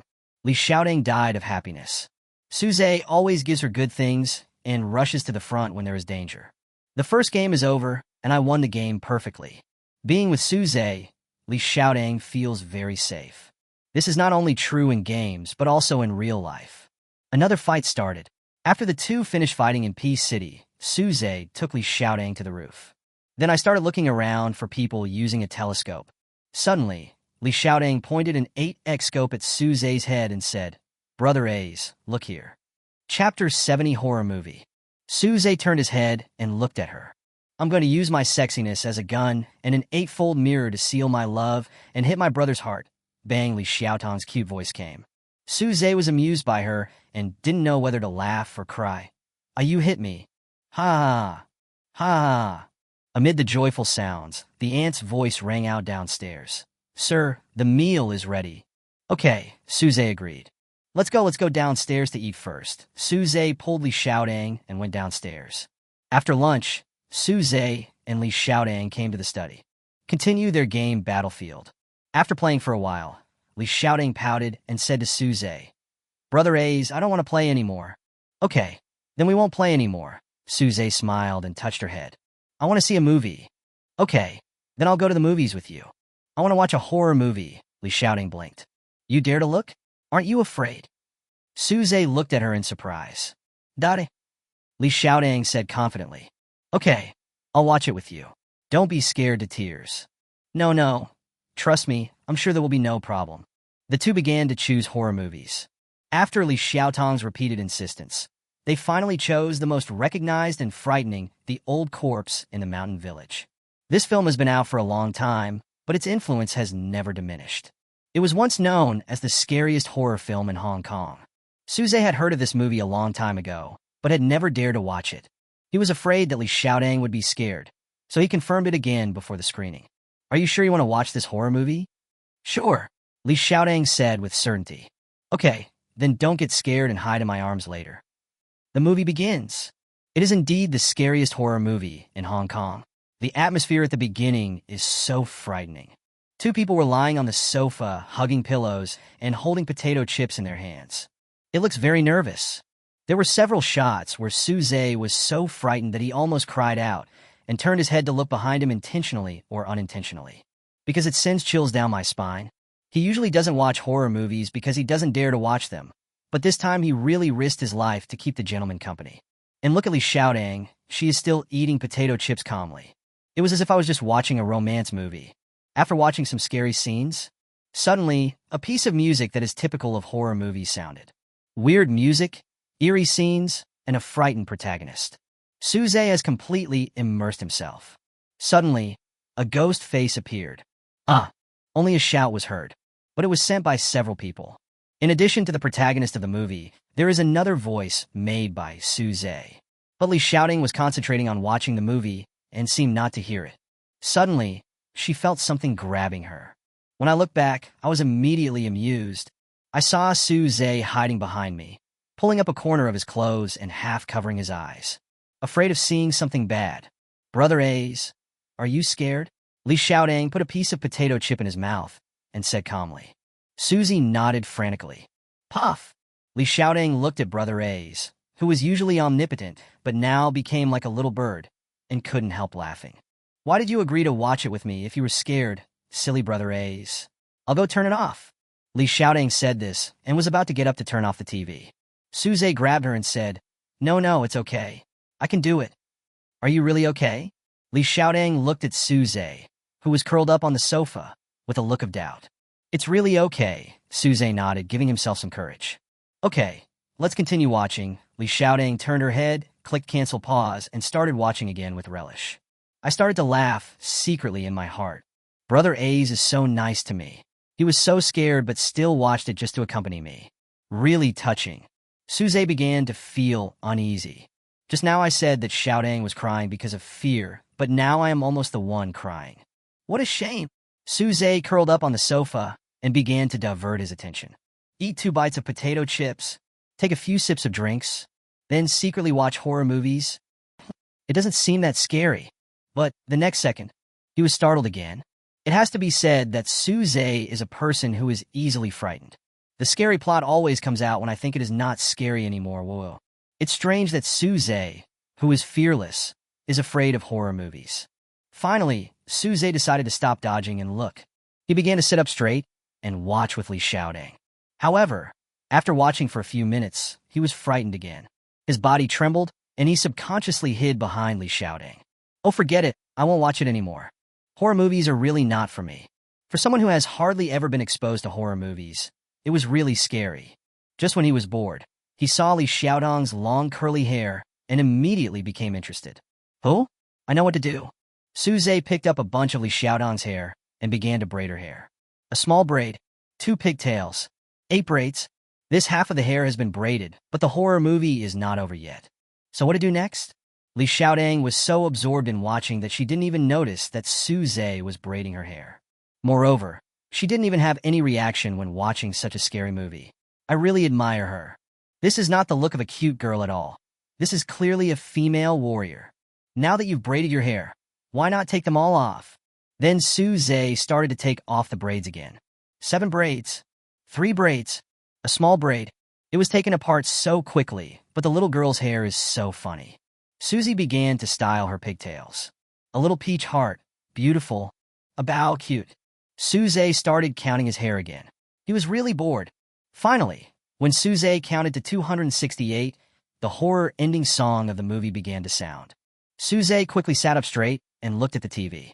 This movie is a bit scary, but it's acceptable, Suze commented seriously. Li Xiaodang turned to look at him.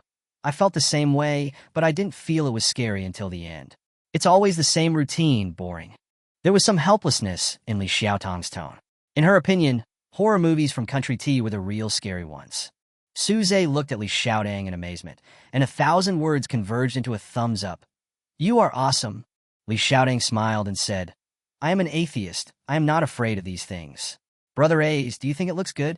Suze looked at the TV with a guilty conscience, nodded, and commented seriously. It looks good. I think it's shot very realistically. Not bad. Li Xiaodang looked at Suze with a serious expression and laughed while covering her mouth. Chapter 71, Cute Scheming Girl. In fact, she just heard Suze shouting, but pretended not to hear it. At that time, she was thinking, Brother A's is actually afraid of horror movies. I kind of want to laugh at him, huh? And she also felt it when I just braided her hair, but she didn't point it out. She had been cooperating with Suze to braid her hair, and she had only one thought in her mind. Brother A's is so cute, and he is so gentle, always being careful, for fear of hurting her. Okay, now that we're done watching the horror movie, I'll go open the curtains. Suze walked to the window and opened the heavy curtains. Snap! Light suddenly filled the room, but the sun was almost setting. Suze narrowed his eyes subconsciously. I have to say the light-blocking effect of this curtain is really great. It's no different from night when it's pulled up. Do you want to eat something? Suze handed Li Xiaodang a glass of water. Li Xiaodang took the water and took a sip. And I want to eat fruit and cake, and some yogurt would be even better. Li Xiaodang tilted her head and thought. She was as cute as a kindergarten kid. Okay, cute ghost, I'll ask Annie to bring it up for you. Suze opened his phone. Hey Siri. Ting ting. How can I help you? Call Aunt Zhang. Okay, I'm calling Aunt Zhang. Aunt Zhang, please wash some fruit for me. Yes, sir. Suze hung up the phone, opened the small refrigerator in the study, and waved to Li Xiaodang. Come over here, choose for yourself. Wow, I didn't even realize there was a refrigerator here. Li Xiaodang jumped down from the sofa, walked over, crawled under Suze's arm, and lay on the refrigerator door. Wow, there are so many delicious foods. Li Xiaodang's eyes lit up. Suze lowered his head to get the Coke. At this moment, Li Xiaodang suddenly turned around and said, Brother A's? Everything was so coincidental. At the moment when Suze lowered his head, Li Xiaodang turned around and talked to him. The tip of Suze's nose first touched Li Xiaodang's hair, then her ears, then her face. and finally the tips of their noses were touching. Suze stopped when he touched Coke's hand, and his body froze in place. Li Xiaotong's round eyes opened wide, and her whole body curled up in Suze's arms. She could feel Suze's breath. You can see stubble growing at the corners of Suze's mouth. I can clearly feel the hormonal scent that belongs only to Suze. Her breathing began to quicken. Then, my heart began to beat uncontrollably. 2 blushes naturally appeared on her face. Finished. I moved again. But this time he didn't seem so shy, but was completely immersed in it. If she could keep this position forever. She began to enjoy this close contact. A movie started playing in my head. What does it feel like to be Brother A's girlfriend? What does it feel like to kiss Brother A's? I even thought of some embarrassing things. In just a few seconds, she even thought of the child's name. The moment Suze touched Li Xiaotong's nose, ripples began to form in his calm heart. It feels like a heartbeat. Looking at Li Xiaotong's gradually blushing face, Suze even wanted to take a sip. It is pink and tender, like a peach. The peach on earth is indeed well-deserved of its name. In such a quiet environment, even the sound of the heartbeat becomes clear. Suze gently touched Li Xiaotong's forehead with his forehead and said, "Little girl, what are you thinking about? Just take the food and go." Then he patted her on the head and walked towards the sofa with a Coke. Li Xiaotong still looked at Suze in amazement. I just felt that Suze's heartbeat quickened when he touched my forehead. The corners of his mouth couldn't help but curl up. She stared blankly at Suze leaving and responded subconsciously. Then he turned around and casually took something from the refrigerator. She didn't know what she was going to take. The only thing in her mind was the scene just now. After getting the food, he also sat on the sofa, but deliberately kept a certain distance from Suze. "Why are you so far away from me?" Suze looked at Li Xiaotong on the other side of the sofa and asked puzzledly. "Oh, because it's more comfortable here." Li Xiaotong didn't dare to look into Suze's eyes for fear of falling in love again. "Okay, as long as you're happy," Suze said, then raised his head and took a sip of Coke. Li Xiaotong also wanted to drink it after seeing it, because she also wanted to try to accept Coke. But most importantly, she wanted to drink the bottle that Suze had drunk. "Can I have a sip of your drink?" Li Xiaotong asked, pointing at the Coke on the coffee table. Suze nodded. "Of course. You can drink as much as you want. There are plenty in the refrigerator." "I just took a sip. I didn't think there was any need to open another bottle, so I wanted to take a sip from yours," Li Xiaotong said while gesturing with her fingers, and then she poked 2 fingers and blinked. She was so cute that Suze felt like he would be a sinner if he didn't agree to her. Suze smiled indulgently. Drink it. Even 2 sips is fine. There's really nothing you can do with this little girl." After getting Suze's consent, Li Xiaotong happily sat next to Suze. He picked up the Coke and gulped down 2 gulps. Then he put down the Coke with satisfaction and licked the corner of his mouth. "I feel very happy." Because she and Suze drank Coke from the same place, it meant that he kissed indirectly. So happy. With this filter, the taste of Coke becomes delicious. What a cute and scheming girl.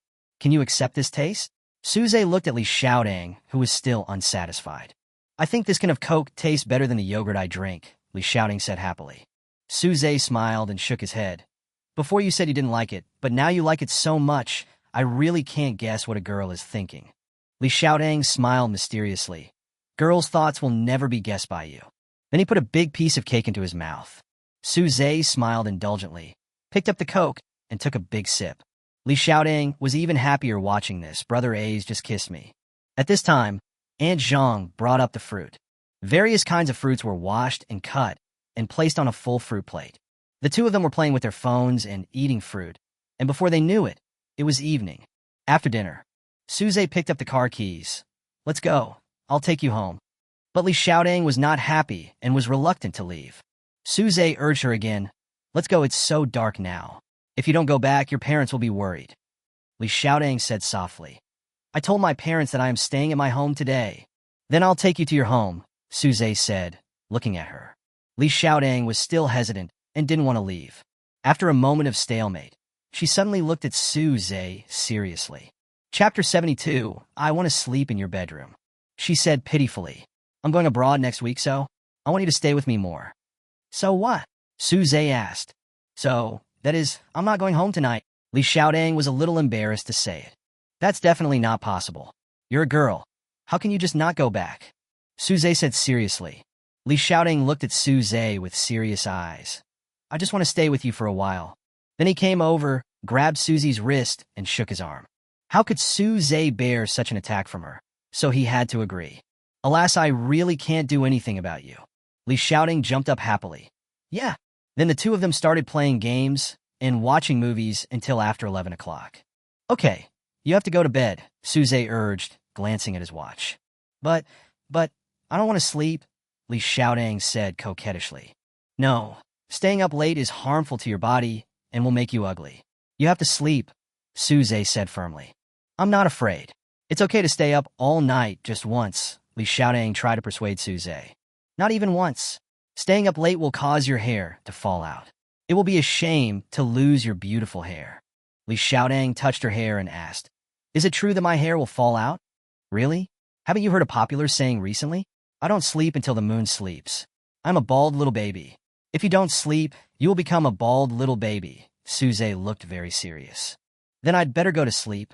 I don't want to be bald, Li Xiaoding pouted. Seeing that she agreed, Su Zhe smiled secretly. Okay, let's go to bed. I asked Aunt Zhang to prepare a bedroom for you that is closest to me. But I want to sleep in your room more, Li Xiaoding said with her big, innocent eyes. Su Zhe touched her head helplessly. Okay. Then you sleep in my room, and I'll sleep in yours. Okay. Li Xiaoding raised her arms, very happy. Next to Li Xiaoding, Su Zhe was coaxing her to sleep. Seeing that she seemed to be asleep, I tiptoed out of the room and closed the door gently.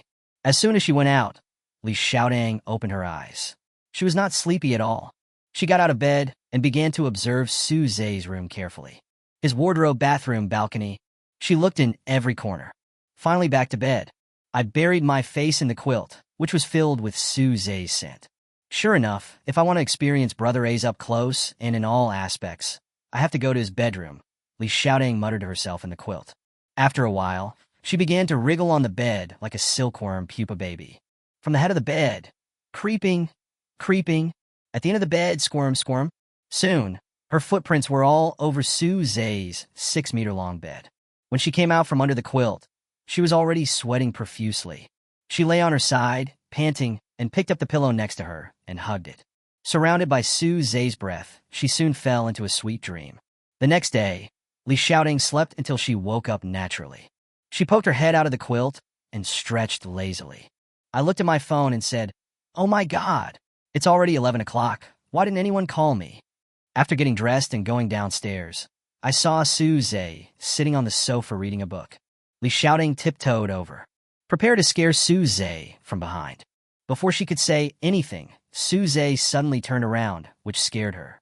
The body trembled violently. Ha ha ha. Su Zhe put down the book and laughed up. Brother A's, you were so mean. How did you know I wanted to scare you? Li Xiaoding said coquettishly. I felt it when you were behind me, and I immediately guessed it was you. Your perception is too sharp.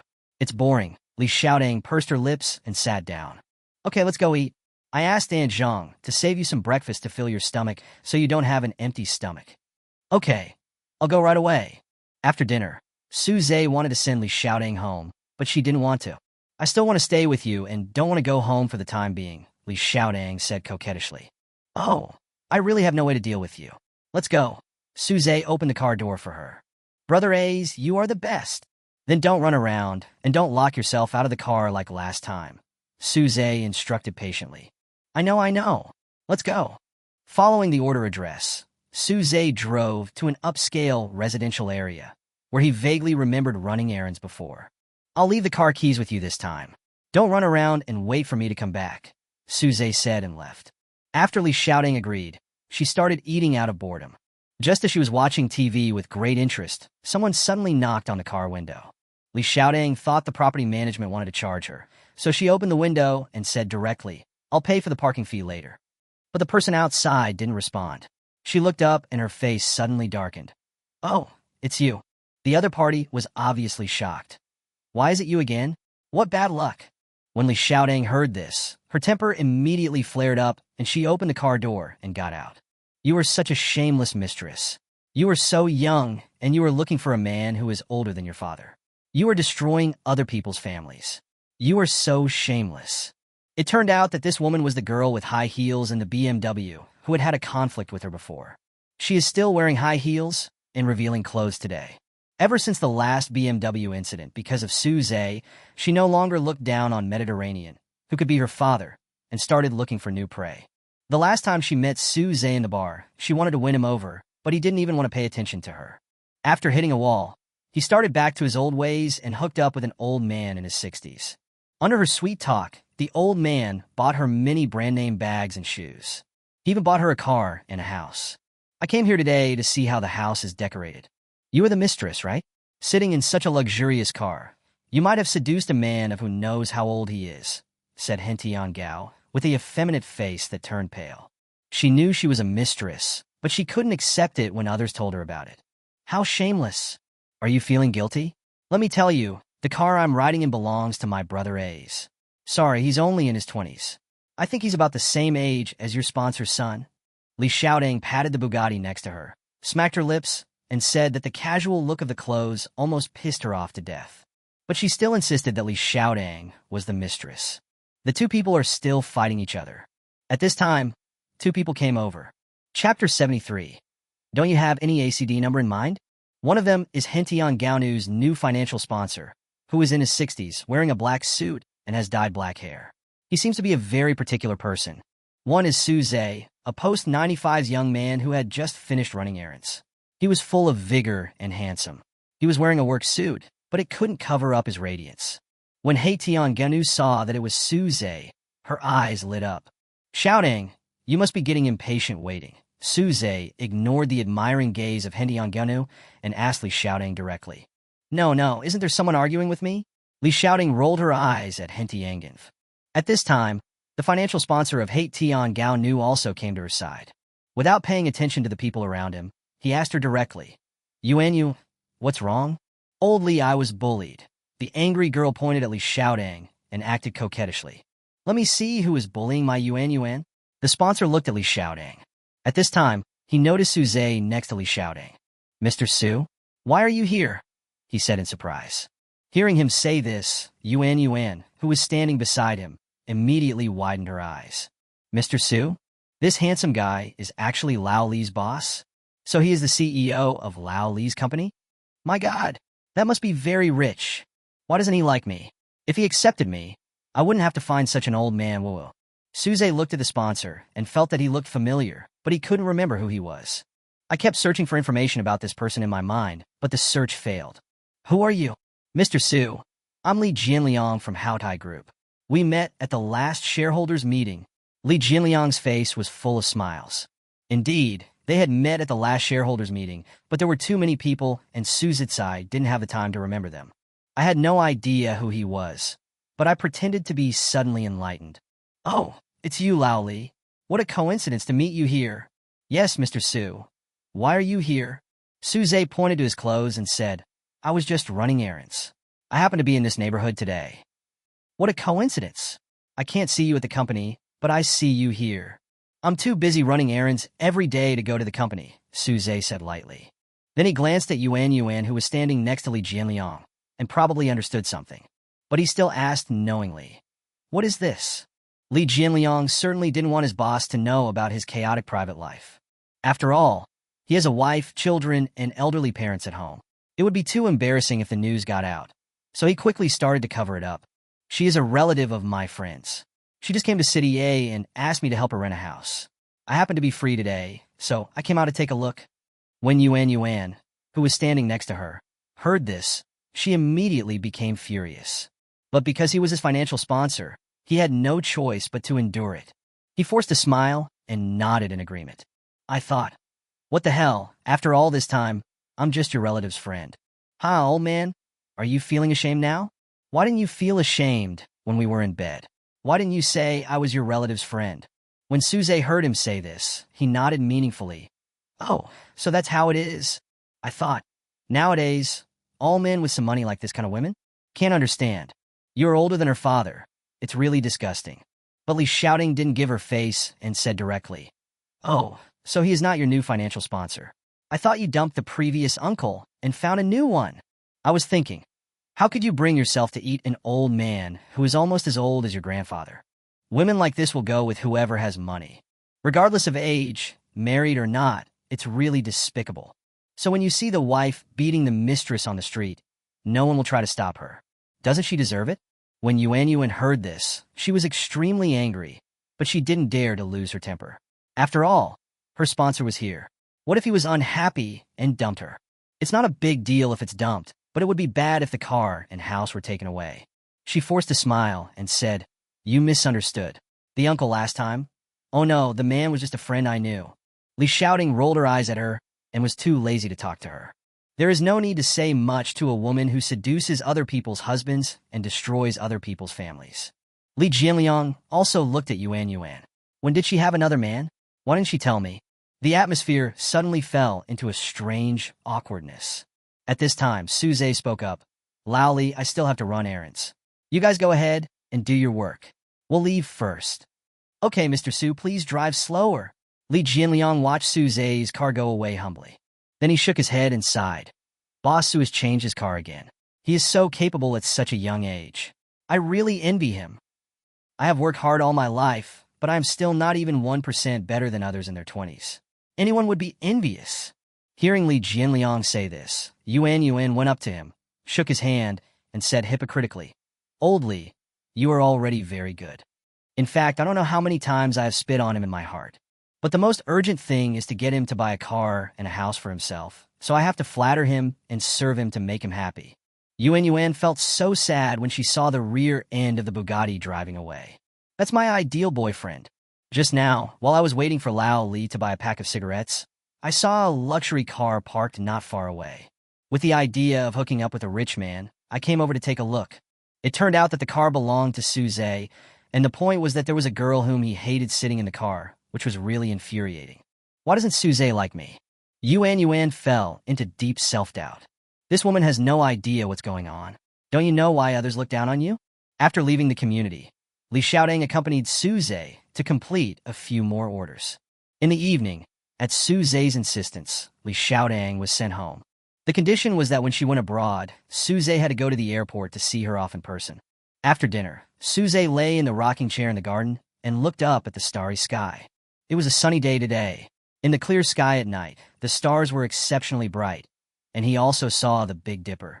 I remember that when he was a child, his father and mother often accompanied him to the wild to observe the stars through a telescope. Grandpa also told Suze, "When a person dies, he will become a star in the sky. When Grandpa dies, he will become a star in the sky and look at you." Suze has always believed in this sentence when he was a child and still believes in it now. I wonder which star Grandpa is. Suze looked at the many stars in the sky and began to think of his grandfather. What can we do about the beautiful scenery? Who do we work so hard for, and who do we enjoy the sweetness for? Someone called. Chapter 74, just looking at the packaging, it's very expensive. It was the secretary of LV's president who called. Suze answered the call and turned on the speakerphone. "Hello, Mr. Su. Did you take a rest?" The secretary's respectful voice came from the other end of the phone. "No, what's wrong? Your customized work clothes are ready and will be mailed to you soon. You will receive them within 3 days." That's pretty fast. Suze was a little surprised. First, the clothes are made very quickly. I thought it would take a week, but it only took less than 4 days. It seems that the designer put a lot of effort into this after returning home. Second, the express delivery is fast. Because he had bought things online before, the fastest delivery usually takes a week, and the postage is very expensive. This time it arrived in just 3 days. If you buy something on Taobao, it also takes 3 days to arrive. It's like this. Because it's your custom-made clothes, we found a special air freight company to give you priority delivery. And when it arrives in country Z, it will also be delivered to you first. Thank you for your trouble. Thank you. You are so polite. You are our VIP guest, said the secretary with a smile. Ha ha ha, okay. Please say hello to President Xian for me, Suze said in a calm tone. Okay, Mr. Su.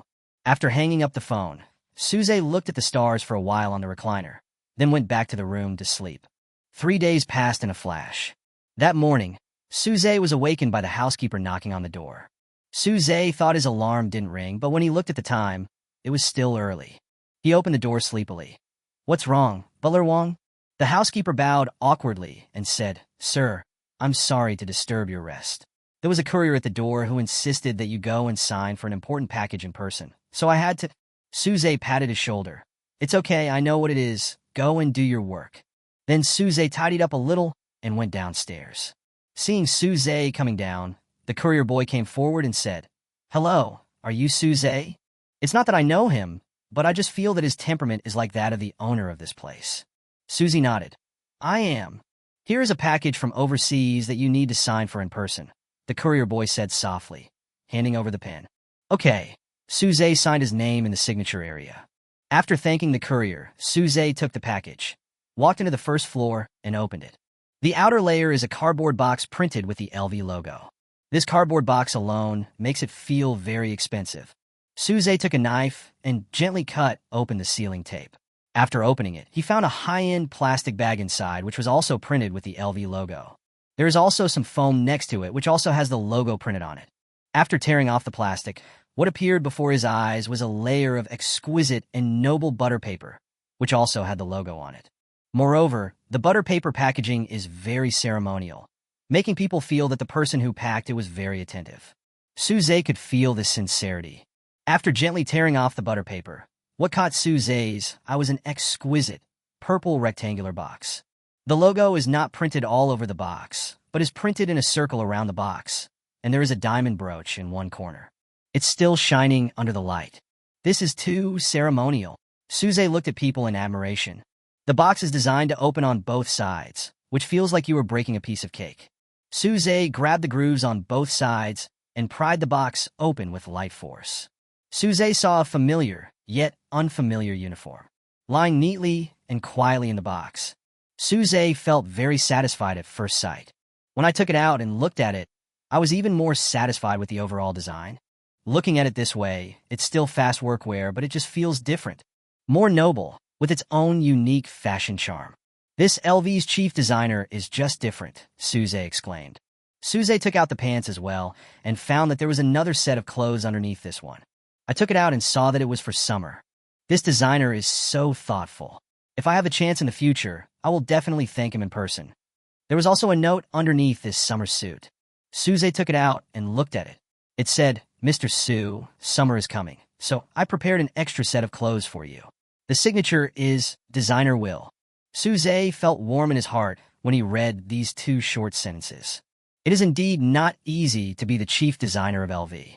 I must thank him later. Suze kept the note in his drawer, where he also kept the things his grandfather left him. Then start trying on clothes. I tried the long-sleeve dress first. It is indeed tailor-made, and there is no flaw in wearing it. Perhaps the only flaw is that Suze himself overshadows the clothes. When looking from a distance, people's first reaction is, "This work uniform has a great texture and looks very fashionable." Looking closer, I saw that some places on it were inlaid with small diamonds. It didn't look like work clothes, but more like a high-end custom-made one. Then there's the summer outfit.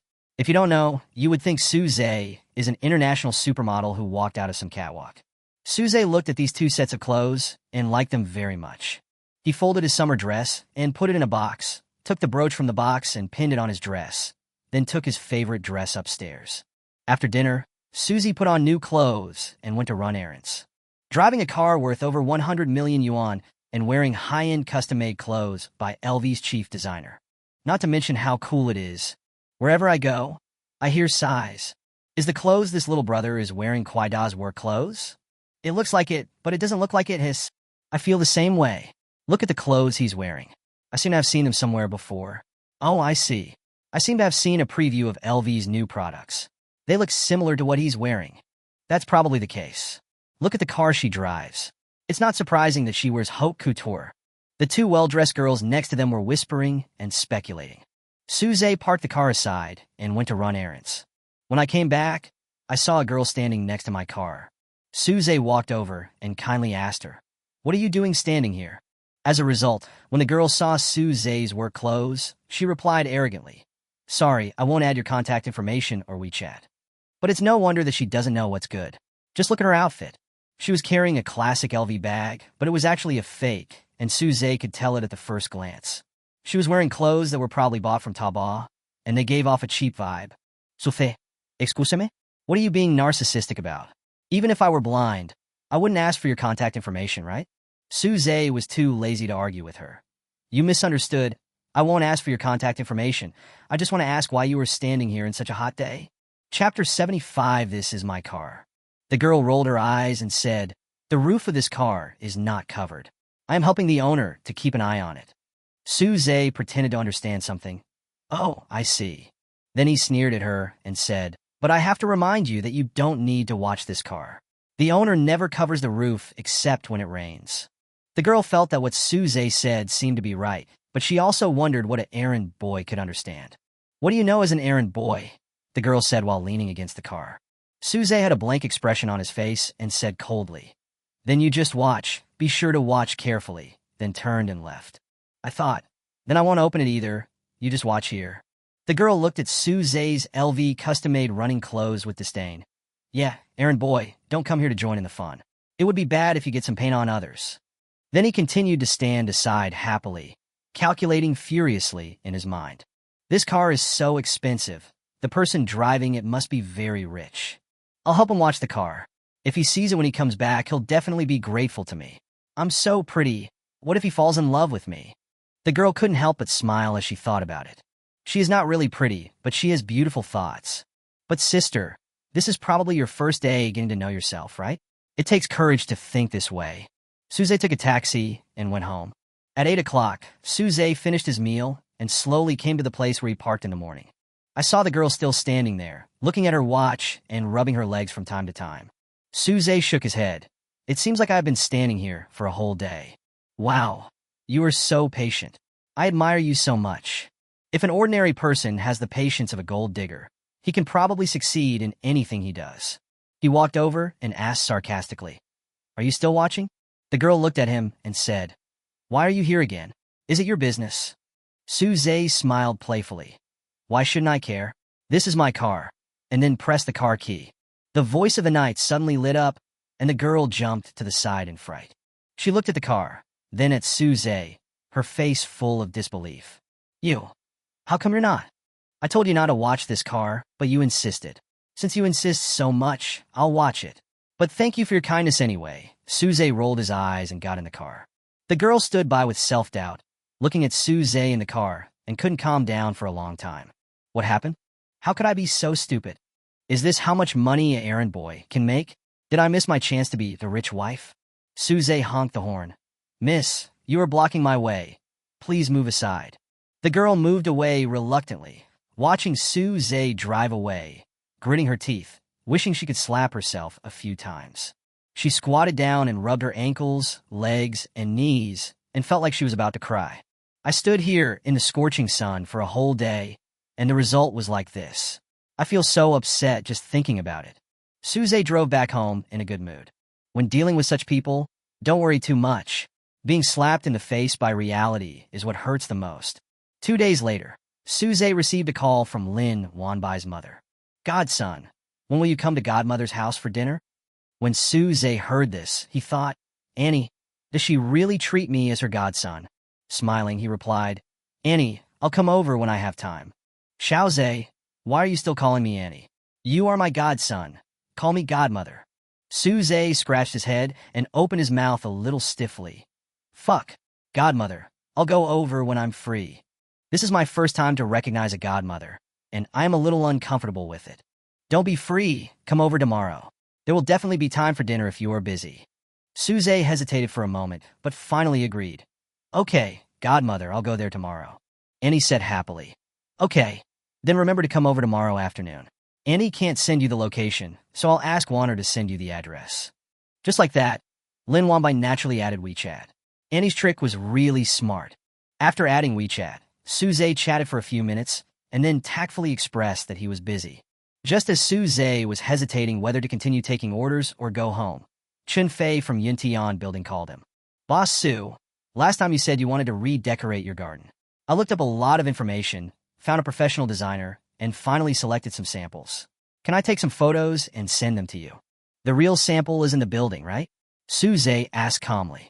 Here, Mr. Su. Chun Fei's mind raced, wondering what Suze meant. Then I'll go over and take a look. It'll take half an hour. Okay, President Su. Chun Fei agreed repeatedly, still a little flustered. He had never thought that President Su, whom he rarely met, would come in person. After Su Zhe hung up the phone, he quickly called the designer and asked him to rush to Yuntian building as soon as possible. Because the big boss is coming in person, we can't neglect him. A skilled craftsman is a skilled craftsman who always does things that please his boss. Half an hour later, Su Zhe drove to Yuntian building. Chun Fei and the designer had already been waiting at the door. After seeing Su Zhe's car, they quickly straightened their clothes and went to greet him. Why is Mr. Su dressed so casually? After Su Zhe got out of the car, the designer asked Chun Fei in a low voice. Fei Chen whispered, I'll explain it to you later. It's not unusual for such a big boss to drive such a luxurious car, but it is unusual for him to wear clothes that look like errand clothes. Boss Su, the sample has been placed in your office. Chun Fei smiled flatteringly. Su Zhe looked at him, then at the designer next to him. Okay, I understand. Thank you for your trouble. Fei Chen smiled even more flatteringly. No matter what, it's what we should do. The designer next to them looked at Su Zhe and Chun Fei and couldn't get a word in. There are still few people like Chun Fei. After all, not everyone can be a smart person. After entering the elevator, Su Zhe stood in front, and Chun Fei and the designer stood behind Su Zhe, one on the left and one on the right. If you didn't know, you would think they were two bodyguards. The elevator ran at high speed and soon reached the 66th floor. Chun Fei was holding the elevator and opening the door, doing everything before his boss. The designer watching from the side couldn't help but give him a thumbs up.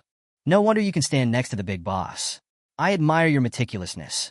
Indeed, such people are indispensable in the workplace, and bosses also like such people. After entering the office, Su Zhe saw a row of samples in front of him. There is no doubt that this was all prepared by Chun Fei in advance. Su Zhe sat down and started watching. At this time, Chun Fei had already brought in the coffee. Su Zhe asked the designer for his opinion and finally chose a design with a pastoral and fresh style. After coming out of the office, Chun Fei planned to send Su Zhe to the door. Fei Chen, go and do your thing. I'll go around by myself. Chapter 76. Who is a decent person who wears such revealing clothes? Of course, Chun Fei could understand what his boss meant and quickly responded. Okay, Mr. Su, if you need anything, call me. I'll be there whenever you call. Su Zhe nodded and smiled. Okay. Chun Fei and the designer left the office. As soon as they left the house, the designer couldn't wait to ask, tell me quickly, why is President Su wearing errand clothes? Chun Fei looked like he knew a lot. You don't know this. Mr. Su's job is to run errands.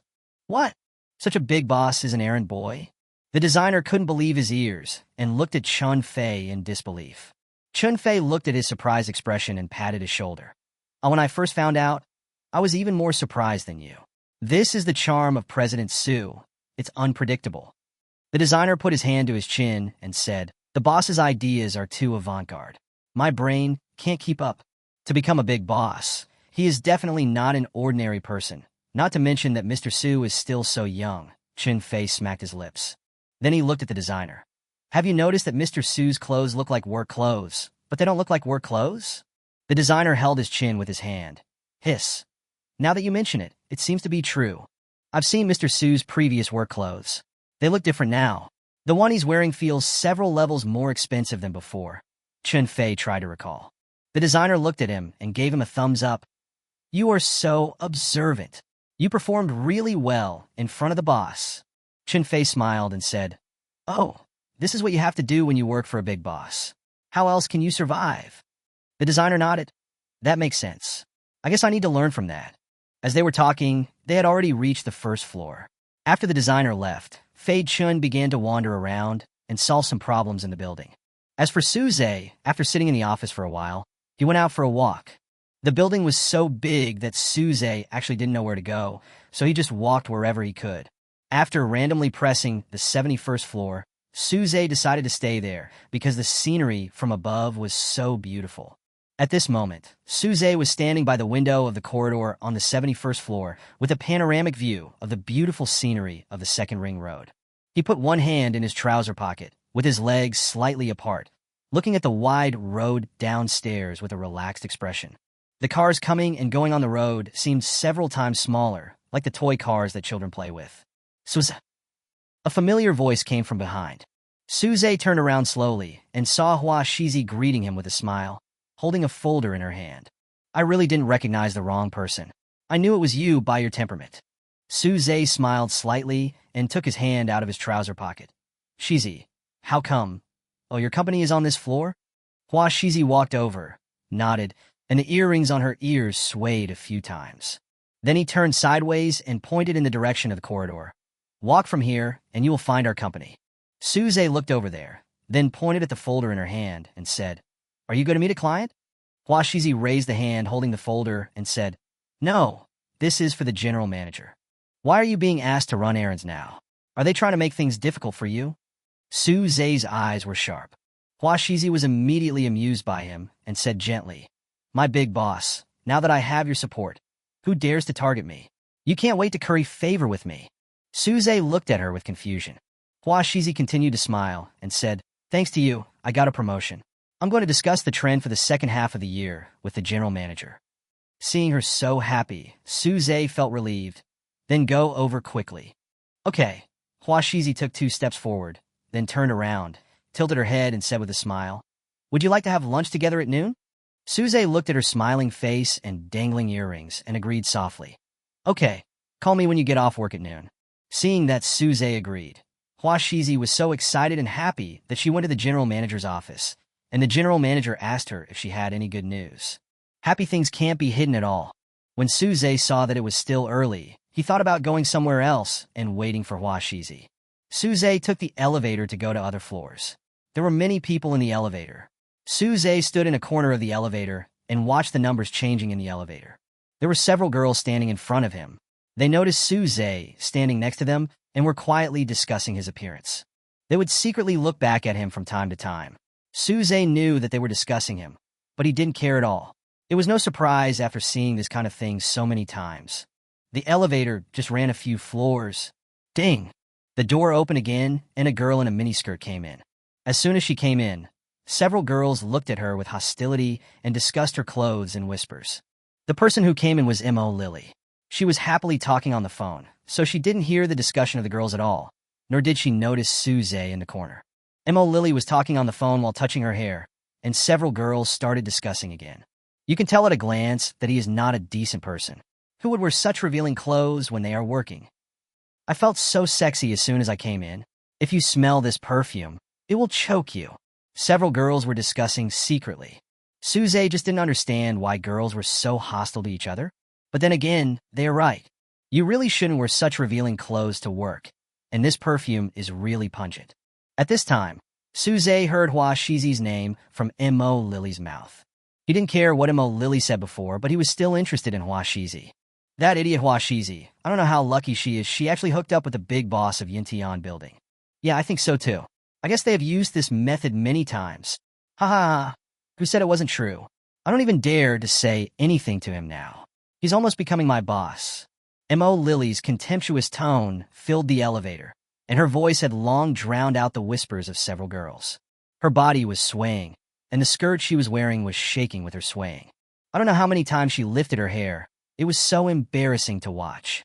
She leaned her face towards the mirror in the elevator and pursed her lips, which were as red as if she had eaten a child. Suddenly, she was stunned, stopped talking, and looked back. That's right, she saw Suze standing in the corner. Oh my God, did he hear everything I just said? It's okay to hear it. Since Hua Shizi can use the beauty trick on him, then so can I. I'm so pretty, there will definitely be no problem. Thinking this way, I feel less panicked. She put down the phone beside her ear, smiled, raised her hand, and greeted Suze. Suze looked at her with indifference. Seeing that Suze had no intention of paying attention to her, she turned away angrily and whispered into the phone, Okay, let's not talk about it anymore.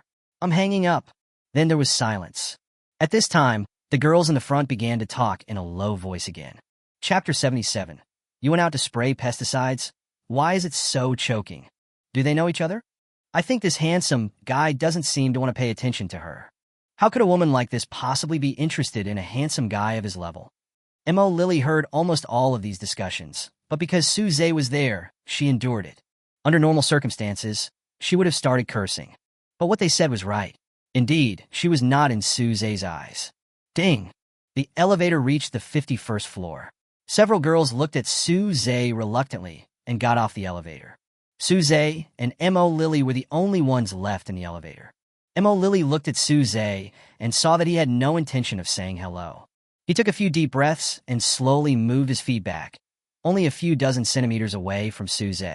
Look at Suze's floor, it's the 16th floor, and then look at the numbers on the elevator, it's already the 46th floor. No, if you don't speak up now, you will miss another chance. She also wants to have a sweet relationship with Suze. After moving over, I found that Suze didn't react. It seems that he doesn't reject me, so I can get closer to him. So he moved another step closer to Suze. Then he touched her hair. Cough, cough, cough. Because he was so close, Suze was choked by the smell of perfume coming from her hair. When Mo Lily saw this, she thought her opportunity had come, so she deliberately squeezed her already voluptuous upper body, bent over, and patted Suze's chest. From Suze's angle, he could see everything clearly. She did this on purpose. However, Suze was not interested in her figure. After all, sheep eat grass, and there are different species, right? Suze, are you okay? Mo Lily's voice was completely different from the one she had just heard on the phone. It changed from a normal voice to a coquettish voice that was very embarrassing to listen to. When Suze saw her touching him, he subconsciously stepped back and said, "It will be fine if you stay away from me." Mo Lily looked aggrieved and pouted. "Why? I feel so sad when you say that. Are you still angry with me?" As she spoke, she lifted her hair again. Suze covered his nose and said with disgust, "You went out to spray pesticides? Why is it so choking?" Mo Lily lowered her head and smelled her body. This was clearly the perfume she usually sprayed. "Oh, this is the perfume that someone sprayed at Chanel." Mo Lily's coquettish voice came on again, and she leaned closer to Suze as she spoke. She stroked Suze's shoulder with her fingers, teasing him vaguely. Any normal man would understand this kind of naked teasing, let alone a young and handsome guy like Suze. He didn't want to take her hint. Suze looked at her expressionlessly and didn't want to speak. He doesn't like her, so this is useless. Looking at the indifferent Suze, Mo Lily couldn't help but start to doubt. Am I not tempting enough? Or is he being reserved? He must be being reserved. After all, there are surveillance cameras in the elevator. Mo Lily thought it was just as she imagined and smiled secretly. She deliberately thrust out her chest and looked at Suze with what she thought was a very charming look. She blinked her big, heavily made-up eyes and gave Suze a flirtation. "Suze, it's almost noon. I know there's a delicious Western restaurant nearby. Do you want to?"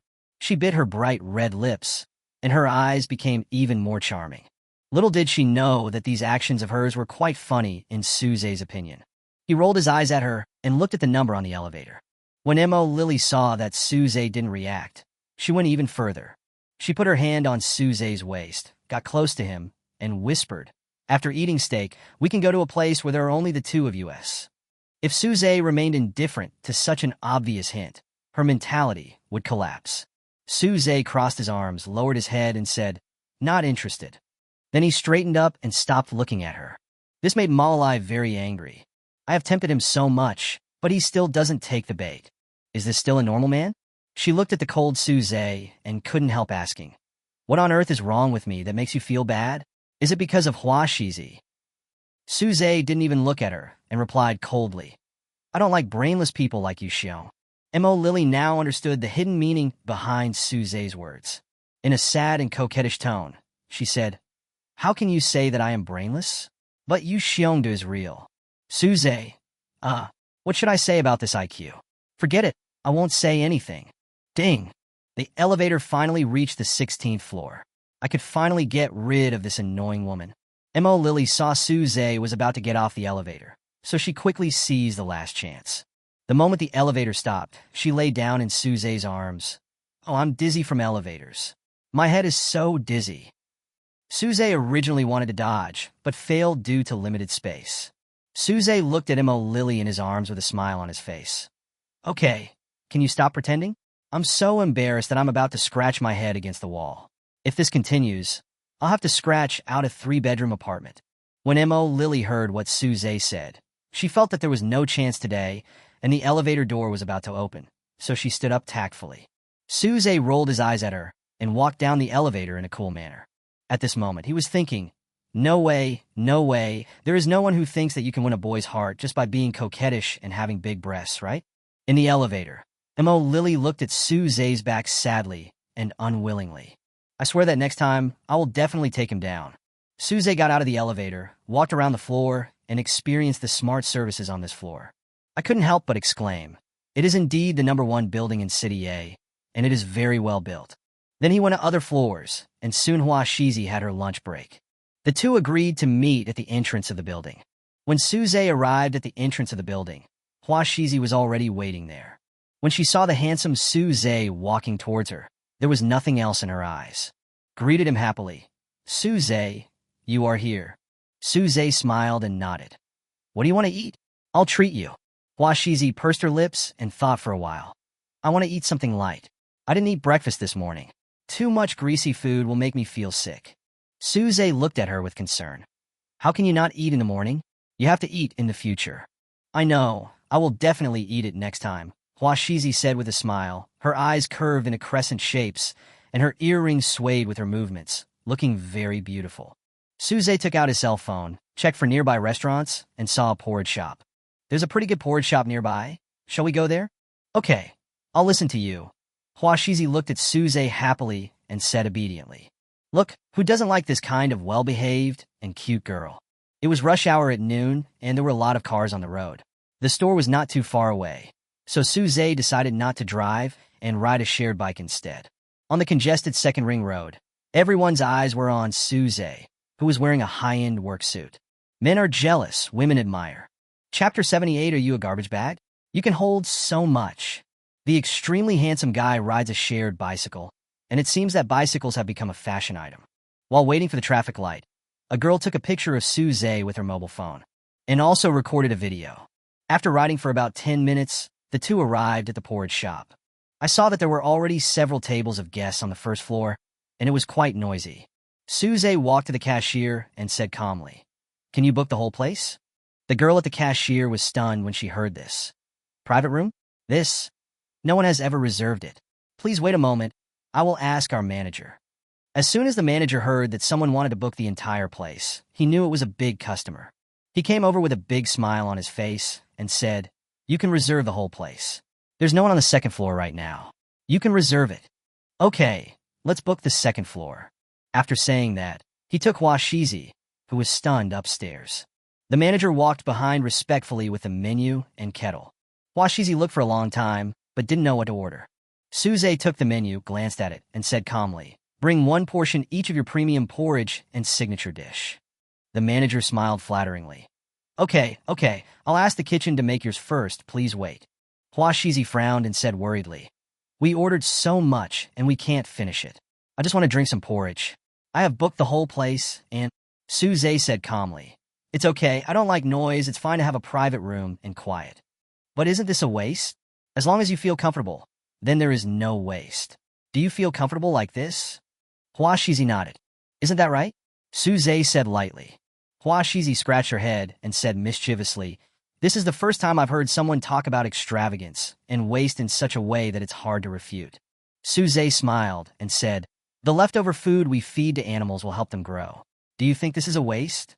Hua Shizi stared blankly and shook her head. "Isn't that right? It's really irrefutable." After paying the bill, Suze and Hua Shizi rode their bikes back to the building. At the entrance of the building, I met Molly again and one of Molly's followers in the company. When she saw Hua Shizi and Suze coming back together, she guessed that Suze must have gone to dinner with her, so he was unwilling to accompany her. She felt more and more disgusted with Hua Shizi, but due to Suze's authority, she couldn't lose her temper. Hiding the dissatisfaction in his heart, he greeted Hua Shizi with a smile. "Shizi, are you coming to eat?" Then he looked at Suze again. "Huh? Suze, did you go with Shizi?"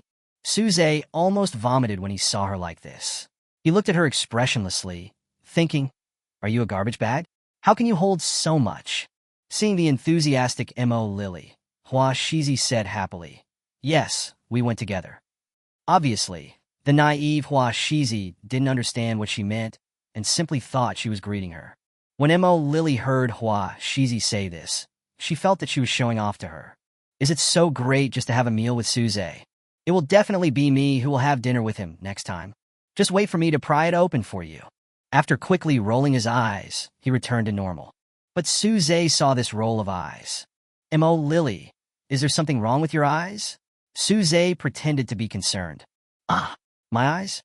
No, Mo Lily touched her eyes and said puzzledly. Oh, that's good, Suze said expressionlessly. Mo Lily was very happy when she heard Suze say this. He actually took the initiative to care about me. Is he fascinated by me? I told you, I've already hinted at him like that. It's impossible for him to remain indifferent. Mo Lily held her head high and looked at Hua Shizi with a smile on her face, showing off Suze's care to her. But the silly girl Hua Shizi didn't realize the meaning of this. She thought she was really smiling at her and looked at her with a smile. What a silly girl who knows nothing about the world. Then Mo Lily looked at Suze again. Why don't we go have a cup of coffee? Suze didn't want to go, so he adopted the good quality of keeping silent. Seeing that Suze didn't say anything, Mo Lily placed her hope on Hua Shizi again. Shizi, let's go have a cup of coffee, so we can work more efficiently in the afternoon. Hua Shizi looked at Suze, feeling a little embarrassed. Mo Lily started to act coquettishly towards Hua Shizi. Shizi, my good sister, why don't you come with me? I'll treat you. Hua Shizi can't stand people begging her the most. She will agree just because they ask. She is a silly girl. Okay, I promise we'll go together. Then he looked at Suze helplessly. Suze frowned and said, You silly girl, you are being used as a gun again. Suze looked at Hua Shizi and took a deep breath. Okay, I'll go with you. Yeah, you're so nice, so happy. Hua Shizi happily made a heart shape to Suze. Suze made a gesture of grabbing his heart. I have received your little heart. Hua Shizi couldn't stop laughing because of his amusing. One reason was that she was really amused. The second reason was that Suze was so good to her that he would always respond to her requests. How can I not be happy when my every request is fulfilled by a super tall, rich, and handsome guy? Molly, who was standing aside, was so jealous that her teeth were itching, but she still had to keep smiling.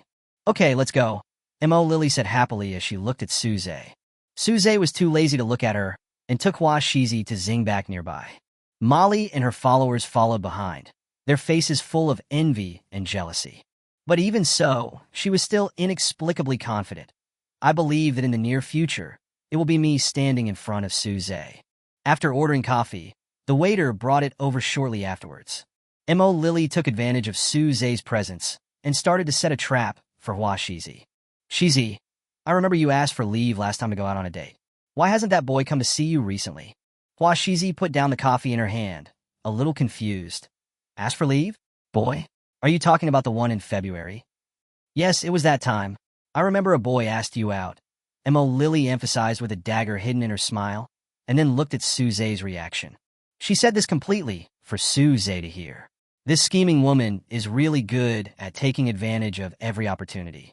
When Hua Shizi heard her say that, she immediately reacted. You mean that one? That's my cousin.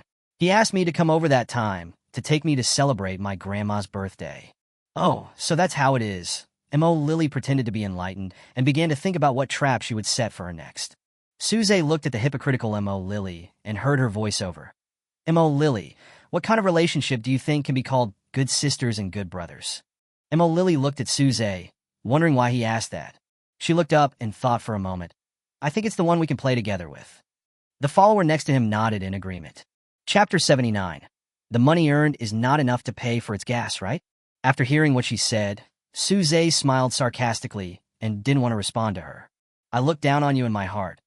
I could tell you don't have any true friends, and the ones you have are probably just drinking buddies. Then he looked at Hua Shizi, his eyes full of tenderness. Shizi, what do you think? Hua Shizi tilted her head and thought for a moment. I think it's about being sincere and reliable and trusting each other. After saying that, he thought about it and nodded. When Suze heard her say that, he smiled happily and said, We want to go together. I also think that only friends like this can be called good brothers, unlike some people who are surrounded by friends who only care about food and drink. After saying that, he glanced in the direction of Molly. After hearing Suze's words, Mo Lily immediately understood the hidden meaning of his words. But when I think about the friends around me, they are really just a bunch of bad friends, and there are really only a few people with whom I can truly confide. But what can I do about it? It's good to have money. With money, you have friends and followers. So when she looks at people, she looks at their money first. This is her value system. No wonder Suze looks down on her. After hearing what Suze said, Hua Shizi seemed to understand that he was alluding to Mo Lily's social circle. Seeing that Mo Lily looked unhappy, the kind-hearted girl helped Mo Lily to smooth things over. It can be seen that she regards Malalai as a friend. Suze, why do I notice that the clothes you are wearing today are different from before? What's the difference? Suze asked calmly. Hua Shizi pouted and answered seriously. I just feel that this dress is very high-end, and I noticed that the previous dress did not have these small diamonds, and the stitching was more delicate. This silly girl, who usually looks silly, is actually quite observant. Suze smiled at her gently. You are very observant. Of course, I have to be careful with you. After Hua Shizi said this, she saw 3 pairs of eyes staring at her, and her face turned red. Suze raised the corners of his mouth slightly and joked. It seems that you pay a lot of attention to me. When Hua Shizi heard Suze say this, her face turned even redder. She didn't know where to put her hands, and her heart was beating wildly. Am I being so obvious? Does he already know that I like him? What should I do? I feel like my face is burning. Mo Lily, who was standing by, saw the two of them talking and laughing, and seemed to be flirting with each other, and she got so angry that her face started to turn blue. I have already cursed Hua Shizi thousands of times in my heart, but I still have to keep smiling. This stinky woman actually hooked up with Suze in front of me. Is she declaring war on me? Just wait for me. It won't be long before Suze hates you, and then kicks you out of the company. Suze will definitely be mine in the end, Mo Lily thought confidently. Hey, Suze, look at you. You've made our Shizi blush. You're such a handsome guy. Not to mention Shizi, I've also observed you very carefully. As Mo Lily spoke, she patted Hua Shizi's arm. If someone didn't know them, they would have thought they were very close sisters. Yes, Lily is right, the follower next to her echoed. Suze looked coldly at Mo Lily, who was smiling brightly, and rolled his eyes at her. Can you stop being so pretentious? Hua Shizi looked at Suze and said, That's right, a girl would look at you a few more times if you were such a handsome guy. Suze spread his hands helplessly at her. Maybe, perhaps, probably. Hua Shizi covered her mouth and smiled, and finally felt relieved. Luckily, it was covered up. If he knew, we wouldn't even be able to be friends anymore, which would be so sad. It's nice to just be with him like this. Then he looked at Molly with gratitude. Thank goodness she helped him out. Suze looked at the silly Hua Shizi. This silly girl is still grateful to her. She is just using you. Mo Lily gave Hua Shizi a false smile and a look that said, You're welcome, good sister, and then started her next round of mischief. Suze, what do you usually do? Mo Lily held her chin with both hands, waiting for Suze's answer. Suze replied coldly, Don't you know I'm running errands? Mo Lily was choked for a moment, and then continued to ask, When you run errands, do you drive your Bugatti? Suze glanced at his phone and said one word without getting annoyed. Yeah. Seeing that Suze finally talked to her, Mo Lily was extremely happy. This was definitely a big step towards Suze's arms. But if I drive a Bugatti, the money I earn won't be enough to pay for the gas, right? Not enough. I'm happy with it. Suze glanced at her and said lightly. Mo Lily saw Suze looking at her. Although it was just a brief glance, she was extremely happy. My face was full of happiness, and I looked at Suze with admiration. Suze, what are you happy about? You are really special. Is this the happiness of rich people? I wish I could ride the voice of the night someday. After saying this, Mo Lily sighed and looked pitiful. Suze, are you hitting at me again? You know there's only one car in the world. It's funny. Why can't this woman put herself in a suitable position? Suze was speechless when he saw her hypocritical appearance. Then you may not be able to get a seat, as I'm the only one with this car, Suze said coldly while playing with his mobile phone. When Mo Lily heard this, she thought, It seems like he is determined not to accept my hint. I have hinted at it so many times which link went wrong. I won't give up. When a girl pursues a boy, there's only a veil between them. I have the confidence to break through this veil.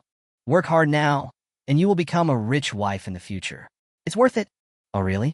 I didn't know that. That's a bit of a shame, she said to justify herself. Don't you know you're embarrassed? Anyway, suficiente kita embarrassed. Seeing her good sister embarrassed, Hua Shizi also helped to smooth things over. Lily's family is so rich, she must usually drive a luxury car, right? Mo Lily forced a smile and nodded, then lowered her head to drink her coffee. I thought to myself, the luxury cars I usually drive are worth only a few $1 million at most, which are several levels lower than Suze's car. There is no comparison at all. Expensiveness is my lifelong pursuit. I just want to ride in a car that costs more than 100 million yuan. This kind of gold digger is really weird. After all, she is a rich second generation, but she insists on being a bootlicker. Question. What's the harm in riding in a luxury car worth over 100 million? Answer. It's nothing. It's just that my vanity has been greatly satisfied. This is the true thought inside the gold digger's heart. The coffee is finished. Hua Shizi glanced at her watch. It's already 2 o'clock. Time to go to work. Now that she has been promoted, she is very motivated and doesn't want to waste any time. Suze glanced at his watch and said, Really? Go ahead. I'll sit for a while and then leave. When Mo Lily heard what Suze said, she immediately covered her stomach and said, I might have to go to the bathroom. You guys go up first and don't have to wait for me. Chapter 80, My cat has a crush on you. Isn't my chance here again? He also winked at his follower, and the follower immediately understood. Pulling Hua Shizi, he said, Let's go first. She'll probably be there for a while. Hua Shizi pouted. Okay, then we'll leave first. Then he smiled and waved to Suze and walked out of Xingbak. Suze also stood up and was about to leave. Mo Lily quickly said, Aren't you going to stay for a while? Why are you leaving? Suzy said coldly, I don't want to stay with someone who has a stomachache, then got up and walked out of Xingbak. Do you really think I can't see through your little tricks? Who is holding his waist because of stomachache? Can you just be more professional when acting? Malalai was petrified on the spot. Then I won't have stomachaches anymore. Suze went out to Xingbak and drove to take orders. Molly sat in the Xingbaker, looking at the rear of the car going away, and swore secretly, I must sit in it. After returning to the office, Hua Shizi asked her with concern, Is your stomach feeling better? She forced a smile. Much better. I started to complain about Hua Shizi in my heart again. It's all because of you that Suze rejected me. Why are you being so hypocritical here? See, she has a dark heart, and in her eyes, everyone else is the same as her. Suze received an order for help in taking care of a pet, and it has now arrived at the order address. Ding dong. Wait a minute, here it comes. Hello, I'm the errand boy you asked me to run. Handsome guy, it's you? The girl who opened the door exclaimed in surprise. Do you know me? Suze looked at the person in the door in confusion. Have you forgotten? That time we sang, Confession Balloon. The girl inside the door reminded vigorously. Suze thought for a moment. 17th floor of G building? Yes, it's our company.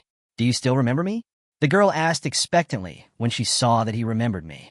Suze looked at her and shook his head. The girl saw his bewildered look and walked away from the door. Come in first and talk. The girl asked Suze to sit down, poured him a glass of water, and sat next to him. It's normal that you don't recognize me. There were so many people in the company that time, so I'll introduce myself. The girl stretched out her hand. My name is Aya, and I work in marketing. Suze also stretched out his hand. My name is Suze. As you can see, I am a runner. Haha, okay. Now we know each other. Aya's hearty laughter rang out. She seems to be a girl who doesn't care about details. Where is your pet? Suze asked, looking around. Aya shouted towards the bedroom. Jiomi. 2 seconds later, a gray, furry little ball appeared in front of Suze. When it saw Suze sitting on the sofa, it first tilted its head to look at Suze, then took 2 steps towards him. Suze was also attracted by this cute little kitten. Chimi, come here. Aya called its name. It looked at Aya, remained indifferent, and continued to look at Suze. Then she rolled over on the spot and stood up, making a coquettish sound. Aya knows her cat best. As soon as she saw its expression, she knew that it was fascinated by Suze's beauty. Suze, you're done, Aya said with a smile as she looked at Suze. Ah, I'm done? Why? Suze was confused again. Aya looked at his confused look, covered her mouth, and smiled, saying, My cat has taken a fancy to you. Suze looked at Aya, who was laughing so hard that her body was shaking, and then looked at Shiomi, who was staring at him. Really? I've never had a cat. Don't lie to me. Really, my cat. I know it all too well. At this moment, Jumi suddenly jumped to Suze's side. Although it is chubby and round, its jumping technique is still excellent. With a steady step, he sat down steadily next to Suze and continued to stare at Suze. Suze also turned around and looked at it. This is a British short-hair cat. Its body is gray and white. Its fur is smooth and shiny under Aya's care. It has a small blue collar around its neck, and its eyes are big, round, with blue pupils. Its face is gray, fleshy, and round, and its forepaws are also chubby and white. She exudes a noble and elegant aristocratic temperament. Suze tried to touch it with his hand, but unexpectedly it cooperated. As soon as Suze stretched out his hand, it lay on its back on the sofa. It was as if she was waiting for Suze's touch. Suze smiled and gave it a pat on the head. It closed its eyes in enjoyment. What a cute ghost. That's right, in just 2 minutes, Chumi took the blame for Suze. I have to say, Chumi's skills in flirting with men are much better than many girls. Is your cat not afraid of strangers? Suze asked while petting the cat. Yes, it is very shy. When it sees a stranger, it either hides or bares its teeth to scare people. Then why today? Suze looked at the well-behaved Chumi beside him and said puzzledly. Aya smiled and said, I think it must be because you are so handsome and my cat is obsessed with looks. There are still cats that value appearance. Yes, that's what my cat did. He fell in love with you at first sight because you are so handsome, Aya joked. At this time, Chumi started to act coquettishly again. It rolled over and rested its head on Suze's legs, with its 2 front paws resting on the sides. It stared at Suze with its big eyes, looking harmless. Suze looked at it with a helpless smile and couldn't help but touch its little head. Aya was also amused by Chumi's series of actions. She shook her head and sighed. No wonder people say that men don't keep cats and women don't keep dogs. I finally experienced it myself. Suze smiled and asked, Is it always like this? Aya waved her hands. No, I'm not like this usually. I only act like a spoiled child when I need help. Otherwise, I play by myself. I'm so cool. Suze looked at the cat on his lap, held it in his arms, and poked its little paws with his fingers. When Chumi saw Suze playing with it, it was very well behaved and cooperated with him. Aya took out its favorite toy and teased it. Choo-choo, look here. Chumi looked up, then lay back in Suze's arms. Toys are not as fun as handsome guys. Seeing its behavior, Aya pretended to be sad and said, You little guy who forgets his friends for the sake of beauty. Chumi didn't care about all that and was only focused on playing with Suze. She forgot about her friends for the sake of the man. What's wrong with that? After playing with Suze for a while, it went into the bedroom. Suze looked at Aya. Are you going on a business trip? Yes, the company sent me to meet a client from out of town, Aya said helplessly. How many days will you be gone? It's currently scheduled for 3 days, but it might be delayed. Alas, Aya said, looking towards the bedroom. I can see you love your cat very much, Susie said with a smile. Aya nodded. Although this little guy is naughty, he is very lovable. As they were talking, they saw Chumi walking out of the bedroom. The thing in her mouth made Aya laugh and cry. Chapter 81, I Choose Cullinan. It turned out that it was holding its most precious toy in its mouth. Jimmy, why did you take out your most precious toy? Aya said curiously. Chumi ignored her and walked straight towards Suze, jumped onto the sofa, and put the toy in her mouth into Suze's arms. Aya looked at it speechlessly. This little traitor, he usually doesn't let me play with this toy, but when he met a handsome guy, he gave it to him on his own initiative. Suze looked at the toy in his arms, then looked at the cat next to him and stroked its head. What a cute little guy. Then he picked up a toy to tease it, and Chumi immediately started playing with him, completely ignoring his old mother, Aya, next to him. It was as if its owner was Suze, not Aya. Suze stayed at Aya's house for half an hour and spent more than 20 minutes playing with Chumi. Not only Chumi likes Suze, Suze also likes this smart and cute little guy very much. Later, Aya went into the bedroom to pack things for Chumi. Soon, some of its daily necessities and living items were packed up. She hugged Chumi and put her head against its. Chumi, Mom has to go on a business trip these 2 days, so you just follow this handsome uncle obediently. Meow meow. It chirped twice and then ran into Suze's arms. Aya looked at it helplessly. You little guy. Then he handed the cat bag to Suzy. Suze opened the cat bag. Come in, come in. Swoosh. Jimmy quickly got in. It really couldn't wait to go home with Suze. Seeing that it likes you so much, I feel relieved. I was worried that it would reject you, but now it seems that my worry is completely unnecessary. Aya said reluctantly, looking at Chumi in the cat bag. Don't worry, I will take good care of it, Suze said firmly. Well, I believe you. Aya looked at Suze gratefully. Then I'll take Chumi away first, you pack your things. Okay, Aya said reluctantly, and then gave Mao Bao a kiss. After leaving Aya's house, Suze decided not to run errands today and took Chumi home. When they arrived at the door of the house, the sharp-eyed housekeeper immediately saw the cat bag on Suze's back. Sir, did you buy a cat? Suze waved his hand. No, This is a cat of one of my clients. I'm here to take care of it for a few days. Its name is Chumi." The butler stretched out his hand to tease Chumi. Chumi tilted her head and looked at him with her round eyes. The usually serious butler was also melted by Chumi's cuteness. "This cat is so beautiful," the housekeeper couldn't help but praise. "Butler Wang, it seems you like cats too?" Suze said as he put down the cat bag. "I didn't like it before, but now I like it." "Oh, how do you mean?" "My daughter has a cat.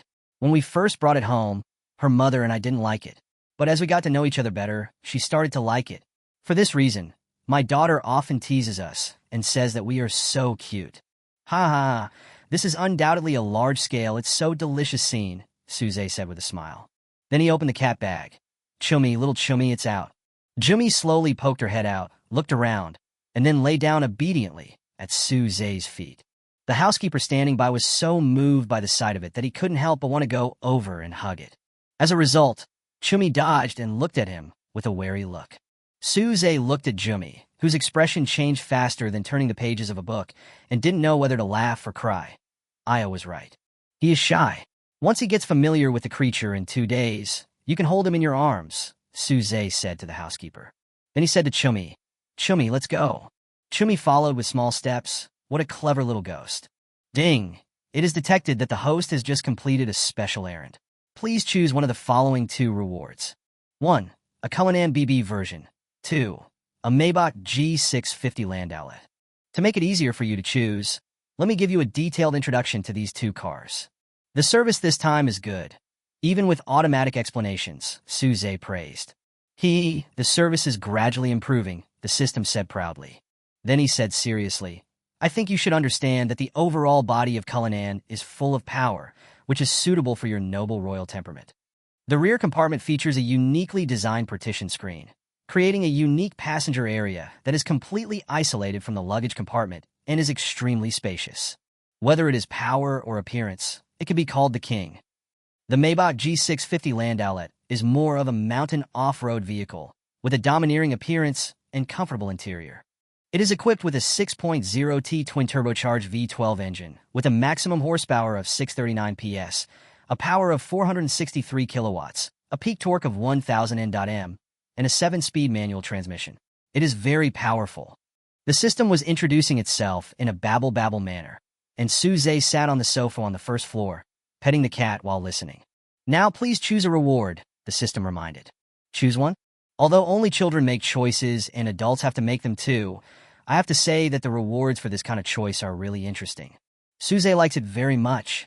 He held Chumi in his arms and said calmly, "Then let's go with Cullinan." After all, Cullinan is known as the standard for successful people. It would be a pity if you don't own such a classic car. "Okay, congratulations, you got a Cullinan." Ding, the car has been parked in your garage, and the car keys have been placed on the coffee table next to you. Damn, isn't it? Just stop at my house? This service is really amazing. Turning around, I saw, as expected, an exquisite and high-end car key on the coffee table. Suze took it and looked at it carefully in his hand. It felt very textured and heavy. The double R logo of Rolls-Royce should not be too conspicuous. Suze carried Chumi to the garage at the back.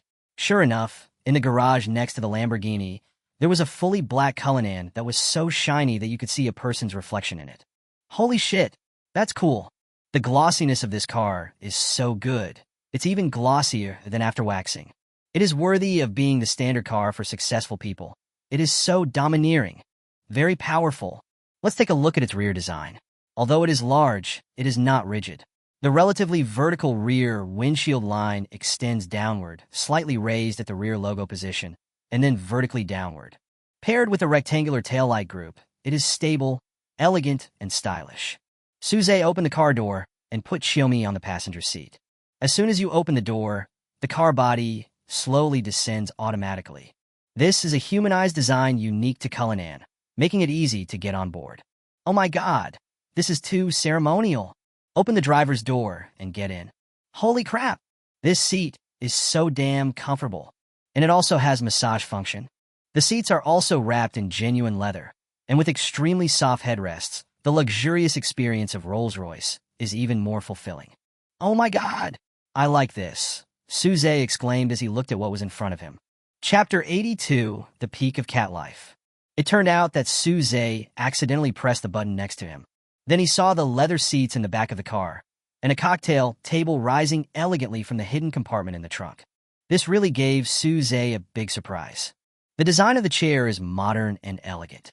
Besides, between the independent seats in the car, there is also a fixed rear center armrest that can accommodate a wine cabinet with Rolls-Royce whiskey glasses, champagne glasses, and a refrigerator. This configuration is simply the ultimate luxurious experience. The car has all the functions you need. It is simply a small entertainment venue. Suze patted the steering wheel with satisfaction and started the car. I found that the car body that had just lowered rose up automatically. Suze simply can't put this car down. Although it is not as expensive as Lamborghini and Bugatti, he likes it just as much as the first two. "I'll drive you to run errands tomorrow," Suze said with satisfaction. Then he got out of the car holding Chummy. On the first day it arrived at Suze's house, it sat in the passenger seat of a luxury car worth tens of millions. This can be said to be the peak of a cat's life. This is something I can brag about to other cats for the rest of my life. Suze carried Jimmy back to the first floor. He took out all the toys that Jimmy's mother had brought for it and played with it. Small ball, small feather, small iron ring. There are all kinds of toys, and Suze can't help but sigh at Jimmy's happy life. At 11 o'clock in the evening, Suze was ready to go to bed, so he put Chummy in the small house built temporarily by the housekeeper. Then he went to his bedroom. When I was about to close the door, I found that Jimmy was standing at the door and looking up at me. "Jimmy, why are you here?" "It's not." But then he knew why Chummy was here, because it ran into the bedroom quickly and jumped onto Suze's bed like lightning. Before Suze could react, Chummy just nestled beside his pillow, looking at him with her obedient eyes. Looking at this series of cute actions, Suze felt helpless and yet found it so cute. Suze closed the door, lay on the bed, and stroked her. "So you want to sleep with me?" Suze lifted the silk quilt. "Come on, come in." With a chummy sound, it crawled into the quilt and then poked its little head out again. Suze closed his eyes and touched its head. "Good boy, it's time to sleep," and then gave it a good night kiss. Chummy was acting coquettishly and happily. "It's so fun to sleep with a handsome guy. Now, I just want to say, I'm so happy. I feel like my cat life has reached its peak." It only took such a little kitty half a day to get on Suze's bed, get his kiss, and sleep on the same bed with him. In comparison, it seems that those girls who have feelings for Suze are weak. If they knew, I wonder if they would also want to become a cat? This is the series of living worse than a cat. The next day, Suze opened his eyes blearily after the alarm rang. When I opened my eyes, there seemed to be a shadow. When I opened my eyes again, it seemed like a cat. When I opened my eyes again, it was just a cat. Where did the cat come from? Suze suddenly forgot that Jimmy slept with him last night, so he was suddenly awakened by the fright. Suze got up quickly and saw Jimmy licking its paws and looking at him blankly. "Oh, I forgot you were in my bed yesterday." Suze stroked his lips, amused by his own reaction.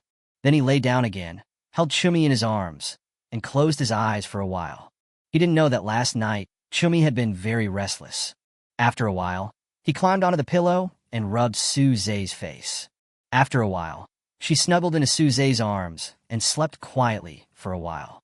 After a while, he lay on Suze's body again, looking around with his eyes shining with green light. Don't cats need sleep? 10 minutes later, Suze got up and went to wash up. Jimmy waited for him obediently at the bathroom door. Then we went to the first floor to have breakfast together. After dinner, Suze had to go out to run errands, so he couldn't take Chummy with him, but the dog kept wanting to go with him. But there was no other way. It was inconvenient to carry it with him, so he asked the butler to hold it, and he drove the Cullinan away. When it just left, Chummy was crying sadly, but after a while it started playing happily again because Butler Wong was playing with it. At first, it refused to let Butler Wong hold it, but as a veteran cat petter, Butler Wong captured its heart in no time. So it temporarily forgot the sadness of Suze's departure. At noon, Suze went to the Hao Tai Hotel to pick up a bottle of Penfold's Grange dry red wine that he had drunk at the last class reunion and followed the address given by Lin Wanbai to her house. Dong dong dong. Susie knocked on her door. "Godson, you are finally here. We have prepared a table full of delicious food and have been waiting for you," Lin Wanbai's mother said happily as she opened the door, pulling Suze. "Godmother, I won't hide it from you. I just came here for dinner time," Suze said with a smile. Then he put the wine in his hand on the table. Godmother, this is my first time visiting your house, and I don't know what you and uncle like. I'll give you a bottle of wine to try. Lin Wanbai's mother patted his shoulder and said, We are a family, so we should keep our distance. Just come. Why do you need any gifts? Suze, I've been hearing your godmother mention you these past 2 days, always praising you for your good looks and abilities. Today, I see that she was right. Lin Wanbai's father stood up and said. Suze was a little shy after being praised and said with a smile, No, no. Come on, Suze, come and have dinner, Lin Wanbai called. At this time, a chubby little boy came out of the bedroom. Brother Suze, my sister was right. You are so handsome. Lin Zibai, what are you talking about? Lin Wanbai frowned and said in a low voice. This unfortunate child. When did you hear me say that? It would be fine if you heard it, but you even said it out loud, which is shameful. Suze looked at the little boy's chubby, white face, bent over and said, Thank you for the compliment. You are also very cute. The little boy smiled happily and said, Thank you, Brother Suze, for the compliment. My name is Lin Zibai, and I am in the 3rd grade this year. Suze pinched his chubby face. You are awesome. Okay, Zibai, let's stop talking. Your brother Suze still needs to eat. Lin Wanbai's mother winked at Zibai. Zibai said reluctantly, Okay, then Brother Suze, let's chat later. Suze gave him an okay gesture and made a face at him. His chubby face suddenly turned into a flower with joy, and the 2 dimples at the corners of his mouth made him look even more adorable.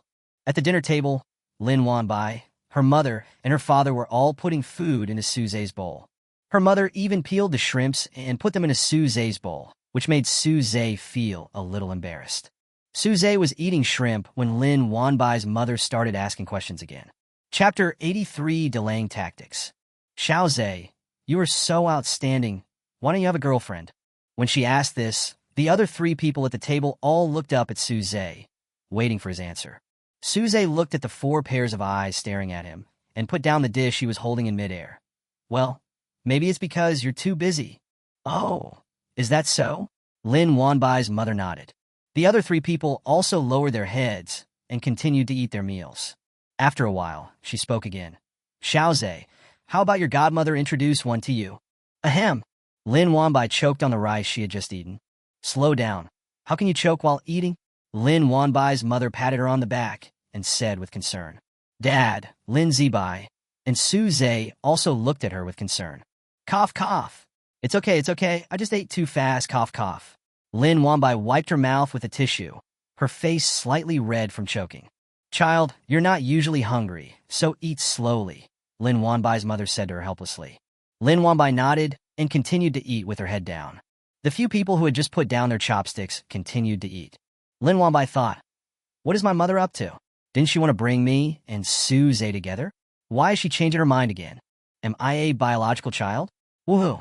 The dining table temporarily returned to silence, except for the clatter of dishes and chopsticks and the sound of eating. Lin Wanbai thought it was over, but Xiaoze, my aunt was interrupted just now. You are so outstanding. How about I introduce you to a girlfriend? Lin Wanbai's mother looked at Suze with anticipation. Oh, Annie this? Suze looked at Lin Wanbai's mother embarrassedly, and the chopsticks in his hand stopped in the bowl. Having a girlfriend is just a matter of choice. Isn't it a matter of minutes to find one? Are you embarrassed? Don't be shy. You're already working, so it's time for you to find a girl to take care of you. Lin Wanbai and her father looked at her in disbelief after hearing what she said. Dad, we agreed to bring him and our daughter together. So what are you doing? Lin Wanbai, my mother, what are you doing? I just reminded you. Have you forgotten that you have a daughter? There are 5 people at the dinner table now, and only Lin Zibai is concentrating on eating with his head down. Wife, don't talk about this at the dinner table. Young people have their own ideas. You still use your old methods. They are outdated. Let's eat. Lin Wanbai's father frowned and said to Wanbai's mother, and put a piece of chicken wing in her bowl. That's right. My dear mother, you don't understand the minds of us young people at all. Look, Suze doesn't even want you to introduce him, right, Suze? Lin Wanbai blinked at Suze. Suze was feeling awkward and didn't know how to respond. It happened that the father and daughter sang in unison and helped him to resolve the awkwardness. He took the opportunity to reply, Yes, godmother, don't worry about my girlfriend. When the time comes, I will definitely bring her back for you to see. Yes, look, Suze has already said so don't worry about it. Lin Wanbai's father patted Wanbai's mother's shoulder and said gently, Lin Wanbai also nodded in agreement. Lin Wanbai's mother nodded a little disappointedly and continued eating. The dining table returned to silence, with only the sound of dishes and chopsticks hitting each other being heard. Lin Wanbai's mother occasionally picked up some food for Suze, and everyone finished the meal happily. After all, it was Suze's first time here, so he was still a little reserved. In a slightly awkward and pleasant atmosphere, Suze bid farewell to Lin Wanbai's family. After Suze left, Lin Wanbai began to ask her mother, "Mom, why are you like this? You don't keep your word," Lin Wanbai asked angrily with a pout. "That's right, wife. It would be fine if you didn't help our Wanner to match her up with Suze, but why are you doing the opposite?" Lin Wanbai's father frowned and said in confusion, "What do you know? This is called a delaying tactic. I have to test his attitude first." Lin Wanbai's mother rolled her eyes at her father and said to Lin Wanbai, "Then tell me what your delaying tactic is." "Yes, Mom. I want to listen to it too." Lin Wanbai's mother looked disappointed. "Look at you two, father and daughter. No wonder Wano is still single." "Mom, I'm single because I have high standards, okay? Can you please tell me your delaying tactic?" Lin Wanbai said aggrievedly. "You can't date someone you don't like, right? It's better to be single. Look at Suze, he's tall, handsome, and rich. Ordinary girls would never catch his eye. We have to stabilize him first." I asked him that just now to see his reaction. Now it seems that he doesn't like introductions, so we have to let him have more contact with our Wanner. That way there will definitely be hope. Lin Wanbai's mother described her plan vividly, and then glanced at the two people beside her with pride. "What a master! What a master!" Lin Wanbai and her father both gave thumbs up and praised. Then her father said, "That's how you pursued me back then, right?" Lin Wanbai's mother glanced at him shyly and changed the subject. Picking up the bottle of wine that Suze brought, she said, "Look at this wine Suze gave me. It looks very expensive. Honey, don't you like to study wine?" Lin Wanbai's father walked over, picked up the wine, looked around, and opened his eyes wide in surprise. "Am I seeing this correctly?" Then I took another careful look and confirmed that this was the famous Penfolds Grange dry red wine. He stood there in surprise. "What's wrong, Dad?" Lin Wanbai thought something had happened to her father. "Suze actually gave me a bottle of red wine worth over 200,000 yuan. Lin Wanbai's father held the red wine in his hand and looked at Lin Wanbai in a daze. "What? What?" Lin Wanbai and her mother screamed at the same time, walked over quickly, and carefully looked at the wine in Lin's father's hand. "Suze is such a generous guy. He gave me such a valuable gift. He is worthy of living in a mansion worth more than 800 million yuan. I like him more and more. How generous. The first time you came to our house, you gave me a mid-range car as a gift." Lin Wanbai shook his head and sighed. "I like him even more in my heart. I also became more curious about him. This is the first time I've seen a man so generous. I wonder what kind of girls he likes." Suze came out of Lin Wanbai's house, took a few orders, and then went home. Cullinan's figure on the road attracted countless people to look back. Passersby can only feel envy. Anyone who can drive this kind of car must be a very successful entrepreneur. As soon as Suze got home and parked the car, he saw a loving scene. Chapter 84. These days, cats are riding in Cullinan. He saw the butler was having fun with Chummy. The butler sat on a chair in the garden.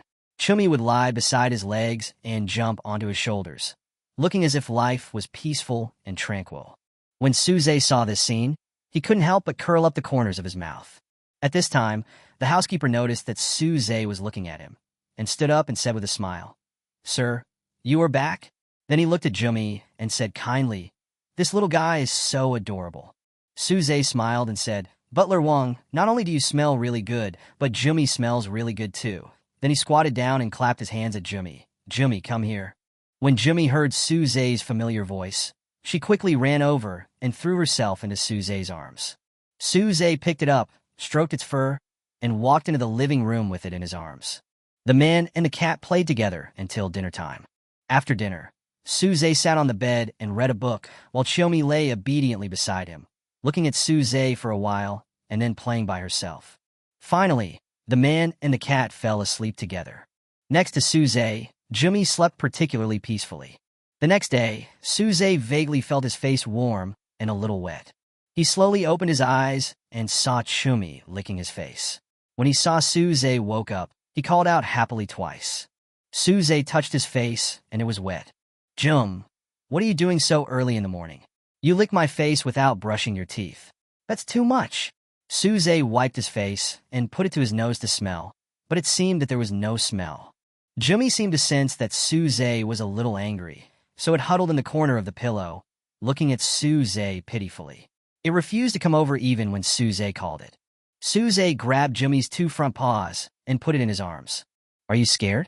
Don't lick my face without brushing your teeth anymore? Okay. Chumi looked at Suze, wondering if it knew it was wrong. After breakfast, Suze went to the garage and drove the Cullinan. When he was almost at the gate, he saw Chumi standing at the gate looking at him. Butler Wong saw it and went over to pick up Chumi. But just as he was in his arms, Chumi broke free and stood at the door looking at Suze. Butler Wong wanted to continue hugging it, but Chumi dodged. Forget it, Butler Wong. Just leave it as it is, Suze said to Butler Wong. Chimi, Suze shouted towards the door. Chumi immediately ran under his car. Suze looked at it with a mixture of laughter and tears. Then he got out of the car and carried it to the car, where it lay obediently. Suze looked at it and smiled, then said to Butler Wong, Butler Wong, forget it, I'll take it out today. Then I published the original work of Iha and called Li Xiaodang. Xiaodang, are you free? Suze asked straight to the point. When Li Xiaodang saw Suze calling her, she knew that he must be free. Brother A's, are you going to ask me out when you are free? Yes, I have a task for you. I have a cat here. Can you come and take care of it? When she heard it was a cat, Li Xiaodang was very excited. Okay, Brother A's, where are you now? I'll come find you. I'll pick you up. You wait for me at home. Li Xiaodang really liked what Suze said, and she felt extremely safe. After hanging up the phone, she started to pick clothes. After trying on more than 10 pieces, she finally chose one, which was one of the skirts that Suze bought for her last time. Seeing that it was almost time, I went downstairs. When Suze drove the Cullinan to Li Xiaotang's house, Li Xiaodang had not come out yet. Suze teased her while waiting for Li Xiaodang. People coming and going in the community were staring at Suze. Although there is no shortage of wealthy people in the Xinlong Mansion community, not many of them can afford a Cullinan. Two pretty girls nearby, who also seemed to be waiting for someone, started talking. Look at the guy driving the Cullinan, so handsome. Yes, I want his WeChat, but I don't know if he will give it to me. A handsome and rich guy like him must have numerous beauties around him, right? Look, it seems like he's holding a cat. The two girls stood on tiptoe and looked over, and it was indeed a cat. What? Nowadays, cats are riding in Cullinan, but I have never ridden one. Sigh. Seeing how much he likes cats, he should be easy to get along with. Let's go over there. The two girls plucked up their courage and walked towards Suze. When they got to the car, one of the girls said, Brother, do you like cats too? I like them too. Suze heard someone talking to him and looked up. Yeah, and then he lowered his head and continued playing with Chumi. Seeing Suze herself, the girl was delighted and continued to ask, We both like cats so much, what a fate. Can I add you on WeChat? At this time, Li Xiaotang's voice sounded. Brother A's, have you been waiting for a long time?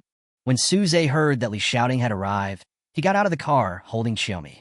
Just now, when Li Xiaodang was about to reach the gate, she saw a Cullinan at the door, and her first reaction was that it must belong to Suze. Then I saw two pretty girls coming over to chat with him, which made me even more certain that they were Suze's. When they got closer, they saw that it was indeed Suze sitting in the car. Although he had his head lowered, Li Xiaodang recognized him at a glance. The two girls also turned to look at Li Xiaodang. A girl with a slim figure, dressed sexy and fashionable, yet cute, stood in front of them. The two of them suddenly felt that they were too low. You can tell from the way she grows up that she has been pampered. Her family must be very rich. And the most important thing is that she is so beautiful. It's really hard to compare with her. The two girls smiled awkwardly and fled the scene in panic. Suze looked at this funny scene and said jokingly, Xiaodang, you see, when you came, all the people who tried to chat me up left. Li Xiaodang spread her hands and said helplessly, I didn't do anything. Suze smiled and handed over the chick in his hand. Here, this is the kid you're going to take care of today. Li Xiaodang took the cuddle and smiled like a loving mother. Oh my God, this little guy is so cute. Where did you get this little guy? It's my client's. He asked me to take care of it for a few days. His name is Chumi. Please carry it in your arms and get in the car. It's so well-behaved and pretty. It's definitely the Doraba Dilmarat of the cat world. Suze smiled and said, its owner said it is very shy. It seems that it is not shy, but looks. It will behave well if a good-looking person holds it. Li Xiaodong laughed twice. It seems that Chumi is obsessed with appearance. By the way, Brother A's, when did you buy this car? You change cars too quickly, Suze. Suze said calmly. 2 days ago. Li Xiaodong smacked her lips and said, You are truly a rich man. Suze smiled faintly. By the way, which day did you buy the ticket? Chapter 85 Farewell. Li Xiaodong thought for a moment and said, The day after tomorrow, at 9 in the morning. Okay, I got it. I'll take you to the airport then. Okay. Li Xiaodong was very happy and had a lot of fun playing with Xiaomi. Soon, they arrived at the place designated by the customer. Suze got out of the car to complete the order, while Li Xiaodong and Jimmy stayed in the car. Li Xiaodong is a simple girl without any scheming, and she can have fun playing with a cat. 20 minutes later, Suze came back. Outside the car, I saw the harmonious scene of Li Xiaodong and Xiaomi. Suze touched Li Xiaodong's head and said, You two little cuties are having a great time. Li Xiaodong smiled sweetly. I like kittens very much. Do you remember the stray cats we fed last time? I went there later and took them all home. Suze was surprised. Really? I didn't know that. I forgot to tell you, they are very popular in my house. We all like them. Suze looked at her harmless, smiling face, his eyes full of tenderness. You are such a kind little cutie. Li Xiaodong smiled, even more brightly. Suze started the car and continued to the next customer's home. Every time, Li Xiaodong and Xiaomi would wait in the car while Suze would go to complete the orders. And so it went on until the afternoon. It's getting late, go home. You're going abroad the day after tomorrow, so go back early to spend time with your family, Suze said gently to Li Xiaodong. Li Xiaodong nodded reluctantly, then kissed Jimmy's head and went home. Suze also took Jimmy home. I went out for a walk today and was taken care of by a beautiful girl all day. I was obviously in a good mood. I jumped up and down when I got home. Time quickly came to the day when Li Xiaodong was going abroad. The flight was at 9 o'clock, and according to the usual waiting time for the flight, I should have been waiting at the airport at around 8 o'clock. Before going to bed the night before, Suze deliberately set the alarm clock an hour earlier. When it was about 10 minutes later, Suze arrived at the airport. I called Li Xiaodong and then went to the departure hall where she was. Li Xiaodong felt very happy after receiving Suze's call. She acted coquettishly to the family members who came to see her off. Grandpa, Dad, Mom, you all go back. The plane is about to take off. I can do it alone. Tang Tang, you'll be gone for another half a year. Mommy really can't bear to leave you, said a woman who exuded the temperament of a rich lady. Tang Tang, you must eat well over there. If the nanny says that you don't eat well again, Grandpa will be angry, said an energetic old man in a suit and tie lovingly. Your grandfather is right, and that's what Dad meant too, said a middle-aged man who looked like a successful person, touching her head. Okay, I got it. You guys go now. I'll take a good rest here. The three of them looked back at Li Xiaodong reluctantly. Li Xiaodong waved at them and made a face. The three people left the airport reluctantly. At this time, Suze also came over. Li Xiaodong happily went to greet him. Brother A's, you are finally here. Suze looked around her. Where are your family members? It's just to see you that I drove them all away. Li Xiaodong blinked and said mischievously. Suze touched her head and asked, How long will you be gone this time? I'll be gone for half a year, and I'll be back during the winter break. The last time I saw you was during the Chinese New Year, right? Suze asked a little reluctantly. Li Xiaodong tilted her head and calculated. About the same, Brother A's, will you miss me? Suze scratched her nose and said, Of course I will. I'll wait for you to come back. Seeing Suze's determined eyes, Li Xiaodong was so happy. She talked a lot with Suze. The plane took off. Suze was in the terminal hall, watching the plane slowly take off in the sky, and he felt a little reluctant.